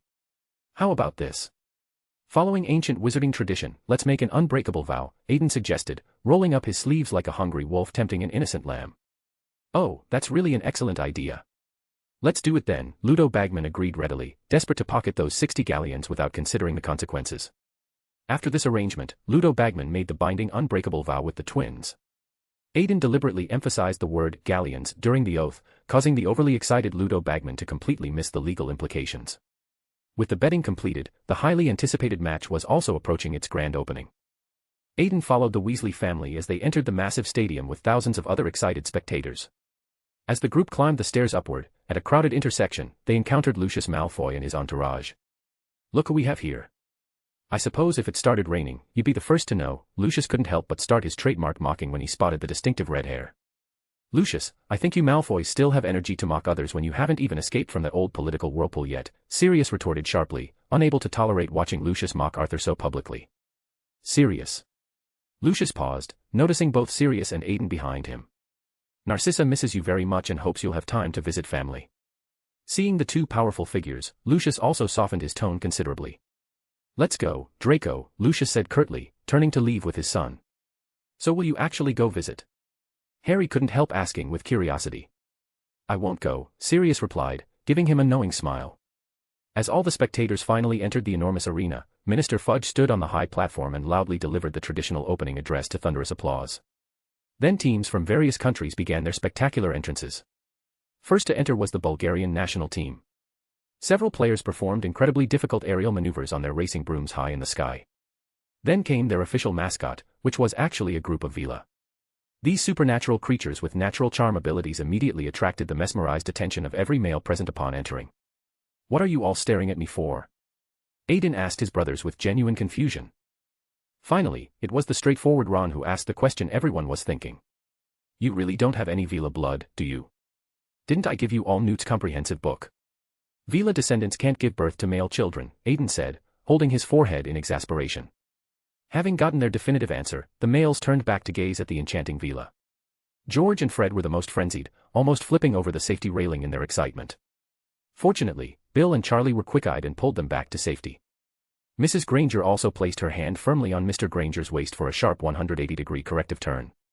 Harry took out 3 pairs of expensive omnioculars and handed them to Ron and Hermione with generous friendship. My Merlin, Harry, these omnioculars cost 10 galleons each. Ron exclaimed with shock. It's perfectly fine, consider them my early Christmas gifts to you both, wealthy Harry said, waving his small hand dismissively. Well, all right then, Ron said, embarrassedly accepting the valuable omnioculars. Next to enter was the Irish national team. Their official mascot was a group of leprechauns. These mischievous little sprites conjured glittering gold coins and scattered them generously across the spectator stands. The twins and Ron immediately scrambled frantically to collect the falling treasure. Aren't you going to grab some, Aiden? Harry looked at him with puzzlement. Those are temporary magical coins. Keeping them in your pocket is just for momentary fun. They'll all disappear completely after tonight, Aiden explained, rolling his eyes while watching his brothers foolishly enjoying themselves. Meanwhile, in the exclusive minister's box, Ludo Bagman looked increasingly regretful. He was thinking that he definitely should have avoided making that binding unbreakable vow. Children from great wizarding families really couldn't be underestimated. However, what provided some comfort was that their bet had extremely low odds of success, which gave his fragile heart some much-needed solace. The match began with explosive energy, and the players' intense competition immediately ignited the audience's passionate emotions. The wizards' excited feelings stirred up huge waves in the collective unconscious sea that surrounded reality. Turmoil and chaos, following the psychic scent, found exactly where the wizards were creating the greatest disturbance.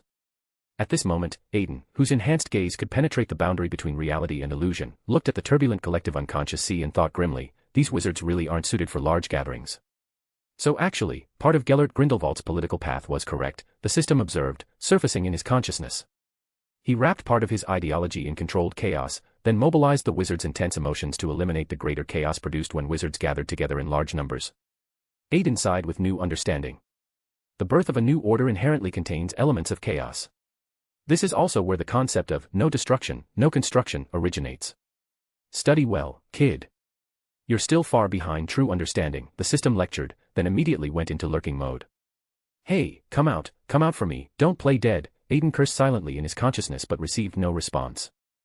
Chapter 210, Death Eaters Attack. The match progressed exactly as expected, with Crumb catching the golden snitch while Ireland claimed victory. Ludo Bagman, witnessing the twins' prediction come true with devastating accuracy, showed a bitter smile of defeat. Watching Ludo Bagman's pained expression from the stands, Aiden smiled with deep satisfaction. Let's go collect our well-earned winnings, George said with excited anticipation. 360 galleons, we're absolutely rich. Fred was equally thrilled by their success. The group left the massive stadium and returned to the bustling campsite. Arthur went to find Ludo Bagman to settle the substantial bet with the twins. But when Arthur returned, his expression was extremely grim. What happened? Mrs. Weasley asked with growing concern. Ludo Bagman can only pay with leprechaun gold. He claims all his actual galleons are tied up in other investments, Arthur said with obvious helplessness. What? That's outright fraud. George exploded with righteous fury. But he made an unbreakable vow with us. Isn't he afraid of dying? Fred asked with genuine puzzlement. Because I deliberately emphasized galleons when we made the vow, but I didn't specify what kind of galleons. Leprechaun gold is also called galleons in certain contexts, Aiden explained, spreading his hands with resignation. You knew this would happen, the twins asked in perfect unison. I could smell the distinct scent of a scoundrel from him immediately. People like that usually don't have much real money, Aiden shrugged with cynical wisdom. The twins looked at the temporary leprechaun gold in their hands with deeply mixed feelings. At this moment, loud victory singing erupted from the Irish supporters area. Since they had won decisively, they were naturally celebrating with wild abandon. Well, let's go celebrate too. We should be happy that we technically won our bet, Arthur said diplomatically, trying to console his disappointed sons. Everyone began celebrating around the crackling campfire, with Bill taking out his guitar and Charlie enthusiastically teaching everyone traditional Irish folk songs. Arthur also approached with foaming butterbeer, and the atmosphere gradually became genuinely lively.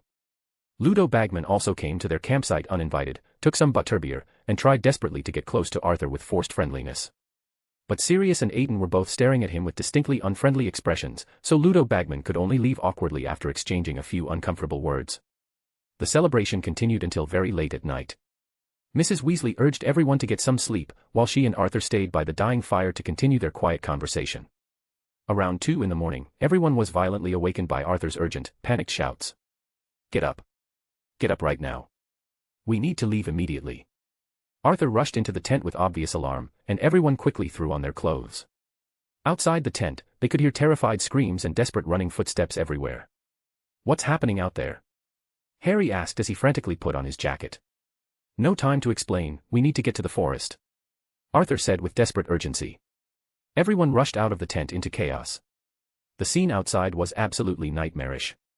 Tents were blazing everywhere, and people were running and screaming in pure terror. In the dark sky, several sinister figures in black robes and masks were floating ominously, with some people suspended upside down below them, obviously the helpless Muggle campsite managers.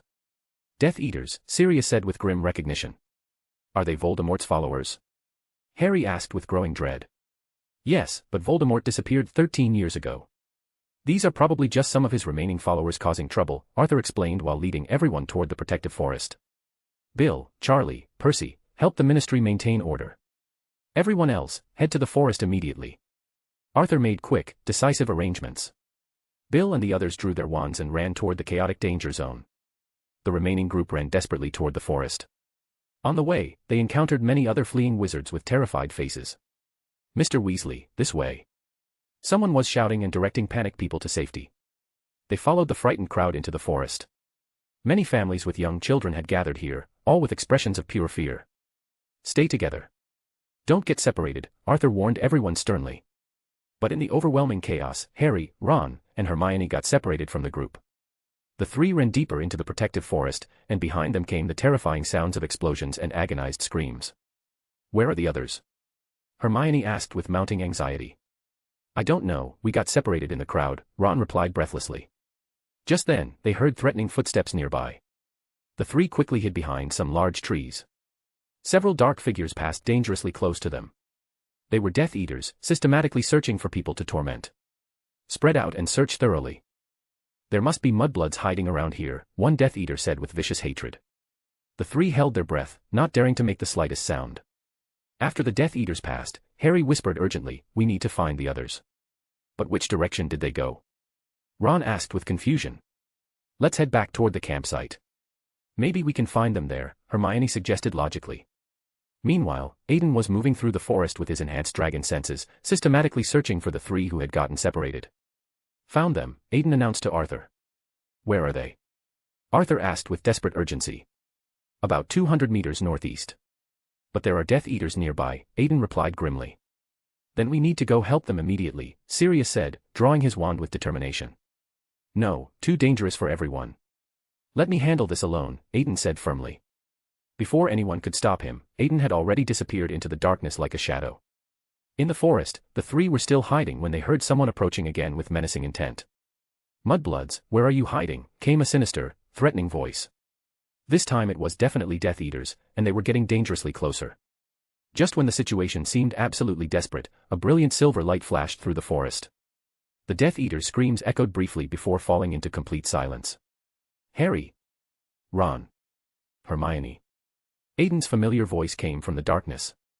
"Aiden!" The three emerged from behind the trees with overwhelming relief. "Are you hurt?" Aiden asked, checking them over with concern. "We're fine, but what happened to those Death Eaters?" Harry asked with curiosity. "Just took a little nap."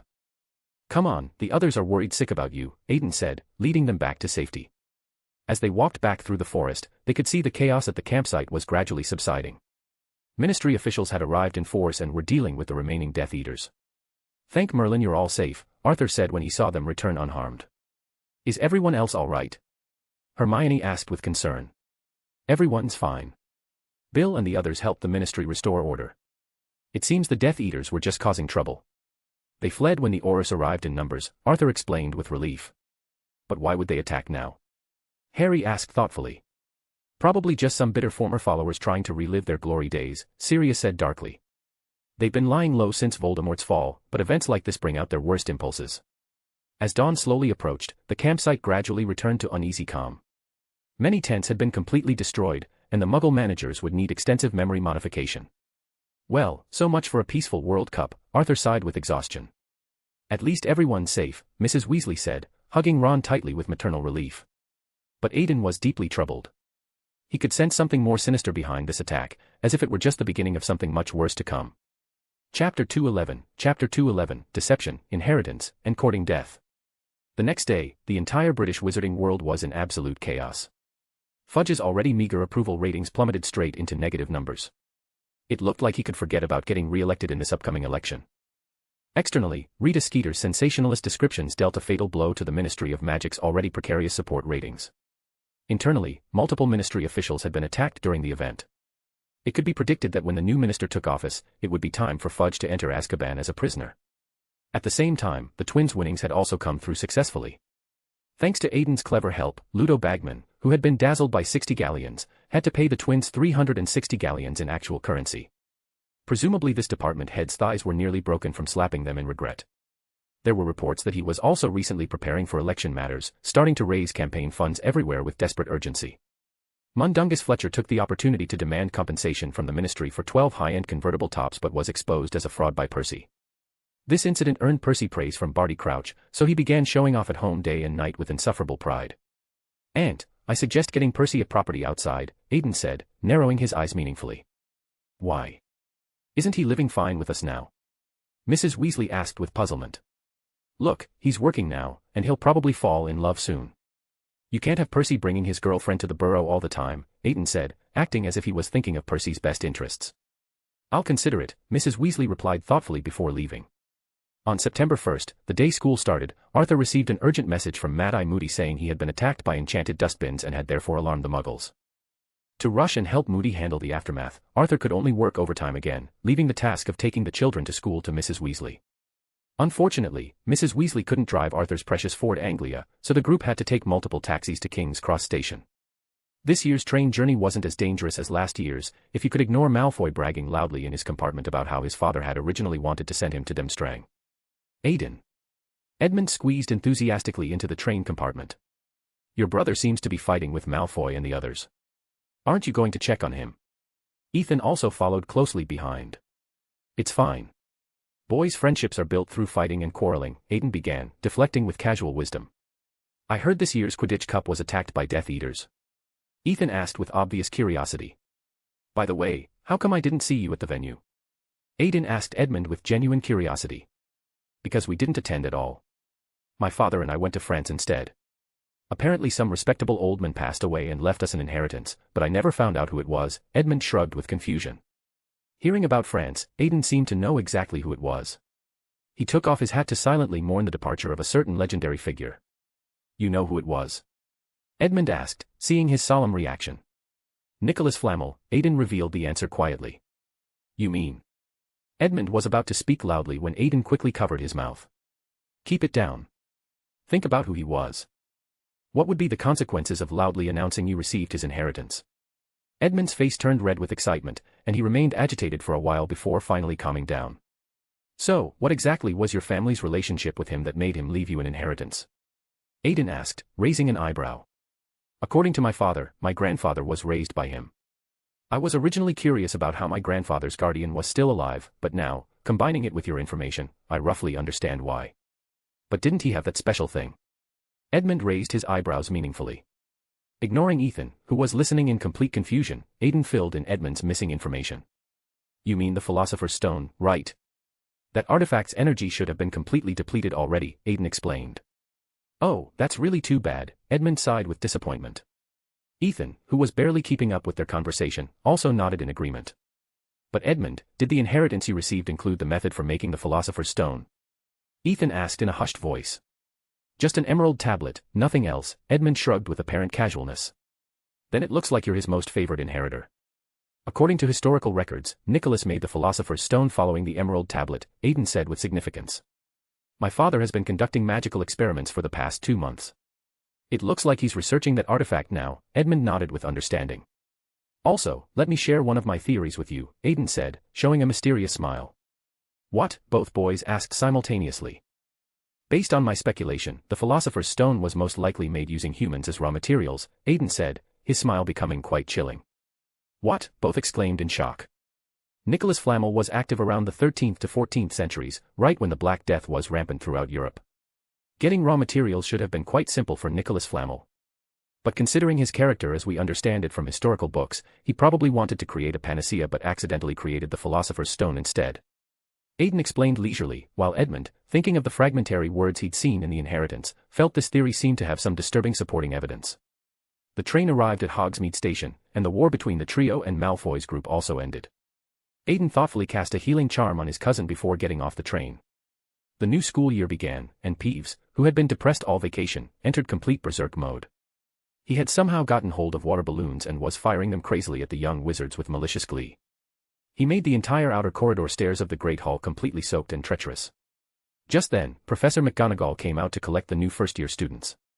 Then she stepped on the slippery ground, and her whole body tilted forward dangerously. Aiden reached out to help, but Professor McGonagall grabbed his hat clean off his head. The normally agile professor immediately reached out with her other hand and grabbed onto Aiden's horns, finally steadying herself. Aiden stared in mortified silence. Professor McGonagall looked equally embarrassed. Cough, your horns are quite well maintained, Mr. Prewett, Professor McGonagall said. As a professional, after all, she lightly glossed over this awkward topic. Then, recovering from the embarrassment, Professor McGonagall cursed at Peeves and threatened to call Dumbledore before the poltergeist reluctantly departed. Soon after, Hagrid led a group of soaking wet first-year students into the castle, his moleskin coat draped protectively over one shivering young wizard. Looking at his dripping hair, the boy seemed to have just been pulled from the lake. Well then, Professor, we'll go in first, Aiden said politely, bidding goodbye to Professor McGonagall. Professor McGonagall nodded with dignity, and Aiden hurried with his roommates to the Ravenclaw table. Haha, Professor McGonagall just grabbed your horns. That was priceless. After leaving the professor, Ethan and Edmund let loose, laughing heartily at Aiden's expense. Sharp dragon eyes swept over the two, making them both shiver involuntarily. Sigh, after the bloody Baron left, Peeves has become increasingly unruly, Aiden said with weary resignation. Exactly. I really don't know which fool completed the Baron's obsession, Ethan said, courting death without realizing it. Oh, so what do you plan to do once you know who it was? A certain dragon asked, having already narrowed his eyes dangerously. Of course, give him some intensive martial arts training to teach him a lesson. Ethan continued courting death recklessly. Edmund, sensing the wrong atmosphere, stopped looking at him while silently praying for his friend's survival. All right then, let's take a trip to the 8th floor later. I'll satisfy your curiosity completely. Ethan's mouth fell open wide as he turned to look at Aiden. Behind the silver-haired boy, the unmistakable shadow of a giant dragon had appeared, staring directly at him with predatory intent. Chapter 212, Storm, Danger, and Intruder. The opening ceremony began with Dumbledore sitting in the center of the high table, wearing a magnificent deep green robe embroidered with stars and moons. Aiden's eye twitched slightly, and feeling Aiden's intense gaze, Dumbledore winked at him with obvious amusement. The Sorting Hat had composed a new song this year, which Harry found quite interesting as he listened intently. Professor McGonagall held the official parchment and began conducting this year's sorting ceremony with practiced efficiency. Stuart Ackerley. A nervous young wizard walked up from among the gathered students, and Professor McGonagall placed the ancient hat carefully on his head. Ravenclaw. Malcolm Baddock. Slytherin. Eleanor Branstone. Hufflepuff. Dennis Creevy. Gryffindor. The ceremony continued with methodical precision. Aiden wasn't particularly interested in this familiar sorting ceremony, but Harry kept looking eagerly toward the Ravenclaw table every time someone was sorted into that house. Aiden felt a burning gaze constantly directed at him. He looked up and saw Harry staring blankly at the Ravenclaw table with obvious longing. Harry has a crush on Cho Chang. When did this happen? Aiden's mind was full of surprised questions. During the Quidditch match and on the train, they chatted and were practically inseparable, the system surfaced to explain. How did I not notice something so obvious? Aiden asked with confusion. Silly boy, you blocked the messages from your virtual personalities yourself, the system complained with obvious irritation. Aiden's gaze turned to his consciousness island, where 999 plus unread thoughts were piled up like a digital nightmare. Filter out the unimportant ones, Aiden ordered hastily. Finally, only 3 critical thoughts remained floating above. Aiden checked them one by one with growing concern. He discovered Wormtail's movements, Harry's romantic gossip, and observation records of the consciousness storm at the Quidditch match. Wormtail had already collaborated with Voldemort to capture Bertha Jorkins. Voldemort had used extremely cruel dark magic to read Barty Crouch's secrets from Bertha Jorkins's tortured mind. The two had killed her brutally and abducted Barty Crouch Jr. from the Crouch family home. The 3 had attacked Mad-Eye Moody together, and now Barty Crouch Jr. was disguised as Moody and heading directly to Hogwarts. Aiden deliberately skipped over Harry and Cho Chang's embarrassing gossip. Another important matter was the consciousness storm observed by his virtual personalities. Wizards, this magical group of beings, created storms not to be underestimated after possessing minds that transcended ordinary souls. Fudge had really miscalculated this time. If it were in a peaceful and stable environment, holding large-scale events for wizards would indeed bring him a positive image and valuable political prestige, but he forgot that Britain was now increasingly turbulent with dangerous undercurrents. The storm suddenly born in the sea of consciousness combined with the internal chaos of the British wizarding world, further intensifying the prophetic forces. So Voldemort's resurrection can no longer be stopped. Aiden frowned deeply, his dragon eyes penetrating the depths of the consciousness sea to observe the larger storm gathering in the distance. Actually, there is a way. You could directly advance to sequence 1 and use an author's control over the consciousness sea to calm the storm. The system emerged to offer something completely useless. Aiden rolled his eyes at the system's impractical suggestion and returned his attention to the real world. The sorting had ended, and Dumbledore stood on the platform announcing dinner with traditional ceremony. Rich food instantly filled the tables in magnificent abundance. During dinner, because of the consciousness sea storm, Aiden had little interest in the feast before him. My God, Aiden, are you all right? This is the first time I've seen you eat so little. Edmund said with genuine worry. No, you don't understand. When you reach my level of awareness, when you know about these things, you probably won't be able to eat well either. Aiden shook his head with grim resignation. Heartbroken. Ethan raised an eyebrow with teasing concern. With your reputation as the Rose of Ravenclaw, you could completely have a new girlfriend every day. Don't give up the whole forest for one tree, or maybe trying something different is also possible. Get lost, Aiden replied, giving him an offensive gesture. At the Gryffindor table, nearly headless Nick floated among the young wizards as usual. The Hogwarts tables can always conjure food from nowhere. What kind of magic is this? Hermione asked Ron with obvious curiosity. I don't know. Our family's meals are all made by Mom, and sometimes Aiden cooks too. Mom has praised Aiden's cooking several times, Ron said indifferently while grabbing a chicken leg. Oh, let me answer your question, Hermione, Nick said, floating over after hearing Hermione's inquiry. Nick, do you know this food conjuring spell? Hermione asked with hopeful expectation. No, this food is made by house elves, just transferred to your tables with transportation magic, Nick explained matter-of-factly. Oh, I know about them, like Dobby, Harry nodded with recognition. House elves are wizards' best helpers. They don't need wages or rest. Generally, influential wizarding families have house elves serving them, Nick said casually. What? How can wizards do this? Isn't this blatant exploitation? Hermione angrily put down her plate with moral outrage. Why do you say that? Isn't it natural for house elves to serve wizards? Ron asked, not understanding why Hermione was suddenly angry. The furious Hermione didn't answer Ron but secretly decided to refuse this food made by exploited house elves. Seeing that everyone had eaten sufficiently, Dumbledore also stood up for his final address of the evening. Ladies and gentlemen, have you eaten your fill? Hermione secretly glared at Dumbledore from below the platform with newfound disgust. Now that you're satisfied, let me introduce this term's new professor. Dumbledore raised his hand and pointed to a small door nearby. At the same time, ominous thunder suddenly sounded from Hogwarts' enchanted starry ceiling. This unexpected thunder frightened many young wizards. The castle itself was in fury, someone carrying pure malice had entered Hogwarts. In the consciousness sea, a vast castle rose from the psychic ocean, taking many young wizards' consciousness islands under its protective embrace. The castle unconsciously emitted special fluctuations, urgently requesting the person who had communicated with it before to quickly eliminate the danger within its walls. What, you want me to go crush him to dust right now? Aiden thought, rolling his eyes as he looked at the person about to push open the door. A grizzled old man covered in battle scars, with a piece of flesh carved off his nose, walked in with obvious menace. He limped noticeably, his wooden prosthetic leg ending in a clawed foot. Walking to the middle of the great hall, he even took out his personal flask for a small sip. The false Moody raised his wand and fired a spell at the ceiling. A powerful charm dispersed the dark clouds on the castle's magical ceiling. Others on the staff table who had heard of the legendary aura watched with mixed reactions. Alastair, Dumbledore said warmly, extending his hand to his supposed old friend. Albus, this broken ceiling needs work, the impostor complained gruffly. Students, I have important news to announce. Alastair Moody will be your new defense against the dark arts professor.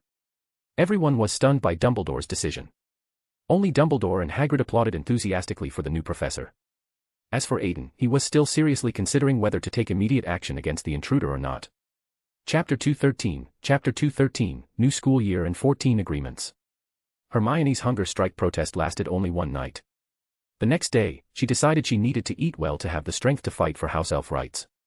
On the first day of the new school year, Ravenclaw's opening class was Transfiguration with Professor McGonagall. Meeting them again after the summer break, Professor McGonagall required students to transform knitted blankets into living hedgehogs. But as expected, even Ravenclaw's top students had declined significantly in Transfiguration after a summer of complete indulgence. This led Professor McGonagall to assign countless homework assignments after class with obvious displeasure. Also, as the penultimate year before OWLS, ordinary wizarding level examinations, the young wizard's coursework had obviously become much heavier and more demanding. Here we observe a moment of silence for those ambitious young wizards who had selected all available courses. Of course, Hogwarts 1st through 3rd years were taught all the fundamental knowledge once, 4th and 5th years were responsible for intensive review, and those who wanted to continue advanced study participated in 6th and 7th year coursework. After Ancient Runes class ended, Aiden walked toward Ravenclaw Tower, meeting the trio returning from Care of Magical Creatures. Hermione was tirelessly encouraging her two best friends to abandon divination and join arithmancy with her but was being firmly rejected. Oh, hi, Aiden, Ron said, seeing his brother as if meeting a savior. Aiden, good afternoon. You should also help me persuade them. Divination class really isn't worth taking. Join the arithmancy family together, Hermione promoted with relentless enthusiasm. As someone who had also chosen divination class, the dragon stared awkwardly. Ahem, you should know that Professor Trelawney is the great-granddaughter of a genuinely great seer. Although her teaching methods aren't excellent, she's someone who can truly make prophecies, Aiden deflected skillfully. So what? Harry asked, looking at Aiden and waiting for the next part of his argument. So, if we can get a real prophecy from her class, wouldn't we profit enormously? And haven't you experienced this firsthand, Harry? Aiden raised an eyebrow meaningfully. You experienced her prophecy? When did this happen? Hermione looked at one of her friends in complete disbelief. Last year, when Wormtail Peter escaped, Harry recalled the tense situation in the tower. So, you see this course still has great practical value. After some smooth talking, Aiden quickly escaped. This left Hermione standing there wondering seriously if she should also rejoin divination class.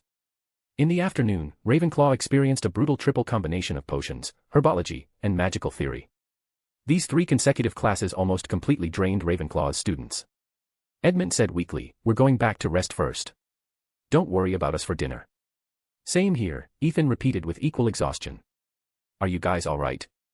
"How weak?" Aiden mocked without sympathy. "Yeah, you're fine, you're perfectly fine." "We're leaving first," the 2 drained students said, supporting each other as they returned to Ravenclaw Tower. Seeing the 2 depart, Aiden immediately set off for the room of requirement. Walking back and forth 3 times in front of the troll tapestry, a sophisticated laboratory appeared before his eyes. "Researching some new magic again, I see," a portrait on the wall suddenly spoke with familiar authority.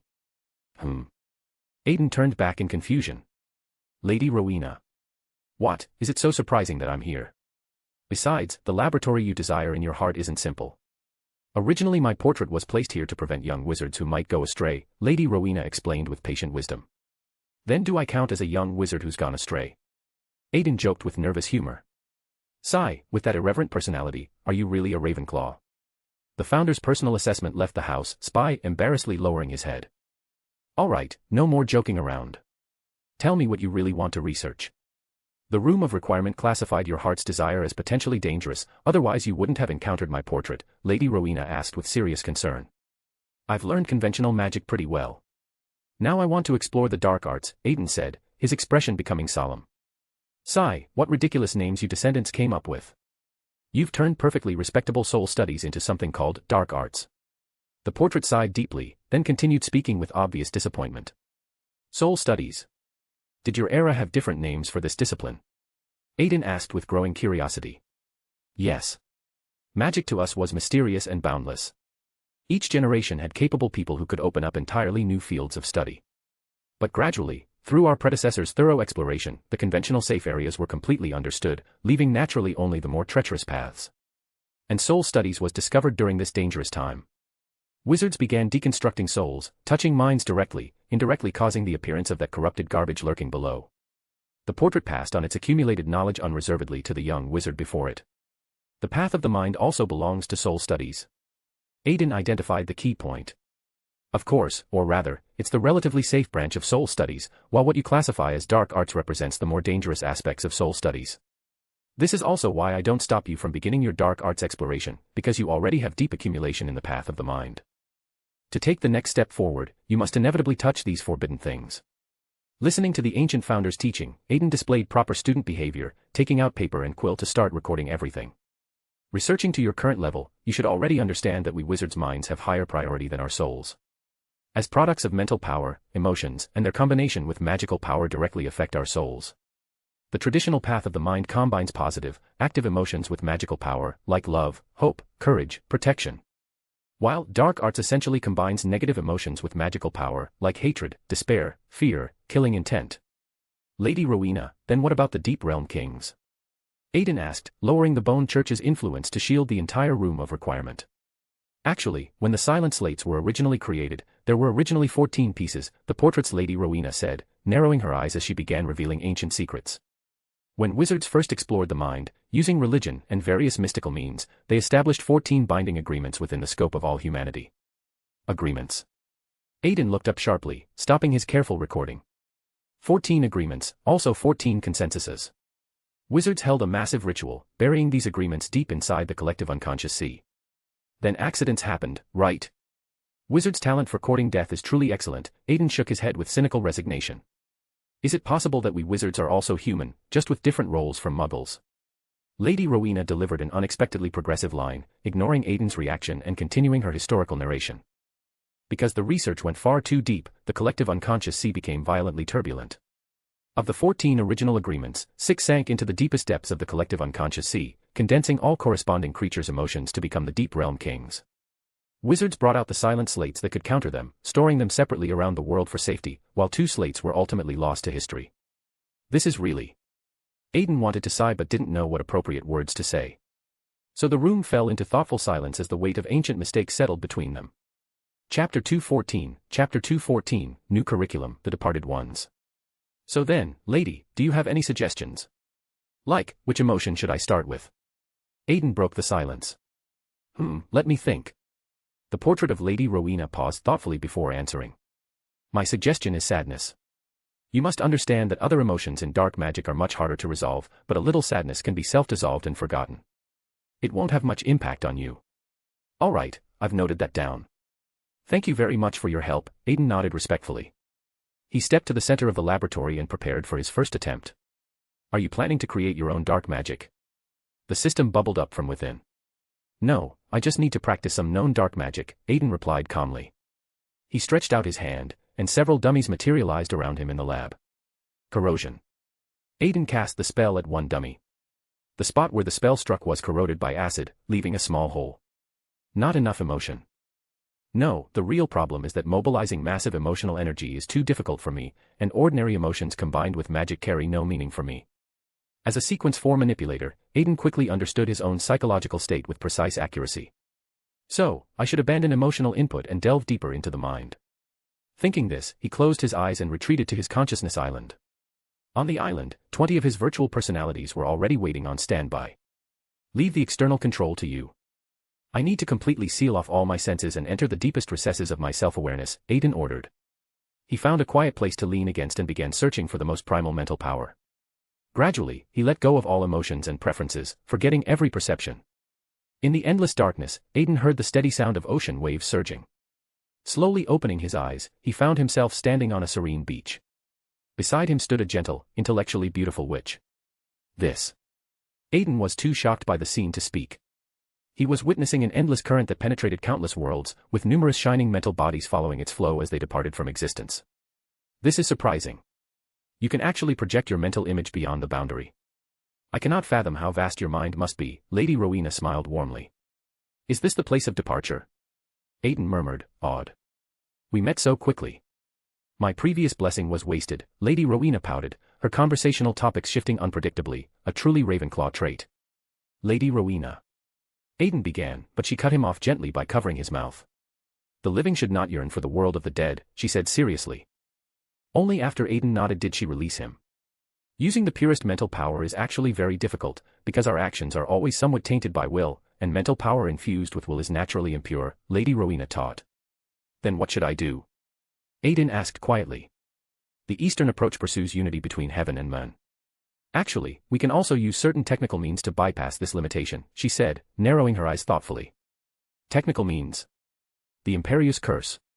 Aiden was startled but quickly gave his answer. What are you thinking? Lady Rowena flicked his forehead. I ask you, under what circumstances would a person not use their consciousness to control their behavior? Her hint was clear. Unconsciousness, subconsciousness, instinct, sleepwalking. Aiden rattled off. Quite clever. Truly worthy of being my Ravenclaw student, Lady Rowena nodded approvingly. Perhaps because she hadn't seen anyone for a long time, her desire to communicate was stronger than usual. Lady, you can't communicate with each other here, can you? Aiden asked cautiously. Sigh, you figured it out. Why do you think this is called the world of the dead, she replied. Because of loneliness, I suppose, Aiden thought of the resurrection stone and the veil of death. Yes. When wizards die, their minds separate from their bodies and souls and enter here. Endless mental power gathers in this place, making us travelers nearly godlike. But because our minds, carrying different memories, differ so much, we repel one another. Lady Rowena touched the ground, and the entire space transformed. Instantly, Aiden was transported with her to the universe, the beach beneath his feet expanding endlessly until it became a planet. Various people lived on it, but they uniformly raised their heads to look at him. But why can I exist here without being repelled by you? Aiden asked, looking down at the growing planet. Because you are among the living. Absorbing all mental power and continuing to grow is the privilege of the living, Lady Rowena scattered fluorescence from her fingertips. These lights slowly drifted toward Aiden. Are such days endless? Aiden asked with sudden sympathy. Endless? How could that be? If you feel tired, give up your memories and merge into the current. The current will decompose those who enter and, finally, become pure mental power flowing back into the world and becoming the next wizard, Lady Rowena explained, narrowing her eyes. Sounds a bit like reincarnation from India, Aiden observed. Many places have similar concepts. I'm not the only one capable of sending messages back. But it is still quite an interesting place. Endless worlds bring endless memories and knowledge. For me, this is the best destination. Lady Rowena finished speaking and feigned looking at a non-existent watch on her wrist. Well, it's about time. You should go back. Little wizards shouldn't stay up too late, or they won't grow tall. She flicked Aiden's forehead lightly. He fell into darkness. When he opened his eyes again, he was unceremoniously kicked out of his consciousness island. Opening his eyes, he found himself leaning against a sofa.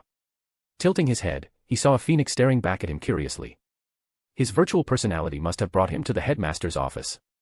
Aiden, you're awake. Didn't expect you to be a sleepwalker, Dumbledore teased, setting down his newspaper. This wasn't sleepwalking. I went to an incredible place, Aiden said, rubbing his forehead.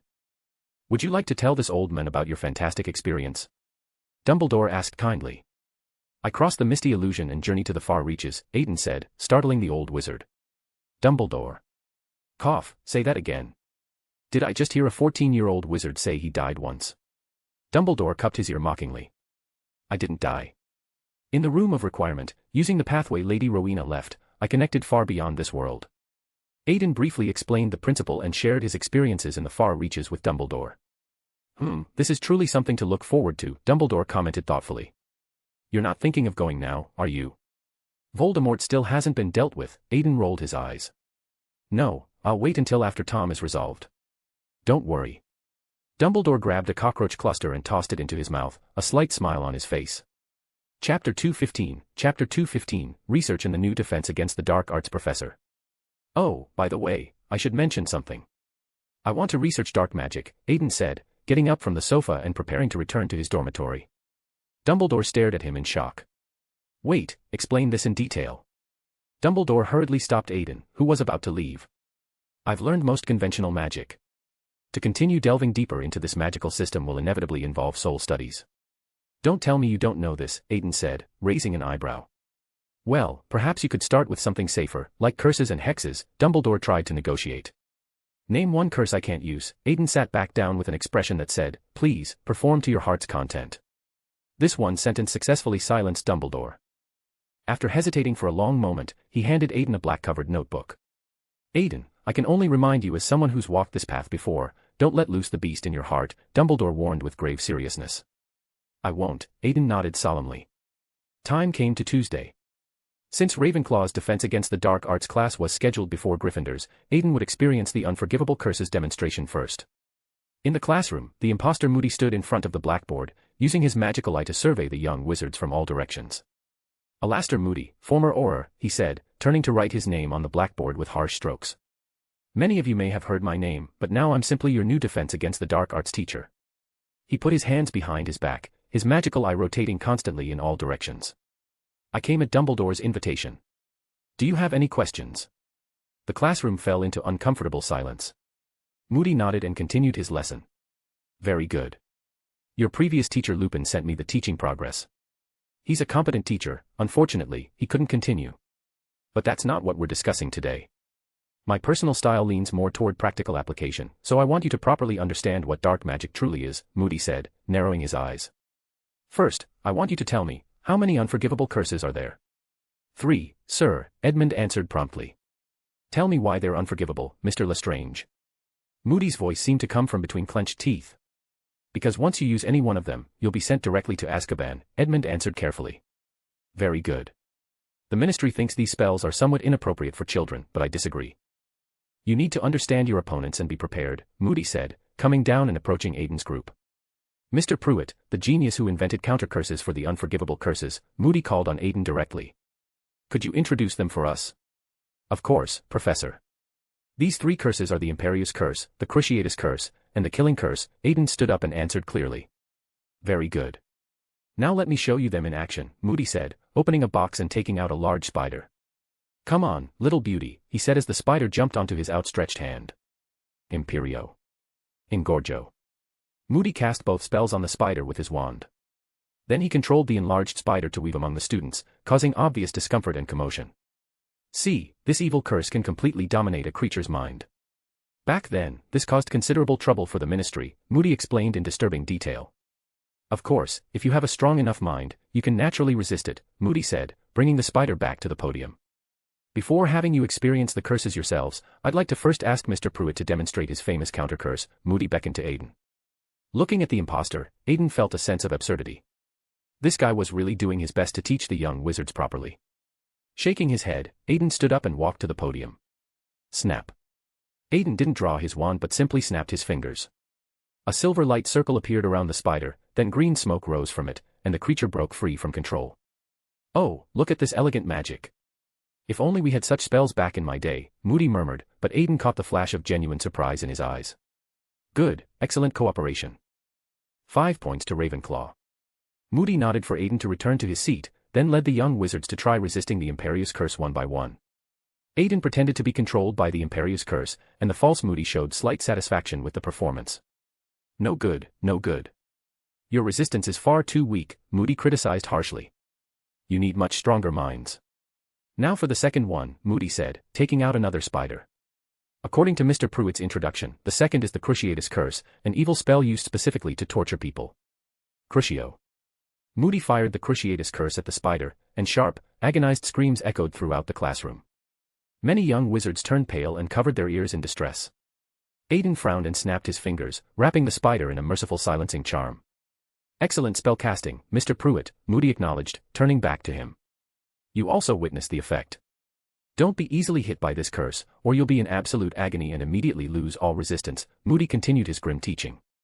"Ah, and of course there's the final curse, the one that takes people's lives." Moody raised his wand, and the spider became clearly visible against the ceiling. Avada Kedavra. A deadly green beam of light struck the spider, and it immediately stopped all movement forever. "Absolutely lethal, absolutely dangerous. I require you to run the moment you see this green light.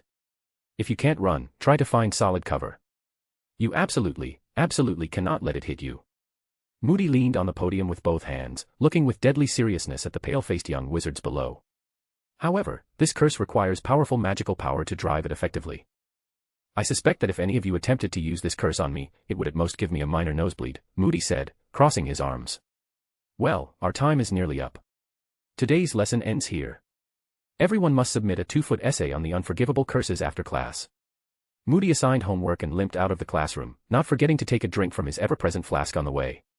"What do you think is actually in his flask?" Edmund asked with obvious curiosity.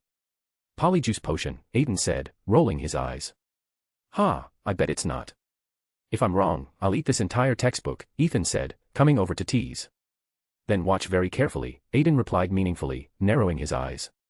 At dinner that evening, Gryffindor and Slytherin students walked into the hall looking completely disheveled. "What in Merlin's name happened to you?" Aiden asked the trio in confusion when he met them at the entrance. "Hagrid. He actually crossbred 50 fire crabs with a manticore to create some new species of magical creature," Ron said, grabbing his adoptive brother and complaining bitterly. "It's a creature that looks like a giant shelled lobster, absolutely disgusting in appearance and smells like rotten fish and shrimp," Harry added with obvious distaste. "You two only remember those unpleasant details. It's a creature Hagrid cultivated called blast-ended scruts, with tails that can spray propulsive flames," Hermione corrected, adding the proper magical knowledge. Before the Care of Magical Creatures class had even begun, the trio had already given Aiden a complete overview of the lesson's content. Aiden nodded sympathetically. "Go eat quickly. After dinner, go back and wash up thoroughly. The smell on you really isn't pleasant." The trio lifted their hands to sniff themselves, then quickly ran away in embarrassment. Chapter 216, Draco and Harry's Duel, New Direction in Transfiguration. At dinner, Hermione was furiously devouring lamb chops and potatoes with aggressive determination. Ron leaned over to Harry and whispered quietly, "She's trying to prevent the house elves' labor from being wasted by eating everything in sight." Then he received a sharp punch from Hermione. Meanwhile, the Ravenclaw 4th-year divination class had introduced astrology, so Professor Trelawney had moved this particular class to nighttime. That evening, in the highest tower on the north side, Professor Trelawney was mysteriously making her usual dramatic predictions. "Ha, Uranus. Who wants to see Uranus?" Ethan quietly made a juvenile joke. But Professor Trelawney's supernatural hearing caught him, and as a result, he received an enormous pile of additional homework. The next day, the Daily Prophet, having nothing more newsworthy to report, featured Arthur's assistance to Moody in handling the Muggle incident. The paper mistakenly wrote Arthur's name as Yarno, and even included a photo of the Weasley couple standing proudly in front of the burrow. "Oh, everyone come look. The Weasleys are in the paper," Malfoy announced, holding up the newspaper while loudly mocking Ron with deliberate mispronunciation. "So what, Malfoy? That's still better than having Death Eater parents," Harry said protectively, helping Ron fight back. "You parentless brat, how dare you?" Malfoy's facial muscles trembled with rage. Malfoy pulled out his wand, while Crabbe and Goyle also raised theirs menacingly. Ron and Harry similarly drew their wands, and the groups faced off in the crowded corridor. Stop it, Ron, Harry. Do you want to be expelled? Hermione rushed forward, trying to intervene. Densajo. Malfoy cast the spell, intending to attack Ron.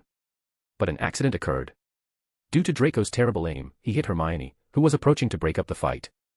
This caused Hermione's front teeth to immediately swell grotesquely, growing until they dragged on the ground. You filthy, dirty scoundrel. You actually sneak attacked and hit a girl, Ron and Harry said, their anger reaching its breaking point.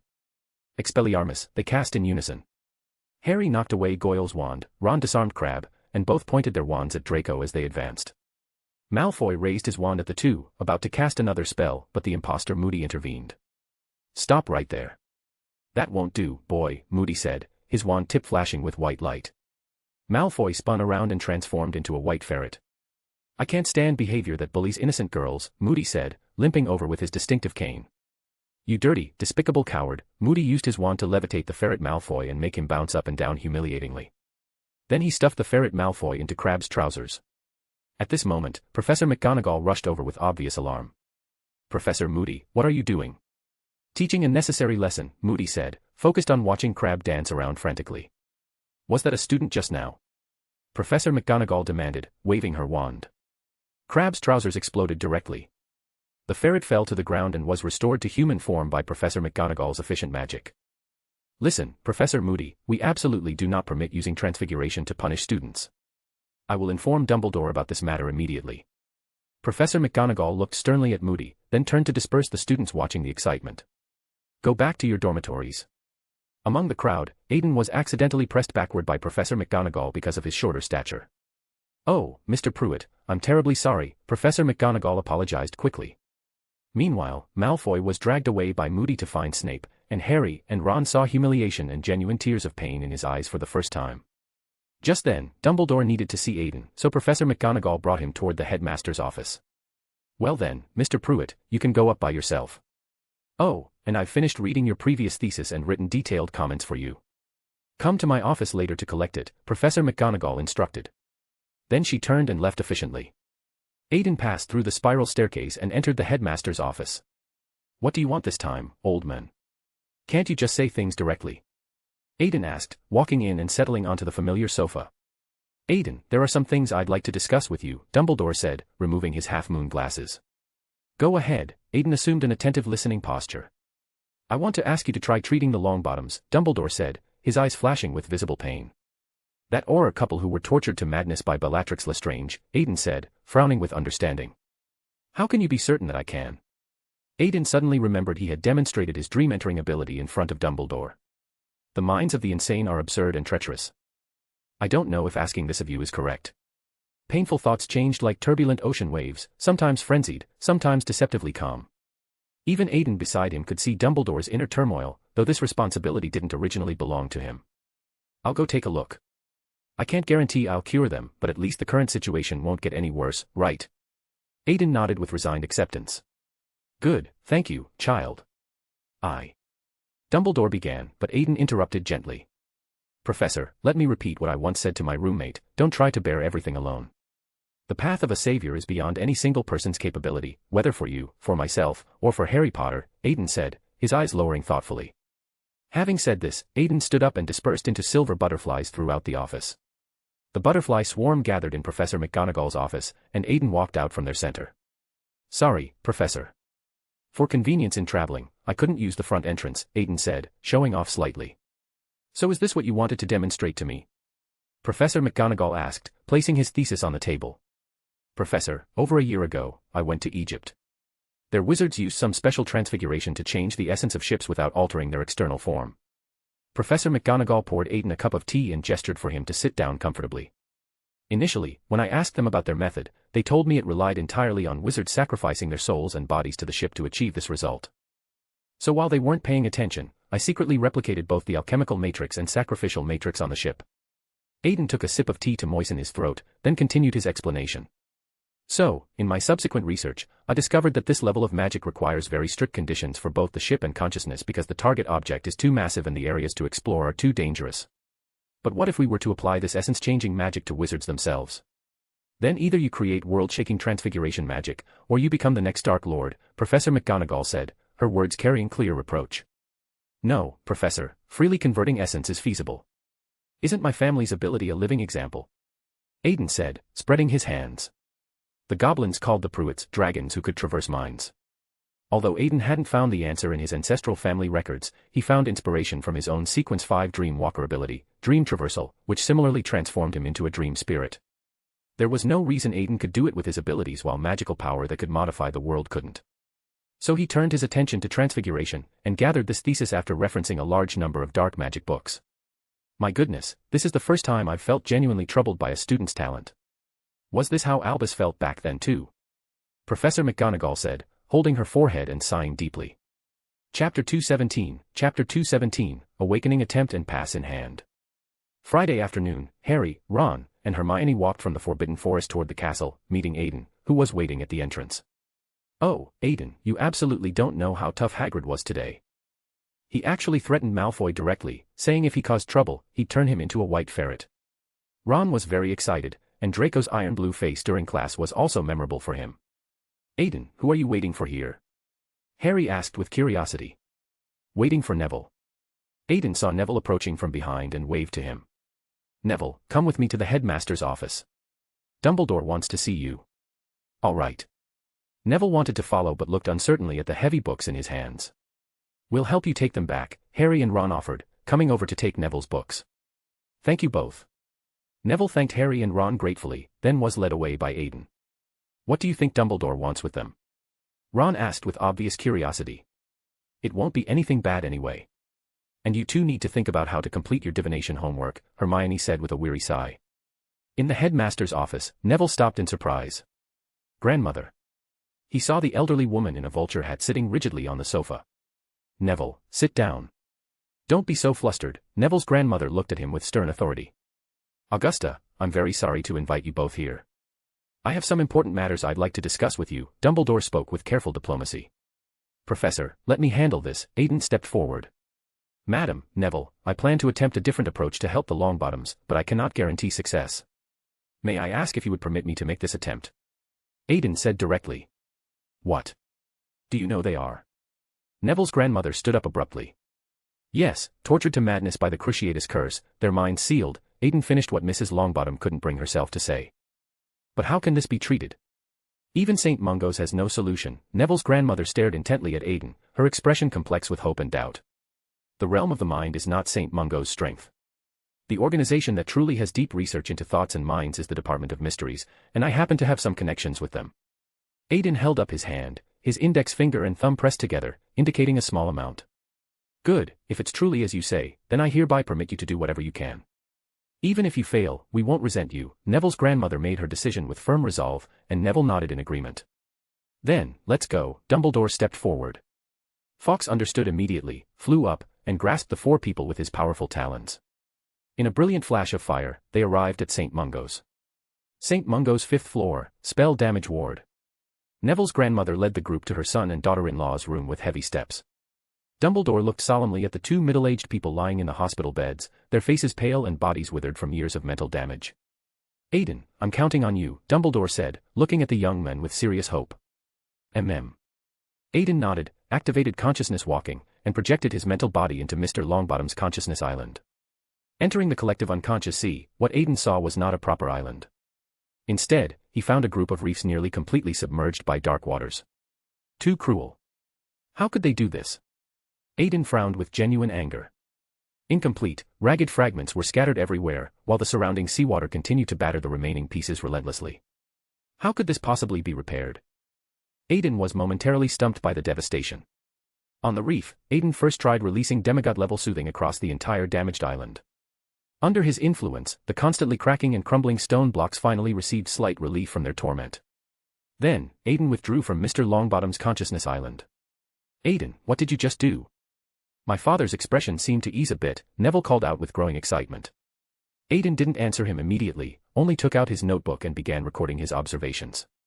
Demigod-level soothing is insufficient. Alternative Direction 1, advance to Dream Weaver, create beautiful dreams for self-repair.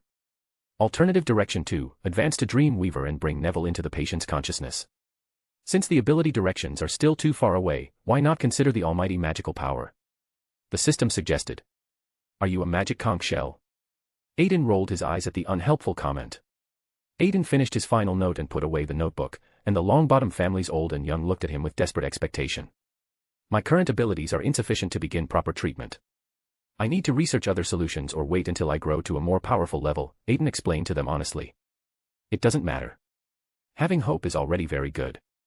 14 years, and finally I've waited for this, Augusta Longbottom wept openly, and tears also appeared in Neville's eyes as he looked at Aiden with overwhelming gratitude.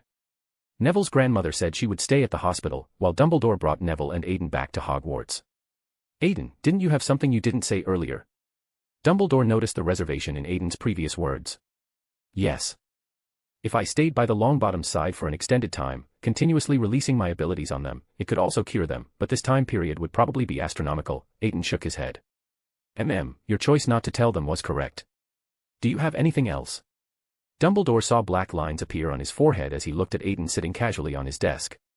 Well then, my dear headmaster, if we're not approaching this from my personal abilities, there's some knowledge I'm quite lacking in terms of magical power. For example, souls, for example, minds. Oh dear, it's really troubling. Where can one obtain this mysterious knowledge that's usually so hard to find? The little manipulator sat on the desk and extended his shameless freeloading hand. Sigh, here's a pass for the restricted section. You can go search for what you need yourself, Dumbledore said with resignation. Then, the dragon who had obtained the coveted borrowing pass left Dumbledore's office with obvious satisfaction. Someone's about to cultivate a third Dark Lord, and this time it's through his own indulgence, Phineas Black spoke up from his portrait. Albus, letting him access dark magic now, isn't it too early? Dilys Derwent looked at him with genuine concern. But his magical research has already reached this level. Not letting him freely explore magic, do you want to stifle genius? Armando Dippet retorted.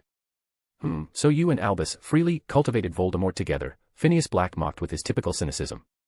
Again with that tired line. Even if I did cultivate Voldemort, my reputation is still better than yours, most unpopular headmaster, Armando Dippet shot back. You're talking nonsense. I'm not unpopular. The students were just shy about expressing their admiration for me. Phineas stubbornly defended himself. For a moment the headmaster's portraits filled with a cheerful, argumentative atmosphere. Enough, everyone, Dumbledore spoke with quiet authority. The headmaster portraits also quieted down respectfully. He's a good child. He has love, and he's already experienced the beauty of love's magic. He won't fall into the abyss, Dumbledore reassured the concerned headmasters. At the same time, knowing the past, he understood that the wizarding world owed Aiden, who had wandered through history, no small debt. The office fell into thoughtful silence. Chapter 218, Visitors from Afar. On October 30th, all afternoon classes were cancelled without explanation. Harry felt extremely excited because the afternoon potions class was actually cancelled. His obvious joy made Aiden look at him with sideways confusion. Did you finally work up the courage to talk to Cho Chang? Aiden asked with curious amusement. What? No, I didn't, Harry stammered incoherently, his face reddening. Shaking his head at this hopelessly innocent boy, Aiden walked through the corridor toward the main entrance. Coming to the edge of the Black Lake, Dumbledore was already waiting there with obvious anticipation. Professor Dumbledore, if you're really that bored, I recommend you go find your old lover to reminisce, rather than tormenting students. Obviously, Aiden was displeased at being dragged out of his productive laboratory work. You're now Hogwarts showcase student, and need to be displayed properly. You can't stay cooped up in the laboratory all the time, Dumbledore said with a mischievous wink. Feeling puzzled by the old headmaster's inexplicable competitive spirit, but since foreign visitors were arriving, Aiden still had to preserve some dignity for the school. Quickly, they're coming. Take off your hat, Dumbledore instructed.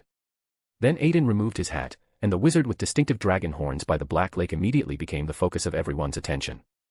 Wow, so he really has horns. This is the legendary Dragonman. Truly worthy of being Ravenclaw's rose. Aiden had no time to pay attention to these Hogwarts gossip-mongers. 12 magnificent Abraxan horses pulling a grey-blue carriage plunged down from the sky. The Abrazans had golden fur, silver manes, and fiery red eyes that gleamed with intelligence. In the Black Lake, a magnificent warship also broke through the water surface, slowly sailing over with impressive grandeur. From the elegant carriage, Madame Maxime, the headmistress of Beauxbatons, stepped down gracefully. By Aiden's estimation, she should be as tall as Hagrid, with attractive features and a naturally elegant bearing. The students behind her wore thin blue silk uniforms, and were immediately educated by Britain's harsh October climate upon stepping off the carriage. The Demstrang students had obviously come prepared, wearing thick, practical overcoats. That evening, Hogwarts held a grand banquet to welcome the guests who had traveled from afar. Students from both visiting schools performed unique entrance ceremonies for everyone's entertainment. Victor Crumb's appearance made all the young wizards in the Great Hall practically swoon over the famous Quidditch player. After the impressive performances, the Beauxbatons students were arranged at the Ravenclaw table, while the Durmstrang students were placed strategically at Slytherin.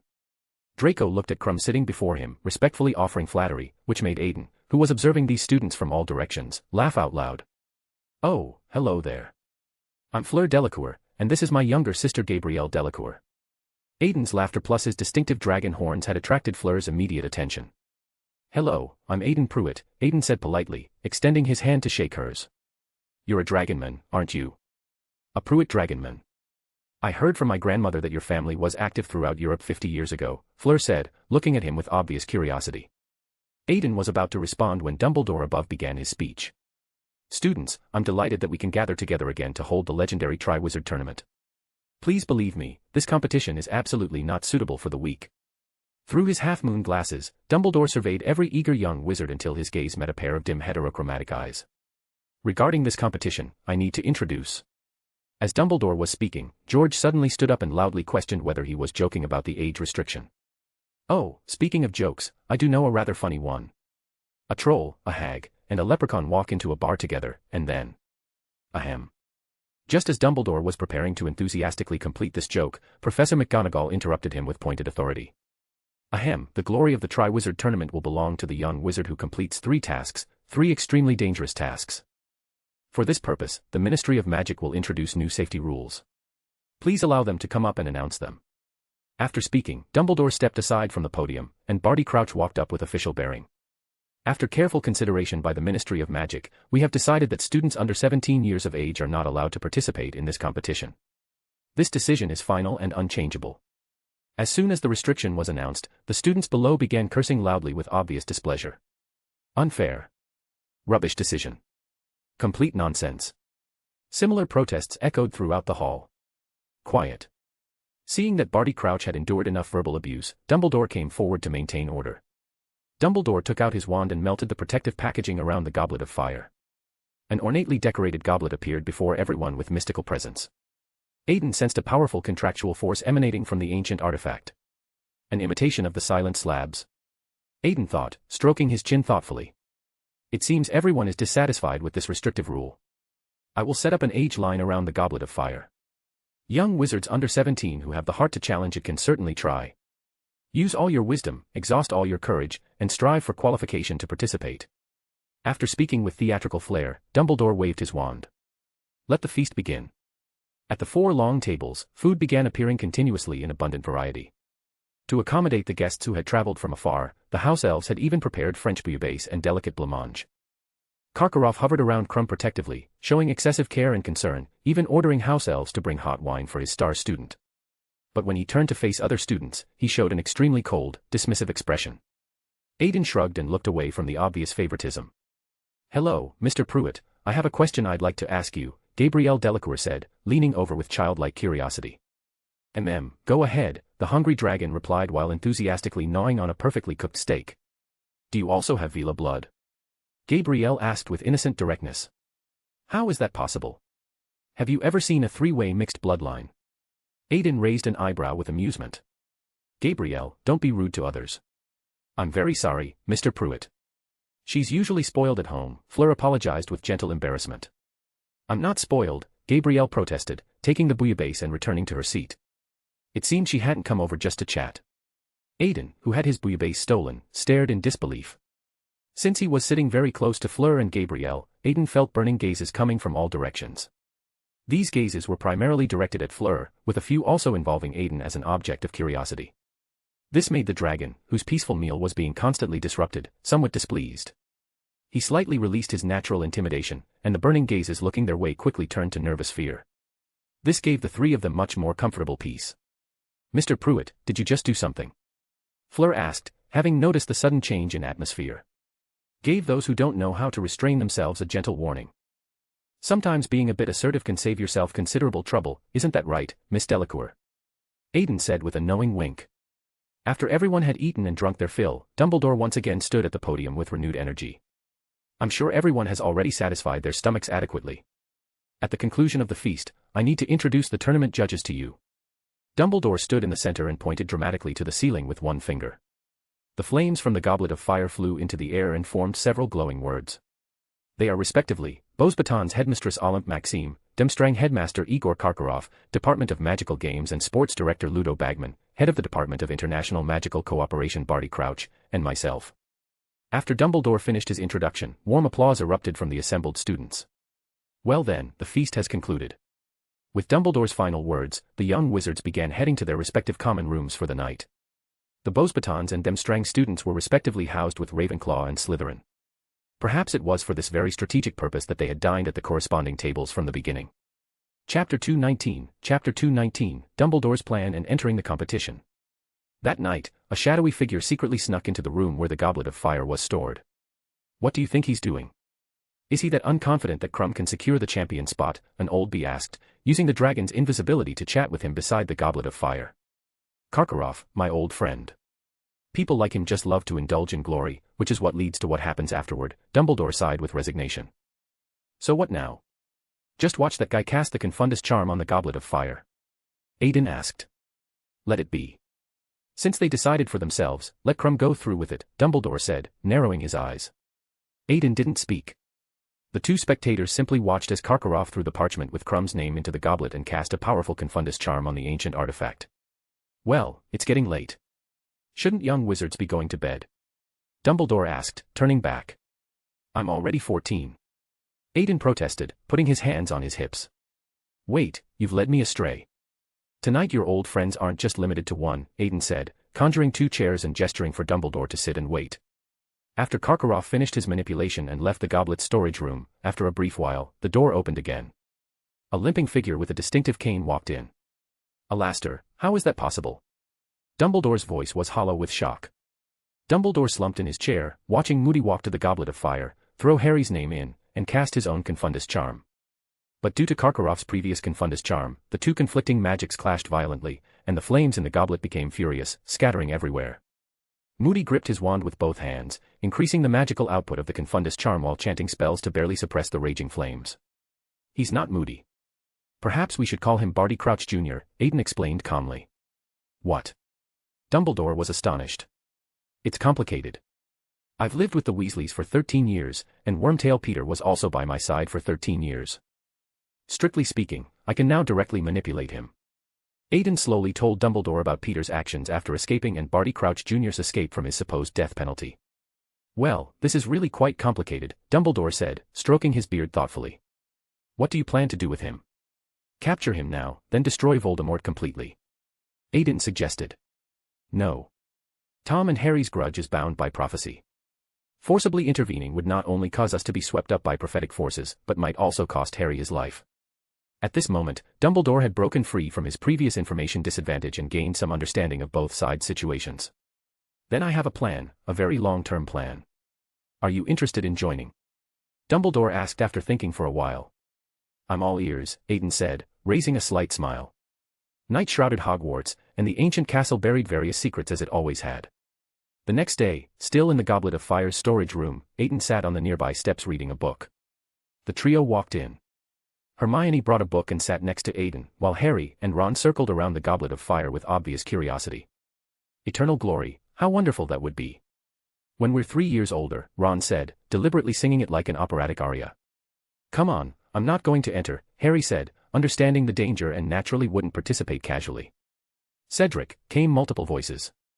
The little Hufflepuff badgers surrounded their house champion and approached the Goblet of Fire.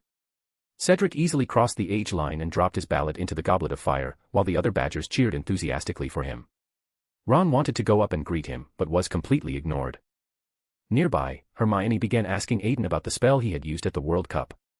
Aiden, can you teach me that magic you used at the Weasley house last time? Of course, if it's your family magic, pretend I didn't ask, Hermione probed carefully. That magic is currently in development. I personally achieved it through special abilities. If this magic is completed, you can learn it from Professor McGonagall. She's currently my reviewer, Aiden answered. Oh, that would be wonderful, Hermione said with obvious anticipation. Woohoo! 4 people ran in with mysterious potions. The surrounding people cheered along with them enthusiastically. George and Fred ran in with aging potions. Hey, everyone, we did it. This won't work, Hermione said with certainty. Oh really? George said, coming over and casually hanging on Aiden. Why not, Granger? Fred asked, moving to Hermione's left side. A genius like Dumbledore couldn't possibly be fooled by something as crude as aging potion, Hermione said, pointing at the glowing age line. Crude things work precisely because they're crude. Maybe because it's crude, he didn't think of it.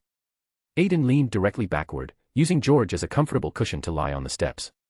My dear brothers, I must remind you that even if you fool the age line, the Goblet of Fire, as a carrier of powerful contract magic, also has basic identification functions, Aiden warned George behind him. We've made up our minds, George said, getting up and winking at Fred. Cheers, Fred said, raising his test tube bottle. Cheers, George echoed, doing the same. Along with them, a Ravenclaw witch and a Hufflepuff wizard also drank the dubious potion. After drinking the aging potion, the four approached the light circle and stepped inside with one confident stride. Ha ha. They laughed triumphantly. The surrounding young wizards also applauded them with excitement. The four threw the parchment with their names into the Goblet of Fire. Suddenly, the flames in the goblet surged high, blasting them backwards to the door with explosive force. Dumbledore happened to pass by and saw the old men with long grey beards on their faces. He laughed out loud with genuine amusement. Nice beards, George, Fred. After speaking, he left with continued laughter. I told you it wouldn't work, Aiden said, bending down to help the two elderly men on the ground stand up. There's still one vial of aging potion left. George's eyes rolled mischievously, and Fred immediately understood and cooperated. So, our beautiful little brother, want to try? Fine, let you two witness this, Aiden said, walking confidently toward the age line. The surrounding young wizards looked at him with intense curiosity, wanting to see how this Ravenclaw genius would break through Dumbledore's magical puzzle. Aiden took out his wand. As magic cast by Dumbledore with the Elder Wand's enhancement, he had to use his own wand to properly counter it. Aiden focused magic in his eyes and saw the Algize rune that Dumbledore had carved into the spell's foundation. Protection, Aiden murmured with understanding. Aiden placed his wand on the age line, feeling for Dumbledore's unique magical frequency. This kind of magic, is it love? Aiden sensed a familiar aura from Dumbledore's protective magic.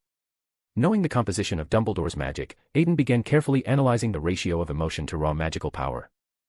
Finally, after everything was prepared, Aiden also carved an Algize rune in the air with precise movements. Smoky magic wrapped around Aiden protectively, and he stepped toward the age line, walking straight through without resistance. No way, George and Fred said in unison, widening their eyes with shock. Then Aiden stepped forward gracefully, cast a simple disillusionment charm on his parchment, and threw it into the flames.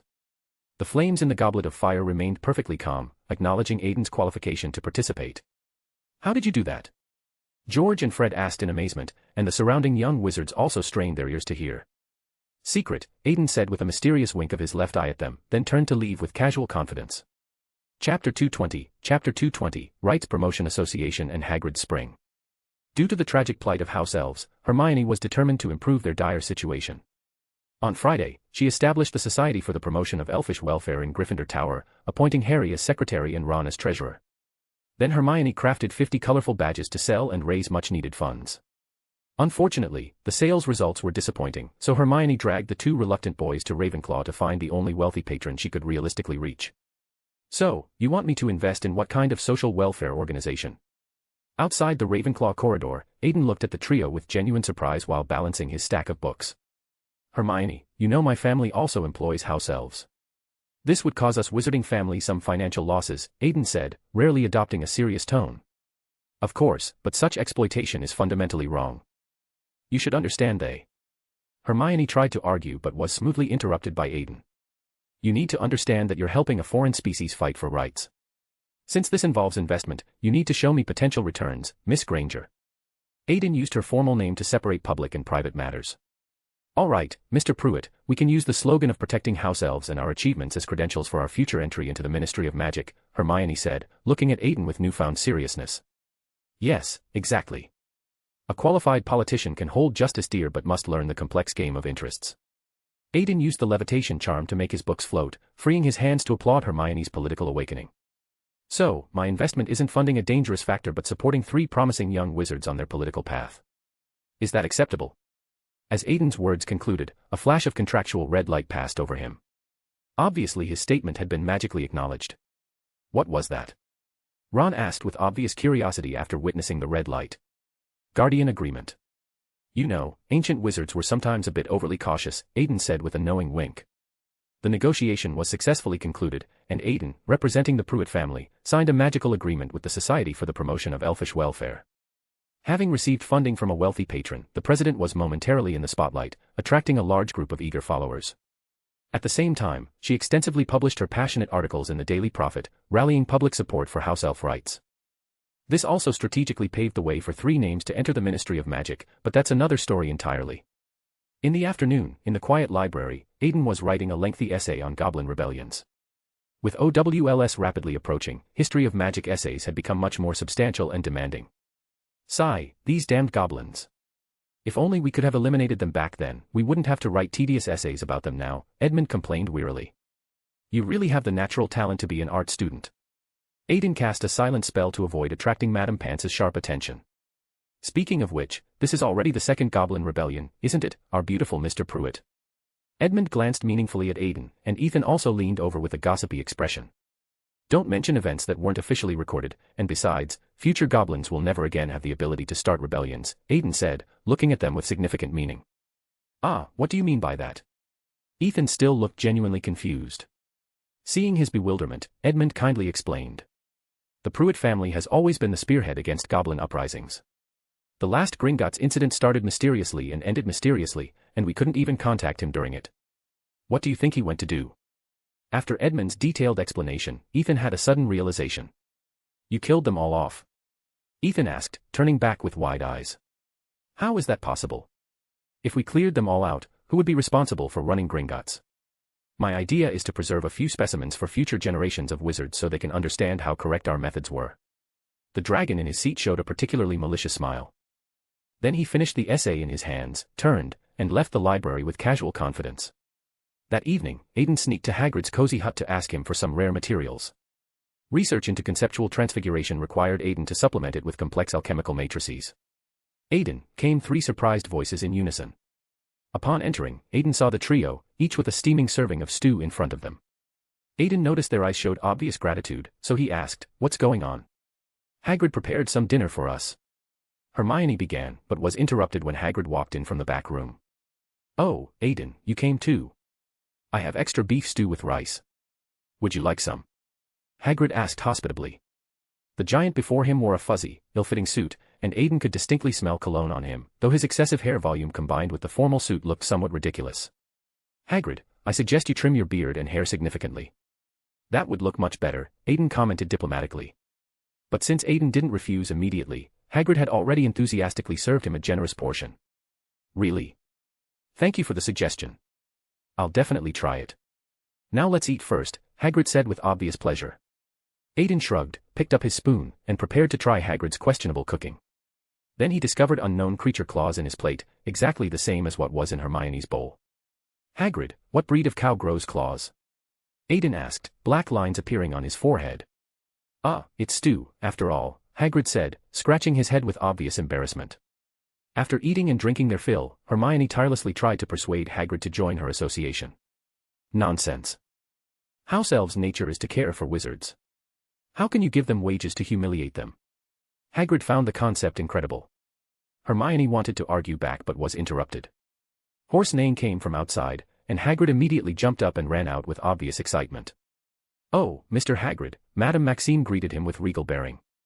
"Good evening, Madam," Hagrid said, nervously stroking his unruly beard. "Mr. Hagrid, I'm entrusting these horses to your capable care. Remember, they only drink single malt whiskey." Madame Maxime finished speaking and turned gracefully toward the castle. "Oh, of course, I've already prepared everything," Hagrid replied with a foolish smile. "Oh, the champion selection is about to begin. Let me escort you back safely," Hagrid offered gallantly. After packing Aiden's requested materials, Hagrid followed the 4 toward the castle. Along the way, Hagrid gazed at Madame Maxime with obvious infatuation. "Hagrid, have you taken a fancy to her?" Aiden quietly teased. No, how could that be?" "That's not the case at all," Hagrid said, shaking his head vigorously in denial. "But there's something important I need to remind you. Half-blood wizards mixed with other species face serious discrimination in wizarding society. This should be a painful point for both of you. If you have a chance to spend time together, remember to keep your secrets locked safely in your heart." Aiden tried to warn this big guy, who had grown up essentially drinking Verita serum. "All right, I'll seriously consider your wise suggestion," Hagrid nodded thoughtfully. Harry looked with puzzlement at Hagrid whispering conspiratorially with Aiden from behind. The last time he had seen such an infatuated expression on Hagrid's face was when the dragon Norbert was born. He shook his head and sighed, thinking that some magical creature had probably captured Hagrid's heart once again. Chapter 221, Champion List. The bells chimed to mark the hour, and students from all three schools chatted with obvious excitement in the selection hall.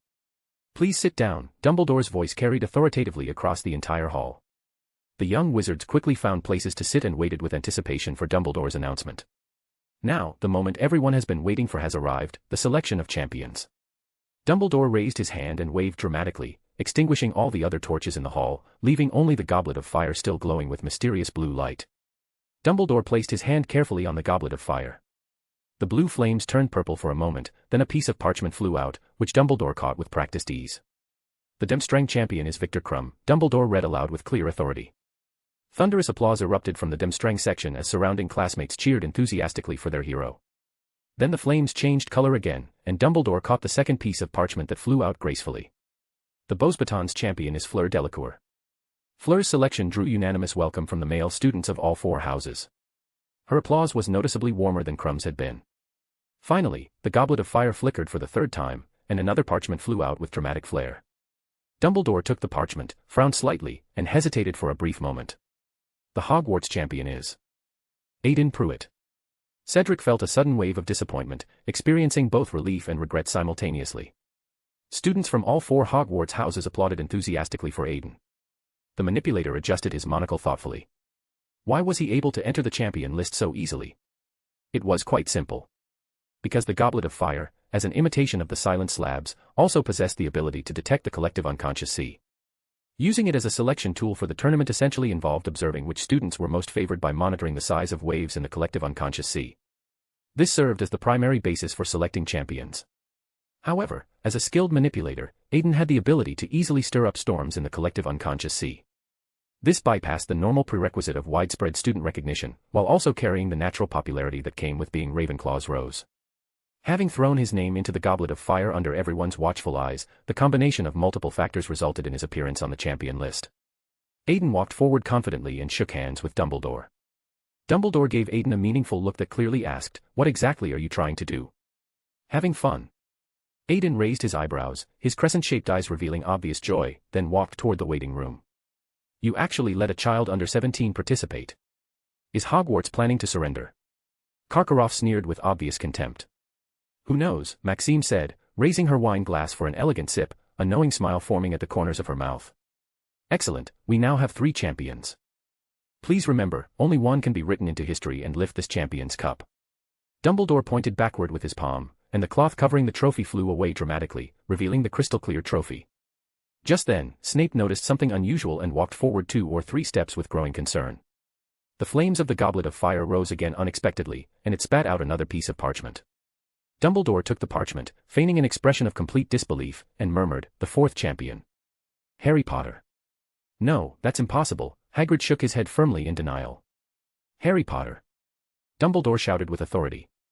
"Harry, go quickly," Hermione said, seeing the completely confused Harry and shaking him awake. "He cheated. He's not even 17. Isn't Aiden also underage?" The young wizards discussed in overlapping, excited voices. Professor McGonagall worriedly patted Harry's shoulder, and Harry walked reluctantly toward the champion waiting area. In the restroom, Fleur was casually joking with Aiden. "You're not even 17. Is Hogwarts planning to give up on competition this year, little boy? Age doesn't increase your chances of winning. Let our results do the talking," Aiden smiled back with quiet confidence. Krum nodded approvingly from the side. Then Harry walked in looking bewildered, and Fleur seemed to have discovered a new toy. "Oh ho, another little boy. Hogwarts has quite an interesting strategy this year, trading 1 adult for 2 minors. Do you want to rely on numbers to increase your chances of winning the championship?" Fleur teased with obvious amusement. "You're both cheating." Krum glared angrily at Harry and Aiden. Then a group of noisy adults rushed into the rest area with obvious agitation. Dumbledore entered first and calmly asked Harry, "You didn't put your name in the Goblet of Fire, did you? And you didn't ask an older student to help you, did you?" "I swear I didn't," Harry said with extreme grievance and confusion. "Headmaster, I think." Snape began but was silenced by Dumbledore's authoritative gesture. Dumbledore, why can your school have 2 champions? We demand more too, Karkaroff complained tirelessly. You dark wizard, you didn't deliberately put Harry's name in to justify adding people to your own school, did you? Moody spoke up and began arguing with Karkaroff aggressively. He's lying, and this entire competition isn't fair at all. Madame Maxime walked in and struck the chandelier overhead with her large hand. Perhaps this boy simply wanted to show off for attention. Snape spoke sarcastically from the side. If Aiden couldn't see the genuine worry in his body language, he would have been fooled by Snape's perfect acting. You know the Goblet of Fire is an extremely powerful magical device. To deceive it requires casting a powerful Confundus charm on it. A 4th-year student couldn't possibly accomplish such advanced magic, Moody explained. You seem to understand quite a bit about this, Mad-Eye, Karkaroff said, bringing his face provocatively close to Moody's. My job requires me to think like dark wizards such as yourself, Moody replied, also narrowing his eyes dangerously. Albus, you know Harry couldn't possibly. Professor McGonagall pleaded from the side, constantly defending Harry. All right, quiet everyone. Barty, you make the final decision, Dumbledore said, stepping forward as the others followed. The rules are absolute. According to the binding contract, that child is already a Triwizard Tournament champion. Barty Crouch refused with an impassive, official face. After the heated argument, everyone left unsatisfied, leaving only Professor McGonagall, Snape, and Aiden. This can't continue, Albus. First the Dark Mark, now the Goblet of Fire, Professor McGonagall said, waving her hand with frustration. Then what do you suggest, Minerva? Dumbledore poured each of them a drink. The greedy dragon reached for one but had his hand slapped away by Professor McGonagall. End this immediately. Don't let Potter participate, and this child shouldn't either, Professor McGonagall said, reaching out to protectively rub Aiden's head. But you also heard what Barty said, the rules are absolute, Dumbledore reminded her. Then let Barty and his precious rules get lost. Since when do you take orders from the Ministry of Magic? Professor McGonagall demanded, putting her hands firmly on her hips. Headmaster, I believe this is definitely not a coincidence. If we want to solve the mystery, we'd better wait and observe, Snape said, walking up and rubbing his hands together. What? Wait and see. Use them as bait. They're children, not expendable meat, Professor McGonagall said with obvious astonishment. But Aiden possesses magical accomplishments no less impressive than mine. Dumbledore extracted his memory and placed it carefully in the pensieve, hoping to use his recollections to observe whether there were any overlooked details. Aiden smiled slightly at Professor McGonagall and said, Professor, my participation was itself carefully planned. Professor McGonagall looked at Aiden with serious concern and reached out to pinch his cheek affectionately. What's going on? Give me a detailed explanation right now. Chapter 222, Effects and Interview. After spending considerable effort explaining the situation to Professor McGonagall, Aiden walked with cheerful steps toward Ravenclaw Tower. Meanwhile, in Gryffindor's common room, the twins lifted Harry high up in triumph. All of Gryffindor were celebrating enthusiastically for Harry because they all believed he had used clever technical means to bypass Dumbledore's age line. Everyone except Ron, who firmly believed Harry had secretly entered the competition behind his back. Jealousy, envy, and regret intertwined painfully in his heart as he erupted into his first serious quarrel with Harry. On the other side, Ravenclaw seemed quite uninterested in Aiden becoming a champion. After all, it's Aiden. Yeah, exactly. Such casual comments kept coming. Professor Flitwick happily set off a few congratulatory fireworks for Aiden, and that was the extent of the celebration. Walking back to his dormitory, Aiden felt the treatment was no different from usual. Aren't you all curious? Aiden asked his roommates with slight disappointment. When you put your name in, you broke Dumbledore's age circle in front of everyone, so the little Ravenclaw wizards have already been properly amazed, Edmund said, shaking his head. Besides, the most rational Ravenclaws have already given you all their attention. What more reaction do you want? Ethan added. I feel like it's just like married life, bland with only daily necessities, Aiden complained. You'll get used to it, both said in unison, then lay down on their pillows and covered themselves with blankets. The next day, at the Gryffindor table, Harry met Hermione again. Hermione, can you help me explain to Ron? He seems to be throwing a tantrum, Harry whispered desperately to Hermione. No, I can't do that. If you two want to make up, you must explain yourselves clearly. Last night Hermione had seen Harry's genuine confusion and believed he hadn't done this for attention. Unfortunately, Harry tried several times to talk to Ron, but Ron just snorted coldly and ran away. At the Great Hall entrance, Aiden walked in with his two roommates. Ron passed by Aiden and gave him a cold snort as well. Aiden instantly read Ron's thoughts, and question marks appeared over his head. Because of Aiden and Harry being selected as champions, Slytherin and Hufflepuff, who usually couldn't stand each other, actually united in their hostility. Draco was sparing no effort to spread malicious rumors about Harry, though he didn't dare provoke Aiden because the dueling club still maintained its fearsome reputation. For the next 2 days, Harry was made miserable by the Goblet of Fire incident. Unsettled, he even cast the wrong spell in Charms class, accidentally blowing Professor Flitwick away and receiving extra homework as punishment. Fortunately, Hermione gave Harry much comfort, and Hagrid also secretly told Harry during class that he would always believe in him, which made Harry feel marginally better. The Cold War between Harry and Ron continued until Monday, at the entrance to the potions classroom.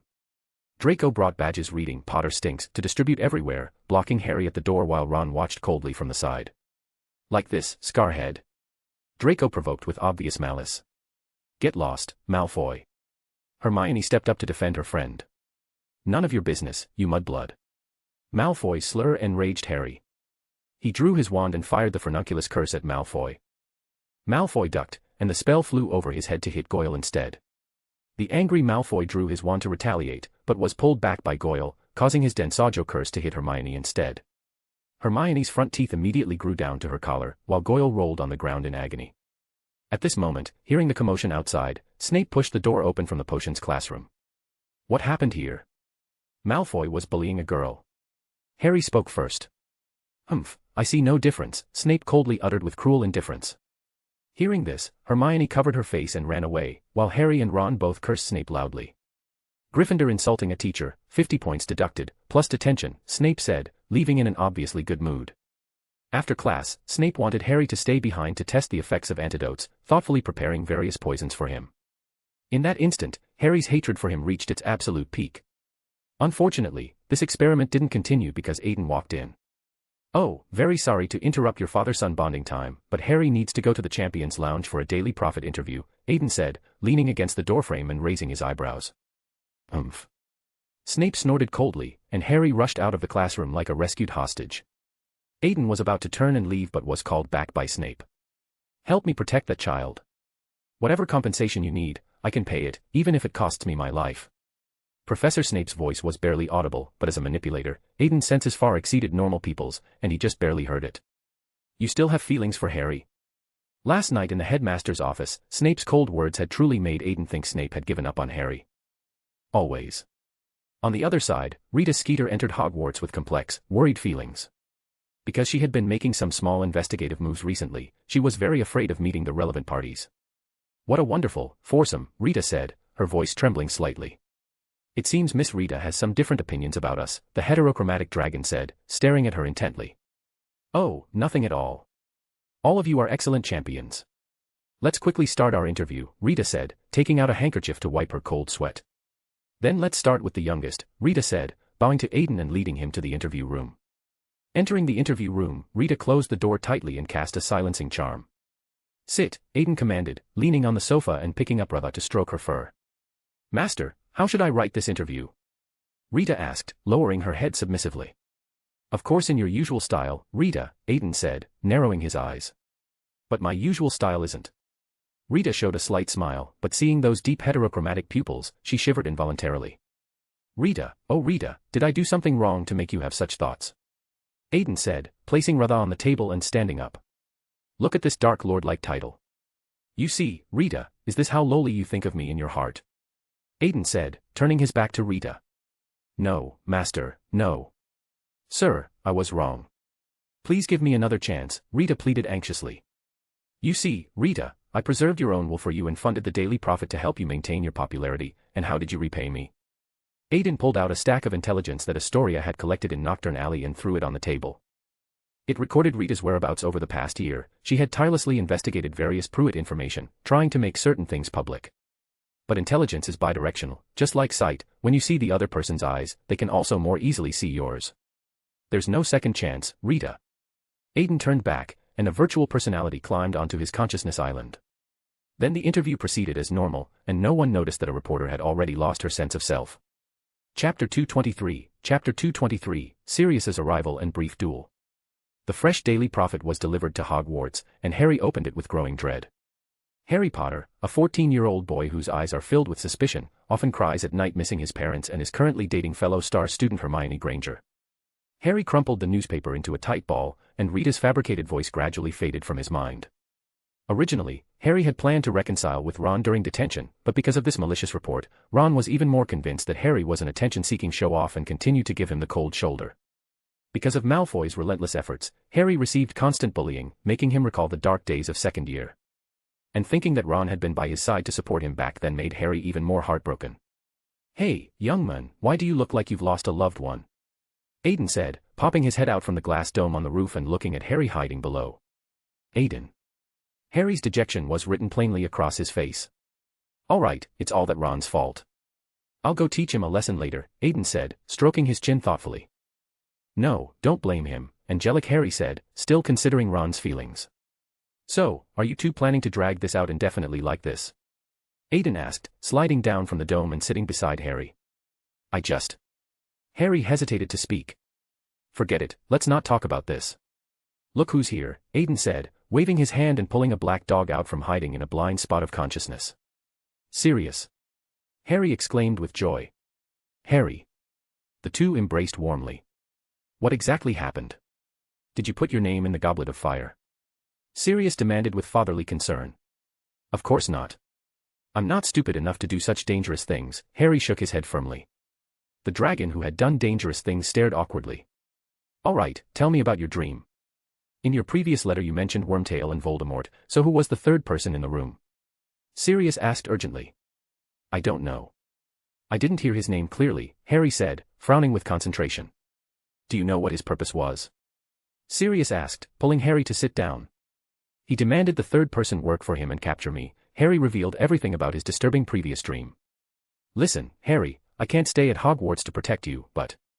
Sirius began, but was interrupted by Aiden. "Perhaps you can stay," Aiden said with a casual shrug. "What?" both said simultaneously, one joyful, one surprised. "I can hide you in the room of requirement, but your movements must be completely covert throughout, or it might alert the Death Eaters," Aiden said, pulling down his hat brim. "Maybe I should just take Harry away." "This year's Hogwarts is too dangerous," Sirius said with obvious concern. "Leave for where? Is there anywhere safer for Harry than Hogwarts right now?" Aiden asked, raising an eyebrow. "But I get the feeling you're all planning to do something dangerous." "I can't let my son get hurt," Sirius said, his parental intuition activated. "Indeed, but I promise you, Sirius, we won't let Harry suffer any harm, physical or psychological," Aiden said, looking at him with complete seriousness. "Sirius, Aiden, what are you talking about?" Harry asked with growing confusion. "There are Death Eaters at Hogwarts. They're coming for you. We set a trap, and you are the bait," Aiden said, looking away with obvious guilt. "Good, let them come. Isn't Dumbledore at the school?" "Catching them all in one net would be perfect," Harry said, turning back to look at Sirius with determination. "But you'll be in danger," Sirius said, gripping Harry's shoulders protectively. "I'm not afraid, Sirius. I want to fight alongside all of you." Harry's expression was resolute, and Sirius once again saw his best friend's shadow in him. "Good, worthy of being James's son. Let's face them together, father and son," they said, clasping hands firmly. "All right, sorry again to interrupt your father-son bonding time. Sirius, come with me. I'll take you to the room of requirement," Aiden said, bringing Sirius into psychological invisibility. After successfully hiding Sirius in the room of requirement, Aiden prepared to head to Ravenclaw Tower. On the way, Ron came walking toward him. Seeing Aiden, he snorted coldly and prepared to turn and leave. Snap. A crisp finger snap rang out, and the corridor unfolded like a cardboard box. The unfolded corridor walls became small squares that finally assembled into a floating platform. "Ronnie, are you throwing a tantrum at me?" Aiden asked, appearing behind Ron in a flash. "Humph, I wouldn't dare throw a tantrum at the glorious champion," Ron muttered with bitter sarcasm. "Really, even with family?" Aiden asked, raising an eyebrow. "Humph, go tell Mum on me then," Ron said, crossing his arms defiantly. "Ron Weasley." Mrs. Weasley's voice echoed across the empty platform with motherly authority. "Mum, I was wrong. I'll go apologize to Harry right now, and sorry Aiden too." Ron immediately backed down in panic. "Don't you know what your real problem is?" The young man's gentle laughter echoed around them. Aiden hooked his finger, and two comfortable sofas appeared on the platform. Ron, who was crouching on the ground, flew directly onto one sofa. Then the surrounding walls closed again, and Ron looked around to find himself in a church-like place. "You're messing with me again." Ron glared at Aiden with frustration. "Look, you clearly know it's your own fault, so who are you really sulking with, me or Harry?" Aiden said, waving his hand casually as a cup of tea floated over. Ron said, lowering his head with shame. Resentment, jealousy, envy. Aunt Molly's love for you isn't any less than for the other children. She carefully remembers that you don't like corned beef, remembers you prefer red sweaters, remembers you love wizard's chess. Though Aunt isn't good at expressing herself, her love has never been in short supply, Aiden said, counting on his fingers all the things Mrs. Weasley did specifically for Ron. It's not about Mum. Ron protested, his face flushing red. I know it's about the champion tournament and has nothing to do with Aunt, Aiden nodded with understanding. You. Ron stammered incoherently. My dear brother, we've grown up together since childhood, plus I'm a skilled legilimens. You can't hide those little thoughts from me, Aiden said, raising his left eyebrow knowingly. Don't read my mind, Ron said, rarely being tough. If you read my mind again, I'll make you experience a brother's authority. Oh. I'll gladly satisfy you, Aiden said, pressing his palms together as the bone church unfolded, becoming a huge arena. The glow of magic flickered on Ron's hands as 3 Zoltrak spells shot toward Aiden with impressive precision. Aiden flicked his finger lightly, making the ground soft, with earth and stone surging upward to block the attacking magic. The 3rd spell actually curved cleverly when approaching the earthen barrier. Aiden manifested crystal barriers on his body to block it easily. Expelliarmus. Red lightning shot from Ron's wand tip with sustained power. Lightning continuously shot from Ron's wand tip, pushing Aiden backward across the arena. You're trying to outlast me in magical consumption inside the bone church, Aiden said, shaking his head with amusement. The two remained in this determined stalemate, with Ron's disarming charm lasting a full 10 minutes before he finally collapsed from magical exhaustion. Had enough? Aiden asked, walking to Ron's side. Ron used all his remaining strength to jump up and swing at Aiden, hitting the dragon scales that appeared on Aiden's face with a heavy thud. Ah! Ron cried out in pain. The bone church dispersed. Ron sat on the ground while Aiden grabbed his injured hand and cast a gentle healing charm. Feel better now? Aiden asked with brotherly concern. Ron said, turning his head away with stubborn pride. If you feel better, hurry up and make up with Harry, Aiden said, shaking his head and turning toward Ravenclaw Tower. Chapter 224, Forbidden Forest and Intelligence. On Saturday, before the first task began, Harry secretly went to Hogsmeade.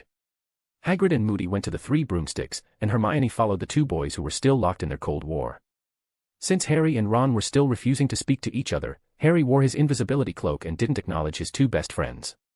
Aiden brought Ginny to shop at Honeyduke's for sweets. Did you fight with Ron? Ginny asked with concern. Yesterday he tried to fight me. I was considerate enough to let him vent his frustrations, otherwise, with his skill level. Aiden showed a mischievous smile. Will you 2 stop being friends in the future? Ginny asked, somewhat worried. We're family, Aiden said, reaching out to tap Ginny's forehead gently with his finger. That's good, Ginny smiled with relief and turned to select merchandise. Meanwhile, Harry walked into the 3 broomsticks, and Hermione kept creating opportunities for the 2 stubborn boys to reconcile. Unfortunately, both remained stubbornly silent. Moody nearby used his magical eye to notice the magical power anomaly in the surroundings. Combined with his intelligence gathering on Harry, he had a clear answer in his mind. Hagrid, see Miss Granger over there.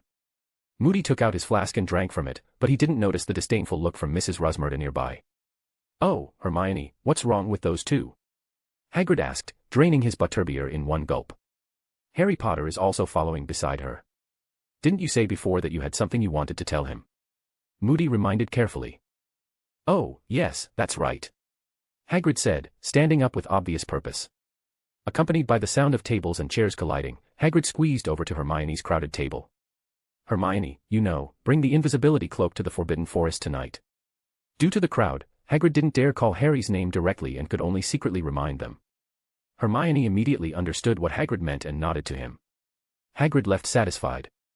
On the way back, Hermione mentioned this to Harry, while Ron beside them showed some reaction but ultimately couldn't find the words. Ginny and Aiden, following behind, both sighed with frustration. That night, Harry and Hagrid walked quietly in the Forbidden Forest. Strange sounds came from the grass ahead, as if something large was approaching. Hide, Hagrid whispered, waving to Harry. Harry immediately took out his invisibility cloak and put it on carefully. The exciting part is coming, a gentle young voice suddenly sounded in Harry's ear. Aiden. Harry turned back in surprise. Shoo. Aiden quickly covered Harry's mouth while his right hand touched his monocle, saving the upcoming recording in a folder named Recording Life. Good evening, Olymp, Hagrid said, walking over with obvious nervousness. Oh, you came, Hagrid. I thought you had already forgotten me, Madame Maxime said, her voice becoming much softer. How could I forget you, Hagrid said affectionately, taking Madame Maxime's hand. Oh my God, they really, ugh. Harry stuck out his tongue in disgust. But he immediately realized this was bad and quickly closed his mouth. It's fine, they can't hear us, Aiden said, pulling off Harry's invisibility cloak. Maxime and Hagrid paid no attention to the two boys. Amazing, how is this done? Harry asked with obvious curiosity. Hiding in the blind spots of consciousness. They can't see or hear us now and have even subconsciously forgotten about us, Aiden explained. So, Hagrid, do you have something special to show me? Maxime asked. Oh, right, follow me. Hagrid led Maxime toward the depths of the Forbidden Forest. Aiden pulled Harry to quickly follow them. In the Forbidden Forest, 4 large boxes were placed in the clearing, with flames occasionally surging from inside the containers. So magnificent, may I go closer to look? Madame Maxime murmured with obvious awe. Please do, Hagrid gestured encouragingly. Dragons, so this is our first task? Are you joking? Harry said with complete disbelief. Yes, Charlie transported them from Romania. He wrote saying they would arrive here tonight and told me to come look, Aiden answered matter-of-factly. Beside the dragons, Hagrid couldn't help but want to get close to them, but was stopped by Charlie. Hagrid, what are you doing? Charlie shouted with alarm. Oh, Charlie, I just came over to admire these beautiful creatures, Hagrid explained innocently. But Charlie, who knew Hagrid's character well, saw through him immediately. All our dragon eggs are counted. Don't think about stealing any. Charlie warned sternly. Cough, how could I? Hagrid's voice gradually became quieter with embarrassment. Charlie, Aiden said, pulling Harry out from the blind spot of consciousness. Oh, Aiden, how about it? Magnificent, right? Charlie said, showing off these dragons to his adoptive little brother. Swedish shortsnout, common Welsh green, Chinese fireball, Hungarian horntail, Aiden counted them one by one with expertise. Magnificent, right? Ron almost fainted when he saw this. Charlie laughed with obvious amusement. Ron. Now it was Harry's turn to be surprised. Yes, he told me that dragons would be delivered here tonight. Didn't he tell you? Hagrid also spoke up with confusion. No, Harry said, lowering his head with dejection. Hagrid pursed his lips thoughtfully. After visiting the dragons, Aiden returned to the castle with Harry, and on the way they even ran into Karkaroff, who had come secretly to gather intelligence. It seems everyone will know about the competition before the first task even begins, Aiden said in a teasing tone. This is unavoidable. The dragons make too much commotion, so naturally everyone will pay attention to them, Harry said, shaking his head. Let me tell you something interesting. Because both you and I are competing, Charlie didn't even dare tell Ent about transporting dragons, Aiden told Harry a cold joke to cheer him up. Harry's mind immediately conjured the scene of Mrs. Weasley yelling at Charlie. Charlie Weasley. Would you personally deliver dragons to kill your 2 little brothers? Molly roared. Ha. Thinking of this, Harry also laughed out loud.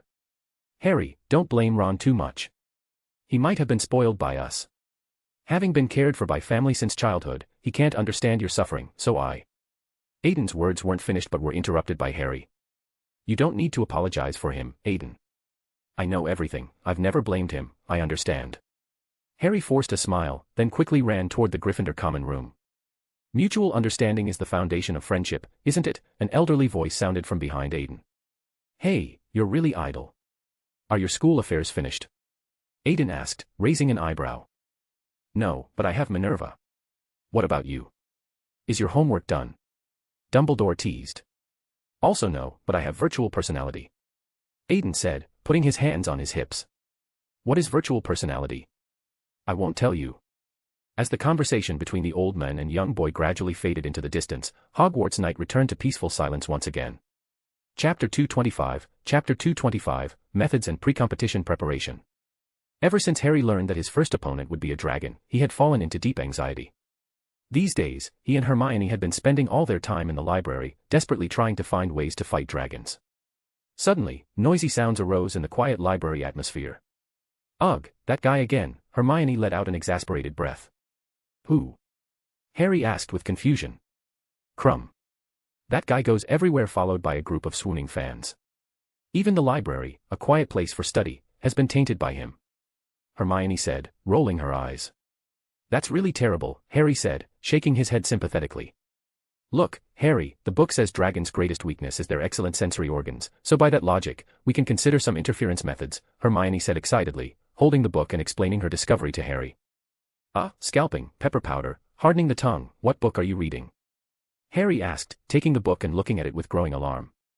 It recorded some extremely unreliable methods. Let me see, Hermione said, taking the book back and flipping it over. The book cover clearly read, 100 Ways for Comedic Wizards to Die. Harry and Hermione stared in horror. My God, am I supposed to face a dragon with this kind of nonsense? Harry said, having his first serious thought of escaping from Hogwarts. No, we'll definitely find other methods. Hermione encouraged Harry with determined optimism. How about we ask Aiden? Harry suggested they could consult the miraculous Aiden. He's also a champion, your opponents, Hermione said, looking helplessly at her naive friend. At noon, Harry and Hermione walked out of the library, preparing to go eat lunch. But Harry happened to encounter Moody, who was also heading to the Great Hall for his meal. Moody saw Harry's deeply troubled expression, rolled his magical eye, and approached saying, Child, after lunch, come to my office to find me. After speaking, he left with his distinctive cane. After eating and drinking their fill, Harry brought his books to Moody's office. The new Defense Against the Dark Arts office had a unique, paranoid style.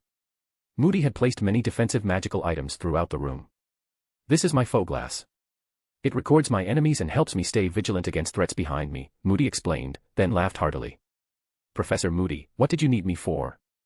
Harry asked with growing curiosity. Moody removed the metal prosthetic from his leg and placed it on the table, breathing a long sigh of relief, as if the prosthetic made him very uncomfortable. Look, this was blown off while fighting dark wizards. They used powerful dark magic, Moody said, chatting casually with Harry. Now, tell me, how do you plan to deal with the dragon? Moody asked, leaning closer to Harry and supporting himself on his stump. Well, I think. Harry evaded the direct question. Listen, boy, Aiden Prewett is a monster who developed new spells at age 11 and now has completed magical creature transformation, a combination of bloodline, talent, and effort. Fleur Delacour has extremely strong accomplishments in transfiguration and charms, plus she has magical creature bloodline. As for Crumb, maybe his brain is full of mush, but Karkaroff's isn't. He'll make tactics for Crumb to play to his advantages. Harry listened with a blank expression, but Moody gripped his shoulders and shook him firmly. Come on, Potter, think about your advantages.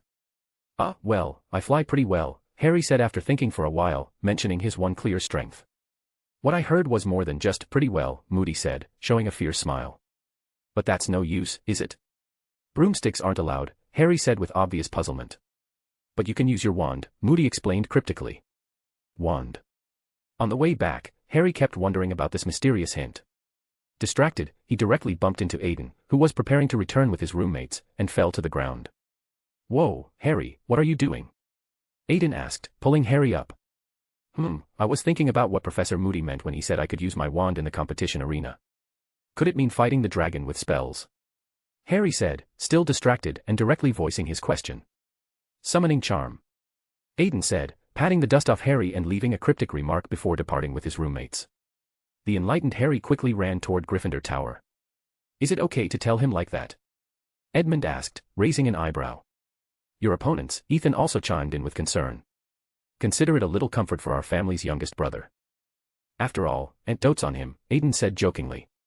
The next day, the much-anticipated Triwizard Tournament finally approached its dramatic opening. Several champions waited in the temporary rest area.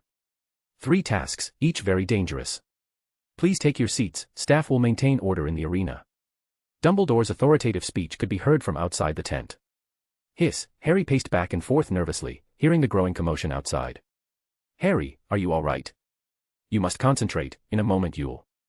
Hermione's worried voice came from outside the tent. Fight a dragon, Harry finished her sentence grimly. Extremely worried, Hermione hugged Harry tightly. Bang. A camera nearby exploded in a shower of sparks. Aiden, lying casually on a bed in the rest area, still had white smoke coming from his staff. Oh, this is really. Rita immediately lowered her head and retreated in fear. That's quite a nice staff. I've had my eye on it for a long time, Mr. Prewett. An elderly man with white hair walked in, followed by the tournament judges. Mr. Ollivander, it's been too long, Aiden said, nodding to him respectfully. Ollivander walked to the center and beckoned to the other 3 champions. Come, champions, hand over your wands for me to check, to ensure fairness, Ollivander said, setting up a small table on the ground. At the same time, he took out a wooden box containing maintenance tools dozens of times more complex than those sold in regular stores. Ladies first, then, Ollivander said, extending his hand politely to Fleur. Fleur took out her wand and handed it to Ollivander with grace. Ah, rosewood, Vila hair, Ollivander said, carefully polishing the wand tip with specialized tools and applying a protective oil coating. Orchideas, he said gently, lifting the wand as several beautiful orchids bloomed in the air. Very well maintained, magic flows smoothly too. Next. Crumb stepped forward and handed over his wand without ceremony. Hornbeam, dragon heartstring. Gregorovich's usual technique. Though I don't quite approve of his philosophy, this wand's performance is excellent. Ollivander conjured a flock of birds. The spell ran smoothly, and then he returned the wand. Come, Mr. Prewett, we're old acquaintances. I need to test all the wands you carry, Ollivander said, showing a smile of mixing business with personal matters. Aiden shook his head with amusement, handed over his wand, and then grasped the air, and his staff also materialized. That's cheating. How can he carry alchemical items? Karkaroff immediately shouted with outrage. Karkaroff, don't insult the art of wand lore with your shallow brain. Wand lore is a branch of alchemy, and this is clearly a wand, Ollivander said, annoyed by Karkaroff's noise. He glanced at the men and silenced him in Snape's signature style. This unique mental resonance, marvelous, truly marvelous, Ollivander murmured, casting a lumos with the staff. Warm light carrying soothing power spread out, greatly reducing Harry's nervous emotions. Ollivander returned the wand to Aiden, who vigorously wiped the places Ollivander had touched. Finally, you, Mr. Potter. Harry took out his wand and handed it to Ollivander, who conjured wine with practiced ease. Holly, phoenix feather, one of my masterpieces. Magic channels are good, but this maintenance condition. Ollivander looked at the dirty wand, feeling his heart bleed with professional pain. Harry took back his wand and wanted to clean it but saw Fleur's disgusted expression. Well, I've tested all 4 champions' wands, all are in working order, Ollivander said, nodding to Barty Crouch and leaving the tent. Chapter 226, Lottery Drawing and Facing Dragons. Seeing Ollivander leave, Dumbledore came forward to take charge. Good morning, champions. Now gather around, the exciting moment is about to arrive. This is a time only you can enjoy. Dumbledore shook his head with obvious enthusiasm, as if he were a contestant himself, then he noticed Hermione standing nearby. Why are you here, Miss Granger? Nothing, I think I should leave. Hermione said, turning and walking away quickly. Dumbledore pursed his lips and said, bring the bag over, Barty. Barty walked up with a hunched posture, pulling several people into a tight circle. Come now, Miss Delacour, ladies first. We don't need to be first at this moment, Fleur said with a frown, reaching into the bag to grab a model. Opening her hand, a smooth green-scaled dragon sat in her palm. She had drawn the Welsh green dragon. Now, Mr. Crumb. Crumb also reached in to grab a model, pulling out a red dragon that was spitting mushroom cloud-shaped fireballs. Chinese fireball, not bad. Karkaroff consoled him with obvious relief. Mr. Prewett. Barty held the bag directly in front of Aiden. Aiden reached into the bag and pulled out a silver-blue dragon with long, sharp horns. Swedish short snout. Aiden looked meaningfully at Harry. Hungarian horntail. Harry murmured with growing dread. What did you say? Barty asked in confusion. Nothing. Harry reached into the bag and pulled out a black dragon with a menacing spiked tail. Professor McGonagall watched Harry with deep worry from the sidelines. The drawing is complete. You need to retrieve the golden egg hidden in their nests under the dragon's guard. Please be sure to get the egg, because it contains clues to your next task. After Barty finished reading the official rules, he stepped back, and Dumbledore came forward. Aiden, wait, when the cannon sounds, you should. Dumbledore wanted to give some last-minute instructions. But Filch on the platform was using Sonorus to monitor below, and hearing Dumbledore mention the cannon, immediately lit the cannon's fuse. Bang. A violent cheer erupted from outside the tent. Dumbledore patted Aiden's shoulder and let him go. Walking out of the rest area, the Quidditch pitch had been dramatically transformed with strange rocks everywhere. Many dips and protrusions could provide essential cover for the champions. Aiden stood calmly before the Swedish short snout, looking up at the massive dragon. A virtual personality passed through the collective unconscious sea, grasping the dragon's consciousness in its ethereal hand. The manipulator had already displayed his supernatural might, yet no one could detect any abnormality. He walked past the dragon with casual confidence and put the golden egg in his pocket. Wow, amazing. The commentator on the platform expressed complete confusion about what had just happened. Cheating. Karkaroff shouted with indignation. Now, it's time for our judges to score. Dumbledore gave 9 points, Maxime 8 points, Ludo Bagman 10 points, Barty Crouch 9 points, and Karkaroff 4 points. Karkaroff's deliberately low score angered the Hogwart students, who all booed him loudly. Get lost, old zombie. Rubbish Demstrang. Similar insults echoed throughout the stands. What's wrong with that? He didn't demonstrate anything spectacular, so what's wrong with giving 4 points? Karkaroff stubbornly argued with the students below. The students continued booing relentlessly, and Karkaroff turned back to ignore them. The second to appear was Fleur. She cast a powerful sleeping charm on the Welsh green dragon with graceful precision. The spell penetrated the green dragon's thick skin, making it fall into peaceful slumber. Fleur happily gave Madame Maxime a victory sign, then quickly climbed up to retrieve the golden egg. But just then, the green dragon yawned and breathed out a small flame. The flame ignited Fleur's skirt. She endured the scorching heat and rushed back to the rest area, where others helped extinguish the flames. As before, Karkaroff generously gave 4 points while skillfully trading insults with the Beauxbatons students.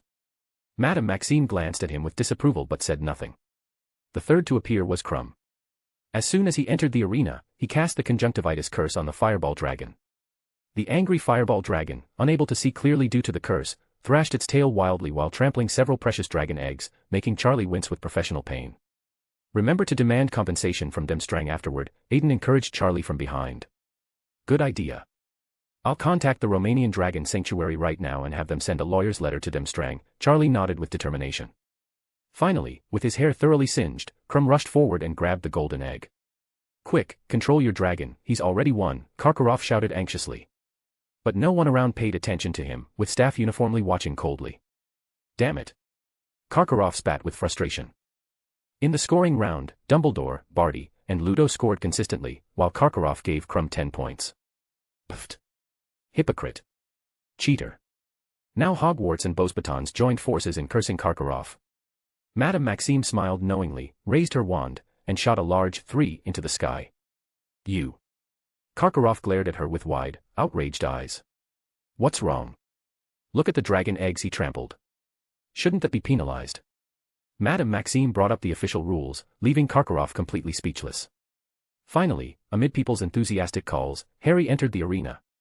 I must be crazy to participate in this, Harry complained under his breath.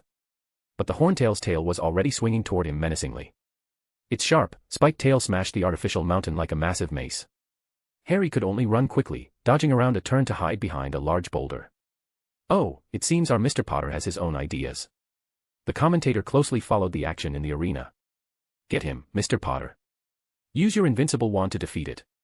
The excited commentator got carried away until Professor McGonagall gave him a sharp smack to shut him up. The Horntail breathed intense fire at the boulder where Harry was hiding. The high temperature scorched Harry, and the stone gradually turned red hot. Harry, use a spell. The spell from last night.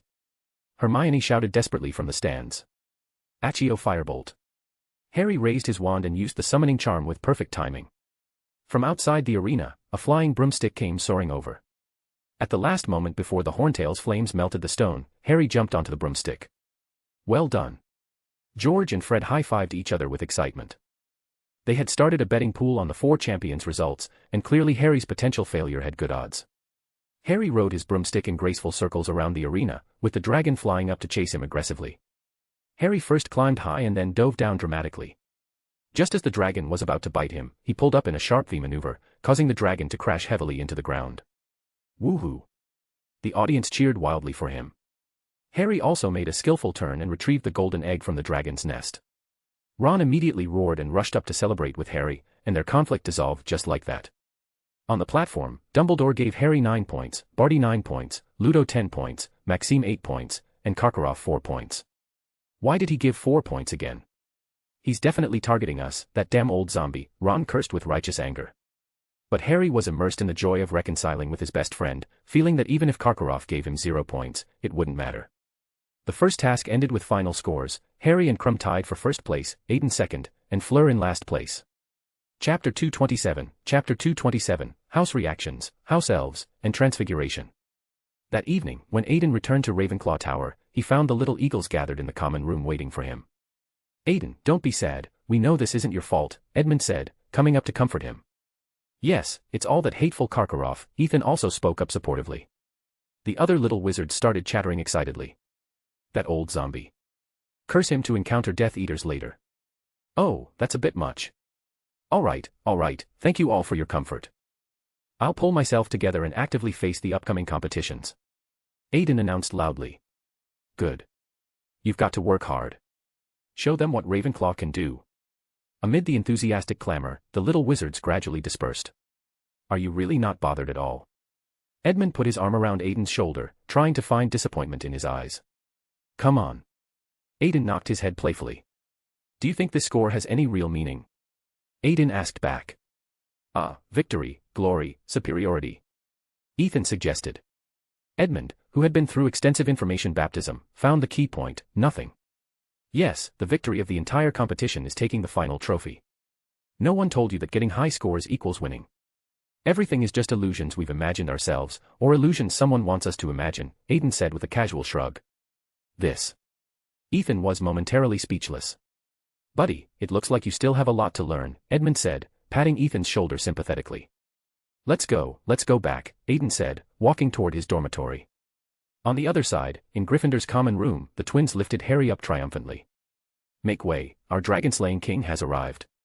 George laughed with obvious pride. Welcome Harry Potter to his loyal Gryffindor subjects, Fred joked dramatically. The common room was filled with a joyful atmosphere, and Harry took the opportunity to raise the golden egg. Do you want me to open it? Harry asked the eager crowd. Open it, came multiple voices in unison. Then, under everyone's expectant gaze, Harry opened the golden egg, and piercing screams spread throughout the entire common room. I know. You have to face banshees in the second task. Seamus was first to react. I think it's the Cruciatus curse, Neville suggested with growing worry. Or maybe attack Percy in the prefect's bathroom. George and Fred also came to join the speculation. Looks like it needs more research, Harry said, staring at the golden egg thoughtfully. Since the competition had run very late, Harry hadn't had dinner yet. So Hermione and Ron took Harry to the kitchens for food. The kitchen is located in the basement. You just need to tickle the pear in the fruit painting to get in. Ron led Harry while explaining, reaching out to tickle the painted pear. The kitchen door opened, and Harry and the others received a warm welcome. The house elves greeted them with obvious enthusiasm. Look at you two, sweet like an old married couple again, Aiden said, narrowing his eyes while feasting at the dining table. Aiden. What are you doing here? Hermione asked with curiosity. Came to eat, Aiden said simply, forking a piece of steak into his mouth. Harry Potter, came a familiar, shrill voice. Dobby. Harry smiled with genuine warmth. How are you here? Of course it's because shameful Dobby demands wages and freedom, another house elf said, looking at him with obvious disdain. Winky. Harry encountered his second acquaintance. Oh, merciful Mr. Potter, thank you very much for pleading for me before, Winky said, bowing deeply to Harry. What's going on with all of you? Harry asked with growing confusion. The headmaster took in these homeless house elves, and for this, an innocent school governor had to pay them all salaries. Aiden, having eaten his fill, wiped his mouth with satisfaction. You're paying the house elves wages? Hermione asked, her eyes lighting up with excitement. What else? A Hogwarts governor joining the Society for the Promotion of Elfish Welfare couldn't possibly do nothing, Aiden said, raising an eyebrow. You're really rich. I'd rather spend that money on myself, Ron muttered under his breath. But he was silenced by Hermione's sharp elbow to his stomach. We could have given them 10 galleons weekly wages and 4 days off, but they refused and kept begging us not to fire them. The well-fed dragon paced back and forth to digest, while nearby house elves smiled warmly at Harry and the others. This statement made Hermione realize the special nature of the house elf race. So, still planning to continue your political aspirations, Miss Granger? Aiden asked with interest. Of course, Hermione said, holding her head high and forcibly dragging her 2 reluctant boys onto her warship. Hey, then I wish you success, Aiden said with a yawn, leaving the kitchen. The competition's turmoil quickly ended, and the second task was scheduled for February next year. Hogwarts' peaceful and tranquil study time began again. Who had been happiest during this period? Of course, Harry Potter. Since his battle with the dragon, the entire school's opinion had completely reversed. Girls began constantly appearing around him to greet him with obvious interest. On Tuesday, in Transfiguration class, Professor McGonagall required everyone to transform guinea fowl into guinea pigs. The little wizards easily completed the task. Harry and Ron were scolded by Professor McGonagall for having a night stool with fake wands in the back row. At the same time, Professor McGonagall also announced about the Christmas ball in class. After class, Aiden brought his thesis to find Professor McGonagall. Because the surprise came so suddenly, Professor McGonagall even forgot to tell Harry about the champion's opening dance. You completed that? Professor McGonagall asked with obvious excitement. Yes, Professor, let's talk as we walk, Aiden said, stepping aside to let the professor pass. Unexpectedly, Professor McGonagall was more anxious than Aiden, dragging him all the way to her office. Now, Mr. Prewett, I need you to give me a detailed explanation, Professor McGonagall said, quickly sitting down. She hurriedly made Aiden tea and took out paper and pen to hand to him. Professor, no need to rush. Let's first look at something. Aiden tore off some of the paper Professor McGonagall handed him. Magic surged, and the paper scraps became an iron rod. Professor, look, this is an iron rod transformed by transfiguration. Aiden gently bent it, the iron rod broke and returned to its original state. We use transfiguration, but we achieve transformation while ignoring conversion. Usually, in wizard duels, even when we use transfiguration to create vines or transform animals, we choose hard objects. Why do you think that is? Because mass and hardness give our creation stronger offensive capabilities, Professor McGonagall answered automatically. Then, Professor, whether enlarging or shrinking objects or wizards, where does the excess mass go? Aiden continued asking. Of course it's carried by magic power. Such a simple. Professor McGonagall was about to give the standard answer but suddenly fell into deep thought. Magic power's carrying capacity, such a simple elementary question, why didn't I think of it? Professor McGonagall murmured with growing realization. Yes, our magic power offsets the mass and volume we delete or add during transformation, Aiden nodded approvingly. But magic power cannot touch the essence of things, Professor McGonagall said, frowning again.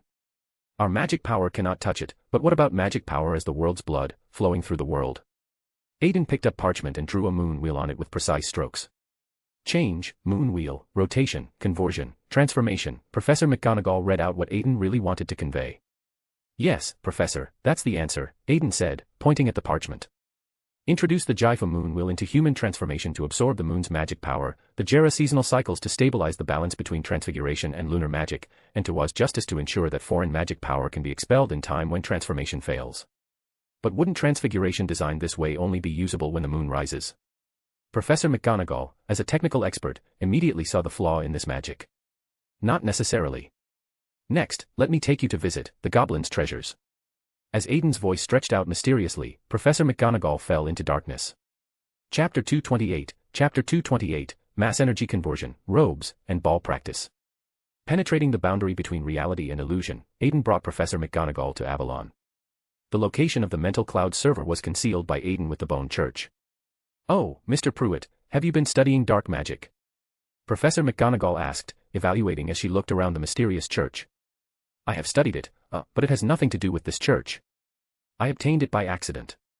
Although Aiden felt guilty, his face remained perfectly expressionless. All right, Professor, follow me inside, Aiden said, leading Professor McGonagall into the bone church. Inside the church, a massive alchemical matrix emitted silver-white light, and every floating white thread showed a person's experiences. What is this? Professor McGonagall asked, reaching out to touch a thread and immediately seeing Tommy far away in London. Professor, this is a calculator we set up inside the Misty Illusion. You know, similar to a Muggle creation, Aiden explained. Oh, a Muggle computer. Professor McGonagall realized with growing understanding. Yes, borrowing their design concept for the internet, the Department of Mysteries and I built a mental server here. Muggles connected to it can gain the ability to manipulate magical power. What? Professor McGonagall was startled. Then don't you control? Let's discuss these matters later.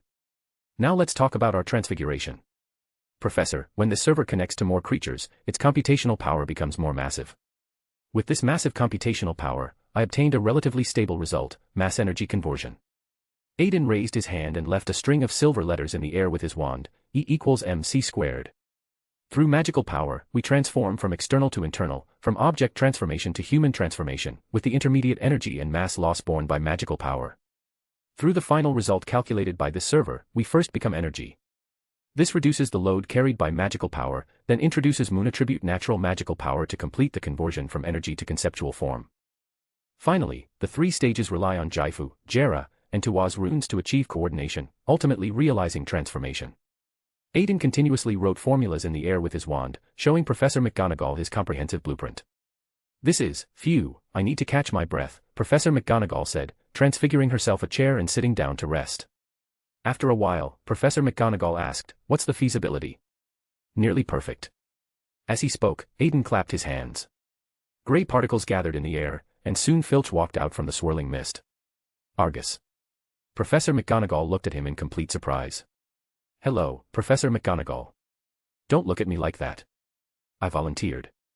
You know how much people like us yearn for magic. After speaking, Filch bowed respectfully to Aiden. Then, one last question, how do you plan to popularize this magic? Professor McGonagall pushed her glasses. Now they were entering her professional field. Through you and Professor Dumbledore, Aiden said with a sheepish grin. All right, write out your references, and I'll publish it co-authored with Albus. Professor McGonagall smiled in her new role as advisor. Aiden stared in shock. Fortunately, although Oliver had been poached by that ambitious minister, Filch could provide Aiden with some valuable help.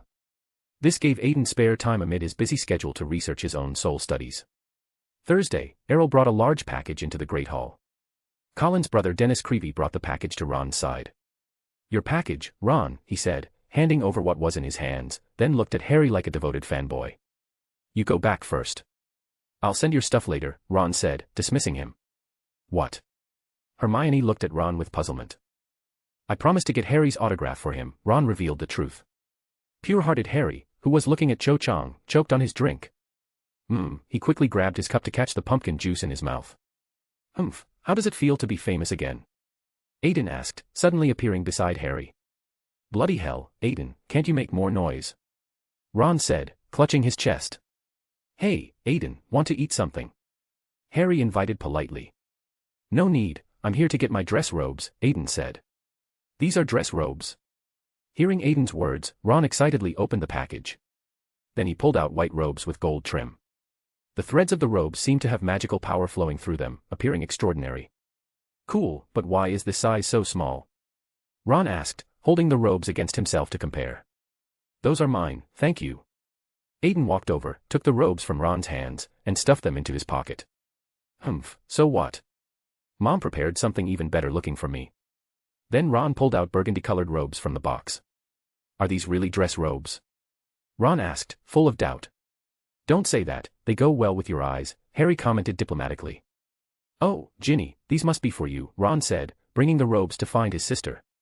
Impossible, these are clearly men's style, Ginny said, shattering Ron's fantasy without hesitation. I object. Mom is playing favorites. Ron said, turning back to look at Aiden. Don't blame Aunt.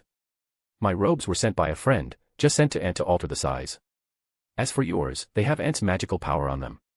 She must have made them by hand, Aiden emphasized the last two words. Ron was momentarily speechless. Ginny, George, Fred, Aiden said, turning to point out the twins and Ginny, and they understood immediately. I didn't receive any, George said, raising his lower lip in a pitiful expression. Me neither, Fred said, spreading his hands. Same here, Ginny said, raising her hand slightly. You guys. Ron ran off with his robes. Although he looked indignant, Aiden could sense he was secretly happy about Mrs. Weasley's unique gift.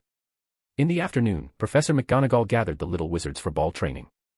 The ball is a traditional part of the Triwizard Tournament. On Christmas Eve, we need to spend a comfortable evening with guests who have come from afar.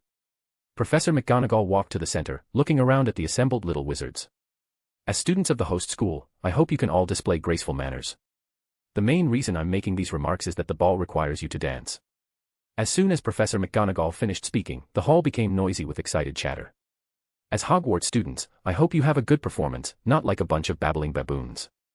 Don't you want to go protest to her? The system bubbled up at the right moment. You're dreaming, Aiden cut off the system's connection. Speaking of dance, it's a process that makes the body breathe. Inside every girl's body sleeps a swan, Professor McGonagall said, looking toward the female students. I don't think there's a swan sleeping inside Eloise Midgen, Ron whispered to Seamus. At the same time, Ethan also turned to Aiden and said, are you planning to lead or follow? Both simultaneous whispers were heard by Professor McGonagall. Aiden gave Ethan a, you deserve it, smile. Then, Mr. Beckett and Mr.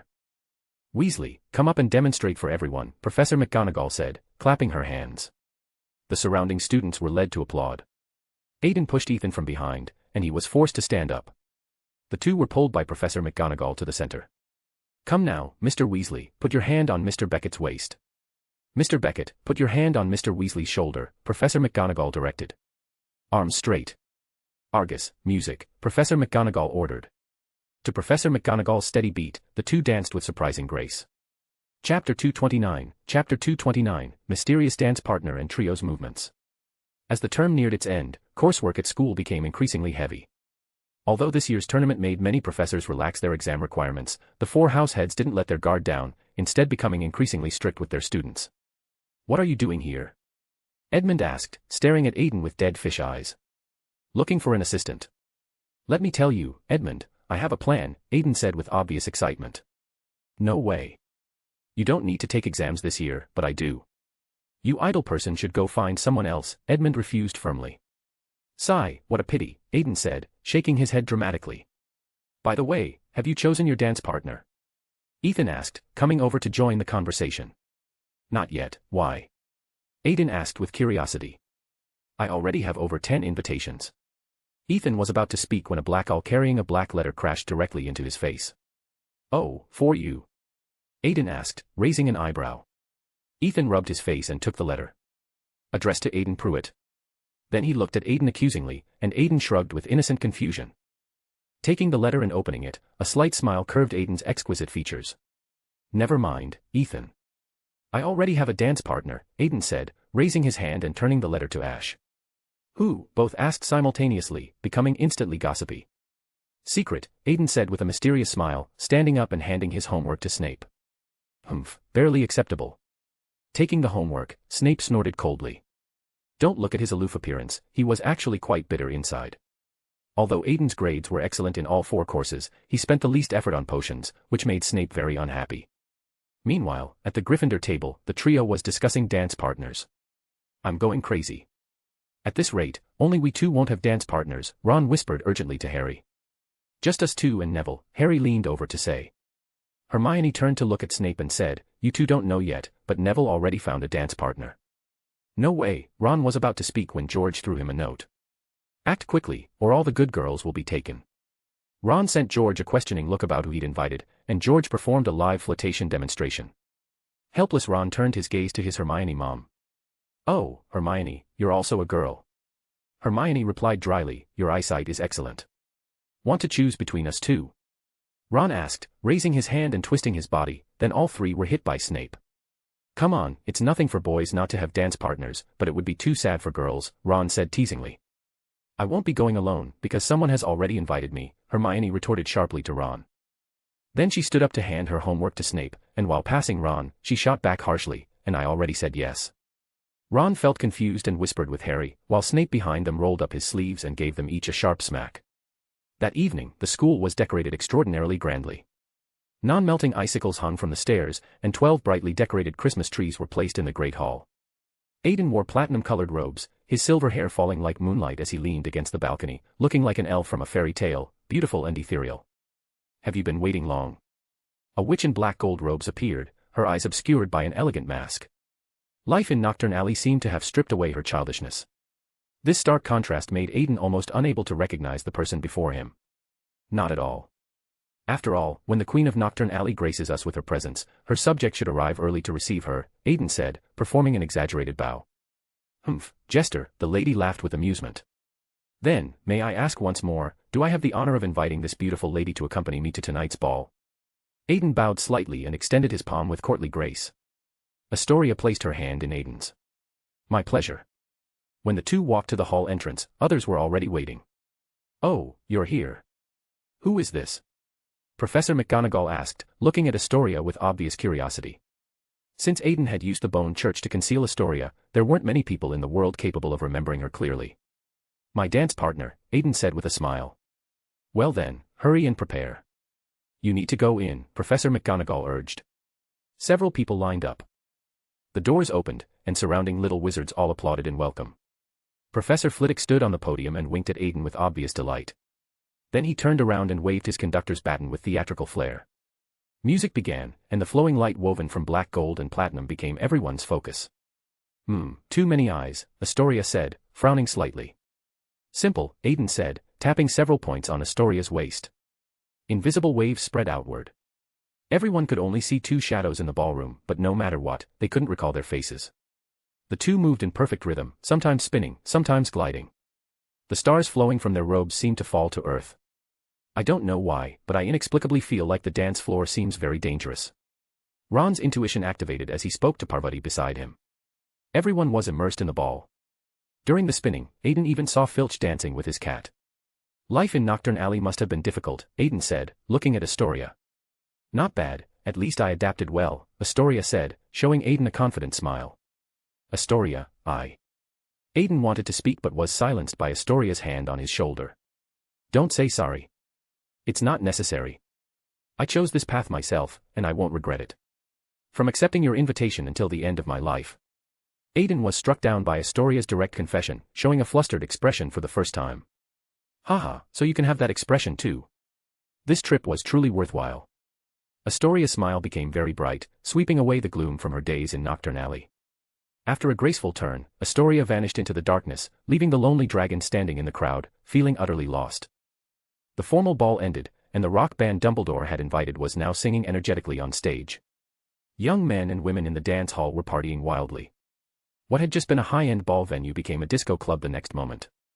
Ron and Harry sat at the dining table complaining about Crumb, while Aiden was also eating nearby. Look at that stupid face of his. Ron's jealous commentary contaminated Aiden's food, but the scene before him served as good entertainment. Stop eating, Aiden. Where's your dance partner? Ron asked, his attack power extremely strong. She has a career to be busy with, unlike an idle fish like me, Aiden said with a sheepish grin. You seem very embarrassed, Harry said, finding the blind spot, not even caring that Parvati beside him was invited away. Parvati looked at Ron's jealous appearance and sighed again. This was her countless sigh of the evening. After a while, Hermione, having played enough with Crumb, walked back. Ah, Victor is going to get some drinks. Do you want to come together? No, I won't join you in Victor's romantic play, Ron shot back at Hermione.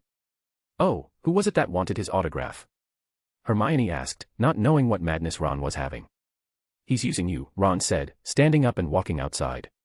What? How can you say that? Hermione asked, chasing after him. Besides, I can take care of myself. Hard to say. He's already old, just like Aiden, who looks like a child but is actually much older than us. Ron pointed behind him. The dragon behind him kicked his shin, making him squat down holding his leg. Refreshed, Aiden continued his dining enterprise with satisfaction. So that's how you speculate about others? Hermione asked, her voice carrying tears. What else can I do? Ron asked, limping after her.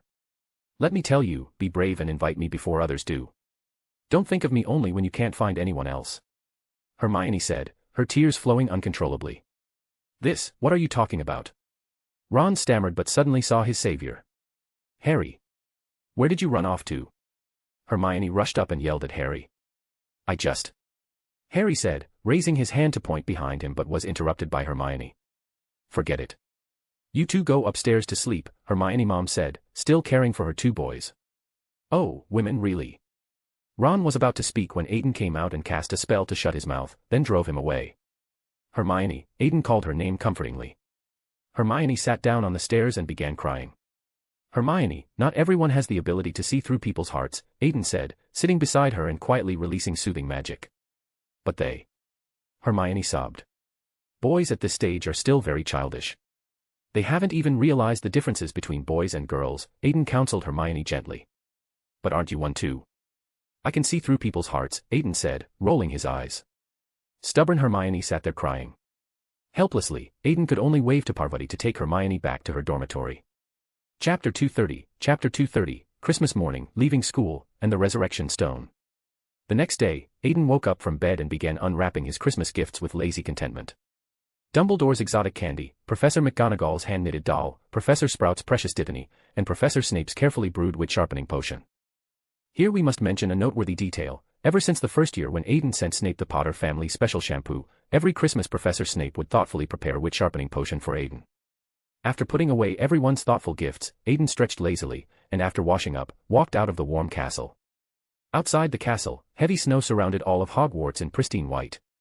Karkaroff hurriedly passed by Aiden with an obviously urgent expression. Snape was searching methodically in the bushes to see if any students who had partied too hard last night were sleeping in the grass. Severus. Karkaroff rushed up and grabbed Snape desperately. What is it? Professor Snape asked, raising an eyebrow with mild irritation. Karkaroff rolled up his sleeve with trembling hands, revealing a black mark. He's summoning me. Don't tell me you haven't noticed, Karkaroff said, looking at him with serious desperation. This has nothing to do with me. Snape said, absorbed in searching through the grass and deliberately ignoring him. Karkaroff trembled with anger and fear. After a while, seeing Snape's stubborn attitude, Karkaroff also turned and left with obvious frustration. Harry walked over and happened to see Aiden eavesdropping with obvious interest. Just as he was about to greet him, Hagrid and Maxime also came out for their morning walk. Aiden grabbed Harry and entered psychological invisibility. Hagrid got impulsive, Hagrid went for a romantic confession, Hagrid revealed his half-giant heritage, Hagrid failed spectacularly. Aiden provided running commentary for Hagrid's romantic disaster from the side, and Harry couldn't help but laugh at the absurdity. "All right, where are you going?" Aiden asked, turning back to Harry. "Actually, I want to find Hermione to apologize," Harry said with obvious dejection. "Then, what did you do wrong?" Aiden asked pointedly. Anyway, apologizing first is never wrong," Harry said, raising his head to show he was being very responsible. TSK, young man, too naive," Aiden said, shaking his head like a wise old man. "You have the nerve to talk about others," the system bubbled up with sarcasm. "Shut up," Aiden retorted internally. "Huh?" Question marks appeared over Harry's confused head. "I wasn't talking to you." Just as Aiden wanted to say something more, his virtual personality sent him an urgent message. Through the sea of consciousness, his awareness came to Wormtail Peter and found him heading alone to the ruins of the Gaunt family. "All right, I won't chat with you anymore. I need to find Dumbledore immediately." Aiden casually dismissed Harry, took out his wand, and waved it with practiced grace.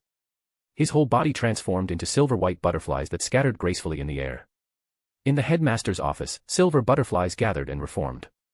"Aiden, at least knock on the door," Dumbledore said, holding his forehead as he looked at the boy before him. "It's urgent."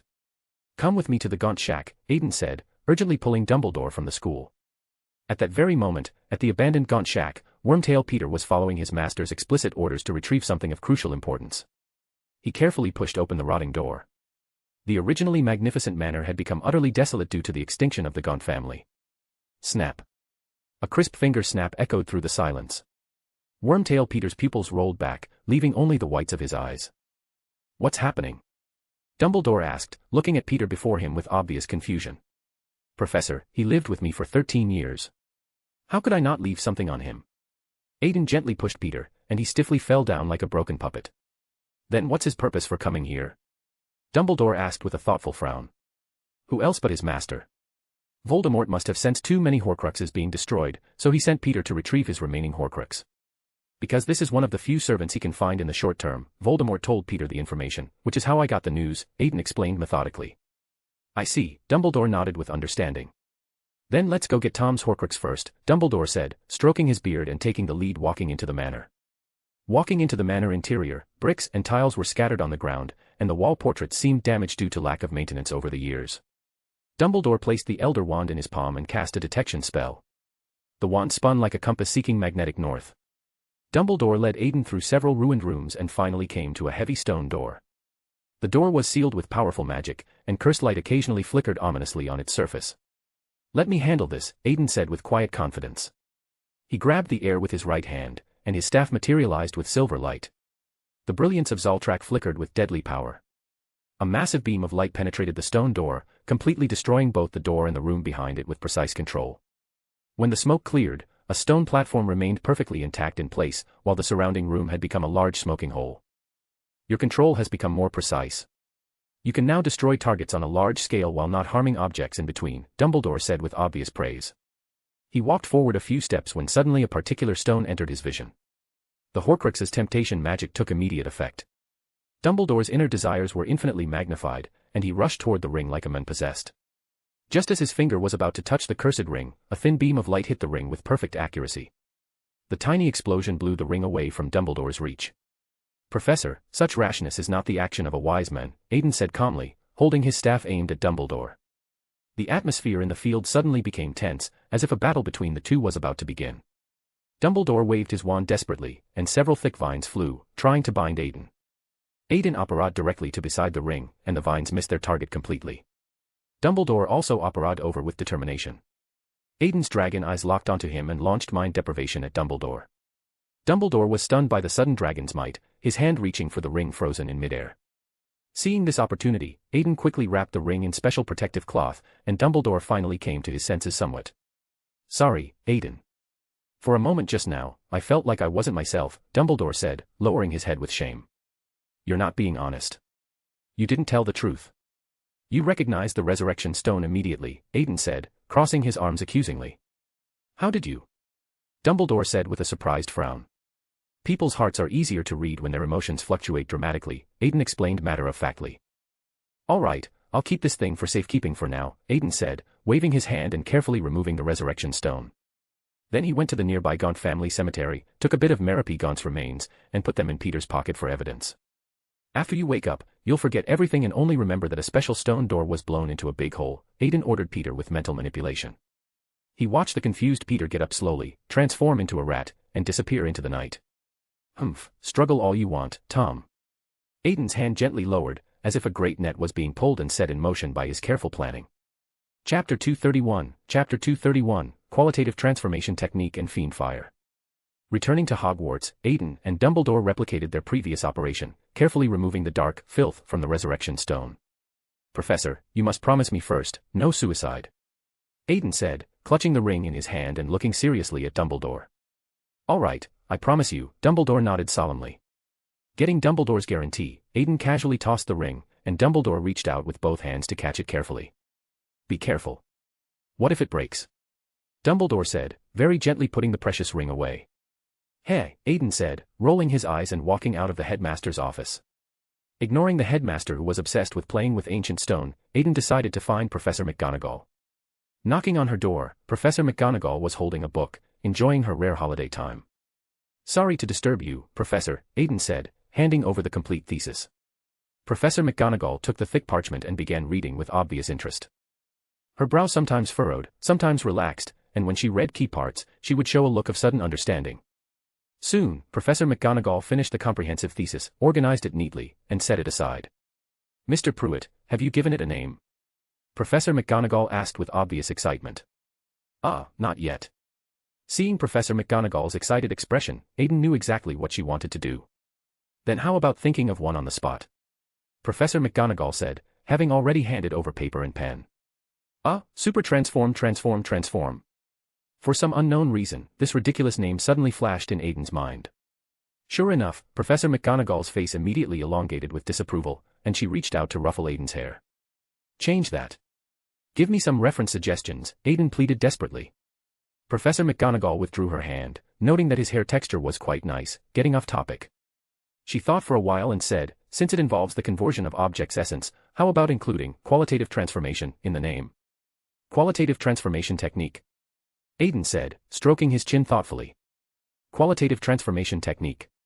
Professor McGonagall shook her head and helped him complete the proper name. That's good, let's decide on that, Aiden immediately made the decision.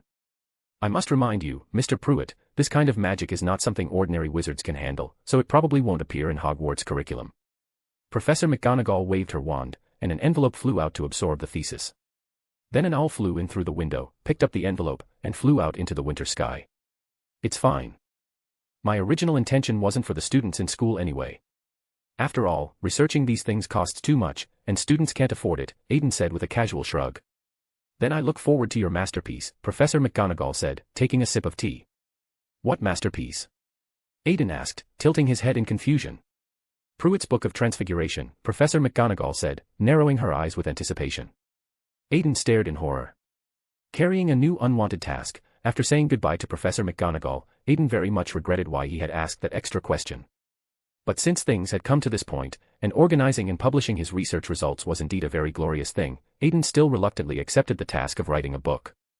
Friday, Aiden came alone to the room of requirement, preparing to explore a gatekeeper before the unforgivable curses.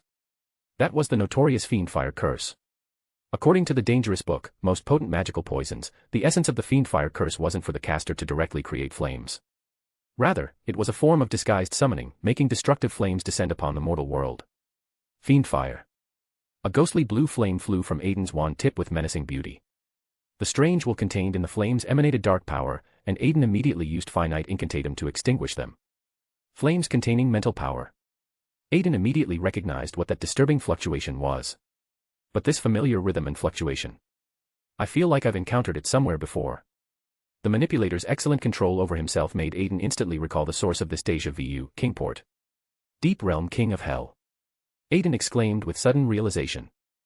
Yes, you found the key point, young student, the system came out to offer cryptic commentary. System. Do you know something? Aiden inquired with growing interest. In all the years the Deep Realm Kings have existed, there couldn't possibly have been no one who researched them, the system hinted meaningfully. Even a weak, pitiful, and helpless system like me can help you separate Dreamweaver extraordinary characteristics from resentment. There's no reason that wizards who can directly rewrite reality haven't produced such genius figures. What's a mere hell? Besides, using Deep Realm Kings' bodies, aren't you in the Department of Mysteries already doing this? The system spoke of these shocking secrets in a deliberately flat tone. That's true, wait, you currently have a Dreamweaver characteristic? Aiden asked, catching the key point in the system's words. Yes, I originally wanted to wait until you finished digesting the potion before telling you, the system replied casually. What else do you know? Tell me what you can say. Aiden wondered if he could extract more valuable information from the system. Not much more. Besides Hell's Matter, there are those Eastern practitioners. The cave heaven I showed you before is actually built on a giant tree. From what I accidentally heard, their so-called Jinmu should be the Deep Realm King called Life. The system continued dropping shocking revelations, and Aiden simply took out lemon juice to drink while absorbing this incredible information.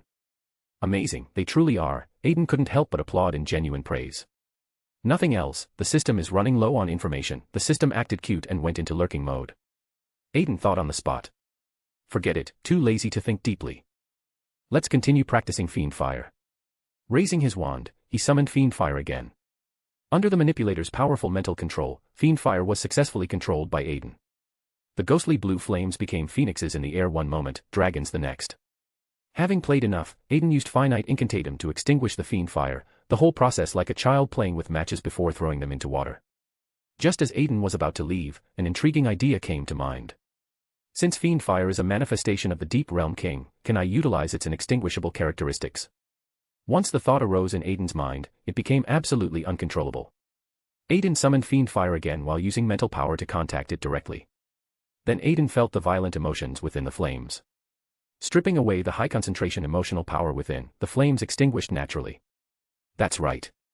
The essence of Deep Realm Kings is just aggregations of high concentration emotions. As someone with an extremely high, extraordinary position, I should be able to do this too. Aiden used Animagus to transform into his dragon form.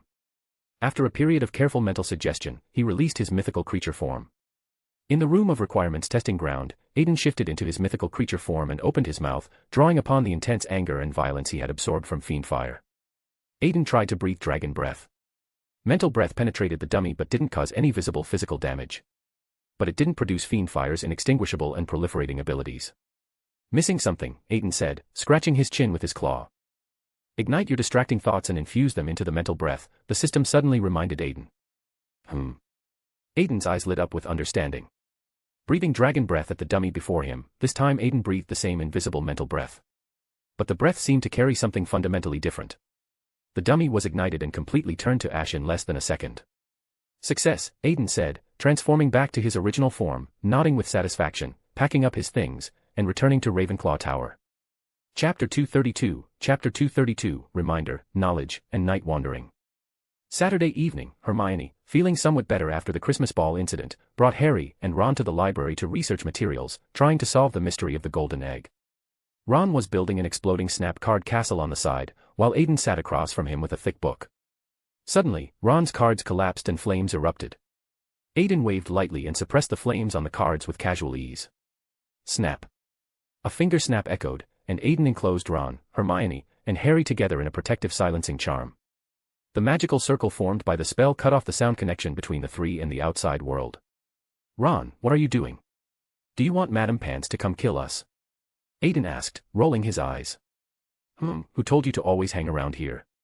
If we figure out the golden egg secret, wouldn't you hear it too?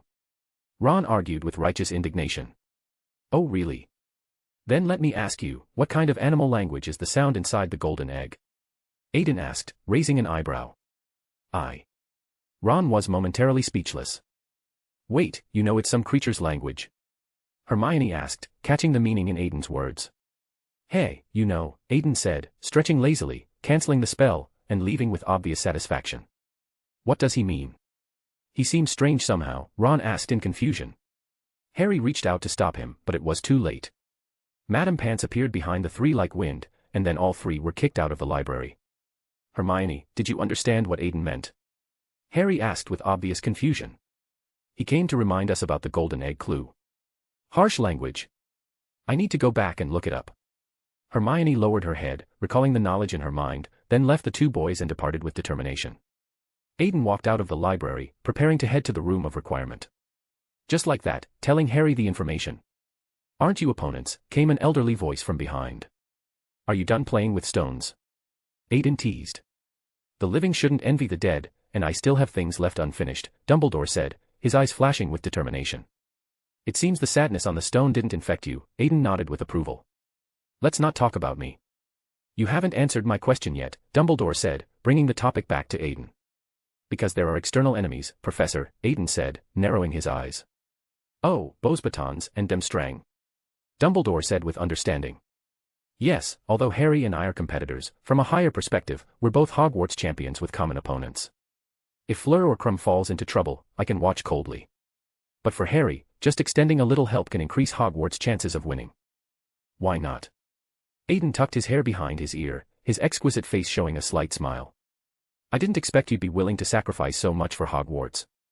It's truly moving, Dumbledore said, gently applauding. So, is there any reward? Aiden asked, rubbing his fingers together. Dumbledore stared in disbelief. I heard your old friend has magic that combines the unbreakable vow with fiend fire. The dragon's heterochromatic eyes seemed to flash with obvious greed. I'll help you mail it, but you'll have to convince him yourself. The old bee spread his hands, indicating there was nothing he could do. That's enough. On the other side, Hermione rushed back to her room and began searching through her comprehensive, 8,000 magical languages. Gentle singing in water, harsh screaming on land. This is it. Hermione successfully found the answer in the book. She ran charging into the boys' dormitory, kicking open Harry and Ron's door. Bloody hell, this is the boys' dormitory.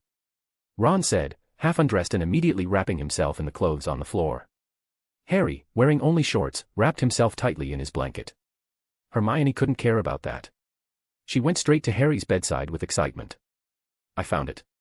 The golden egg is playing mermaid language. We need to put it in water to hear the normal sound. Hermione reached to pull Harry's blanket, and Harry wrapped himself even tighter. Ah, Hermione, you should go out first. At least let them finish getting dressed, Neville helped from the side. After much commotion, everyone was properly dressed. Seamus brought a bucket of water. Harry soaked the golden egg in it and pressed the button. The others immediately covered their ears the moment the golden egg opened. But this time, no harsh screaming came out. Instead, there was gentle, haunting singing. Hermione cast sonorous on the bucket, and the song echoed throughout the dormitory. Come seek us where our voices sound. We cannot sing above the ground. And while you're searching, ponder this. We've taken what you'll sorely miss. An hour long you'll have to look. And to recover what we took. But past an hour, the prospect's black. Too late, it's gone, it won't come back. Too cool, Seamus said with obvious excitement. Only 1 hour, and underwater too. How can I survive underwater for an hour? Harry asked with a worried frown. Maybe you could use the summoning charm to directly summon diving equipment from Muggle towns. Ron suggested enthusiastically. No, that's too obvious. Flying diving equipment would be discovered by Muggles, and we'd be exposed, Hermione firmly rejected. Then what do you suggest? Ron asked, his proposal rejected, so he threw the question to Hermione. Turn Harry into a submarine, drain the Black Lake. Oh right, you could ask Sirius to learn Animagus and become a frog. Hermione slapped her forehead with frustration. Her ideas were even more outrageous than Aiden's. That would take a month. You might as well suggest Harry stick his head in the water and convince the merpeople to bring the treasure up, Ron said, rolling his eyes.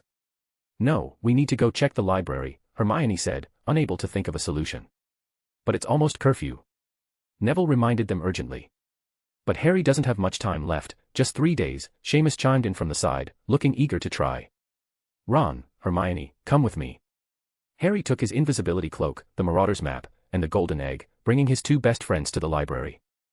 In the library, Ron, Hermione, and Harry worked hard for a long time but couldn't find the corresponding information.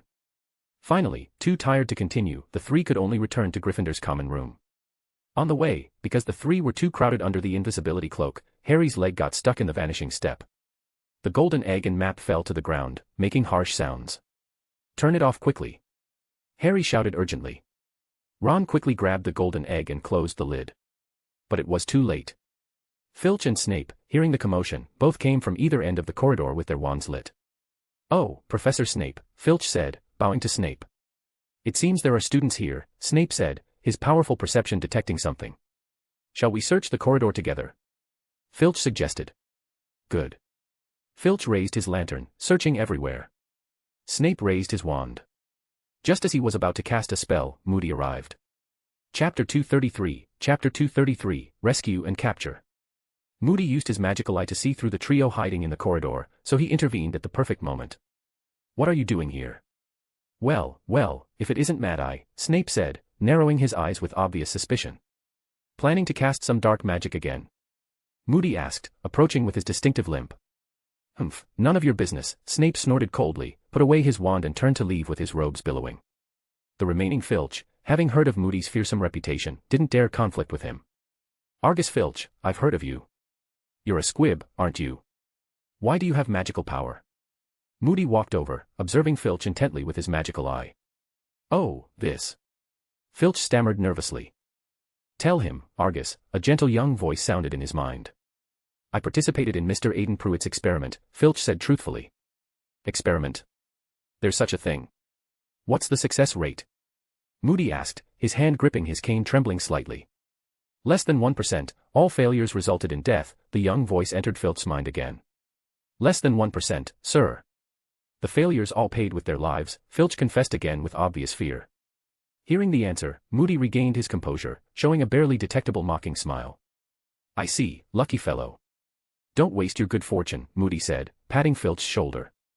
Filch bowed respectfully to Moody, then also left quickly. The trio remained hidden under the invisibility cloak nearby. "This won't do, it's too dangerous and evil. I have to stop him." Hermione was very agitated, but Harry and Ron held her back firmly. Moody came over and pulled off the invisibility cloak with one swift grab. "Ah!" came three voices in unison. All three cried out in surprise simultaneously. "All right, they've gone far away, it's safe now," Moody said casually. "Professor, aren't you going to punish us for night wandering?" Hermione asked with obvious worry. "Punish? Why? Are there any Gryffindor students who don't wander at night?" Moody asked, winking at Hermione with amusement. "Oh, what's this?" "Let me see," Moody said, turning around and snatching Harry's Marauder's map. "This is the Marauder's map. My father and his friends made it. It can show the whereabouts of everyone in the school," Harry explained openly. Moody's days of building rapport with Harry had finally paid off, making Harry spill the secret like pouring beans. "Good stuff. Can I borrow it for a while?" Though Moody said borrow, he had already tucked the map into his pocket. Of course, Harry nodded in agreement. "All right, it's getting late. You should go back and rest," Moody said, dismissing them. Then Hermione, Harry, and Ron were sent away by Moody, leaving only him alone in the empty corridor, lost in thought. The next day, a small team of Aurors infiltrated Hogwarts to prepare for the upcoming competition. Aiden was carrying books, preparing to return to his dormitory, when he sensed someone following him. With a graceful turn, the dragon vanished into the blind spots of consciousness. Behind him, a small team of Aurors emerged from hiding. "Did he notice us?" the lead Auror asked with a worried frown. "Impossible, how old is he?" Someone in the team answered dismissively. Snap. A crisp finger snap struck their ears, and they lost all sensation from the neck down. Aiden stepped from illusion to reality before their very eyes. "Well then, gentlemen, could you explain what you're here for?" the dragon said, narrowing his eyes dangerously. As if scorching dragon breath were contained in the dragon's mouth, trembling from the soul, it gently licked at everyone. "Wait, sir, don't act rashly. We're staff for the Triwizard Tournament," the lead Auror quickly pleaded for mercy. "Staff? Why follow me? Did Ludo Bagman bet on me losing and send people to eliminate me?" Aiden wondered aloud. "No, sir. We're responsible for capturing the champion's treasures. We heard from above that you're friends with competitor Harry Potter, so they told us to capture you," the fallen Auror explained desperately. "Wait, me? Don't you recognize me?" Aiden asked, pointing at his handsome face. "Boss, he looks kind of familiar," the second Auror said. Only then did the lead Auror react. "You're also one of the competitors. Who is your superior? Don't they investigate targets before taking action?" Aiden released the manipulation on several people while checking their memories to confirm they were telling the truth. Since we're currently in an election period, command authority in the ministry keeps changing. Our current supervisor is Dolores Umbridge. Hearing a disgusting name from the lead auror, Aiden shook his head with disappointment. Go on, I'll help you catch people. The next ones to capture should be Ron and Ginny, right? Aiden said. The lead auror took out the list, checked it carefully, and nodded. No need to trouble you. We're very sorry for causing you problems, they apologized and prepared to leave. That's not what I meant, sigh. The aurors perhaps couldn't save face and hurried away without listening to Aiden's complete words. By the Black Lake, Ron and Ginny were playing wizard's chess peacefully. When Ron was about to grab a piece, he suddenly felt warning palpitations. He immediately took out his ring and put it on while giving Ginny a meaningful look. Ginny understood and also put on the ring Aiden had given her. Several aurors suddenly jumped out from the woods and fired stunning spells at them. But Ginny raised her right hand, and hexagonal crystal barriers wrapped protectively around both of them. Then Ron used flying magic to soar into the sky, conducting precision bombing on the aurors on the ground. Ginny on the ground also coordinated perfectly with Ron, firing stunning spells at them. The aurors in the woods were blown to pieces by the two due to Hogwart's anti-apparition wards. Sigh, Aiden said, walking out from the woods with obvious exasperation. He stopped Ron and Ginny to prevent them from completely annihilating these aurors. Aiden. You were also attacked, right? Ron said, coming over and looking at Aiden with genuine concern. Their staff for the Tri-Wizard tournament, Aiden said, shaking his head. With his right hand extended, 6 aurors floated up and gathered around Aiden. The price of underestimating people. You're still aurors, yet you were defeated by 2 fourth years. His staff materialized in Aiden's hand, cyan light glowing as the aurors' injuries began to heal. However, the aurors' low combat effectiveness wasn't a problem from just a day or two. Ever since Fudge and Umbridge took over the Ministry of Magic, they had been promoting demilitarization. How should one put it? Should we praise the peaceful effect, or should we attribute it to the British sense of relaxation? All healed, get up quickly, Aiden said, waking up these aurors who were lying on the ground pretending to be unconscious. Ron and Ginny looked at them mockingly. What are you going to do now? Aiden asked. Cough, cough. The lead auror had no choice but to bite the bullet and ask Ron and Ginny to accept their kidnapping. But captured, Ron still shouted to Aiden, Aiden, help us bring the wizard chess back. This made the aurors extremely embarrassed and quickened their retreat. Chapter 234, Second Task. The aurors had successfully captured the champion's treasures. At this moment, in the Gryffindor common room, the slow-witted Harry still hadn't noticed that his best friends hadn't appeared today. Harry was only puzzled for a moment, then continued heading to the library to search for underwater breathing methods. Just as he entered the restricted section with only 1 hour left before the competition began, a spatial flicker occurred, and a small figure appeared. Dobby. What are you doing here? Harry called out the visitor's name with surprise. Dobby heard wizards talking while cleaning the castle. They said the champion's treasures have been hidden away, Dobby said carefully. Treasures? Harry still hadn't fully understood the situation. Yes, Dobby brought gillyweed for Harry Potter. It can let Harry Potter breathe underwater, Dobby explained. Dobby pulled out a clump of wet seaweed from his pocket and handed it to Harry. Dobby. Harry was somewhat pleased, but remembering his last experience with help, he asked one more question. Are you really sure this will work? Of course, Dobby won't let Harry Potter lose his Weasley. Dobby firmly expressed his shipping stance. Finally, the second task was about to begin. Dumbledore stood on the high platform reading the official rules, and several champions had already taken boats to the competition venue. Aren't you going to change into swimwear?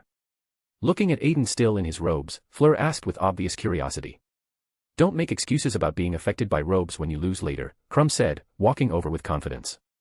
I'll give you a 1-minute head start, Aiden said, raising his eyebrows at the two, earning 2 eye rolls.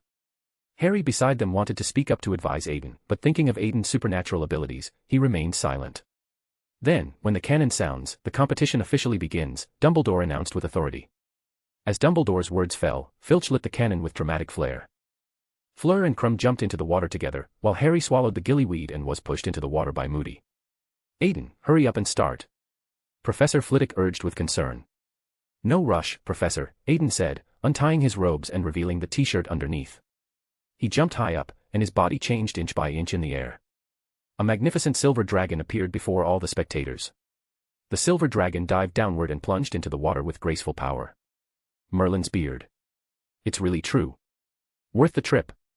The spectators who saw the silver dragon all exclaimed in amazement, while Moody narrowed his eyes suspiciously. Underwater, Harry encountered Myrtle floating peacefully. "Oh, Harry Potter, I didn't expect to meet you here," Myrtle said with obvious delight. Seeing Myrtle here, Harry seemed to understand something and widened his eyes. "Haha, yes, it's exactly what you're thinking.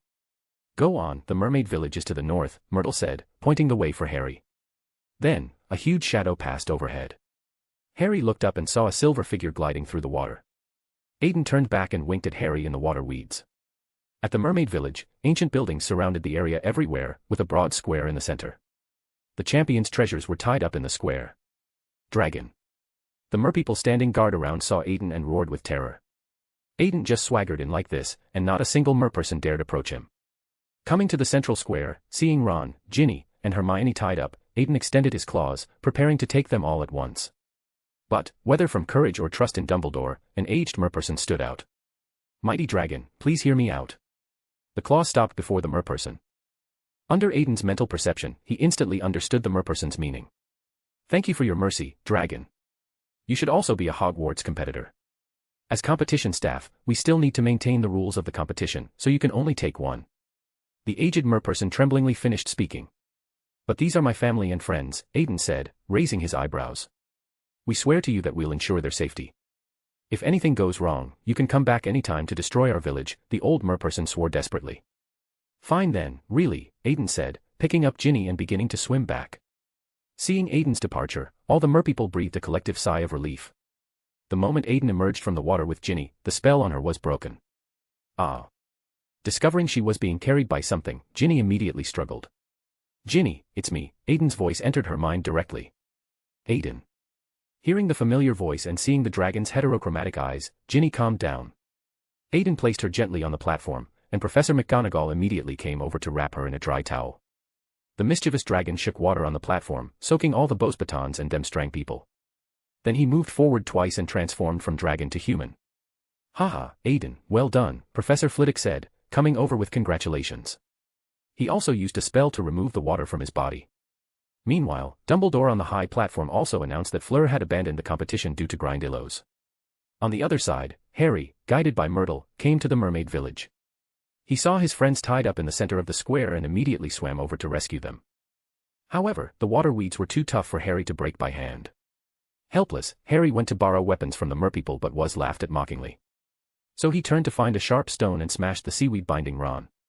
Next, he wanted to rescue Hermione but was blocked by merpeople with tridents. "Only save one," the merpeople glared at him fiercely.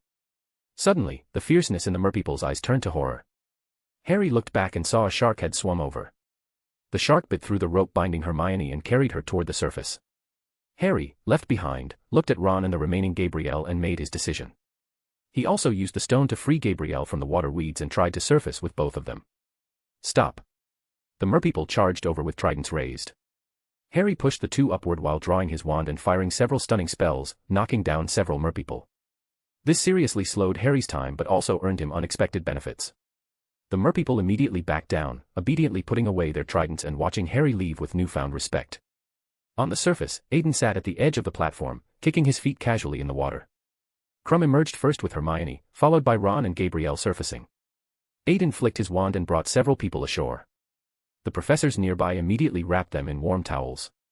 Everyone was watching the water surface, because they knew there was still one last person who hadn't appeared. Finally, Harry burst through the water. Both Aiden and Dumbledore noticed a flash of disappointment in Moody's eyes. Dumbledore spoke with the mermaid chief, the same merperson who had blocked Aiden, in sharp mermaid language. After learning what had happened underwater, Dumbledore gathered the judges together. Krum kept fussing over Hermione with obvious care, while Hermione circled around her two boys with concern. "Harry," Hermione said, taking off her towel and wrapping it around Harry. "Sorry, Hermione, I was late." "I'm in last place," Harry said with obvious sadness. "Second to last." "Fleur didn't even get past the Grindylows," Hermione said, patting her friend's head comfortingly. Fleur also gave Harry and Ron grateful kisses for Harry rescuing her sister. Hermione's displeasure was visible as she was pushed aside. Aiden watched this scene with amazement, marveling at the complex relationships between several people. Chapter 235, Results and Old Barty Silence. Attention! Dumbledore used Sonorous to override all the chattering students. According to the results from our panel of judges, one student who returned to shore, Aiden Prewett, demonstrated unparalleled transfiguration skills. Therefore, he shall claim victory with 47 points. As Dumbledore's words fell, the Ravenclaw wizards applauded and cheered enthusiastically for Aiden. Next, Harry Potter, although he was late, demonstrated unparalleled moral character in the process. With recognition from the vast majority of judges, he achieved 45 points, earning second place. The Gryffindor wizards cheered wildly, rushing to Harry's side to lift him up and repeatedly toss him into the air. Meanwhile, Karkaroff kept making disgusted spitting gestures at Dumbledore.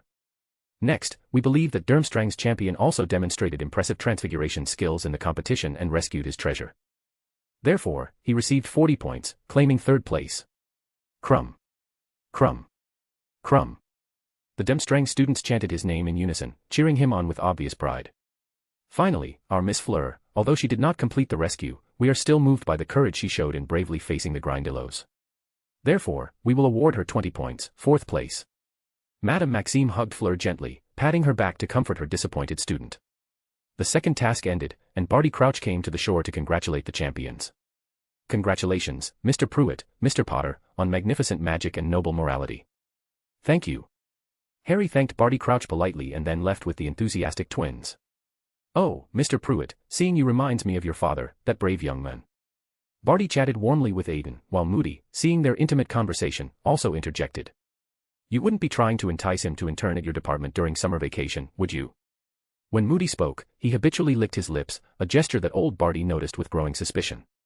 Old Barty leaned forward, widening his eyes to look at Moody, while Moody's gaze was somewhat evasive.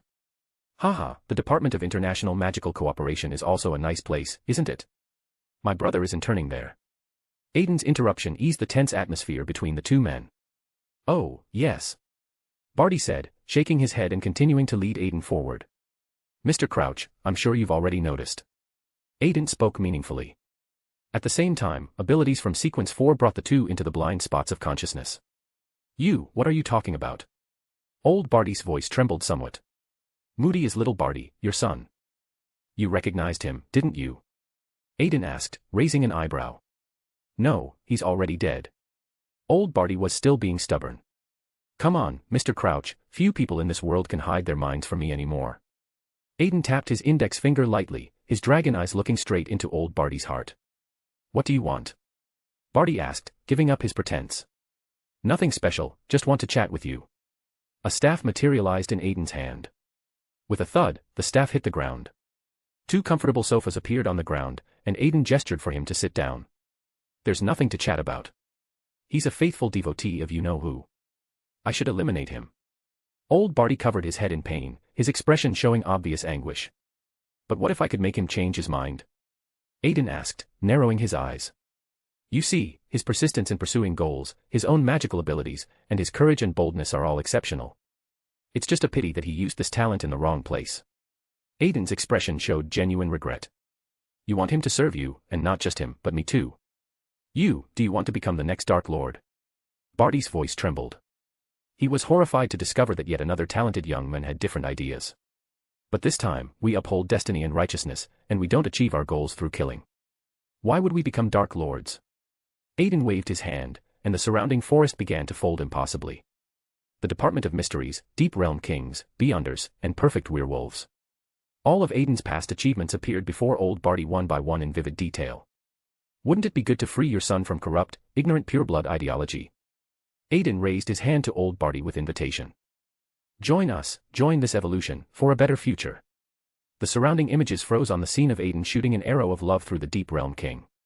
Old Barty was shocked speechless by these incredible visions, his mind struggling violently. Aiden's words were subverting the regulations he had upheld and dedicated his life to. Yet his heart unknowingly felt a glimmer of secret joy. It was longing for his son and for all the beautiful future ahead. Once human hope is born, even the most solid walls will collapse. Old Barty lowered his head, took Aiden's extended hand, and performed a respectful hand-kissing ceremony. Very good, you made a wise choice. Aiden nodded with approval. Then, what should I do? Old Barty asked. I need you to fall silent once. Aiden said with a mysterious smile. That evening, Harry, who had gone to Hagrid's hut with the twins to celebrate, was preparing to return to the castle. Hagrid was drunk and rambling nonsensically. I remember when I first met you guys, it was 4 years ago. You were the most antisocial first years I'd ever seen, reminded me of when I was little. Harry and the twins walking in front of Hagrid suddenly stopped, and Hagrid bumped into them, making them stumble. Oh, sorry. Hagrid apologized with obvious confusion. He walked past Harry and the twins to the front, wanting to see clearly why they had stopped. But the men lying on the ground sobered him up instantly. Mr. Barty Crouch. Hagrid and the three boys quickly took Barty to the hospital wing. At the same time, an owl carrying an urgent letter flew to the Ministry of Magic. When Harry arrived at the headmaster's office, there was a heated discussion going on inside. This is too ridiculous, Dumbledore. At times like this, people need to draw courage from their leaders. A sickeningly sweet voice spoke. Then you should go out and demonstrate yourself. A clear young voice responded sharply. The Triwizard Tournament cannot be cancelled, otherwise everyone will just think the Ministry of Magic is cowardly. The sickeningly sweet female voice spoke again while Harry came to the door. True leaders only do what's right, they don't care about others' opinions. This voice Harry knew very well. It was Dumbledore. Excuse the interruption, but someone is already eavesdropping at the door. Moody said, drawing his wand and opening the door. Oh, Harry Potter, pleased to meet you. I'm Dolores Umbridge. A pink toad rushed out, preparing to shake hands with Harry. Professor, I can come back later. Harry said politely. Oh, no need. Miss Umbridge and I still have matters to discuss. You play with Aiden here, I'll be right back. Dumbledore walked out, with Umbridge following closely behind. Aiden gestured to Harry with his hand, reminding him as Dumbledore left, well, you can eat the sherbet lemons freely, but be careful, they have quite a strong taste. Then Moody also left, leaving only Harry and Aiden in the office. Chapter 236, Memory, Trial, and Plan. In the office, Aiden leaned comfortably against the sofa. Fawkes came over to nuzzle him affectionately, and Aiden reached out to smooth its brilliant feathers. Aiden, what's going on? Harry asked with obvious curiosity. While walking toward the sofa, he reached out, wanting to grab some sherbet lemons. I suggest you better not grab those things, they bite, Aiden warned casually. Harry's hand froze, stopping just outside the bowl. Come on, Dumbledore wants you to see what happened 15 years ago. Aiden patted Fawkes gently, and after it flew away, he stood up with purpose. Raising his wand, the cabinet beside them opened, and a pensieve slowly extended from inside. What is that? Harry asked with puzzlement. A pensieve, an alchemical tool used to view others' memories. Having to use tools just to watch a memory. Aiden muttered with mild disdain. What? Harry didn't hear Aiden's latter comment clearly. Nothing, let's begin. Aiden pulled Harry to the front of the pensieve, taking out a glass bottle from his robes. Pouring the memory into the pensieve, Aiden pulled Harry and dived in together. Ah. Harry felt a sensation of falling, and soon he dropped onto a wooden chair. Around them was a circular courtroom, and Dumbledore was currently sitting beside them. Professor. Harry reached out, wanting to speak to Dumbledore. But his outstretched hand actually passed through Dumbledore completely. This is just a memory, we can't change anything, Aiden said, sitting behind Harry. Old Barty Crouch sat in the center, striking his gavel authoritatively. Quiet.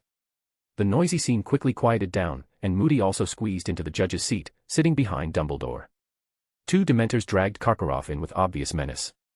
They threw him onto the chair, which automatically extended golden chains to bind him. Igor Karkaroff, you request temporary leave from Azkaban to submit evidence to this court. If this evidence is indeed useful, the committee may consider releasing you immediately. Old Barty flipped over a page of the documents and continued with an official tone. Before that, your status remains that of a Death Eater in custody. Can you accept these terms? Old Barty read the preamble, then everyone's attention focused on Karkaroff. I accept, I can provide names. Karkaroff hurriedly confessed. Rosier, Evan Rosier. Old Barty took the materials from beside him and said flatly, dead. Moody nearby was gossiping with Dumbledore. Before he died, he took something from me too, haha. Well, if your evidence is only this, then I'll. Barty prepared to end the proceedings. No, there's also Rookwood, he's a spy. Karkaroff excitedly straightened up but was pulled back by the chains. Augustus Rookwood. The one from the Department of Mysteries. Old Barty asked with interest. This time question marks appeared over Aiden's head.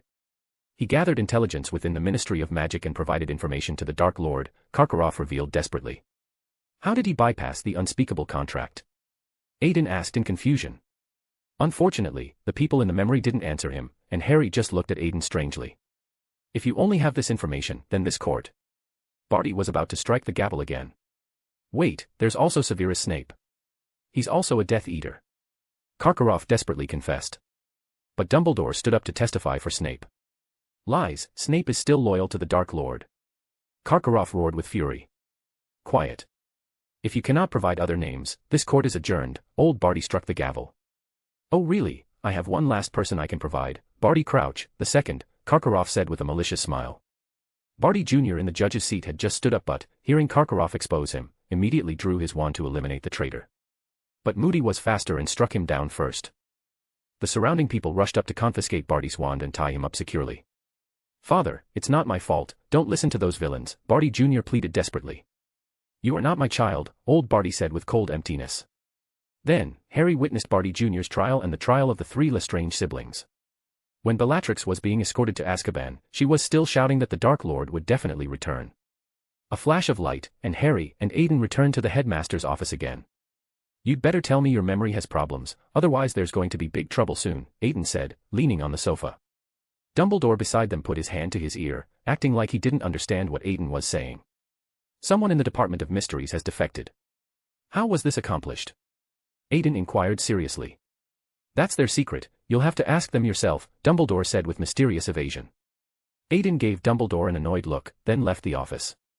Dumbledore began explaining to Harry about Barty Jr.'s affairs from 10 years ago. On the other side, within the Ministry of Magic, Umbridge returned to the Ministry with her people. Fudge's possibility of failure in this election was extremely high. However, before that, he and his followers still retained extremely deep influence within the Ministry of Magic.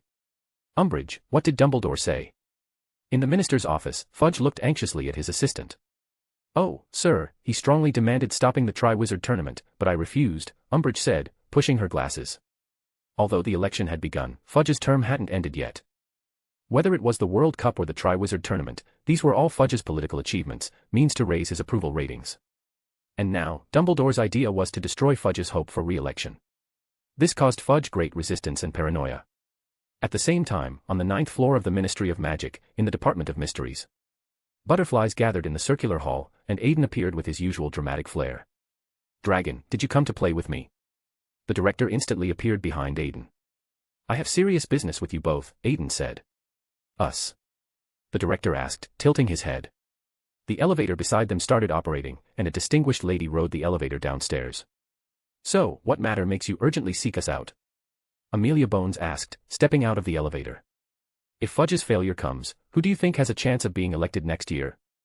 Aiden asked, looking at the two people before him. Amelia Bones raised her head, showing a knowing smile. Yes, so with the election approaching, I'm worried that Fudge's faction might take desperate measures, Aiden said, narrowing his eyes. You mean, assassination?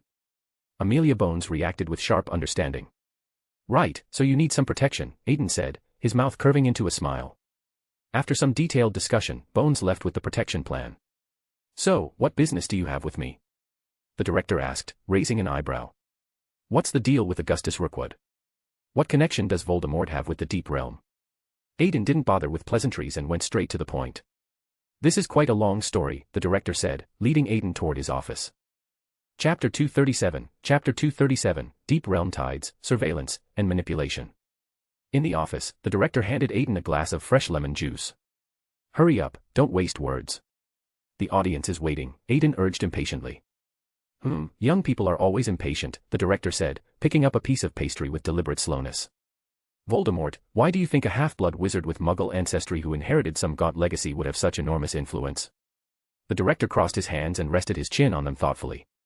Isn't it because the purebloods of Britain are increasingly weakening, so they're promoting a proxy? Aiden thought for a moment and answered. Yes, but that's only part of it. What do you think the development of the entire world looks like? The director asked, throwing out another question. From order to chaos. Aiden said, thinking of something important. But he didn't join the court of servants, did he? Aiden asked with obvious puzzlement. That's exactly what makes him troublesome. Throughout millennia, there's been no shortage of powerful wizards researching Deep Realm kings and then dividing and using their power. Eastern Jianmu, our fiend fire, and your transformation rituals all prove that Deep Realm kings can actually be utilized. The director's voice carried obvious exhaustion. So Voldemort deconstructed chaos and utilized it? Aiden asked, raising an eyebrow. No, he certainly doesn't have that ability. How could a mind pursuing power possibly resist the temptation of Deep Realm kings? The director said, shaking his head. You mean? A flash of inspiration crossed Aiden's mind. Salazar Slytherin, the director spoke a familiar name. In Salazar's later years, he had disputes with his friends. External records say it was because he was dissatisfied with Muggle-born wizards entering the school to study. But in that era when magical instruction was still in master-apprentice mode, if he held such ridiculous beliefs, how could he have become close friends with the other 3 legendary wizards? The director spoke while taking out an ancient parchment bearing Salazar Slytherin's own portrait and handing it to Aiden. So their real point of contention centered around Deep Realm Kings, Aiden murmured with growing understanding. In that chaotic era, the entity the 4 founders could most easily access was Deep Realm King of Chaos. Salazar once proposed a rather extreme plan and implemented it to a certain degree. What did he do? Aiden asked with growing interest. He scattered the chaos fragments that he and the other 3 founders had divided among Muggles, the director revealed. Cough. Aiden, who was drinking lemon juice, choked directly. No, this isn't just extreme anymore, it's complete madness. Aiden said, wiping his mouth with a tissue. Actually not really. The 4 of them constructed an extremely powerful ritual at Hogwarts. As long as Muggles remained perpetually chaotic and unable to form an effective organizational system, they would remain in backwardness and ignorance for a long time. And wizards born from Muggles would be protected by the ritual after entering Hogwarts, thus staying away from Deep Realm King influence. After listening, Aiden frowned, discovering the problem within. But this would also greatly strengthen the power of ignorance, thus forming Deep Realm tides. So the other 3 founders vetoed it, right? Aiden, who had considerable understanding of the second layer, Embassy of the Deep Realm, understood the whole story. Exactly. After the dispute erupted, Slytherin left alone and went to America to continue his research. As for what he did there afterward, no one knows. The director finished the story and looked at Aiden, waiting for his questions. So, 2 questions. First, what did Slytherin leave behind in his homeland? Second, how deep is Voldemort's integration with chaos? Aiden asked. Let's talk about the first one. Salazar Slytherin should have left all his research records at Hogwarts. So according to our speculation, the ritual Voldemort performed was deduced from there. The director took a sip of tea, paused, and continued with a serious tone. As for the second, having completed integration with a Deep Realm King while retaining some rationality, he can almost be seen as the Deep Realm King's avatar in the mortal world, except his reality-altering abilities would be greatly weakened. The director explained the complex issues in just a few words. How much harm would allowing him to continue cause? Aiden asked, stroking his chin thoughtfully. Are you thinking of using him to complete your plan? The director, seeing his expression, understood some things. Well then, I have a suggestion. The old fox revealed a knowing smile. Oh, I'm all ears, the dragon said, leaning over to whisper with him. After discussing with the director, a refreshed Aiden was led upstairs by the director for an important meeting. Upstairs at the Ministry of Magic, Fudge urgently summoned the heads of various departments. Since old Barty had been poisoned, Fudge took the opportunity to install his own people into the Department of International Magical Cooperation. At this time, out of the Ministry's 7 departments, Sports, Transportation, Cooperation, Magical Creatures Management, 4 had already returned to Fudge's control. In the meeting Fudge convened, he denounced Barty's inaction and pinned all the World Cup failures on Barty. At the same time, Fudge forcibly assigned the Aurors under his command to various department heads under the pretext of protecting their safety. It was protection in name but surveillance and intimidation in reality, selecting, attacking, and eliminating his competitors. After the meeting ended, in the Department of Mysteries Director's office. Dragon, look at him, just look at him, the returning director began, throwing a dramatic tantrum. What am I looking at him for? I'm not the one being surveilled anyway, Aiden said, watching the show from the side. I don't care. If you don't help, I'll go to your school every day to harass you, the director said, showing a wicked smile. What kind of pervert are you? Aiden asked, holding his forehead. I'll also bring the young ladies from the Department of Mysteries with me. We'll hold support activities at your school gate every day. The director threw away all dignity, though there wasn't much left anyway. Seriously. Fine, I'll help. Where's the person? Aiden said with resignation. Wait there, they should arrive soon, the director said. He had just been throwing a tantrum but immediately sat up straight. Seeing his shameless appearance, Aiden couldn't help but sigh deeply. Knock knock. Soon the door was knocked, and a dark-skinned strongman walked in. Director of the Department of Mysteries, hello. I'm Kingsley Shacklebolt, here on orders to protect you, Kingsley spoke formally. Now it was the turn of the 2 who had been preparing to do questionable things to freeze. What's wrong? Is there something on my face? Kingsley asked with obvious puzzlement. Did you volunteer to come to the Department of Mysteries? Aiden asked. No, our superiors just drew lots. Why? Kingsley answered honestly. Quick, wipe his memory, the director and Aiden huddled together whispering. He's from the Order of the Phoenix, Aiden objected. Don't you have the ability to manipulate people's minds? Give him one. At worst, we'll undo it later, the director suggested desperately. Fine, all right. After thinking for a while, Aiden reluctantly agreed. Kingsley saw the two finish their discussion and walked toward him. Sorry about this, mate, Aiden said, wanting to pat his shoulder but could only reach his waist. Then Kingsley only felt darkness approaching and then lost consciousness. When leaving, Aiden conveniently helped solve the trouble around Amelia Bones as well, then returned to Hogwarts. Chapter 238, Chapter 238, Effects of the Qualitative Transformation Mantra, Family Arrival, and Bill's Spring. When Aiden returned to Hogwarts, today's Transfiguration announcement had dropped a huge bombshell. Countless reporters flocked to Hogwarts, with Rita holding her magical quill being the most conspicuous among them. Professor McGonagall skillfully dealt with the reporters' barrage of questions while continuously shooting warning glares at Aiden. Mr. Prewett, come to my office later, Professor McGonagall said. Surrounded by the crowd, she dropped this line before going all out to handle the reporters' relentless interviews. Aiden could only wait for her in her office first. Soon Professor McGonagall walked in with obvious exhaustion. Mr. Prewett, please take a look at this, Professor McGonagall said, taking out an official document. Improper use of magic office? Aiden asked, taking the document and reading out the text on it. Restriction order, after evaluation by the improper use of magic office, your magic possesses extremely high danger levels and may become a destabilizing factor, therefore the dissemination and use of this magic must be restricted. They've banned my magic? Aiden asked, raising an eyebrow. They're just not allowing widespread dissemination, and learners need to register with the Ministry of Magic, similar to Animagus registration, Professor McGonagall explained patiently. They won't know if I secretly teach people anyway, Aiden said, lifting his lower lip in a disdainful expression. Then he was grabbed by the head with a pair of tiger claws. You are not allowed to violate the order. Yes, yes, yes. Aiden quickly nodded in submission. Having gotten the answer she wanted, Professor McGonagall released her grip, but well, Gryffindor lions have their ways. Leaving the office, Aiden came to Hogwarts' main entrance. The final match was approaching, and Hogwarts had invited the champions' families to watch the competition. The Weasley family, being the family of a champion, was naturally on the invitation list. A crowd stood at Hogwarts' gate to welcome visitors, and thestrals pulling carriages flew toward them in the sky. Soon, the carriage stopped steadily in front of him, and several familiar faces stepped down from it. Aiden, Mrs. Weasley said, rushing up and giving Aiden a warm hug. Then, the next second, seamlessly switching, she grabbed Aiden's ear. How dare you slip past Dumbledore's restrictions to compete and even fight Dragon?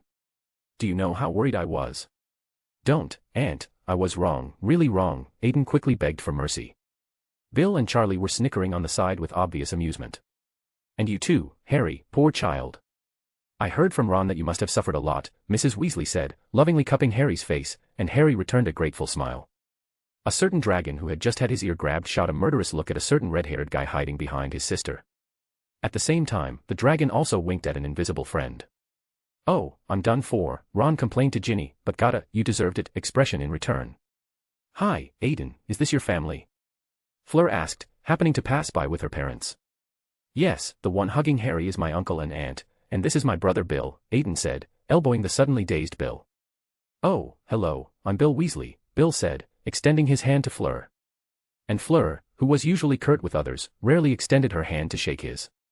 Hello, I'm Fleur Delacour. Then Fleur walked into Hogwarts with her parents. Snap out of it, she's already gone, Aiden said, elbowing the distracted Bill again. Wow, Fleur Delacour, French. Aiden, do you know what she likes? Bill asked, still distracted. You're hopeless, Aiden said, rolling his eyes and stopping paying attention to Bill. Leading Mrs. Weasley into Hogwarts, the group walked through Hogwarts' vanishing stairs. Aunt, are you staying in the Gryffindor visitor room or Ravenclaw's? Aiden asked. I'll go to Gryffindor, Bill can go to Ravenclaw, Molly said after thinking for a moment. The group walked through the familiar corridors. Revisiting old haunts clearly moved Mrs. Weasley greatly as she looked at the weathered walls, reminiscing about the past. How wonderful. Your father and I once studied here too. The group accompanied Mrs. Weasley to the entrance of the Gryffindor common room. Where's the fat lady? Bill asked with curiosity. She might have gone to play with other portraits, Ron answered. The fat lady was Gryffindor's gatekeeper when I was in school, Molly said, reaching out to touch the frame. Once I came back at 4 in the morning, and she scolded me terribly.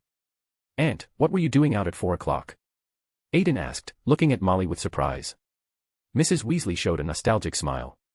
Arthur and I were taking a romantic walk. He was caught by the prefect Apollyon Pringle and got whipped. He still has marks on his body to this day. How romantic, Bill commented with obvious amusement. After settling Mrs. Weasley in Gryffindor, Aiden brought Bill to Ravenclaw. "Hi, Aiden, who's this?" Edmund asked. He happened to be going upstairs and greeted Aiden. "My brother Bill Weasley." "Bill, this is Edmund Lestrange," Aiden introduced. "Lestrange, isn't that?" Bill said, frowning with concern. "No, we're the branch that stayed in France and moved back after the main line were all imprisoned," Edmund explained matter-of-factly. "Oh, that's really..." Bill felt a bit embarrassed. "Every family has a few unlucky relatives," Edmund said with a casual shrug. The group came to the entrance of Ravenclaw, where the eagle door knocker presented a riddle to the stranger. "First of all things, moving without form, with a mouth but cannot speak, with eyes but cannot see, with a heart but cannot think, with ears but cannot hear. What is it?" The eagle knocker posed the question to Bill, while Aiden and Edmund watched from the side. Bill thought for a while and gave his answer to the knocker. "Rules." "That makes sense." Ravenclaw's door opened with approval. "What was your answer?" Edmund suddenly turned to ask Aiden. "What about you?" Aiden asked, raising an eyebrow. "Magic. Destiny." The two looked at each other and smiled as they walked into the tower. "See, I'm quite talented after all. Maybe I would have been suitable for Ravenclaw originally," Bill boasted to Aiden. Yes, wise and clever brother Bill. "Do you need me to provide you with a resorting service?" "I have a pretty good relationship with the old hat," Aiden said, acting cute. "Ahem, that won't be necessary," Bill said, awkwardly rubbing his nose. "Hey," Aiden said, turning back to see Edmund's amused expression. Just as Bill was about to continue speaking, a graceful figure passed in front of him. It was Fleur again. Bill immediately shut his mouth and followed her like a moth to a flame. "Your brother seems..." Edmund said, looking at Aiden with an indescribable expression. "Normal, he's a Weasley after all." "They naturally have the talent to attract women and be attracted to women," Aiden said helplessly, watching Bill skillfully and without any training go up to strike up a conversation with her. After settling Bill, Aiden also rested early, gathering his strength to face the third match and the upcoming encounter with Senior Tom. Chapter 239, Deep in the Maze. The highly anticipated third task finally arrived with great fanfare. The Quidditch pitch had been transformed into a huge maze surrounded by 70-foot-high hedgerows. Everyone waited at the maze entrance for the champions to enter the dangerous labyrinth. Hogwarts had organized a band playing cheerful music in the stands, and Crabbe had even written KRUM on his forehead in bold letters. Silence. Dumbledore pressed his wand to his throat and used sonorous with authority. Earlier, Professor Moody placed the Triwizard Cup inside the maze. Dumbledore clenched his palm, and the four champions immediately floated up and flew to his side. "Since Mr. Prewett." Ravenclaw erupted in deafening cheers. Aiden even saw Edmund holding up a banner that read, "Rose must win." Cross marks appeared on his forehead, but Aiden forced himself to smile at them with obvious embarrassment. "And Mr. Potter achieved excellent results in the first two tasks, they will enter the maze first. Next is Mr. Crumb, then Miss Delacour." Beauxbatons also cheered enthusiastically, while Durmstrang was not to be outdone. "The first person to touch the trophy will be the winner." Then Dumbledore explained the maze's emergency withdrawal mechanism. With a sharp cannon blast, Aiden and Harry were the first to enter the maze. The hedge walls were tall and dense and had been enchanted so that when Aiden entered, the cheering behind him completely disappeared. After walking about 50 meters forward, he encountered the first fork in the path. Aiden glanced at Harry and found Harry was also looking at him with obvious uncertainty. "See you later." Aiden smiled at Harry and stepped onto the right path. Aiden hadn't walked far when he suddenly sensed someone following behind him. "Sigh, why are you following me?" Aiden asked, holding his forehead. Well, it's just..."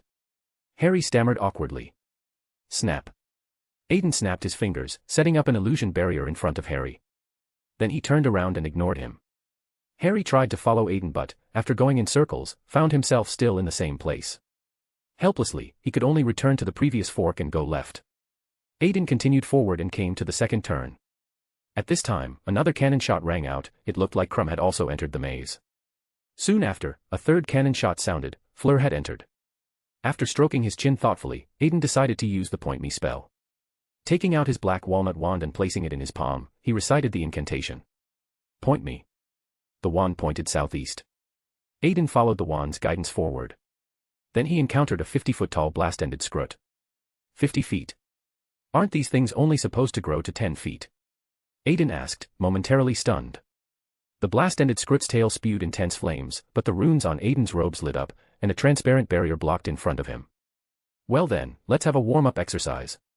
A smile crept across Aiden's exquisite face as he crouched low and pounced forward. In midair, his robes merged with his body, wings spread, and a magnificent silver dragon lunged forward. Aiden bit down on the blast-ended Scrut's tail, his slender dragon neck whipping it up high. Then he pulled down on the tail, and the blast-ended Scrut was flung like a meteor hammer, crashing heavily to the ground. With a thunderous bang, the ground cracked like a spider web and caved in, while the blast-ended Scrut in the center of the depression was already convulsing. Speaking of which, I haven't tried the effect of dragon breath on magical creatures yet. Aiden suddenly thought with curiosity. Then the silver-white dragon cast malicious eyes toward the blast-ended Scrut in the middle. Opening his mouth, magical power began flowing along the dragon's magical pathways. Aiden felt something powerful condensing in his mouth. Ha, tui. A large mouthful of dragon breath was spat out by Aiden. A blue light orb flew from Aiden's mouth, and the struck blast-ended Scrut immediately began to freeze. Soon, a huge chunk of ice appeared before Aiden's eyes. Hey, others are fire dragons, but I'm an ice dragon, Aiden said, who had returned to human form, complaining. This is Prewett Premium Selection. After all, ice attributes can help you stay calmer during battles, the system bubbled up appropriately. That makes sense. Aiden nodded with approval. Bypassing the blast-ended Scrut, Aiden continued forward. On the other side, Harry, who had turned left, encountered a Dementor. Facing the rotting robes and the creature making heavy breathing sounds, Harry couldn't help but take a small step back. But suddenly he recalled that before entering, there had been no look of disgust on Aiden's beautiful face. Only then did he realize, raising his wand. Don't move, you're a boggart. Ridiculous. Harry's wand shot out a white transparent light orb, and after hitting the Dementor, it immediately transformed into a large-sized sunny doll. Harry continued forward when suddenly a cluster of transparent white mist appeared in front of him. Harry stepped into it, and in the white mist, the vines on the ground suddenly came alive, wrapping around Harry's legs. The whole world turned upside down. Harry looked toward the deep sky, like an abyss opening its maw to invite his arrival. Harry forcefully pulled his leg out, and the moment he broke free, the world returned to normal. Harry didn't dare enter the white mist again and could only run backward. On the way, he saw the blast-ended Scrut frozen into an ice block. I must ask Hagrid to take good care of them when I get out. Harry decided in his heart. Having bypassed the blast-ended Scrut and walked not far, Harry heard commotion from the other side of the wall. What do you want to do? A female voice rang out, it should be Fleur. Crucio. A voice casting a spell. Fleur fell to the ground and began screaming in agony. Hearing this conversation, Harry immediately used the reductor curse to blast open the hedge, then crawled through to the other side. On the other side of the hedge, Crumb held his wand, looking at the fallen Fleur. Hearing the noise, he looked up, revealing eyes covered with white film. The two stared at each other, but Crumb was expressionless. After confronting for a while, Crumb actually turned and ran. Stupefy. Harry fired a stunning spell at Crumb. After being hit, Crumb fell to the ground, lifeless. Harry couldn't imagine that the usually gentle Crumb would actually use the Cruciatus curse to torture others. Fleur, Fleur. Harry ran over, calling to Fleur. Ugh. Fleur still had breath. Harry raised his wand and fired red sparks into the sky for help. Then Harry moved the two together and continued forward. After a while, Harry encountered Aiden at a corner. The two looked at each other and hurried toward the center together. A huge claw reached out, blocking their path. Well, you're very close to your goal, but you need to guess a riddle correctly before I'll let you pass. The creature before them had a lion's body and a woman's head. It appeared to be a sphinx. First think, what person always wears a mask, acts mysteriously? The sphinx began reading the riddle, but Harry carefully glanced at Aiden. A certain dragon returned his gaze with obvious displeasure. Harry could only give him an awkward smile in return. Chapter 240, Trophy, Dark Queen, and Death Eater's Gathering. Spider. As Aiden guessed the riddle correctly, the Sphinx stepped aside gracefully. Behind the Sphinx, at the end of the path, a glowing trophy was waiting for the two of them with magical radiance. Exclamation point. Harry began running toward the trophy with determination. Actually, with Aiden's demigod physical capabilities, Harry couldn't possibly outrun him, but with Aiden's deliberate restraint, he was only slightly faster than Harry. Suddenly, a large black spider burst out from the hedge and pounced on Aiden with aggressive intent. Be careful, Harry said, paying no attention to the trophy. Without hesitation, he fired a spell at the spider. Expelliarmus. A red beam shot out, and the spider was directly blasted away. Aiden smiled as he stood up from the ground, and Harry looked at him with obvious concern. You take it, Aiden. Victory belongs to you, Harry said, raising his hand to yield. No, this trophy belongs to you, Harry Potter, to the champion who possesses the highest moral character, Aiden said, raising his hand in a gesture of invitation. No, I. Harry still wanted to yield when suddenly he had a better idea. Let's take it together. After all, no matter which of us wins, the glory belongs to Hogwarts. Harry suggested with enthusiasm. Haha, good. Aiden said with a genuine smile. He helped Harry come to the trophy. 3, Aiden said, his hand coming to the right handle. 2, Harry said, his hand coming to the left handle. 1, both said in unison. Both grabbed the trophy together. The blue glow inside the trophy enveloped them both, and under spatial fluctuations, they were transported to a dark graveyard. Oh, this trophy is a portkey, Aiden said, feigning surprise. Have I been here before? Harry said, beginning to look around and placing his hand on Riddle's tombstone. Aiden, we need to get back to the trophy now. Harry said, turning back to look at Aiden. What are you talking about? Aiden asked, looking at him with puzzled confusion. Creak, the squeaking sound of a wooden door opening rang out, and the cauldron before them also burst into flames. Ah. Harry immediately clutched his forehead and knelt down in pain. Harry, Aiden said, stepping forward to support him with apparent concern. Kill the spare, a weak voice rang out from the shadows. Avada Kedavra. A green beam shot toward Aiden. Aiden was struck by the curse and fell to the ground motionless. No, Aiden. Harry cried out in anguish. Wormtail Peter used transfiguration to lock Harry to a statue with magical bonds. Hurry up and get to work, the weak voice said again with impatience. Wormtail Peter threw Voldemort from his arms into the bubbling cauldron. Bone of the father, unwillingly given. Peter pointed his wand at Riddle's grave, and a strange-looking bone floated out from inside with eerie light. The bone burst into flames above the cauldron and then was thrown into it. Flesh of the servant, willingly sacrificed. Peter raised the dagger, hesitated for a long time, finally cut down, and let out a scream of agony. Finally, he tremblingly came before Harry, grabbed his wrist and cut a wound. Blood of the enemy, forcibly taken. Holding up the blood on the dagger and letting it drip into the cauldron, Wormtail immediately ran away in terror. The entire cauldron burned up, turning into black particles. The boiling liquid in the center began to form a graceful body, then the particles gathered, becoming robes draped over his body. The Dark Lord is about to return. Wormtail murmured with reverence. Accompanied by Harry's screams, Voldemort had returned. The reborn Voldemort stroked her own long hair, long hair. She suddenly opened her eyes, blood-red pupils revealing confusion. Master, master, Peter stammered, already becoming incoherent. Voldemort raised her palm, and Peter's wand flew toward her. With a casual wave, a mirror rose from the ground. In the mirror, a black-haired beauty was examining herself with the same puzzled gaze. Voldemort stared in shock. Wormtail, what have you done? A voice filled with queenly authority came from Voldemort's mouth. What was originally an angry rebuke unexpectedly sounded somewhat like whining. Master, I don't know. I swear, every single step I took was strictly according to your requirements. Peter said, somewhat incoherently, his inner fear reaching its peak. As a master of legilimency, Voldemort had already read Peter's mind and knew he wasn't lying. Lily's blood, the power of love, is truly annoying, Voldemort said, having a rough guess in her mind and not continuing to make things difficult for Peter. She gracefully walked to Peter and said, extend your arm. Thank you, my master. Peter said, raising his severed limb. Fool, the other one. Voldemort said with irritation. Peter's previously grateful expression instantly disappeared. He raised his other hand, and Voldemort pressed her wand against the dark mark. Mors Mordra.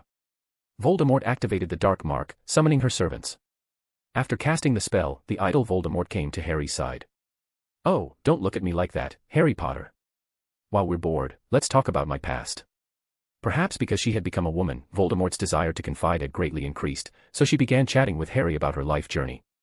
My mother was originally a noble pureblood, but foolishly she fell for my father, a filthy muggle. Voldemort pointed to the old mansion nearby and continued with obvious disdain. My mother used a love potion to bewitch my father, married him and became pregnant. After pregnancy, she stopped using the love potion on my father. Then my father came to his senses and abandoned her. She could only give birth to me at the door of Wool's orphanage. Why didn't you die then? Harry cursed with obvious hatred. Voldemort showed a contemptuous smile, ignored him, and continued her story.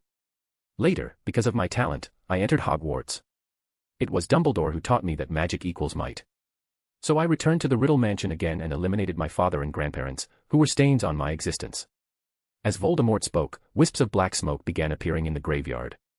The arriving Death Eaters couldn't believe their eyes. This breathtakingly beautiful woman emanated a familiar aura.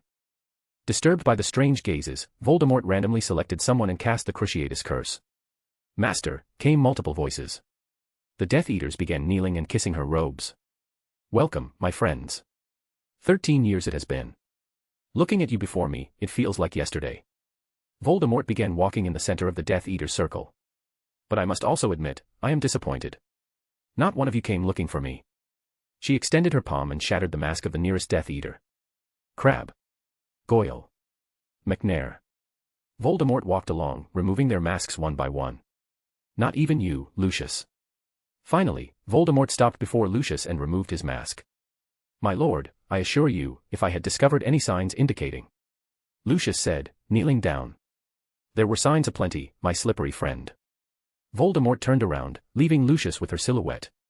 As for you, Wormtail, you have proven yourself useful these past few months. With a wave of Voldemort's wand, a silver hand grew from Wormtail Peter's severed arm. Peter casually gripped it and crushed a nearby tree branch to powder. Thank you, my master. Peter said, kissing Voldemort's robes again, filled with gratitude. Chapter 241, Duel and Escape. Oh, Prewett's Dragonman, he belongs to me now. Voldemort walked to Aiden's side, used a spell to remove his hat, and carefully caressed his cheek like handling a precious work of art. Don't touch him. Harry shouted from the statue with desperate fury. Oh, Harry, I almost forgot you were still here. Voldemort said, leaning close and sniffing Harry with predatory interest. I heard you've become almost as famous as me, though I had wanted to introduce you properly. The boy who lived. Voldemort turned her head, quickly gliding past the Death Eaters on both sides, showing them her graceful figure. I need to reveal to my friends what lies your legend is built upon. Standing at the far end of the crowd, Voldemort looked coldly at Harry with obvious disdain. Let us together restore what happened 13 years ago. It was love, clever, sweet Lily. His mother cast a powerful protection charm on him that rebounded my killing curse, making me weak. I became a wandering soul hiding in dark corners, barely surviving. For a long time afterward, I couldn't even touch him. As she spoke, she moved closer to Harry with deliberate menace. Ancient magic. I should have foreseen it. But that doesn't matter now. Everything has changed. Voldemort came before Harry and poked at the scar on his forehead with her finger. Now, I can touch you. Voldemort said, licking Harry's cheek with obvious relish. Harry's screams combined with Voldemort's laughter created a particularly piercing sound. Then Voldemort released her hand and said, You didn't expect your blood to have such a great effect, did you? But what Voldemort also didn't notice was that through the blood connection, their destinies became linked together. A strange power began to emerge from the collective unconscious sea. Like a ring of fate, it bound the two together. And on the collective unconscious sea, the dragon sat atop the church, eating ice cream while watching the scene unfold with mild interest. Voldemort waved her wand and released Harry's bonds. Pick up your wand, Harry Potter. Voldemort distanced herself from Harry. The Death Eaters on both sides made way, while Harry struggled to grab his wand. Hurry up, Harry. Voldemort shouted at Harry with impatience. Harry stood up trembling and faced off against Voldemort. You must have learned dueling. First, bow. Voldemort bowed to Harry mockingly, while Harry looked at her coldly. Come on, Harry. Etiquette must be observed. Dumbledore wouldn't want you to lose your manners, would he? Now, I said bow. Voldemort used a spell to force Harry to bow. Excellent. Voldemort said with obvious satisfaction.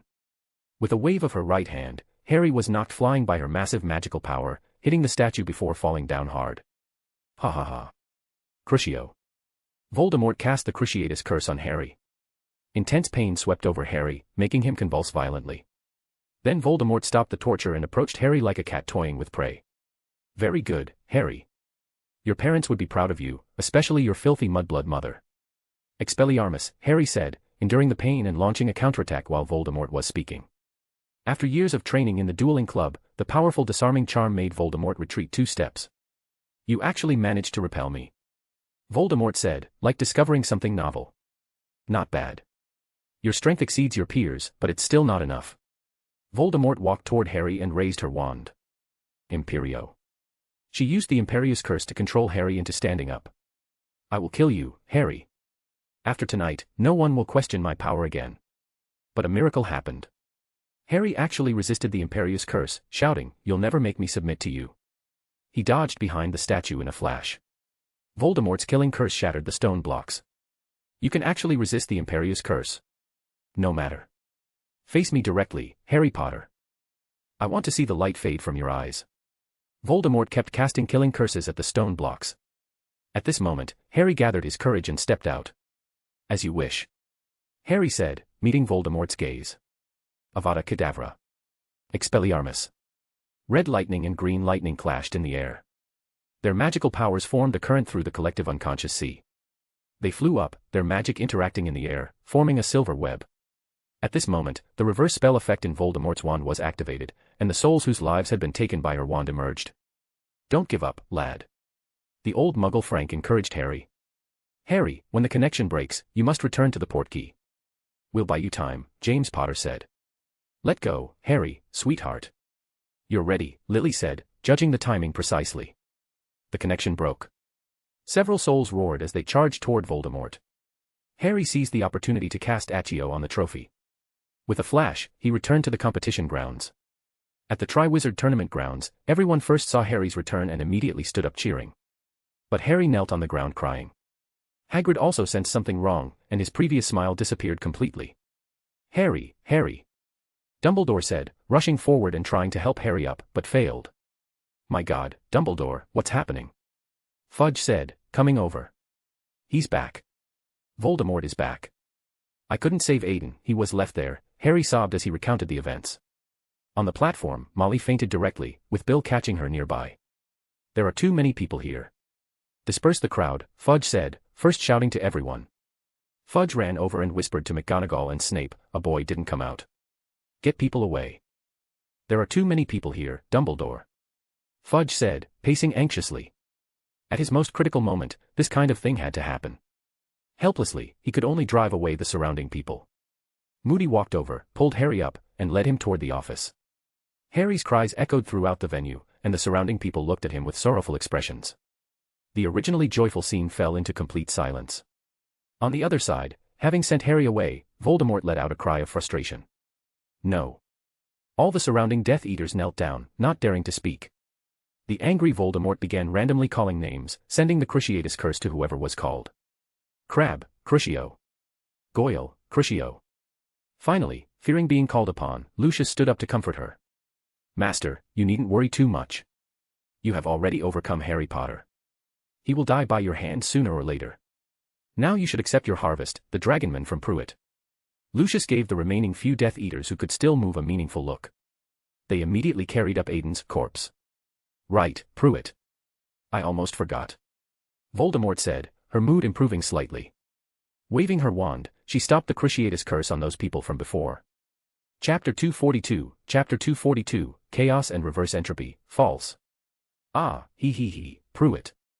Voldemort giggled with disturbing delight. She reached out to grab Aiden's robes, preparing to do some things that couldn't be broadcast. "I think this kind of thing is still too early for me, Mr. Voldemort." "Oh no, miss." A clear, spring-like voice that cleansed the heart came from behind Voldemort. Several people turned to look and saw a boy with silver dragon horns and heterochromatic pupils standing behind them. How is this possible?" Peter was the first to cry out in shock. "You dodged Avada Kedavra." "No wait, that wasn't you at all." Lady Voldemort also realized with growing alarm. She waved her right hand, and the corpse on the ground crumbled into dirt. "Then, my lady, following our wizard's ancient etiquette," Aiden said, bowing to her with mock courtesy. "No, the bone was also replaced by you," Voldemort said, figuring out something crucial. "You damn." Avada Kedavra. A green beam shot out with lethal intent. Aiden stepped forward and dissolved into butterflies, a finger snap echoing around them. Mind deprivation. Voldemort was affected by Aiden's ability. The green beam wavered and then dissipated harmlessly. "Mental attack abilities, very nice, but unfortunately my mind has long been filled with chaos." Voldemort laughed loudly while transforming into black smoke to pursue Aiden. White particles and black smoke collided several times in the air with violent intensity. The black smoke was clearly at a disadvantage, then Voldemort landed on the ground and revealed her true form. "Kill him," she ordered the surrounding Death Eaters. Mind storm. The white mist stabilized in the air, and a gray-white dragon covered in mysterious runes emerged from the white mist. In the collective unconscious sea, storms arose at the manipulator's command. Several poor Death Eaters had consciousness islands that were obviously not as resilient as Voldemort's. The moment they encountered the storm, their mental defenses were breached, and they fell to the ground convulsing. Avada Kedavra, Voldemort said, stubbornly firing the killing curse at Aiden. The dragon in the air once again dissolved into white butterflies, with several butterflies resolutely meeting the green light. The collision between spells exploded into golden particles. Avada Kedavra and the Patronus cancelled each other out. What kind of spell is this? Voldemort asked with obvious frustration. The white butterfly swarm descended and gathered toward the ground, and Aiden's figure walked out from the center. Something you'll never be able to touch, the power of love. Aiden said, raising an eyebrow. Humph, false power. Magic is might, only chaos is eternal. The so-called love is nothing but flowers in water, moon in mirror. Voldemort raised her wand, and fiend fire ignited. A giant serpent made of flames opened its bloody maw toward Aiden. Aiden used his wand like a pipe, took a deep breath, and likewise breathed out fiend fire accompanied by mental breath from his lips. A ghostly blue flame formed a magic dragon that pounced at the serpent. The two massive creatures tore at each other in the air, and the exploding sparks ignited Riddle's graveyard. While both sides' fiend fire were locked in battle, Voldemort tried to ambush Aiden. She used wandless apparition to appear behind Aiden, her wand still glowing green. Dual casting, skillful technique. Aiden said with obvious praise. Then he clenched his fist. With Sequence 4's speed comparable to a steam locomotive plus the tremendous power of the dragon pathway. Gut punch. Aiden landed a punch on Voldemort's abdomen. In slow motion, Voldemort was hit so hard she vomited bile, then flew backward and completely smashed old Riddle's tombstone. This punch is for my parents. Aiden said, blowing on his fist. Then Aiden raised his wand and used finite incantatum to extinguish the surrounding fiend fire. He, do you think you've won, Aiden Prewett? Lady Voldemort said, laughing while lying among the stone rubble. It seemed the magical creature transformations she had performed on herself over the years had greatly enhanced her physical capabilities. This also meant she wasn't immediately defeated by Aiden's iron fist. You are excellent. Join us, let's rule the world together. I'm willing to share the world with you. I can even make you my consort. With our bloodlines, we could birth the strongest offspring. Voldemort used a spell to help herself up from the rubble and extended her hand to Aiden. Sorry, I don't like 60-year-old aunties, Aiden said, firmly refusing. Humph, too young, but what a pity. Another genius must be cut down on the path of growth, just like your father. Voldemort waved her hand, and a peculiar alchemical ritual unfolded within Riddle Manor. Without any sacrifices, without any preparation, purely through her own compatibility, she pulled the power of Deep Realm kings from the Deep Realm. Behold, like my ancestor, I have tamed those beings. You cannot oppose me, understand, Prewett. The alchemical matrix beneath her feet continuously operated, and the power of Deep Realm King Chaos continuously entered Voldemort's body. It repaired her torn clothes and healed her wounds. Then Voldemort raised her right hand, and something around them seemed to fundamentally change. Aiden could feel that all order was disappearing. Time, space, and the matter needed to sustain human existence. Everything was returning to the primordial. Feel my power. Antigenesis. At this moment, Aiden projected the bone church onto the ground for the first time. The surrounding things began to stabilize. The power of reverse entropy stabilized time, while the bone church's power grasped matter. What? You too? Voldemort said, her triumphant expression instantly vanishing. My God, if he could do this kind of thing, how did he get bounced to death by Avada Kedavra back then? Aiden silently complained. According to data calculations, he can only do this within the area covered by this alchemical matrix, the system emerged to remind him. No wonder. Aiden had a method to deal with it. You're also someone who tamed Deep Realm kings. It's you people again. Why do you always come to stop me? Voldemort said with obvious mania. Always, are there many people like this? Aiden asked, trying to throw a spell at Voldemort. Voldemort waved her hand, and the spell was restored to its original magical power. Humph, you, Dumbledore, Gellert Grindelwald, and your mother. Voldemort said, narrowing her eyes. Question mark. Aiden was startled and revealed a fatal flaw. Voldemort seized the opportunity and raised her hand. An invisible force penetrated Aiden's chest, creating a large hole. A small clock face appeared in Aiden's golden pupils, the hands rewound slightly, and an intact Aiden appeared again. Damn it. Voldemort cursed with frustration. Impressive, Senior Tom. Aiden said, once again facing off with Voldemort. However, Senior, I've almost finished analyzing your weakness. Aiden reached into the air and grasped, and a white staff appeared in his hand. He pointed the staff at a node in the void. The manipulator's mental storm was condensed. At the same time, purple lightning also condensed at the tip of the staff. Lightning of destruction. Purple lightning wrapped around invisible gales, roaring as it shot into the sky. Crack. The sound of something breaking occurred. The key node of the entire alchemical matrix was destroyed. The Deep Realm King's power went berserk. The remaining matrix could no longer suppress the chaotic power. Farewell, Senior Tom. Aiden said, turning and using dream traversal to leave. You. Voldemort said, looking at Aiden's departure with pure hatred. She used magic to scoop up the Death Eaters on the ground and disapparated away. Bang. A violent explosion occurred. Purple flames shot straight into the sky, and dazzling white light cleared everything around. Fortunately, due to the murder case 50 years ago, this place had become a desolate wilderness. Thanks to Frank, who was imprisoned for murder 50 years ago, and let's remember this Muggle elder who fought against Voldemort both in life and death. A huge mushroom cloud rose into the sky, and strange dust continuously fell from above. Chapter 243, Return and Little Barty's Death. Inside Hogwarts, Moody brought Harry to his office with obvious urgency. He pushed open the door and had Harry sit down, but unfortunately his heart was entirely focused on Harry, with no mind to observe his mirror. Otherwise he would have discovered that there was an extra person in the office holding a wand pointed at him, along with a cat. Let me take a look at your wounds, Moody said to Harry with apparent concern. Harry raised his hand weakly. The trophy was a portkey, someone cast a spell on it. How do you feel? What did he look like? Moody asked, looking up with intense interest. Who? Harry asked with obvious confusion. The Dark Lord, Moody said, standing up and staring straight at Harry. I don't know, it felt like entering those terrible nightmares, and there was something wrong with his magic. He turned into a woman, Harry said, shaking his head. A woman? How is that possible? Moody said, his emotions becoming extremely agitated. At the same time, his face began to contort unnaturally, and he quickly turned his head away, not daring to look at Harry. He felt for the flask in his pocket, but there was no liquid inside. He ran outside, rummaging through boxes frantically, but the polyjuice potion that had originally been placed inside had already been stolen by 2 thieves. Were there other people in the graveyard? Moody asked with growing desperation. I never mentioned a graveyard, Harry said, sensing something was seriously wrong. Dragons, truly magical creatures, aren't they? Moody said, walking over with predatory intent. Do you think that oaf would have taken you to see dragons without my hints? Moody frantically opened cabinets, pulling out all the bottles and jars, smashing quite a few bottles in the process. Do you think that despicable house elf would have gone looking for gillyweed without me discussing it with McGonagall in her office? Moody, having failed to find the potion, could only turn back and glare viciously at Harry. Do you think you could have made it to the end and obtained the trophy without my careful arrangements? Moody brought his writhing face close to Harry's and licked his lips with disturbing satisfaction. You are the culprit.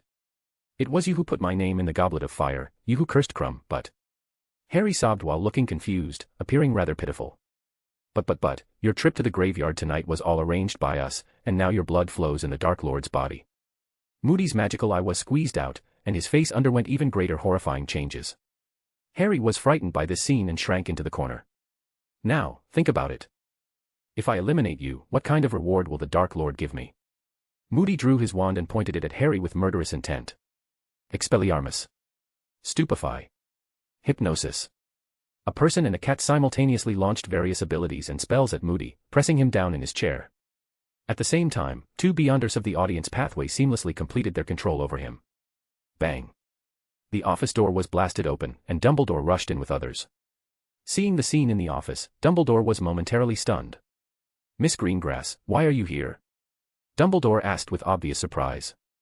Arranged by a certain someone who likes to slack off, Astoria said with a casual shrug. Miss Greengrass. Doesn't the Greengrass family only have 2 daughters? Now it was Snape's turn to be stunned. Some secrets, Dumbledore said, casually glossing over it. Give him some Veritaserum. I think that's unnecessary, Headmaster. We've already taken care of it. You can ask whatever questions you have. Astoria stroked the fur of Radha in her hands, and Radha scratched her ear and yawned lazily. Who am I? Dumbledore inquired. Albus Dumbledore, fake Moody answered robotically. Are you Moody? No. Where is he? Is he in this room?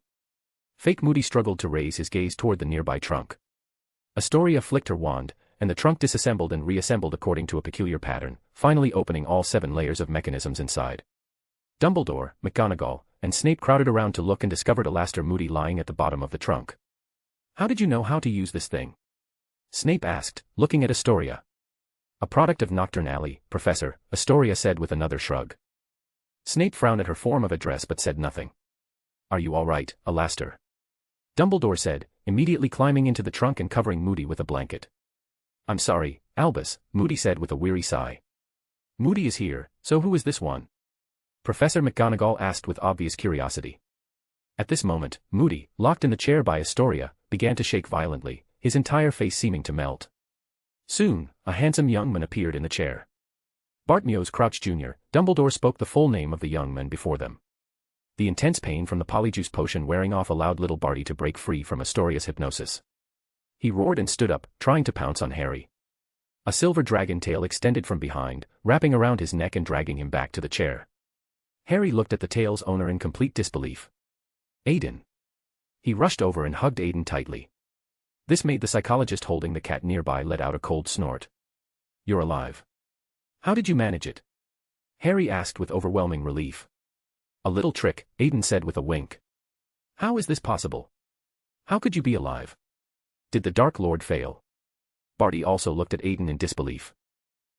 Very pleased to meet you, Doctor," Aiden suddenly said something completely out of context. "I'll give you some advice, you'd better release me quickly. That Lord has returned, and I will become a hero," little Barty said, laughing arrogantly. "Of course, you will," Aiden said, adjusting his monocle. He took out a monocle from his pocket and put it on little Barty, while a virtual personality climbed onto little Barty's consciousness island, completing the manipulation. With a forceful squeeze of his tail, little Barty fainted in the chair. "Go to the Ollery and send a message telling Azkaban that an escaped prisoner has gotten out," Dumbledore said to Professor McGonagall.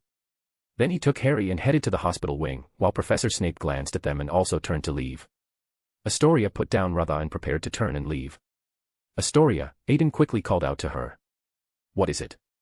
Astoria asked, turning her head and looking at Aiden strangely. "Next time, if there's a chance, let's go shopping in Diagon Alley together," the dragon said, showing a gentle smile. "All right," Astoria said, returning a smile to Aiden, then walking out the office door. At noon, Fudge brought Dementors bursting into Hogwarts. Knowing Fudge's nature of covering things up, Aiden had already had Astoria take little Barty away. The Dementor gave this death row prisoner a kiss, then was hurriedly escorted back to Azkaban by the Aurors. In the hospital wing, Sirius accompanied Harry with obvious concern. "I told you, this simply wasn't Voldemort at all. The child was just too tired, and besides, what he said at the competition grounds wasn't entirely correct either. Look, isn't Mr. Prewett alive and well?" Fudge refused to believe Harry and Dumbledore's account and played the ostrich. Helplessly, Dumbledore pulled Fudge out of the hospital wing, and through the closed door you could still hear the two arguing heatedly. "Heh, politicians," Sirius said with obvious contempt. "Sirius," the awakened Harry called to him weakly. "Harry, I'm here," Sirius said, going over and grasping Harry's hand. "Sirius, you need to teach Harry a clemency now," Aiden said, materializing from the air. Both looked at him in shock. "Does he always appear and disappear like this?" Sirius asked, raising an eyebrow at Harry. "Always," Harry said with a tired smile. Chapter 244, Furious Molly and Intelligence Organization. Why should Harry learn this kind of magic? Isn't this something only evil, scheming, ambitious people need to learn? Sirius asked, scoffing at the suggestion. No, simply put, your godson's brain is connected to Voldemort's. If he doesn't learn a clemency, all your future actions will be visible to him. Aiden raised his wand, and silver points of light slowly emerged from the tip, combining in the air to form the Dark Queen. Who is this? Sirius asked, stunned by the vision. Voldemort. How did she become like this? Sirius asked with obvious curiosity, and Harry also perked up his ears. I tampered with her ritual, replacing the father's bone with the mother's bone. Aiden said with a casual shrug. Ha, both laughed simultaneously. The hospital wing filled with a cheerful atmosphere. Soon, Dumbledore pushed open the door and walked in. It seemed he had fallen out with Fudge completely. I told you long ago, just grab control of the Ministry of Magic cleanly, Aiden said matter-of-factly. You know I can't overcome the fear in my heart. This old man who had experienced 100 years of trials and should fear nothing now showed obvious fear on his face. Sirius and Harry beside him also looked worried seeing Dumbledore like this. Well then, according to our bet, you can't interfere with my actions from now on, Aiden said, narrowing his eyes. What are you planning to do? Sirius asked with growing curiosity. Replace Fudge. Chaos is coming, and we need a minister of magic with strong methods. Aiden glanced meaningfully at Dumbledore. Sigh, Dumbledore let out a long, weary sigh. Harry looked at the three of them, feeling he couldn't get a word in. Just as Sirius was about to speak, the hospital wing doors were blasted open. AI. Den. Prue. ETT. A violent roar sounded like a dragon roaring at everyone present. Oh, Aunt. The dragon's voice trembled with obvious terror. How dare you? How dare you? Mrs. Molly stepped forward, grabbed Aiden, and placed him on her lap with maternal fury. Don't take off my pants. Aiden said, desperately holding onto his trousers. Molly raised her hand and began spanking Aiden's bottom hard. To avoid social death, Aiden used psychological invisibility to hide them both. Where did they go? Sirius asked, having been watching the show with interest. His ability, Harry said with a shrug. After a while, the slightly calmed Molly put Aiden down and hugged him tightly. Do you know how scared I was when I heard you had died? Mrs. Molly sobbed with genuine anguish. I saw your father's disappointed expression, your mother's reproachful gaze, and the lamentations of all the Prewett ancestors. Molly said, her gaze grave. All right, Aunt, I fought him, and he can't beat me, Aiden said, quietly using soothing magic on Molly. You still. Molly's emotions suddenly subsided under the magical influence. Seeing her anger had mostly dissipated, Aiden brought Molly back into view in the hospital wing. Oh, they appeared. No wonder he can appear and disappear like this, Sirius said with obvious marvel. Now, explain to me clearly what this is all about. Molly demanded. Aiden snapped his fingers, and Harry collapsed on the bed, asleep. Question marks appeared over Sirius's head. As I just told you, don't mention specific intelligence in front of Harry, Aiden explained Sirius's confusion. This matter starts with Peter. As a Legilimens, I knew he was hiding at home very early on. Mrs. Molly wanted to attack again after hearing this, but this time Aiden skillfully dodged. Coincidentally, I have some modest achievements in mental aspects, so he became my first experimental subject. Aiden tapped his fingers lightly, his beautiful heterochromatic pupils revealing a special gleam. What did you do to him? Sirius asked, swallowing with obvious nervousness. Nothing much, just mind reading, hypnosis, brainwashing, personality replacement and such, quite safe really. Aiden showed them a bright, innocent smile. So Peter is now under your control? Dumbledore asked with growing understanding. Yes, we can't only allow them to send us spies without sending them any back. Moreover, Peter, as the greatest contributor to him resurrection, is now living in glory, Aiden said meaningfully. Do you know what the mysterious person's next plan is? Mrs. Molly asked with concern. I know. They plan to assassinate Amelia Bones, then seize power through purebloods and some people in the ministry, Aiden revealed Voldemort's entire plan. Then what are we waiting for? Let's go stop them. The impulsive Sirius said, jumping up. No, Fudge and I have fallen out. They refuse to acknowledge Voldemort's return. What's worse, some unknowing people have been swept along and mixed in with the bad guys, Dumbledore said, lowering his head. Then. Sirius was about to speak when Mrs. Molly interrupted. We can't just cut across the board. How many innocent people would die? Have you forgotten how you ended up in prison? Molly scolded. So troublesome, Sirius said, giving up thinking. Aiden, what do you plan to do? Dumbledore asked, turning his gaze to Aiden. Restart the Order of the Phoenix? Aiden asked, raising an eyebrow. Cough cough, I'm asking what you plan to do, Dumbledore said, using coughing to cover his embarrassment. Aiden carefully glanced at Mrs. Molly. Mrs. Molly noticed his look, held her forehead, and sighed. Go ahead and say it. I can still distinguish right from wrong in major matters. I have almost complete control over all the dark wizards in Britain, Aiden said with obvious embarrassment. The entire room fell into terrifying silence. So, as long as you want, you could start a war at any time and become the new Dark Lord. Sirius asked, immediately spotting the key point. No, you're at Hogwart studying every day. How do you control these people? Mrs. Molly also found a blind spot. It's Miss Astoria, isn't it? Dumbledore asked, narrowing his eyes. Yes, Aiden nodded with confirmation. Who? Molly's voice carried obvious confusion. Astoria Greengrass, Aiden spoke her name clearly. But from the information I've received recently, doesn't the Greengrass family only have 2 daughters? Sirius asked with puzzlement. Aiden has concealed her existence. Unless you reach the corresponding level, you won't know information about her, Dumbledore explained. Level, like you? Mrs. Molly asked with growing curiosity. Yes, Dumbledore gave a definitive answer. How many more things are you hiding from me? Molly asked, putting her hands on her hips and looking at Aiden. None. Aiden quickly explained with obvious panic.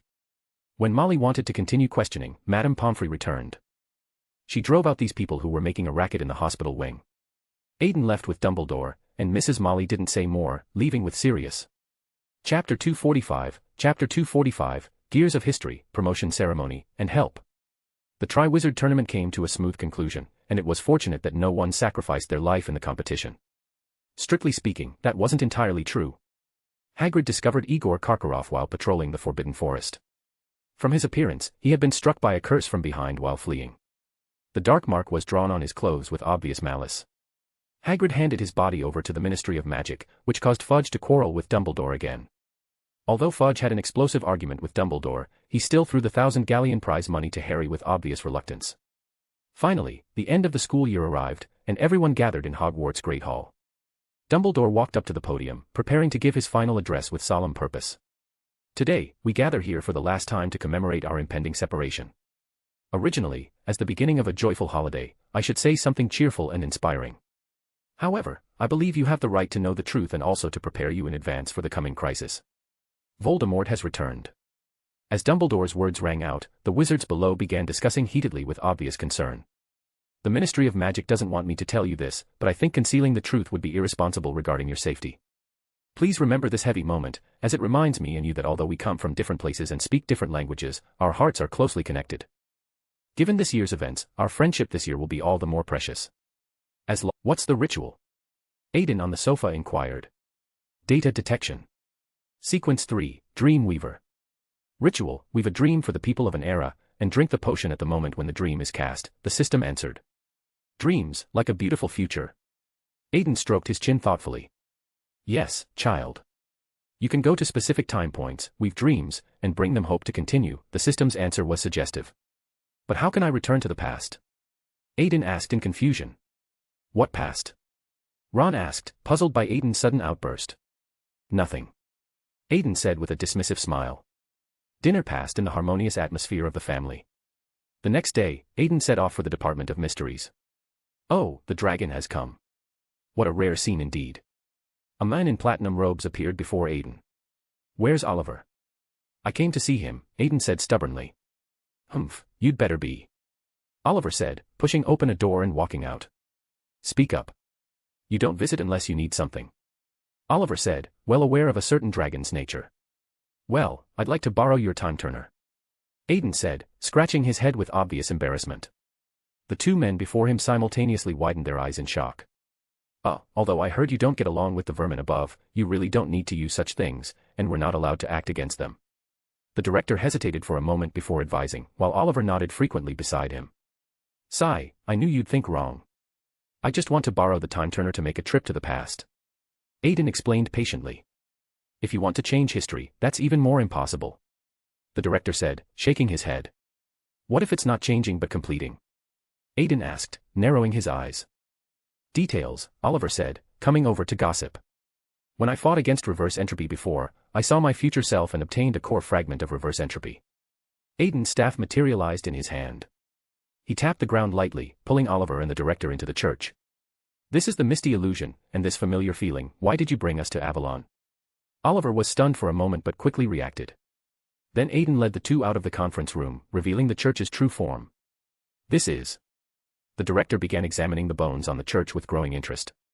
After a good while, the director seemed to understand something and said with obvious excitement. I see. He stared at Aiden with wide, excited eyes. What are you talking about? Aiden asked with obvious puzzlement. Fine, the time turner can be lent to you. The director said mysteriously. Old fox, don't be a riddler. Aiden said, swinging a punch. The director nimbly dodged Aiden's fist, revealing the bracelet on his right hand. He gently adjusted it, and a passage opened in Avalon. So you do have a preserved path to Avalon. Seeing this scene, Aiden understood what the Department of Mysteries had done. We can't really leave this thing for you to mess with alone. What if one day you can't think straight and decide to drag everyone down with you? The director said, rolling his eyes. Let's go. Passing through the passage, the three returned to the Department of Mysteries. The director led Aiden to the time room. Click. As the sealed door was opened again, the giant pendulum appeared before Aiden once more. Here, I've lent you the thing. You'll have to figure out how to use it yourself. The director said, spreading his hands. Then he crossed his arms and leaned against the doorframe, ready to watch the show. Tisk, Aiden said, feeling a headache coming on. System Big Brother. The thick-skinned dragon decisively used outside assistance. Project your bone church down, and use magical power to stimulate the Deep Realm King's remains. Concealment plus reverse entropy, combined with the Department of Mystery's weapon, can let you secretly smuggle yourself to the past and reach the time in history that yearns for you. After the system's explanation, Aiden knew how to operate. Hey, old fox, no, director sir, please help start the time turner. Aiden requested politely. Humph. A certain old fox began working while humming with obvious amusement. Aiden closed his eyes and pulled over the bone church that was far away in Avalon. With the cooperation of the three powers, a flash of fluorescence passed, and Aiden disappeared from the time room. Only the director remained, staring at the giant pendulum, not knowing what he was thinking. Chapter 246, Year 989 AD. The white light dissipated, and Aiden opened his confused eyes to find himself in a dilapidated medieval town. The houses were built from earth, stone, and broken wood, varying in height. The ground was a mixture of dust and excrement, emitting a foul stench that made him wrinkle his nose. The surrounding residents wore rough sacks with holes cut out as clothing, wrapped with animal fur as belts. They pointed pitchforks at Aiden with obvious suspicion. He quickly used wandless confundus charms to conceal the horns on his head. At the same time, he raised both hands to show he was harmless. What are you? Are you one of those wizards? An elderly man with a grayish-yellow complexion spoke from the hostile crowd. Oh, hello sir, I'm a traveler from across the sea, Aiden explained politely. Looks quite refined. Must be a noble's child from the other shore. Should we notify young Earl Essex? The residents whispered among themselves, but Aiden caught a familiar name from their hushed words. Has there been some war here recently? Looking at the fully armed residents, Aiden inquired with growing interest. The old man raised his head and told Aiden with obvious weariness. There was a battle in the Hampton region. Essex County was completely wiped out by the Vikings, leaving only a young son of Essex who fled here. Battle of Hampton, this is 989 AD. Next year is when Hogwarts was founded. Aiden determined his time period with growing excitement. Well, I understand. Thank you very much. Oh, by the way, may I ask the name of this place? Aiden inquired again. Malmesbury. All right, I've told you enough. Leave here quickly, the old man said, beginning to drive Aiden away. Very well. Until we meet again. Aiden said, turning and leaving the village. Hogwarts' founding is still a year away, which means now my ancestor will gain his surname through war with the Vikings and head to Hogwarts under my guidance, Aiden thought secretly. Which means I have to stay in this godforsaken place for a year. Aiden said, already feeling a headache coming on. At this moment, the sky gradually darkened, and wolf howls occasionally echoed from the gloomy forest. Aiden had no choice but to cast spells on some broken wood, enclosing the surrounding space. Aiden cast an extension charm inside and used transfiguration to turn the excess wooden items into furniture, managing to get through one night in the forest. The next day, Aiden had no choice but to return to yesterday's village. What are you doing here again? The old man snorted coldly upon seeing Aiden.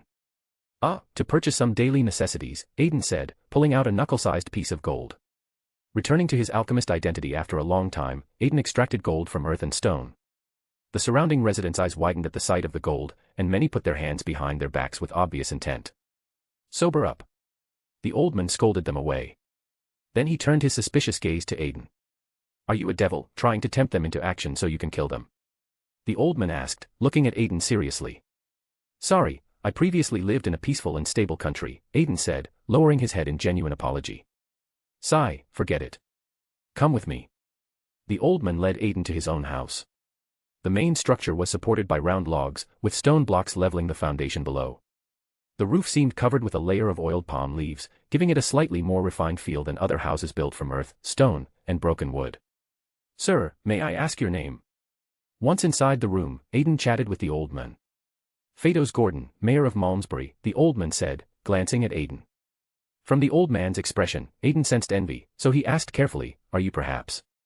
Upon hearing Aiden's question, Gordon stopped his work, closed his eyes, and raised his head. Yes, I'm a squib. After a while, his emotions calmed down, and he asked, tell me, what kind of daily necessities do you need to buy? Well, that was just an excuse. What I really want is to see if I can stay here. Due to certain reasons, I need to remain here for a year, and I currently have nowhere else to go, Aiden requested honestly. Are you going to perform evil magical rituals? Gordon immediately thought the worst. No, no, no, I swear I have no malicious intent. I just really have nowhere to go. Aiden said, lowering his head pitifully. At this moment, his exquisite face showed a pleading expression, and his heterochromatic pupils revealed hope, making Gordon unable to look directly at him. No, you'll bring danger, Gordon said, using tremendous willpower to resist. But I really have nowhere to go. Please, for the Lord's sake, Aiden pleaded again with obvious desperation. You, Sai, I'll allow you to live in the surrounding forest. You can enter the town for trade normally, but if you bring danger, we'll drive you away without hesitation. Gordon threatened Aiden briefly, then began to relent and agree to his request. Yay. Wonderful. Aiden said, cheering with obvious relief. Then, could you please arrange for some workers to help me build a wooden house nearby? Consider this the employment fee, Aiden said, stuffing the gold in his hand into Gordon's hands. This is too much, Gordon said, staring at the gold for a moment, then looking up to return it to Aiden. But Aiden had already pushed the door and walked out. Helplessly, he had to keep the money. Driven by money, the residents of Malmesbury burst forth with tremendous enthusiasm. In less than an afternoon, a small house appeared at the edge of the forest. To accommodate their excellent building techniques, Aiden cast strong sticking charms on the house while they were building it. At night, Aiden sat in his extension charm-enhanced cottage, wrapped in a blanket by the crackling fire. Knock knock. The cottage door was knocked. Aiden walked over to open it, and Gordon stood outside. Gordon, what brings you here so late? Aiden asked with curiosity. Bringing you food, Gordon said, lifting up a bucket. Aiden invited Gordon inside with obvious politeness. It's actually bigger inside than outside. Is this what wizards do? Gordon asked, curiously examining the surroundings. May I ask boldly, your parents didn't? Aiden said carefully. They loved me very much. After discovering I was a squib, they conducted various magical experiments, and both died in one of the experiments. Tears glistened in the corners of Gordon's eyes. Sorry, Aiden said, offering consolation. What are you apologizing for? It's not like you killed them, Gordon said, looking at Aiden strangely. Aiden stared in awkward silence. Forget it. Come try the food we prepared for you. The cost is included in the extra money you gave this afternoon. Gordon placed the bucket on the table in Aiden's room, and a peculiar smell spread throughout Aiden's house. May I ask what this is? Aiden asked, looking at the paste-like substance in the bucket and frowning. Well, Bavarian blood sausage with mashed potatoes, Gordon said, revealing classic medieval British cuisine with his first words. Aiden forced a smile, conjured plates and utensils, poured the bucket's contents onto the plate, and quickly sent Gordon away. Enjoy your meal. Thank you. Chapter 247, The Witch in the Forest and Bandit Attack. Chapter 247, The Witch in the Forest and Bandit Attack. For some time, Aiden had been living beside the small town, recording some local customs and culture with scholarly dedication. He would also enter the forest to gather herbs and treat diseases for the local residents with growing skill. At some point, news of a witch living in the forest who could treat residents' illnesses began spreading from the town. This reputation was then spread by traveling merchants across the countryside. Gradually, the name of the witch living in the forest spread throughout Scotland. What witch? Didn't I tell you all that I'm male? Aiden clenched his fists and roared at Gordon, who was sitting across from him with obvious amusement. But the young men in town don't believe it, and you can't blame me for that, Gordon said with a casual shrug. I'm telling you, if they throw any more marriage proposal bouquets into my house, I'll turn them all into monkeys. Aiden threatened with growing frustration. You won't. Gordon said, narrowing his eyes with knowing confidence. After getting familiar with Aiden, he discovered that Aiden was actually a very reasonable wizard. Plus, the other residents of medieval Britain had rather poor manners in comparison. So the two became friends with some common ground. Sigh, forget about them. What brings you here in the middle of the night? Aiden placed the iron kettle over the fire to heat, grabbed some herbs and threw them into a cup, poured hot water over them, and placed a simple hot tea in front of Gordon. This tea was made from herbs Aiden had collected from the forest. Thanks again to Professor Sprout for not giving up on Aiden despite his terrible performance in herbology. War is coming, Gordon said, lifting the tea and taking a sip. Tastes pretty good. Could you spare me some? Vikings. Aiden murmured thoughtfully while placing a packet of herbs in front of Gordon. They've conquered Cheshire, Devon, and Cornwall. Soon it'll be Malmesbury's turn, Gordon said with a weary sigh. War, what about your lord? Won't he come to protect you? Aiden asked, his tone equally downcast. Him. He only got his position by flattering the unready. Gordon's face showed genuine mockery. He cursed once and stood up to leave. The tea leaves are all ground up. Oh, and use just a small handful at a time, don't put in too much, Aiden instructed helpfully. Gordon didn't seem to hear as he walked out into the night. 3 days later, a group of Vikings appeared at the end of the road with menacing intent. They were tall and burly, wearing rough leather armor, with horned helmets on their heads. In their hands they gripped battle axes, long swords, spears, and bows, these weapons gleaming coldly in the sunlight. Their bodies were painted with various totems and pigments, displaying their martial prowess. At the same time, facing them were the town's residents, whose weapons were just some stones and iron forks. In this era when metal smelting was not so advanced, the only way to form an armed force on the scale of these Vikings was through large-scale pillaging. Unfortunately, Malmesbury was just a small town that couldn't form a corresponding military force. It was foreseeable that if war broke out between the two sides, a massacre would be inevitable. "Give us your wealth, or give us your heads," the Viking leader stepped forward and said in ancient Norse. "What are you saying? We just want to live peacefully, we don't want to be your enemies," Gordon stepped forward to reply in Anglo-Saxon. The Vikings waited for a while, but seeing that these residents showed no movement, they lost patience. "Kill them," the leading man ordered coldly. Woo, a horn was blown, and the Vikings charged with bloodthirsty roars. "Oh, could you wait just a moment?" A clear, spring-like voice rang in everyone's hearts. In the sky, silver-white butterflies were gathering, and a figure intervened in the battlefield. "Magic user?" the leading man asked with obvious suspicion. "Yes, mighty Viking warrior. There are friends of mine in this town. Could you please withdraw?" Aiden asked with polite courtesy. "I said before, give us wealth or heads, only then will we withdraw." The men gave Aiden a mocking expression while raising his weapon toward him. "Then, as you wish," Aiden said, snapping his fingers with a slight smile. The surrounding grass and trees floated up and transformed into large chunks of gleaming gold. The Vikings around went red-eyed and frantically rushed forward to grab the gold. Some residents of Malmesbury also widened their eyes, wanting to go forward, but were firmly held back by Gordon. "More, I want more," the Viking leader said, pressing his axe against Aiden's neck. "I'll satisfy you," the Mind Dragon said, his eyes curving like crescents, his beautiful face carved with a mocking expression. With a wave of his staff, more gold scattered on the ground like fallen treasure. The Vikings were immersed in collecting gold, completely unaware that invisible mental waves were spreading. Slight mental storms impacted the Vikings' consciousness islands but didn't make them fall unconscious. Instead, like gentle rain, they silently nourished the greed in their hearts. Soon, all the gold was looted by them with desperate fervor. One Viking had only grabbed a small portion, but seeing his companion's bag full of gold, evil thoughts arose. He raised his axe and chopped off his companion's head, then frantically grabbed his gold. With the first person taking the lead, the broken window effect began to take hold. The manipulator had carefully woven a great net for these Viking pirates, and now it was time to close it. All the Vikings who had collected gold began attacking each other with savage brutality. A bloody drama unfolded before the residents of Malmesbury. They fought fiercely and killed each other until finally, the Viking leader became the sole victor. The beautiful dragon thoughtfully presented him with the victor's gift. The gold around him instantly turned to grass and dust, while under the soothing effect, his mind returned to calm. "Ah! By the gods, what have I done?" the awakened Viking leader screamed in horror. "Now, do you still crave wealth, leader sir?" Aiden asked, putting his hands together and acting cute. "Devil, you are a devil. You want to take my soul, but I won't let you succeed." With that, the Viking leader raised the axe in his hand and struck it toward his own head. Thus, all the Viking pirates were wiped out completely. The residents of Malmesbury watching this scene felt a chill rise from their hearts. Though the beautiful boy before them hadn't directly harmed anyone, he had completely annihilated a well-equipped Viking pirate force. Gold, I remember now. The Rhine gold. Ancient legends were recalled by the residents with growing fear. It could be expected that from now on, the name of the forest witch would become even more famous. "Hey, don't call me a witch." Cross marks appeared on the dragon's head. "Ah." The residents were frightened and scattered in all directions. "Gordon, control them." Aiden complained to Gordon, the only one who remained. "I can't help with that," Gordon said with a shrug, leaning on his walking stick as he also went back.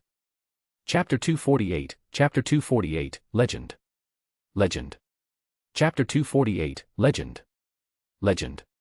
Life continued, and due to the witch's increasingly loud reputation, the local lord came calling with great fanfare. "You must be the forest witch," a peacock appeared before Aiden with obvious arrogance. He wore a gorgeous hat adorned with feathers from some unknown animal, dressed in a thick fur coat. "Your lordship is." The men before him reminded Aiden of Gilderoy Lockhart with his pompous demeanor. Rowan Ethelred, I am a favorite minister of His Majesty Ethelred, granted the honor of bearing His Majesty's own name as my surname. Rowan introduced himself and performed an exaggerated bow with theatrical flair. I heard that a powerful witch has appeared in my territory. I hope to form a good marriage alliance with you so that you may share in my glory. Rowan brought marriage proposal gifts. Several large chests were placed outside Aiden's hut. Aiden clenched his fists, cross marks appearing on his forehead again. I appreciate your kind intentions, but I am a man and cannot marry you. Please take your things back. Suppressing the urge to hit someone, Aiden drew upon the excellent upbringing inherited from the Prewett family and did not lose his temper. Oh, man. That's even better. Rowan said, raising an eyebrow with obvious interest. The manipulator's powerful physical capabilities suddenly manifested. From his slender body burst tremendous strength. Aiden landed a punch on Rowan's fat belly, sending him crashing through the wooden door and flying outside. The guards outside, seeing an unidentified object fly out, immediately responded with a shield bash. But the powerful inertia transformed into thrust the moment it contacted the shield, sending several guards flying. Ah, indeed, the secret to the Prewett family's longevity is maintaining a cheerful mood, Aiden said, emerging with a bright smile. Aiden walked forward and thoughtfully modified these fools' memories with magical precision. Afterwards, the group sat dazedly in their carriage and left in confusion. Did you give them a potion? Gordon asked, emerging from behind a tree. Could you please stop revealing that I live here? Aiden said, helplessly holding his forehead. But he's the Lord. When he came, I didn't know he was here to propose to you. Seeing him bring gifts, I thought he was coming to reward you, Gordon explained reasonably. Oh no, I forgot to keep the gifts, the dragon said, his instincts beginning to surface. You shouldn't lack money, being able to conjure gold at will and make food grow dozens of times larger. You look like a god, Gordon said with obvious teasing. Oh really? Then would you worship me? Aiden asked, raising an eyebrow. You. Forget it. You feel like a god who would test people's hearts. I'm too greedy a person. I can't afford to believe, can't afford to, Gordon said, tapping his back as he walked toward town. Heh, what excessive greed. Clearly you're a sage who protects peace in this ignorant age. The corner of Aiden's mouth unconsciously curved upward. Peaceful days passed quickly. On a sunny morning, Aiden's door was knocked with polite persistence. Opening the door, a young and handsome man stood outside, with another man and two women behind him. He wore green wizard robes, his face slightly pale, revealing a somewhat feminine aura. Hello, I've traveled here and heard there's a famous witch lady in these parts. I've come to visit. The man stated his purpose, but Aiden's gaze was fixed on one of the ladies behind him. Why do you keep looking at me? Have we met before? The lady didn't speak aloud, but her gentle voice was transmitted to Aiden's heart through the air. You, please come in, Aiden said, opening the door completely. The four people entering the house saw the spacious interior, exchanged meaningful glances, and nodded with approval. Aiden poured hot tea for each person, and they lifted their cups to taste with obvious appreciation. Milk thistle, red clover, and St. John's wort added. It seems your herbology skills are quite good, said the lady in grey robes. So you're the forest witch. You're so young, said the wizard wearing a familiar hat with a sword at his waist. Hello, let me introduce myself. I am Salazar Slytherin, said the wizard who had knocked earlier. Godric Gryffindor. Rowena Ravenclaw. Helga Hufflepuff.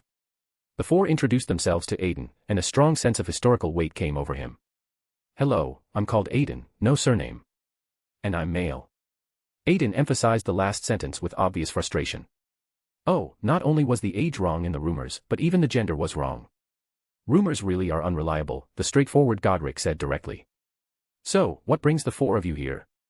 Aiden asked, refilling their tea and mischievously not adding any to Gryffindor's cup.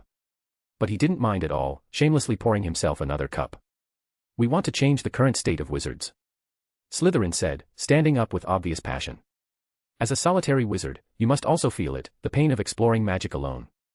We want to establish a school in the Scottish Highlands to give aspiring wizards a place to learn. To this end, the four of us have traveled throughout Britain, hoping to find capable wizards to teach. Slytherin gave an impassioned speech that, while not matching his usual temperament, clearly showed his enthusiasm. I know that our empty invitation asking you to contribute your magic seems like a pipe dream, but we can promise that all our magic will be openly shared afterward. The young lady Rowena supplemented the details Slytherin had missed with diplomatic grace. Sigh, but he's still too young, Rowena. Should we really invite him? Gryffindor said, stroking his chin thoughtfully. At least he has considerable accomplishments in herbology and spell usage, doesn't he? Lady Helga spoke with obvious support. Hey, several people, I'm still here. Could you not discuss me like merchandise? Aiden said, rolling his eyes. Then why don't we test his abilities? Lady Rowena suggested, and Aiden fell into thoughtful silence. Phew, Godric whistled with obvious amusement. He came over and put his arm around Aiden. Kid, you haven't fallen for Rowena, have you? She's married. Aiden was full of question marks. Why would you come to that conclusion? You've been staring at her since opening the door, and every time she speaks, you stop continuing the conversation, Gryffindor said, raising an eyebrow at Aiden. That was respect. Respect, is that not allowed? Aiden stubbornly defended. All right, Godric, stop fooling around. Don't waste time, Salazar said, coming out to intervene. Tisk, no fun, Gryffindor said, putting away his playful expression and sitting back in his chair. Well then, child, would you mind sparring with us? Salazar suggested with obvious interest. Sure, the dragon said, his mouth curving slightly upward. Chapter 249, Chapter 249, Battle Against Legends. Chapter 249, Battle Against Legends. In the clearing outside Aiden's cottage, Godric Gryffindor and Aiden faced each other with obvious tension. Are you sure you want to pick me? I'm the best fighter among the four, Gryffindor said, flexing his muscles at Aiden with obvious confidence. Today if I don't knock your teeth out, I'm not. Aiden muttered under his breath. Not what? A wave of mental power emanated, and the surrounding scenery rapidly lost color. In the blink of an eye, the five of them entered a pure white forest. Misty illusion, you actually have this kind of ability. Gryffindor said. Being a dueling master, he immediately knew where Aiden had brought him. Enough chatter. Aiden grasped the air with his palm, and a staff materialized with silver light. Gryffindor held his sword in his right hand and raised a specially made short wand in his left. Then, begin. Salazar said, acting as referee and giving the command. Aiden blinked and appeared behind Gryffindor, his wand glowing with the brilliance of Zoltrak. This kind of magic, Gryffindor said, raising his sword defensively. The general attack magic's radiance clashed with the sword, creating a massive explosion. Gryffindor rolled out of the smoke, his robe somewhat damaged but his spirit intact. Impressive, kid. He raised his wand, and 4 or 5 spells of different colors flew toward Aiden with deadly precision. Aiden pushed off with his toes, flying high into the air. The spells curved upward, pursuing him directly. Just as the spells were about to hit Aiden, multiple transparent hexagonal crystals appeared on his body's surface, blocking the spells outside. Rowena, watching from the side, looked at Aiden with growing interest while taking out a notebook from her pocket to record observations. Gryffindor's entire body turned into white mist and appeared behind Aiden with supernatural speed. He cast a spell on his sword with his wand, then struck forcefully. Where the sword clashed with the defensive magic, sparks flew brilliantly. Oh, I understand now. You can actually cast spells directly using mental power. Gryffindor said, seeing through the technique. He immediately distanced himself from Aiden, then fired several blue spells with tactical precision. This time, Aiden didn't use defensive magic to resist, simply allowing the spells to fly toward him. Gryffindor thought Aiden would use magic to block them, but seeing Aiden give up defense entirely, he was stunned and missed the best opportunity to cancel the spells. Be careful, Gryffindor said, having just opened his mouth to warn. The spells passed through Aiden's body, and where they struck, he dissolved into flying butterflies. What kind of magic is this again? Bloody hell, you really are like a surprise box of a man, Gryffindor complained with obvious frustration. It's the Patronus, Rowena spoke up from the side with scholarly interest. Lady, spectators shouldn't comment. Aiden said, pouting and denouncing the unsportsmanlike adult. Oh, sorry, the learned witch said, making a gesture of covering her mouth. Well then, let's continue, Gryffindor said, showing a wild smile. Gryffindor raised his wand and sword again with renewed determination. This time, he held up his wand and thrust it into the ground. As the wand penetrated the earth, cracks began appearing all around with ominous sounds. Fire flickered within the cracks, and soon they spread toward Aiden like living things. The cracks covered the entire battlefield, with large amounts of flame erupting from them. Gryffindor stood up, flames surrounding him as if crowning him as a fire god. He raised his wand, and massive flames shot toward Aiden. The flames, refined by magical power, appeared deep red. Aiden also raised his wand, preparing to counter with fiend fire, but after magical power surged, nothing happened. Fiend fire doesn't exist in this era. Aiden immediately realized with growing alarm. He used apparition to dodge Gryffindor's flame attack. Impressive, truly worthy of a legendary wizard. Fortunately, their duel was taking place within the misty illusion. If it were outside, Malmesbury would have been reduced to ruins by now. The flames scorched the air, making the temperature rise even higher. Well then, I'll have to get serious too, Aiden said, lunging forward and directly transforming into a magnificent silver dragon. Magical creature transformation. More anxious than Gryffindor was Slytherin, who stared intently at Aiden with obvious fascination. The dragon soared in the sky, diving toward Gryffindor with predatory grace. Gryffindor raised his wand, and flames condensed before him, forming a protective shield. At the same time, surrounding flames formed a tornado attacking Aiden. Aiden opened his mouth and breathed dragon breath at the shield. Cold breath continuously poured from Aiden's mouth. Crystal barriers appeared around him, precisely blocking Gryffindor's fire tornado. Before Gryffindor, dragon breath and flame shield collided, producing large amounts of steam. Thick water vapor obscured everyone's vision completely. Roar! A gaping maw attacked Gryffindor through the mist. Gryffindor immediately used apparition, making Aiden bite empty air. To avoid being further hindered by the mist, Gryffindor waved his staff to summon strong winds. The wind dispersed the mist, revealing that the previously silver-white dragon had now become gray-white, with mysterious symbols flickering on its body. Strange fluctuations emanated from the dragon, causing the 4 observers to spontaneously generate many disturbing thoughts. Mental breath. Aiden opened his mouth and used mental breath on Gryffindor. Gryffindor raised his wand, condensing flames into an arrow. "Get away from there quickly," Rowena said. Having done the deepest research into mental magic, she shouted urgently. Though confused, Gryffindor didn't doubt his friend's warning and immediately used apparition to leave his position. The mental breath hit the ground, and nothing visible happened. Gryffindor looked at Rowena questioningly, while she stared intently at Aiden. "That's enough, Godric. You've already lost," Rowena said with finality. Why? "I haven't fallen yet," Gryffindor protested, glaring at Aiden, who had transformed back to human form and landed. His last magic was a mental-level attack. "Unless you specialize in mental magic, there's no way to resist that strike," Rowena explained patiently. "TCH, what's the big deal? I haven't even shown my transfiguration yet." "If I had used transfiguration, I definitely could have blocked it," Gryffindor grumbled. "All right, Godric, we came here to recruit a professor, not to eliminate one," Salazar said, coming over to comfort him. Then he coaxed Gryffindor away like soothing a child. "So, Aiden, would you be willing to teach at the school we're about to establish?" Rowena asked, extending the invitation to Aiden. "Of course, it would be my honor," Aiden said with a respectful nod. "Wonderful, welcome to our group," Helga said, giving Aiden a warm hug. "Rest tonight, and depart with us tomorrow," Rowena said, noting the darkening sky. "Where?" Aiden asked, not reacting immediately. Then he noticed 4 pairs of eyes looking at him expectantly. Aiden stared in realization. That night, Aiden used his staff to expand the interior space of the cottage, successfully creating 4 comfortable rooms for them. Godric demonstrated his exquisite transfiguration to everyone. No, it should be called shaping magic. He had broken through the limitations of ordinary transfiguration, causing objects to undergo permanent transformation. After settling everyone's luggage, Helga demonstrated her culinary skills to Aiden with obvious pride. Well fed and satisfied, everyone entered Dreamland with their novel experiences. Chapter 250, The Founding of Hogwarts. Chapter 250, The Founding of Hogwarts. The next day, Aiden packed his luggage with careful precision. The 4 founders were already waiting for Aiden outside the house with obvious anticipation. Lady Helga blew a whistle, and 5 Graphorns came running over with thunderous steps. "Ah!" An aged voice cried out in alarm. Aiden turned his head to see Gordon, who had been startled by the massive Graphorns. He shakily climbed up from the ground with obvious difficulty. "Are you leaving with your companions?" Gordon asked, feeling somewhat sad about his friend's departure. "Yes, thank you for taking care of me during this time, Gordon," Aiden said with a genuine smile. "Not at all, we should be thanking you for teaching us how to prevent diseases and identify herbs." There was obvious reluctance in Gordon's eyes. "Oh right, this is for you," Aiden said, suddenly remembering something important. He pulled out one of his dragon scales from his pocket.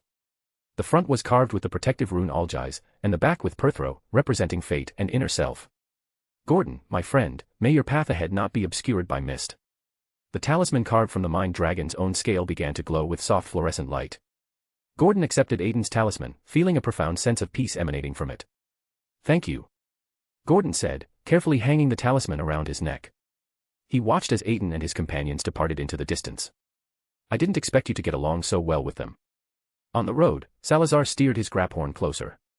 "Speaking of which, I have a question I want to ask you all. Why was it Salazar who came to negotiate with me yesterday?" Aiden asked with growing curiosity. Understanding the implication in Aiden's words, Salazar smiled and answered with obvious amusement. "Your legend claimed you slaughtered tens of thousands of Viking pirates. At first, we thought you were a wizard supremacist. Me. Tens of thousands. Aiden asked, completely dumbfounded. Yes, and some regions say you capture children to brew potions. I was thinking that if a dark wizard opened the door, I'd cut off your head immediately. Godric also came over to join the conversation. Wait, so you originally didn't come to find me to be a teacher, you came to eliminate a dark wizard. Godric's blunt words made Aiden realize the truth, and the four of them awkwardly lowered their heads. So who exactly was spreading these rumors? Don't let me catch them. Aiden said through gritted teeth. At that moment, far away in Malmesbury, Gordon sneezed unexpectedly. The group rode their graphorns through valleys, rivers, and swamps with steady determination. Finally, they arrived at a magnificent castle in the Scottish Highlands. This place is, Aiden said, looking at the brand-new castle before him. It's my family's castle. I'm contributing it to serve as the future teaching location. Salazar said with obvious pride. Does the school have a name? Aiden asked. The four people looked at each other and smiled with shared excitement. Hogwarts. Ah, hogwash. Aiden said, deliberately joking. The mischievous Aiden was knocked on the head by Lady Rowena. The texture feels quite nice. Lady Rowena said with obvious laughter. Aiden followed them into the castle. At this time, the interior of Hogwarts was completely empty, without the numerous portraits that would appear later. I plan to hang portraits of outstanding graduates on these walls. Gryffindor said with obvious excitement. Oh, they'll definitely cover the entire wall. Aiden said, making a joke. The castle at this time had not yet undergone so many magical modifications. It was just an ordinary, albeit impressive, castle. Lady Rowena sent out letters by owl, beginning to summon the teachers they had previously sought. Well then, now that we have our teaching staff more or less assembled, we should consider the student situation. Lady Helga said thoughtfully. Perhaps we could establish a monitoring system covering all of Britain. Salazar proposed.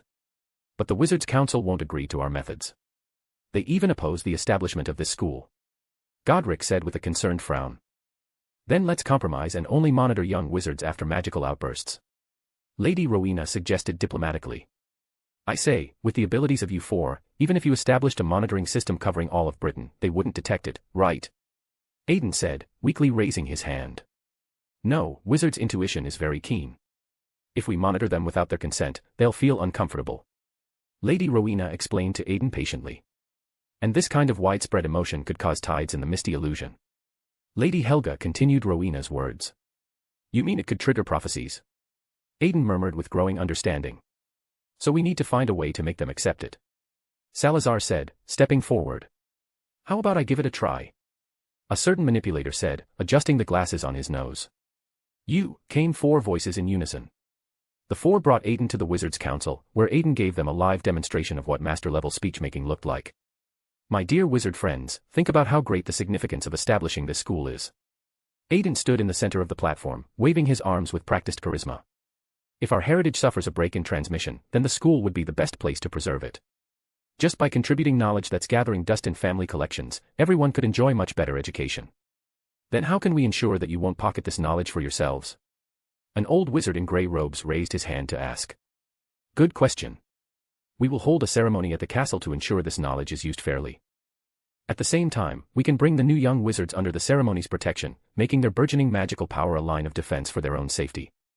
Whether you are ordinary wizards, Aiden said, his gaze sweeping over the wizards in shabby robes. Or noble wizards, Aiden said, looking toward those wearing luxurious clothing. All can freely absorb knowledge in the academy and grow in the directions they prefer. Everyone, imagine this beautiful vision, our children being able to freely choose who they want to become under the blue sky. At the center of the platform, a certain charming dragon spread his arms, weaving his abilities into his voice, painting grand dreams for the wizards below. When the meeting ended, Aiden strutted out proudly while dealing with wizards who came to network with him. Finally, he made his way through the crowd to the four founders. Why are you looking at me like that? Aiden asked, questioning the four's strange gazes. You, this. Godric said, hesitating with obvious amazement. I didn't expect mental magic could be used this way. Lady Rowena said, covering her mouth and giggling. I feel like you might be very suitable for my house. Why not consider it? Salazar said, extending an invitation. Oh right, we haven't told you yet. Based on your speech just now, we four are planning to divide the entire school into 4 houses. Lady Helga came over and linked arms with Aiden, explaining to him with enthusiasm. We hope students can enter corresponding houses according to their traits so they can be cultivated into outstanding talents. Helga's eyes held obvious expectation. But what if students hate their own traits? Aiden inquired thoughtfully. Then of course we follow their wishes. Did you forget what you said on the platform? Let them become who they want to be. Gryffindor said, patting Aiden's back and originally intending to make Aiden stumble, but instead making his own palm red. Ha ha ha. The others all laughed, seeing Godric clutching his hand in pain. Chapter 251, Ritual Construction and Clouds of War. Chapter 251, Ritual Construction and Clouds of War. With the Wizards' Council's resolution passed, large quantities of magical books were sent to Hogwarts with great ceremony. Accompanying them came various young wizards from across the land. To gather the young wizards to Hogwarts, Godric's legs were nearly worn out from running. No, we need to establish artifacts that can automatically identify the British Isles as soon as possible, Godric said, sitting on the ground gasping for breath. Let's postpone that for now. What about the ritual? Lady Rowena asked, turning her gaze to Aiden, Salazar, and Lady Helga. The three were all accomplished alchemists, and during this time everything from researching materials to setting up the ritual had been completed by them. My suggestion is still to have the young wizards perform specific actions, thus becoming part of the ritual in a relatively gentle way, Aiden said, holding his forehead. Although Salazar was usually a gentle person, who would have thought he could be so aggressive when it came to alchemy? Serpent indeed, Aiden secretly complained. But this gentle joining method will really make consciousness lack aggression, Salazar said with obvious worry. Sir, what we want to establish is a protective ritual, Aiden said, shaking his head. Isn't strangling hostility in the bud also a good defensive method? Salazar asked, tilting his head. So, you four vote on it, the dragon said, collapsing on the lawn and starting to slack off. Attack ritual, Salazar voted first with conviction. Defense ritual, Lady Helga said, holding opposing views. Defense, Lady Rowena said, casting her vote for Helga. Finally, Salazar turned his gaze to his good friend, Godric. He pondered for a long time before finally making his decision. Defense. Why? Salazar asked, not understanding. Because we're running a school. Having students face dangers outside is also part of learning. The school can't eliminate all dangers for them, so they must learn how to protect themselves. Godric's words set the direction for the school's future development. Salazar thought for a while and finally agreed with Godric's idea. See, I told you it should be defense. A certain shameless dragon came over, wanting to put his arm around Salazar's shoulder, but wasn't tall enough. Humph, you're no longer suitable for my house. Salazar said, narrowing his eyes. The dragon stuck out his tongue and led the group to the castle's core location. Here, the entire floor was embedded with 3 sets of alchemical arrays, with the array lines all composed of blood-red lines. This is the most luxurious alchemy I've ever done in my life, Aiden said with a deep sigh. Oh, tell us more, Godric said, coming over and hooking his arm around Aiden's shoulder. The 3 alchemical rituals are nested within each other and from the array layout already correspond to the Great 3. Aiden swatted away Godric's hand and walked over to begin explaining. The materials used for carving the arrays, besides phoenix tears and voluntarily given unicorn blood, also include my blood. This allows the entire ritual to sink into the collective unconscious sea and map the real castle within the collective unconscious sea. Aiden pointed to the first layer of the array with scholarly precision. As the surface layer of the ritual, we use Fehu, moving energy, and Suz, inspiration, and Gibo, exchange, these 3 runes. See the golden particles on the runes. These are time ripples I collected. The combination of the 2 allows the ritual's power to break through space-time restrictions and descend anywhere. Godric reached out, wanting to touch them, but was slapped down by Lady Helga while also receiving Salazar's kind smile. The second layer ritual uses the runes Jera, cycle, Iwaz, death and rebirth, and Saulo, light. This set of arrays can ensure that even after Hogwarts' energy supply is cut off, the arrays will continue to operate automatically for thousands of years. Aiden walked to the very center of the ritual, and the third layer array also emerged with mystical power. The innermost core runes we chose are Algiz, protection, Ingwaz, fertility, and Tuwaz, sacrifice. As Aiden's words fell, the 3 runes had silver particles floating from them like stardust. These runes use my scales inside. Besides being able to transmit the power of the collective unconscious sea, they can also carry wizards' thoughts. Aiden looked at the flickering runes, a trace of a nostalgic smile spreading across his exquisite face. How does it feel like he's a large-sized alchemical material? Godric said, having just opened his mouth when Salazar cut him off with an elbow strike. Well then, what are we waiting for? Let's activate it, Salazar said. You need the 4 founders to inject magical power into it, allowing your arrival experiences to connect with the array, Aiden explained. The four walked to the middle of the array together, while Aiden stepped out. "Aren't you coming with us?" Godric asked. "That won't work. If I add my experience of coming to Hogwarts, this ritual would be too harsh," Aiden said mysteriously. As the four leaders injected their magical power, the entire alchemical ritual began to flicker with growing intensity. Surrounding objects began rapidly whitening. "Let's go, hurry, and run. If we don't run, do we want to be sunk into the sea?" Aiden reminded the four urgently. Space flickered, and the next second all five appeared outside the castle. The castle's core section just disappeared like that, never to be found by anyone again. And just then, the newly arrived young wizards also reached the Black Lake. "Can we start their enrollment ceremony right now?" Lady Rowena asked. "Of course, let's test the effectiveness," Aiden said, raising an eyebrow. Godric grabbed a large handful of leaves from a tree and scattered them on the lake water, and small boats appeared just like that. Then Lady Helga led them toward Hogwarts with motherly care. "So what about the sorting?" Godric asked, looking at Aiden. "Bring me your hat," Aiden said, hooking his finger. Godric complied. After Aiden took the hat, he fixed the ritual's anchor point from himself to the hat. "Split off part of your consciousness and put it in," Aiden said to the four. The four took out their wands and pressed them against their hearts. The tips of their wands emitted fluorescent light that was absorbed by the hat. The next moment, the hat suddenly took a deep breath. "Oh, damn." The hat's first words upon speaking were profanity. Aiden looked at the four with dead fish eyes, and they all embarrassedly lowered their heads. Question marks appeared on Aiden's forehead. The sorting ceremony was completed, and they followed their respective mentors to begin learning. Aiden spotted many familiar faces in the crowd. Barrow, Nick, the fat friar. "Didn't your daughter enroll?" Aiden asked, curiously turning back to ask Lady Rowena. "I temporarily hid her in my homeland.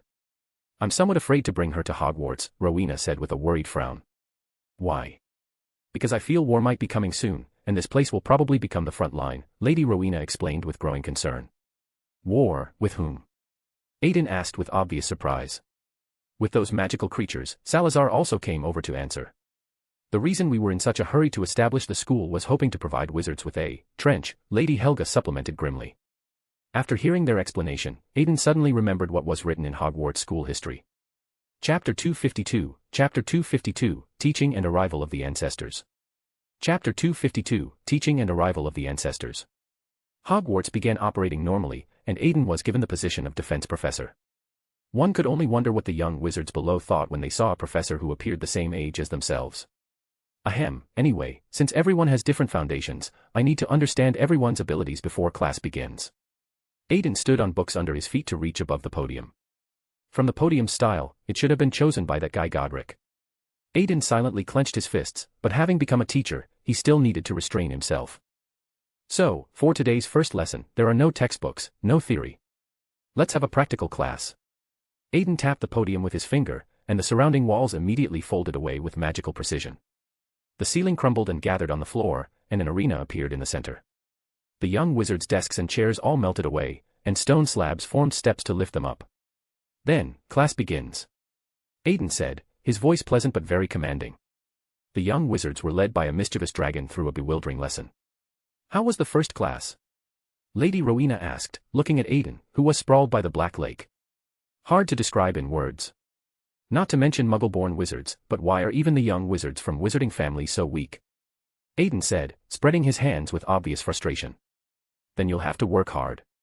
"The shadow of war is drawing ever closer," Rowena said, her expression grave. "Also, why did I have to become the professor for this course? Wouldn't Godric be more suitable?"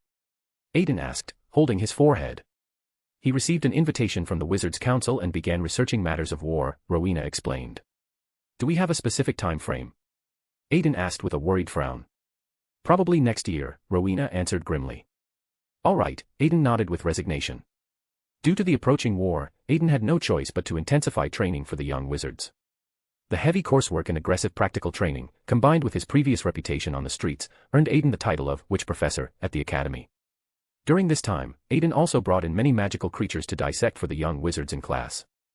This let them understand these creatures' weaknesses while also helping them adapt to the future earlier. In October, Godric returned from the Wizards' Council meeting, bringing bad news. The Wizards' Council will mobilize all their forces. "This is a race war," Godric announced this bad news in the Great Hall. "You mean they're going to send children to the battlefield?" Aiden asked with a concerned frown. Don't blame them.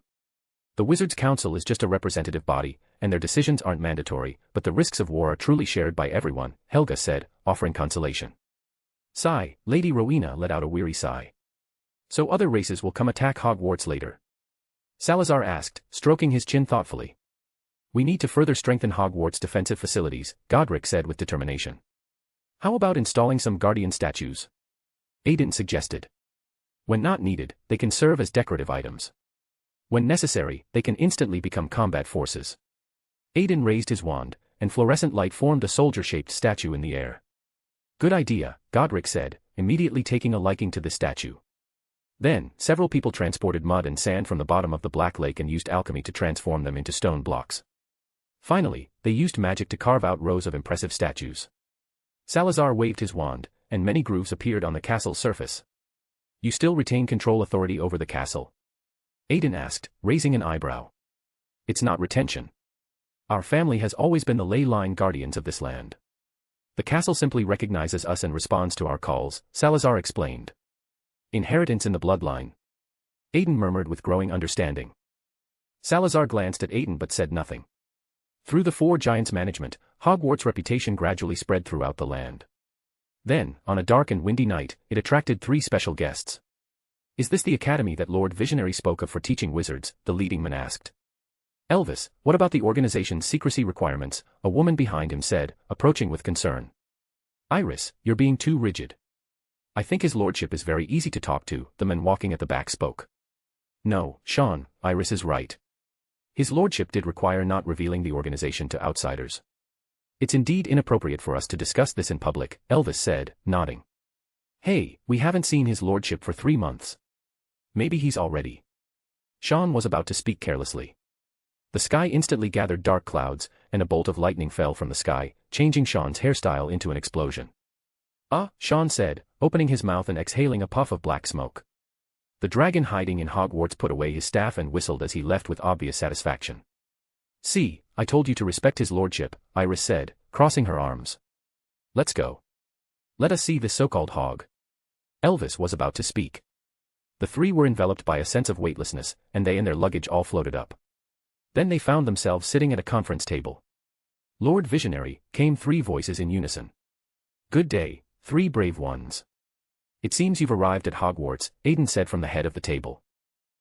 Truly worthy of the omnipotent Lord, we have indeed arrived, Sean spoke first with obvious awe.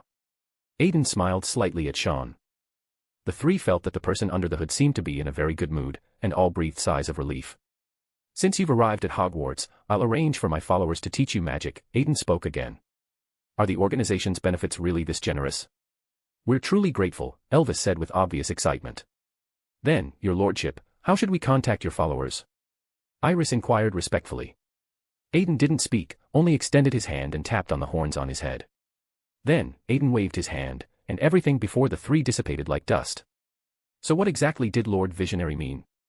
Sean asked with obvious confusion. Since they're his followers, they'll naturally have similar characteristics to him. He's reminding us to look for people with horns, Elvis said, rolling his eyes.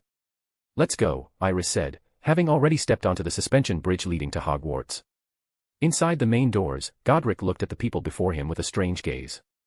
So, you've come to study? Godric asked.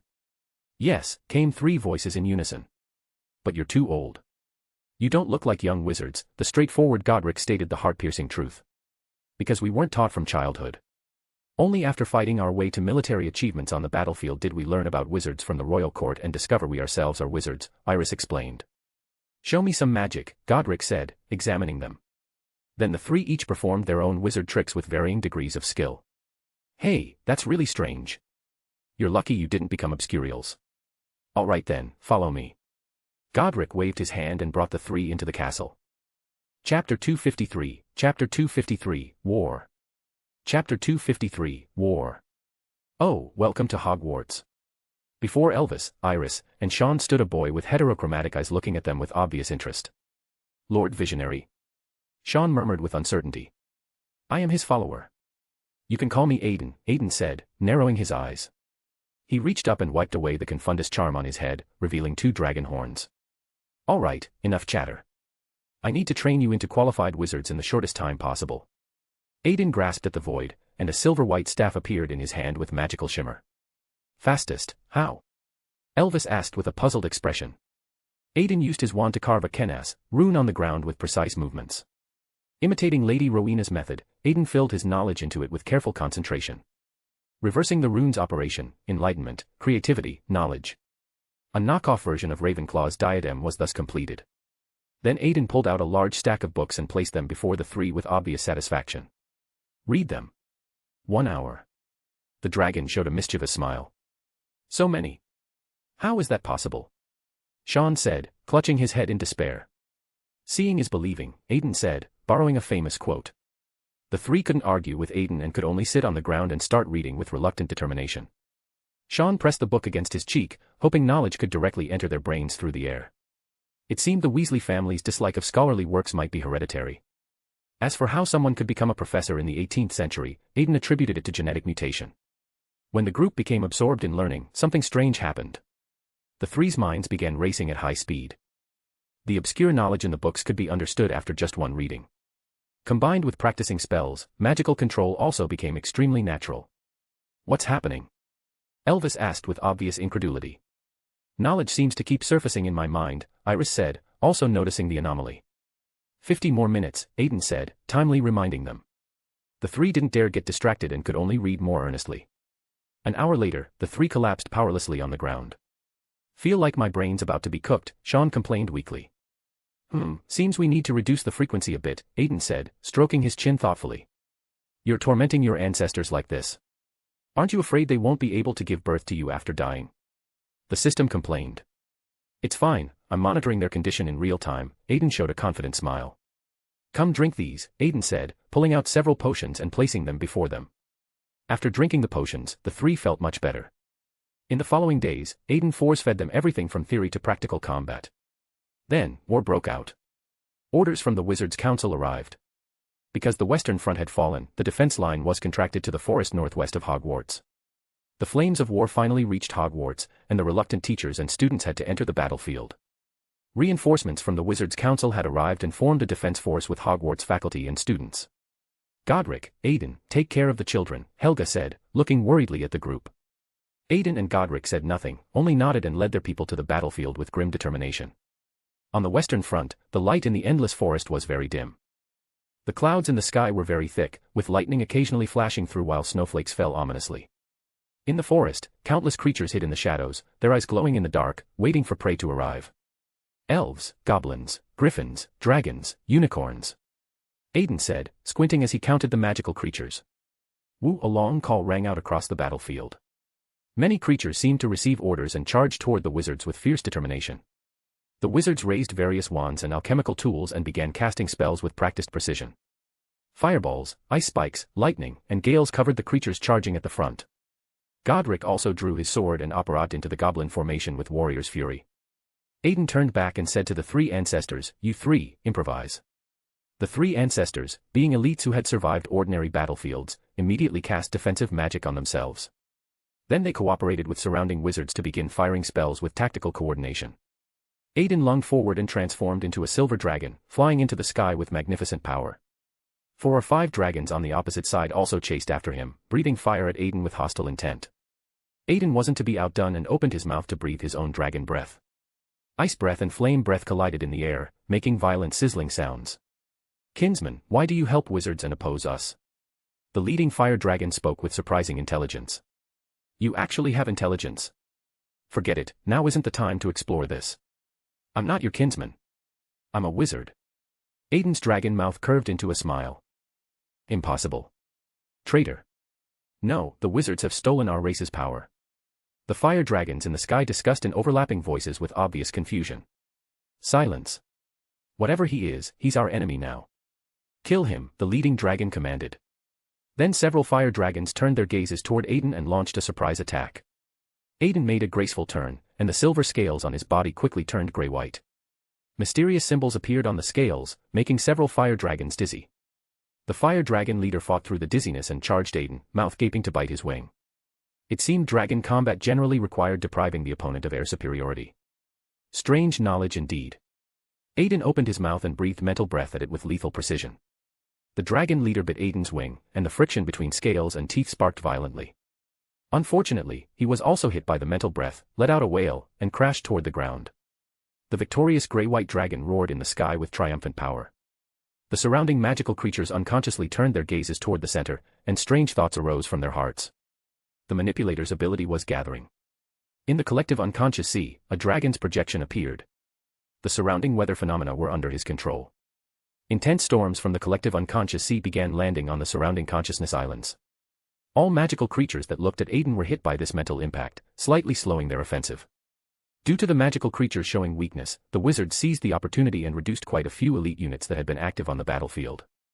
Several fire dragons were hit by Aiden's mental impact, causing their mental defenses to crumble completely.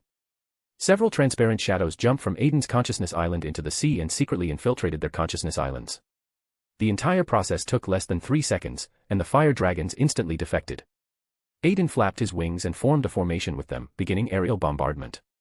Several dragons dived toward the ground in unison, breathing fire with coordinated destruction. The flames ignited the forest and burnt many magical creatures to death. Their organized attack still failed, and after one of the goblins released a retreat signal to the sky, they scattered and fled in defeat. Chapter 254, Chapter 254, First Transformation and Goblin Raid. Chapter 254, First Transformation and Goblin Raid. Hogwarts held the line. That evening, everyone celebrated with a feast in the Great Hall. Godric and Salazar were drinking together with obvious camaraderie, while Lady Helga simply set up large cauldrons in the hall to cook food for everyone. The banquet hall was filled with laughter and joy. Aiden sat in a corner with fried meatballs, quietly tasting them with obvious satisfaction. He forked a meatball and put it in his mouth, savoring the rich meat and oil that burst across his tongue. Huff huff, Aiden looked up and exhaled 2 puffs of hot air. At this time, a tall man carrying a drink walked over and sat beside Aiden.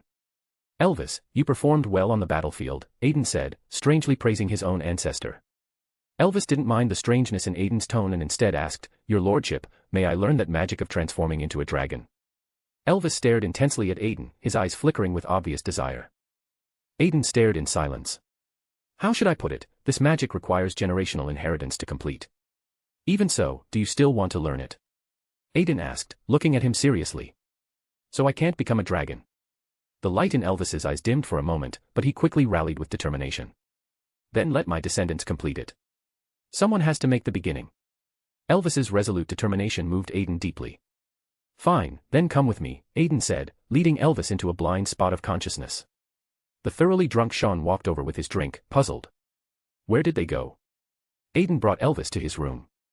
His staff materialized in his hand. With a gentle tap on the floor, the room's interior space expanded more than tenfold. Come now, remove your clothing, Aiden said. Elvis followed Aiden's instructions and removed his clothing without hesitation. Aiden pulled out dragon blood obtained today on the battlefield and began carving an alchemical matrix with precise movements. Soon, a matrix emanating crimson light appeared on the floor. Mr. Prewett, one last warning. The process of fusing dragon blood into the body is extremely painful. Moreover, you cannot lose consciousness during the fusion process, or there will be danger of being influenced by dragon will. Aiden held the jar, giving Elvis one final warning. Come on. Elvis nodded with brave determination. The alchemical matrix lit up. The Jaifu, rune channeled lunar-attributed magical power into Elvis's body. The Gibo, rune lit up. The power of exchange enveloped Elvis as Aiden poured dragon blood over Elvis's body. As the alchemical ritual operated, the dragon blood slowly permeated Elvis's bones and blood. Ugh! A muffled roar squeezed from Elvis's throat. He felt as if his entire body was being roasted over fire, while swords were simultaneously piercing back and forth through his body. He desperately wanted to lose consciousness, but whenever he closed his eyes, a pair of angry dragon eyes appeared before him. Seeing him like this, Aiden also released soothing magic to ease his mental suffering. The entire ritual lasted an hour. Finally, just before Elvis was about to lose consciousness, the Matrix's light was completely absorbed by his body. You endured it, Aiden said with obvious relief. Then that's good, Elvis said. He could no longer hold on and fell unconscious. Knock knock. The moment Elvis lost consciousness, Aiden's door was knocked. Come in, Aiden said. The door was pushed open, and Salazar's face appeared before Aiden. As I thought, you can already perform bloodline implantation rituals, Salazar murmured with obvious interest. Oh, Salazar, you seem quite knowledgeable about this, Aiden said, raising an eyebrow. Somewhat, Salazar said with a knowing smile. Aiden returned his smile, and the two began a candlelit discussion using the materials available in the room. The next day, Elvis woke up in Aiden's bed. The surgery was successful. "You're now a girl," a melodious young voice came teasingly. Elvis immediately reached down to check, then jolted completely awake. "Sir, that's not funny," Elvis complained with obvious alarm. "Ha ha ha," Aiden laughed with obvious amusement. "Go out and try it. This transformation should have given your body trace amounts of dragon blood." Aiden reached out, picked up Elvis, and with a spatial flicker brought him outside to the open ground. Aiden picked up a stone and tossed it to Elvis. Elvis caught the stone and, with slight force, squeezed several finger impressions into it. "Strength has increased, and magical power reserves have also significantly improved," Elvis said with obvious satisfaction. "Now, write a 6-inch essay about this ritual, including your future ideas for ritual development." Aiden winked at Elvis, in an excellent mood. Sigh. Elvis let out a long, weary sigh. While Hogwarts enjoyed peaceful and stable days. At the Wizards' Council, underground, 2 wizards in black and gold robes were guarding what appeared to be a treasury. The light from torches flickered with the dancing flames. What the 2 wizards didn't notice was that the shadows in the darkness also trembled slightly. Suddenly, 2 sharp knives emerged from the shadows at their feet, striking toward their chests with lethal precision. The 2 battle-hardened wizards were obviously not pushovers, simultaneously casting wandless defensive magic on themselves. Unfortunately, the moment the attackers' knives touched the magic, the spells dissipated mysteriously. The sharp knives continued unabated toward the 2 wizards' hearts. Thud, thud. 2 sounds rang out, and the 2 treasury guards lost their lives. "Let's go, quickly," the shadows said, removing the black cloth covering them and revealing 2 goblins. They quickly opened the treasury door with practiced efficiency. The interior was magnificent and golden, piled with the crystallized wisdom of wizards. The 2 goblins showed greedy expressions toward these treasures but quickly restrained themselves. Because they bore a more important mission. The goblins passed through the dazzling array of treasures and came to the deepest part of the treasury. Here, a strange altar stood in the center, with a small gem placed upon it. One goblin immediately reached out to touch the gem. "Wait, fool," the other goblin tried to stop him, but it was too late. The altar suddenly emitted a flame, turning the goblin to ash instantly. At the same time, the treasury's alarm was triggered, and the door began slowly closing. "That fool," the remaining goblin cursed with obvious frustration. He pulled out a piece of white cloth and threw it toward the gem, and the cloth covered the gem and automatically wrapped it up. The goblin grabbed the bundle and sprinted toward the door, escaping the treasury just before the stone door fell. Whoosh, whoosh. Space flickered several times, and several figures arrived at the scene. They discovered the murdered wizards, their faces grim with obvious anger. The leading long-bearded old man waved his wand, and the stone door opened. After the group conducted an inventory, they discovered they had lost the most precious item in the treasury.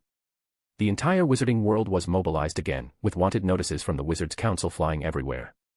The war would likely enter a white-hot state once more. Chapter 255, Order, Refusal, and Reinvitation. Chapter 255, Order, Refusal, and Reinvitation. Teaching at Hogwarts continued with a relentless pace.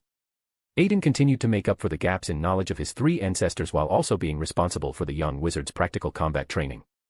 The dragon, drained of energy, sprawled across the long table in Hogwarts' Great Hall with obvious exhaustion. At this moment, sounds of arguing came from outside the hall.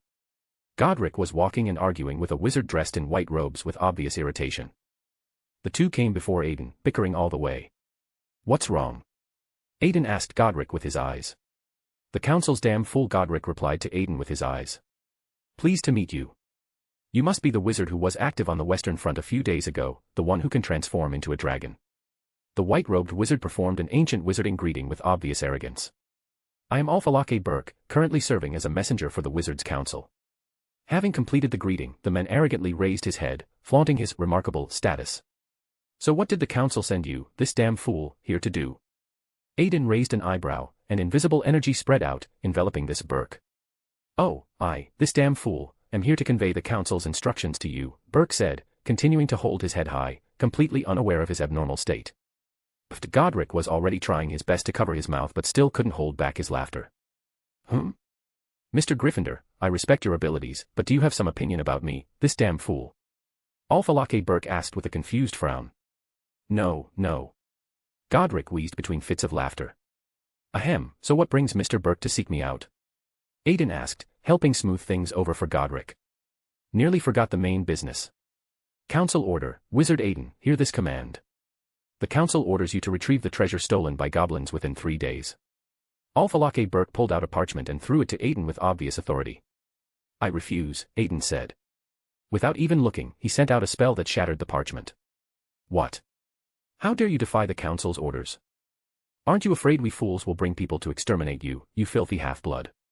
Alphalake Burke angrily rebuked Aiden while not forgetting to drag the wizard's council down with him. Indeed, the wizarding world's loose administrative system ensures that people like you always have opportunities to rise to power. What a pity. Aiden raised his finger, and the outline of a dragon faintly appeared behind him. Aiden, don't. Godric said, quickly stopping him. The massive dragon's aura had already caused the men to foam at the mouth and faint. What's wrong? Aiden asked, tilting his head. He's from the council after all. Killing him would cause too much trouble.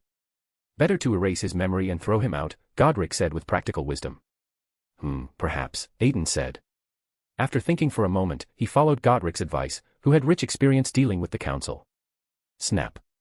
A finger snap echoed, and Alphalake's brain became smooth. At this moment, Elvis happened to walk over. Aiden casually handed the men to Elvis, asking him to throw the guy out. Unexpectedly, Elvis was also ruthless. He dragged Alphalake to the forest and casually tossed him. The gears of fate quietly turned. Alphalake, whose skull hit a tree, opened his eyes. He happened to see Elvis's face directly. Thus began the 1,000-year feud between the two families at this moment. Elvis returned to Hogwarts with a strange expression. What's wrong? Aiden asked with concern. I don't know. I feel like something is watching me, Elvis said with an uneasy frown. Battlefield after effects, Aiden said with a casual shrug. Probably, Elvis said, showing an understanding expression. Alphalake was found by the Wizards' Council, and they also discovered his completely empty brain. The Wizards' Council immediately understood Aiden's attitude. However, Hogwarts currently possessed 5 massive military assets. Even the most bubble-brained authorities wouldn't dare fall out with their general during wartime. So the Wizards' Council politely sent someone again. Long time no greeting, Teacher Salazar, the young female messenger said, coming up and performing a wizard's greeting to Salazar. Ellie, long time no see. Salazar said, nodding to Ellie with obvious warmth. Aiden, let me introduce you. This is my student, Ellie Longbottom. Salazar reached out to grab Aiden, who was holding books and preparing to give his ancestors extra lessons, causing him to sway. Hello, I'm Aiden. As for my surname, I don't have one yet, Aiden said politely. I know. I heard about your deeds before coming. I'm very sorry that such a person spoiled your mood earlier. Ellie seemed to come from the wizard military, speaking and acting with a decisive air. Today's presumptuous visit won't waste words. The Wizards' Council still hopes you'll take action. Those fools earlier were from the political faction. We in the military aren't on the same side as them. We deeply apologize for their behavior. Ellie quickly distanced herself from Burke in a few words while lowering her stance to give Aiden sufficient face. Then don't speak of these empty things. Since the Wizards' Council is asking for help, they should offer some benefits, the dragon said, extending his claws and rubbing them together. The families within the council are preparing to engrave their names in the misty illusion. We can offer you 2 spots, Ellie made her offer. I want 3. Aiden said, doubling the price. Deal. Aiden stared in shock. Don't look at me like that. Actually, there's quite a gap, since we also need enough strong people to maintain the ritual stability, Ellie said, looking at Aiden awkwardly. So we've been exploited by you twice, Aiden said, rolling his eyes. How could that be? Engraving surnames has many benefits. Not only can it stabilize hereditary factors in descendants, but it also allows them to inherit the destiny left by ancestors, making the family less likely to decline, Ellie said, quickly promoting the benefits. Less likely, so there's still risk of decline, Aiden said, raising an eyebrow. Well, if everyone dies, it would certainly decline, Ellie muttered quietly. Tisk, the evil dragon clicked his tongue with disapproval. Eek, very sorry. Ellie said, immediately lowering her head. Aiden, you can join this ritual. It's beneficial for children, Salazar also spoke up to help. Fine, I'll help you once. Bring the contract, Aiden said. He still agreed, since this matter related to his own birth. Seeing Aiden agree, Ellie quickly pulled out a scroll from her hand. This agreement is an imitation of the silent tablet, with absolutely binding effects on both of our parties, Ellie said, handing the scroll to Aiden. Aiden took the scroll and read it word by word with careful attention. After a while, confirming the scroll had no problems, Aiden dripped his blood onto it. But he didn't notice that after his name, a surname was quietly added. Then the contract is complete. I'll head back now, Ellie said, immediately standing up and walking toward the school exit. Chapter 256, Chapter 256, Biochemical Mode On. Chapter 256, Biochemical Mode On. Aiden, having signed the contract, selected 3 ancestors to go with him to the goblin's stronghold. Are you going to choose your 3 disciples? Salazar inquired with obvious curiosity. So in your eyes, they are my disciples, Aiden said with a smile. Yes, I plan to give this opportunity to them. You're really good to your disciples. I plan to keep this opportunity for myself, so my descendants can inherit my aspirations and explore the limits of bloodline. Salazar Slytherin's eyes were filled with anticipation for the future. Aiden wanted to speak but hesitated, finally only saying, "Good luck." "Same to you. Who wants to be the same as you?" Fortunately, Aiden didn't say this out loud. Time returns to the present, with 4 people galloping on horseback with determined purpose.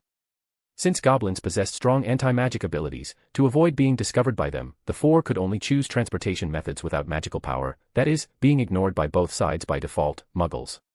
Sean obtained 4 horses from ordinary merchant traders, and the group rode toward the goblins' location. "Sir, what exactly did the goblins steal that could make the Wizards' Council so anxious?" Iris asked, coming closer to inquire. "Hey, what they stole was a strange land discovered when wizards first explored the mysteries of the mind." "Avalon," Aiden answered. "Avalon, the legendary Eternal King?" Sean asked, raising an eyebrow. "But isn't that just a fairy tale?" Elvis asked with obvious confusion. "Parts of it are true. The legend of the Eternal King might be an allegory for the monster hidden beneath the misty illusion," Aiden said, narrowing his eyes. "Monster, what kind?" Sean asked, becoming interested. "You'll have a chance to find out," Aiden said mysteriously. The group rode all the way to Ireland. Goblin Hill, this land that had been managed by goblins for hundreds of years. Its internal structure was intricate and complex, filled with traps set by the goblins. As embodiments of greed in the world, goblins were very difficult to deal with. However, from another perspective, they're also very easy to deal with, Aiden said thoughtfully. "Sir, who are you talking to?" Iris asked in confusion. "To the audience," Aiden said with a wink. Aiden carved a small alchemical matrix on the ground with precise movements. The matrix flickered, and several pieces of gold appeared within the alchemical matrix. Aiden broke the gold pieces apart and scattered them like grain along the roadside. Gold particles formed a small path leading into the deep bushes. An obvious trap to anyone with eyes, but it had a peculiar effect on goblins. Aiden waited in the bushes with the 3 ancestors for prey to arrive. "Mine. I saw it first. Everyone move aside, it should be mine." Soon arguing voices came, and the bushes began rustling with activity. 3 goblins rolled into a ball fighting over the gold pieces, eventually entering the dragon's trap. "Good evening, lovely little ones," the dragon said, showing his fangs to the goblins. "Whiz, MMH." The 3 goblins were just about to speak when they fell into baby-like sleep. Aiden picked them up one by one and read their memories with careful precision. Unfortunately, they were just gatekeeping foot soldiers, so he couldn't obtain much information. He only vaguely learned that the higher-ups had obtained the treasure and strengthened surrounding defenses. "They'll be discovered if not returned within 20 minutes. Aiden muttered to himself. However, his heterochromatic pupils revealed pleasure, and a sinister smile hung on the dragon's exquisite face. The 3 ancestors beside him, though they were ancestors, trembled at the sight. Aiden had developed the combination of magical power and abilities to perfection. Extracting malice from himself, he fused curses filled with venom and disease into his abilities. Aiden completed manipulation of the 3 goblins and placed mental plague on their consciousness islands. This was the second time Aiden had used this ability since advancing to Sequence 4. Unlike ordinary manipulators, Aiden added some extra ingredients. When the plague erupted, it wouldn't just be mental plague. Virtual personalities climbed onto their consciousness islands, and the goblins walked back in a daze. Inside Goblin Hill, the supervisor of the 3 goblins came to inspect. "Hey, you 3, what are you holding?" the captain-like goblin scolded harshly. The 3 dazedly pulled out the gold. "Gold." The captain immediately snatched the gold from their hands with obvious greed. But all 3 shivered and sneezed. "Ugh, disgusting." The captain dodged slightly but completely failed to notice the droplet contamination. One of the goblins suddenly looked up and made eye contact with the captain. He seemed to see a pair of heterochromatic pupils. After a shiver, the 4 felt like they had forgotten something. Thus, with the 4's contact, something unknown began spreading among the goblins. 3 days later. "I'm going in to retrieve the item. You 3 stay here and don't move," Aiden instructed the idle ancestor trio. "The world turned upside down," the system commented. "Sir, take us with you." Waiting outside is really boring, Iris pleaded with obvious desperation. All right, but don't speak on the way, and don't leave a 3-meter radius around me, Aiden instructed. Okay, came 3 voices in unison. Then Aiden led the 3 to the entrance of Goblin Hill and raised both hands. Raised both hands. The ancestor trio's eyes widened in shock. What are you doing here? 2 goblins at the gate pointed weapons at Aiden with obvious hostility. I've come to surrender. I have Wizards' Council secrets to report to your higher-ups, Aiden said, raising his hands. The 2 goblins came forward and captured the 4 with practiced efficiency. They bound the 4 with special chains and confiscated the 3's wands. Where's your wand? A goblin's sharp spear pressed against Aiden's neck. I don't have a wand, Aiden said, shaking his head. Come on, Ahwan, they're all bound by chains.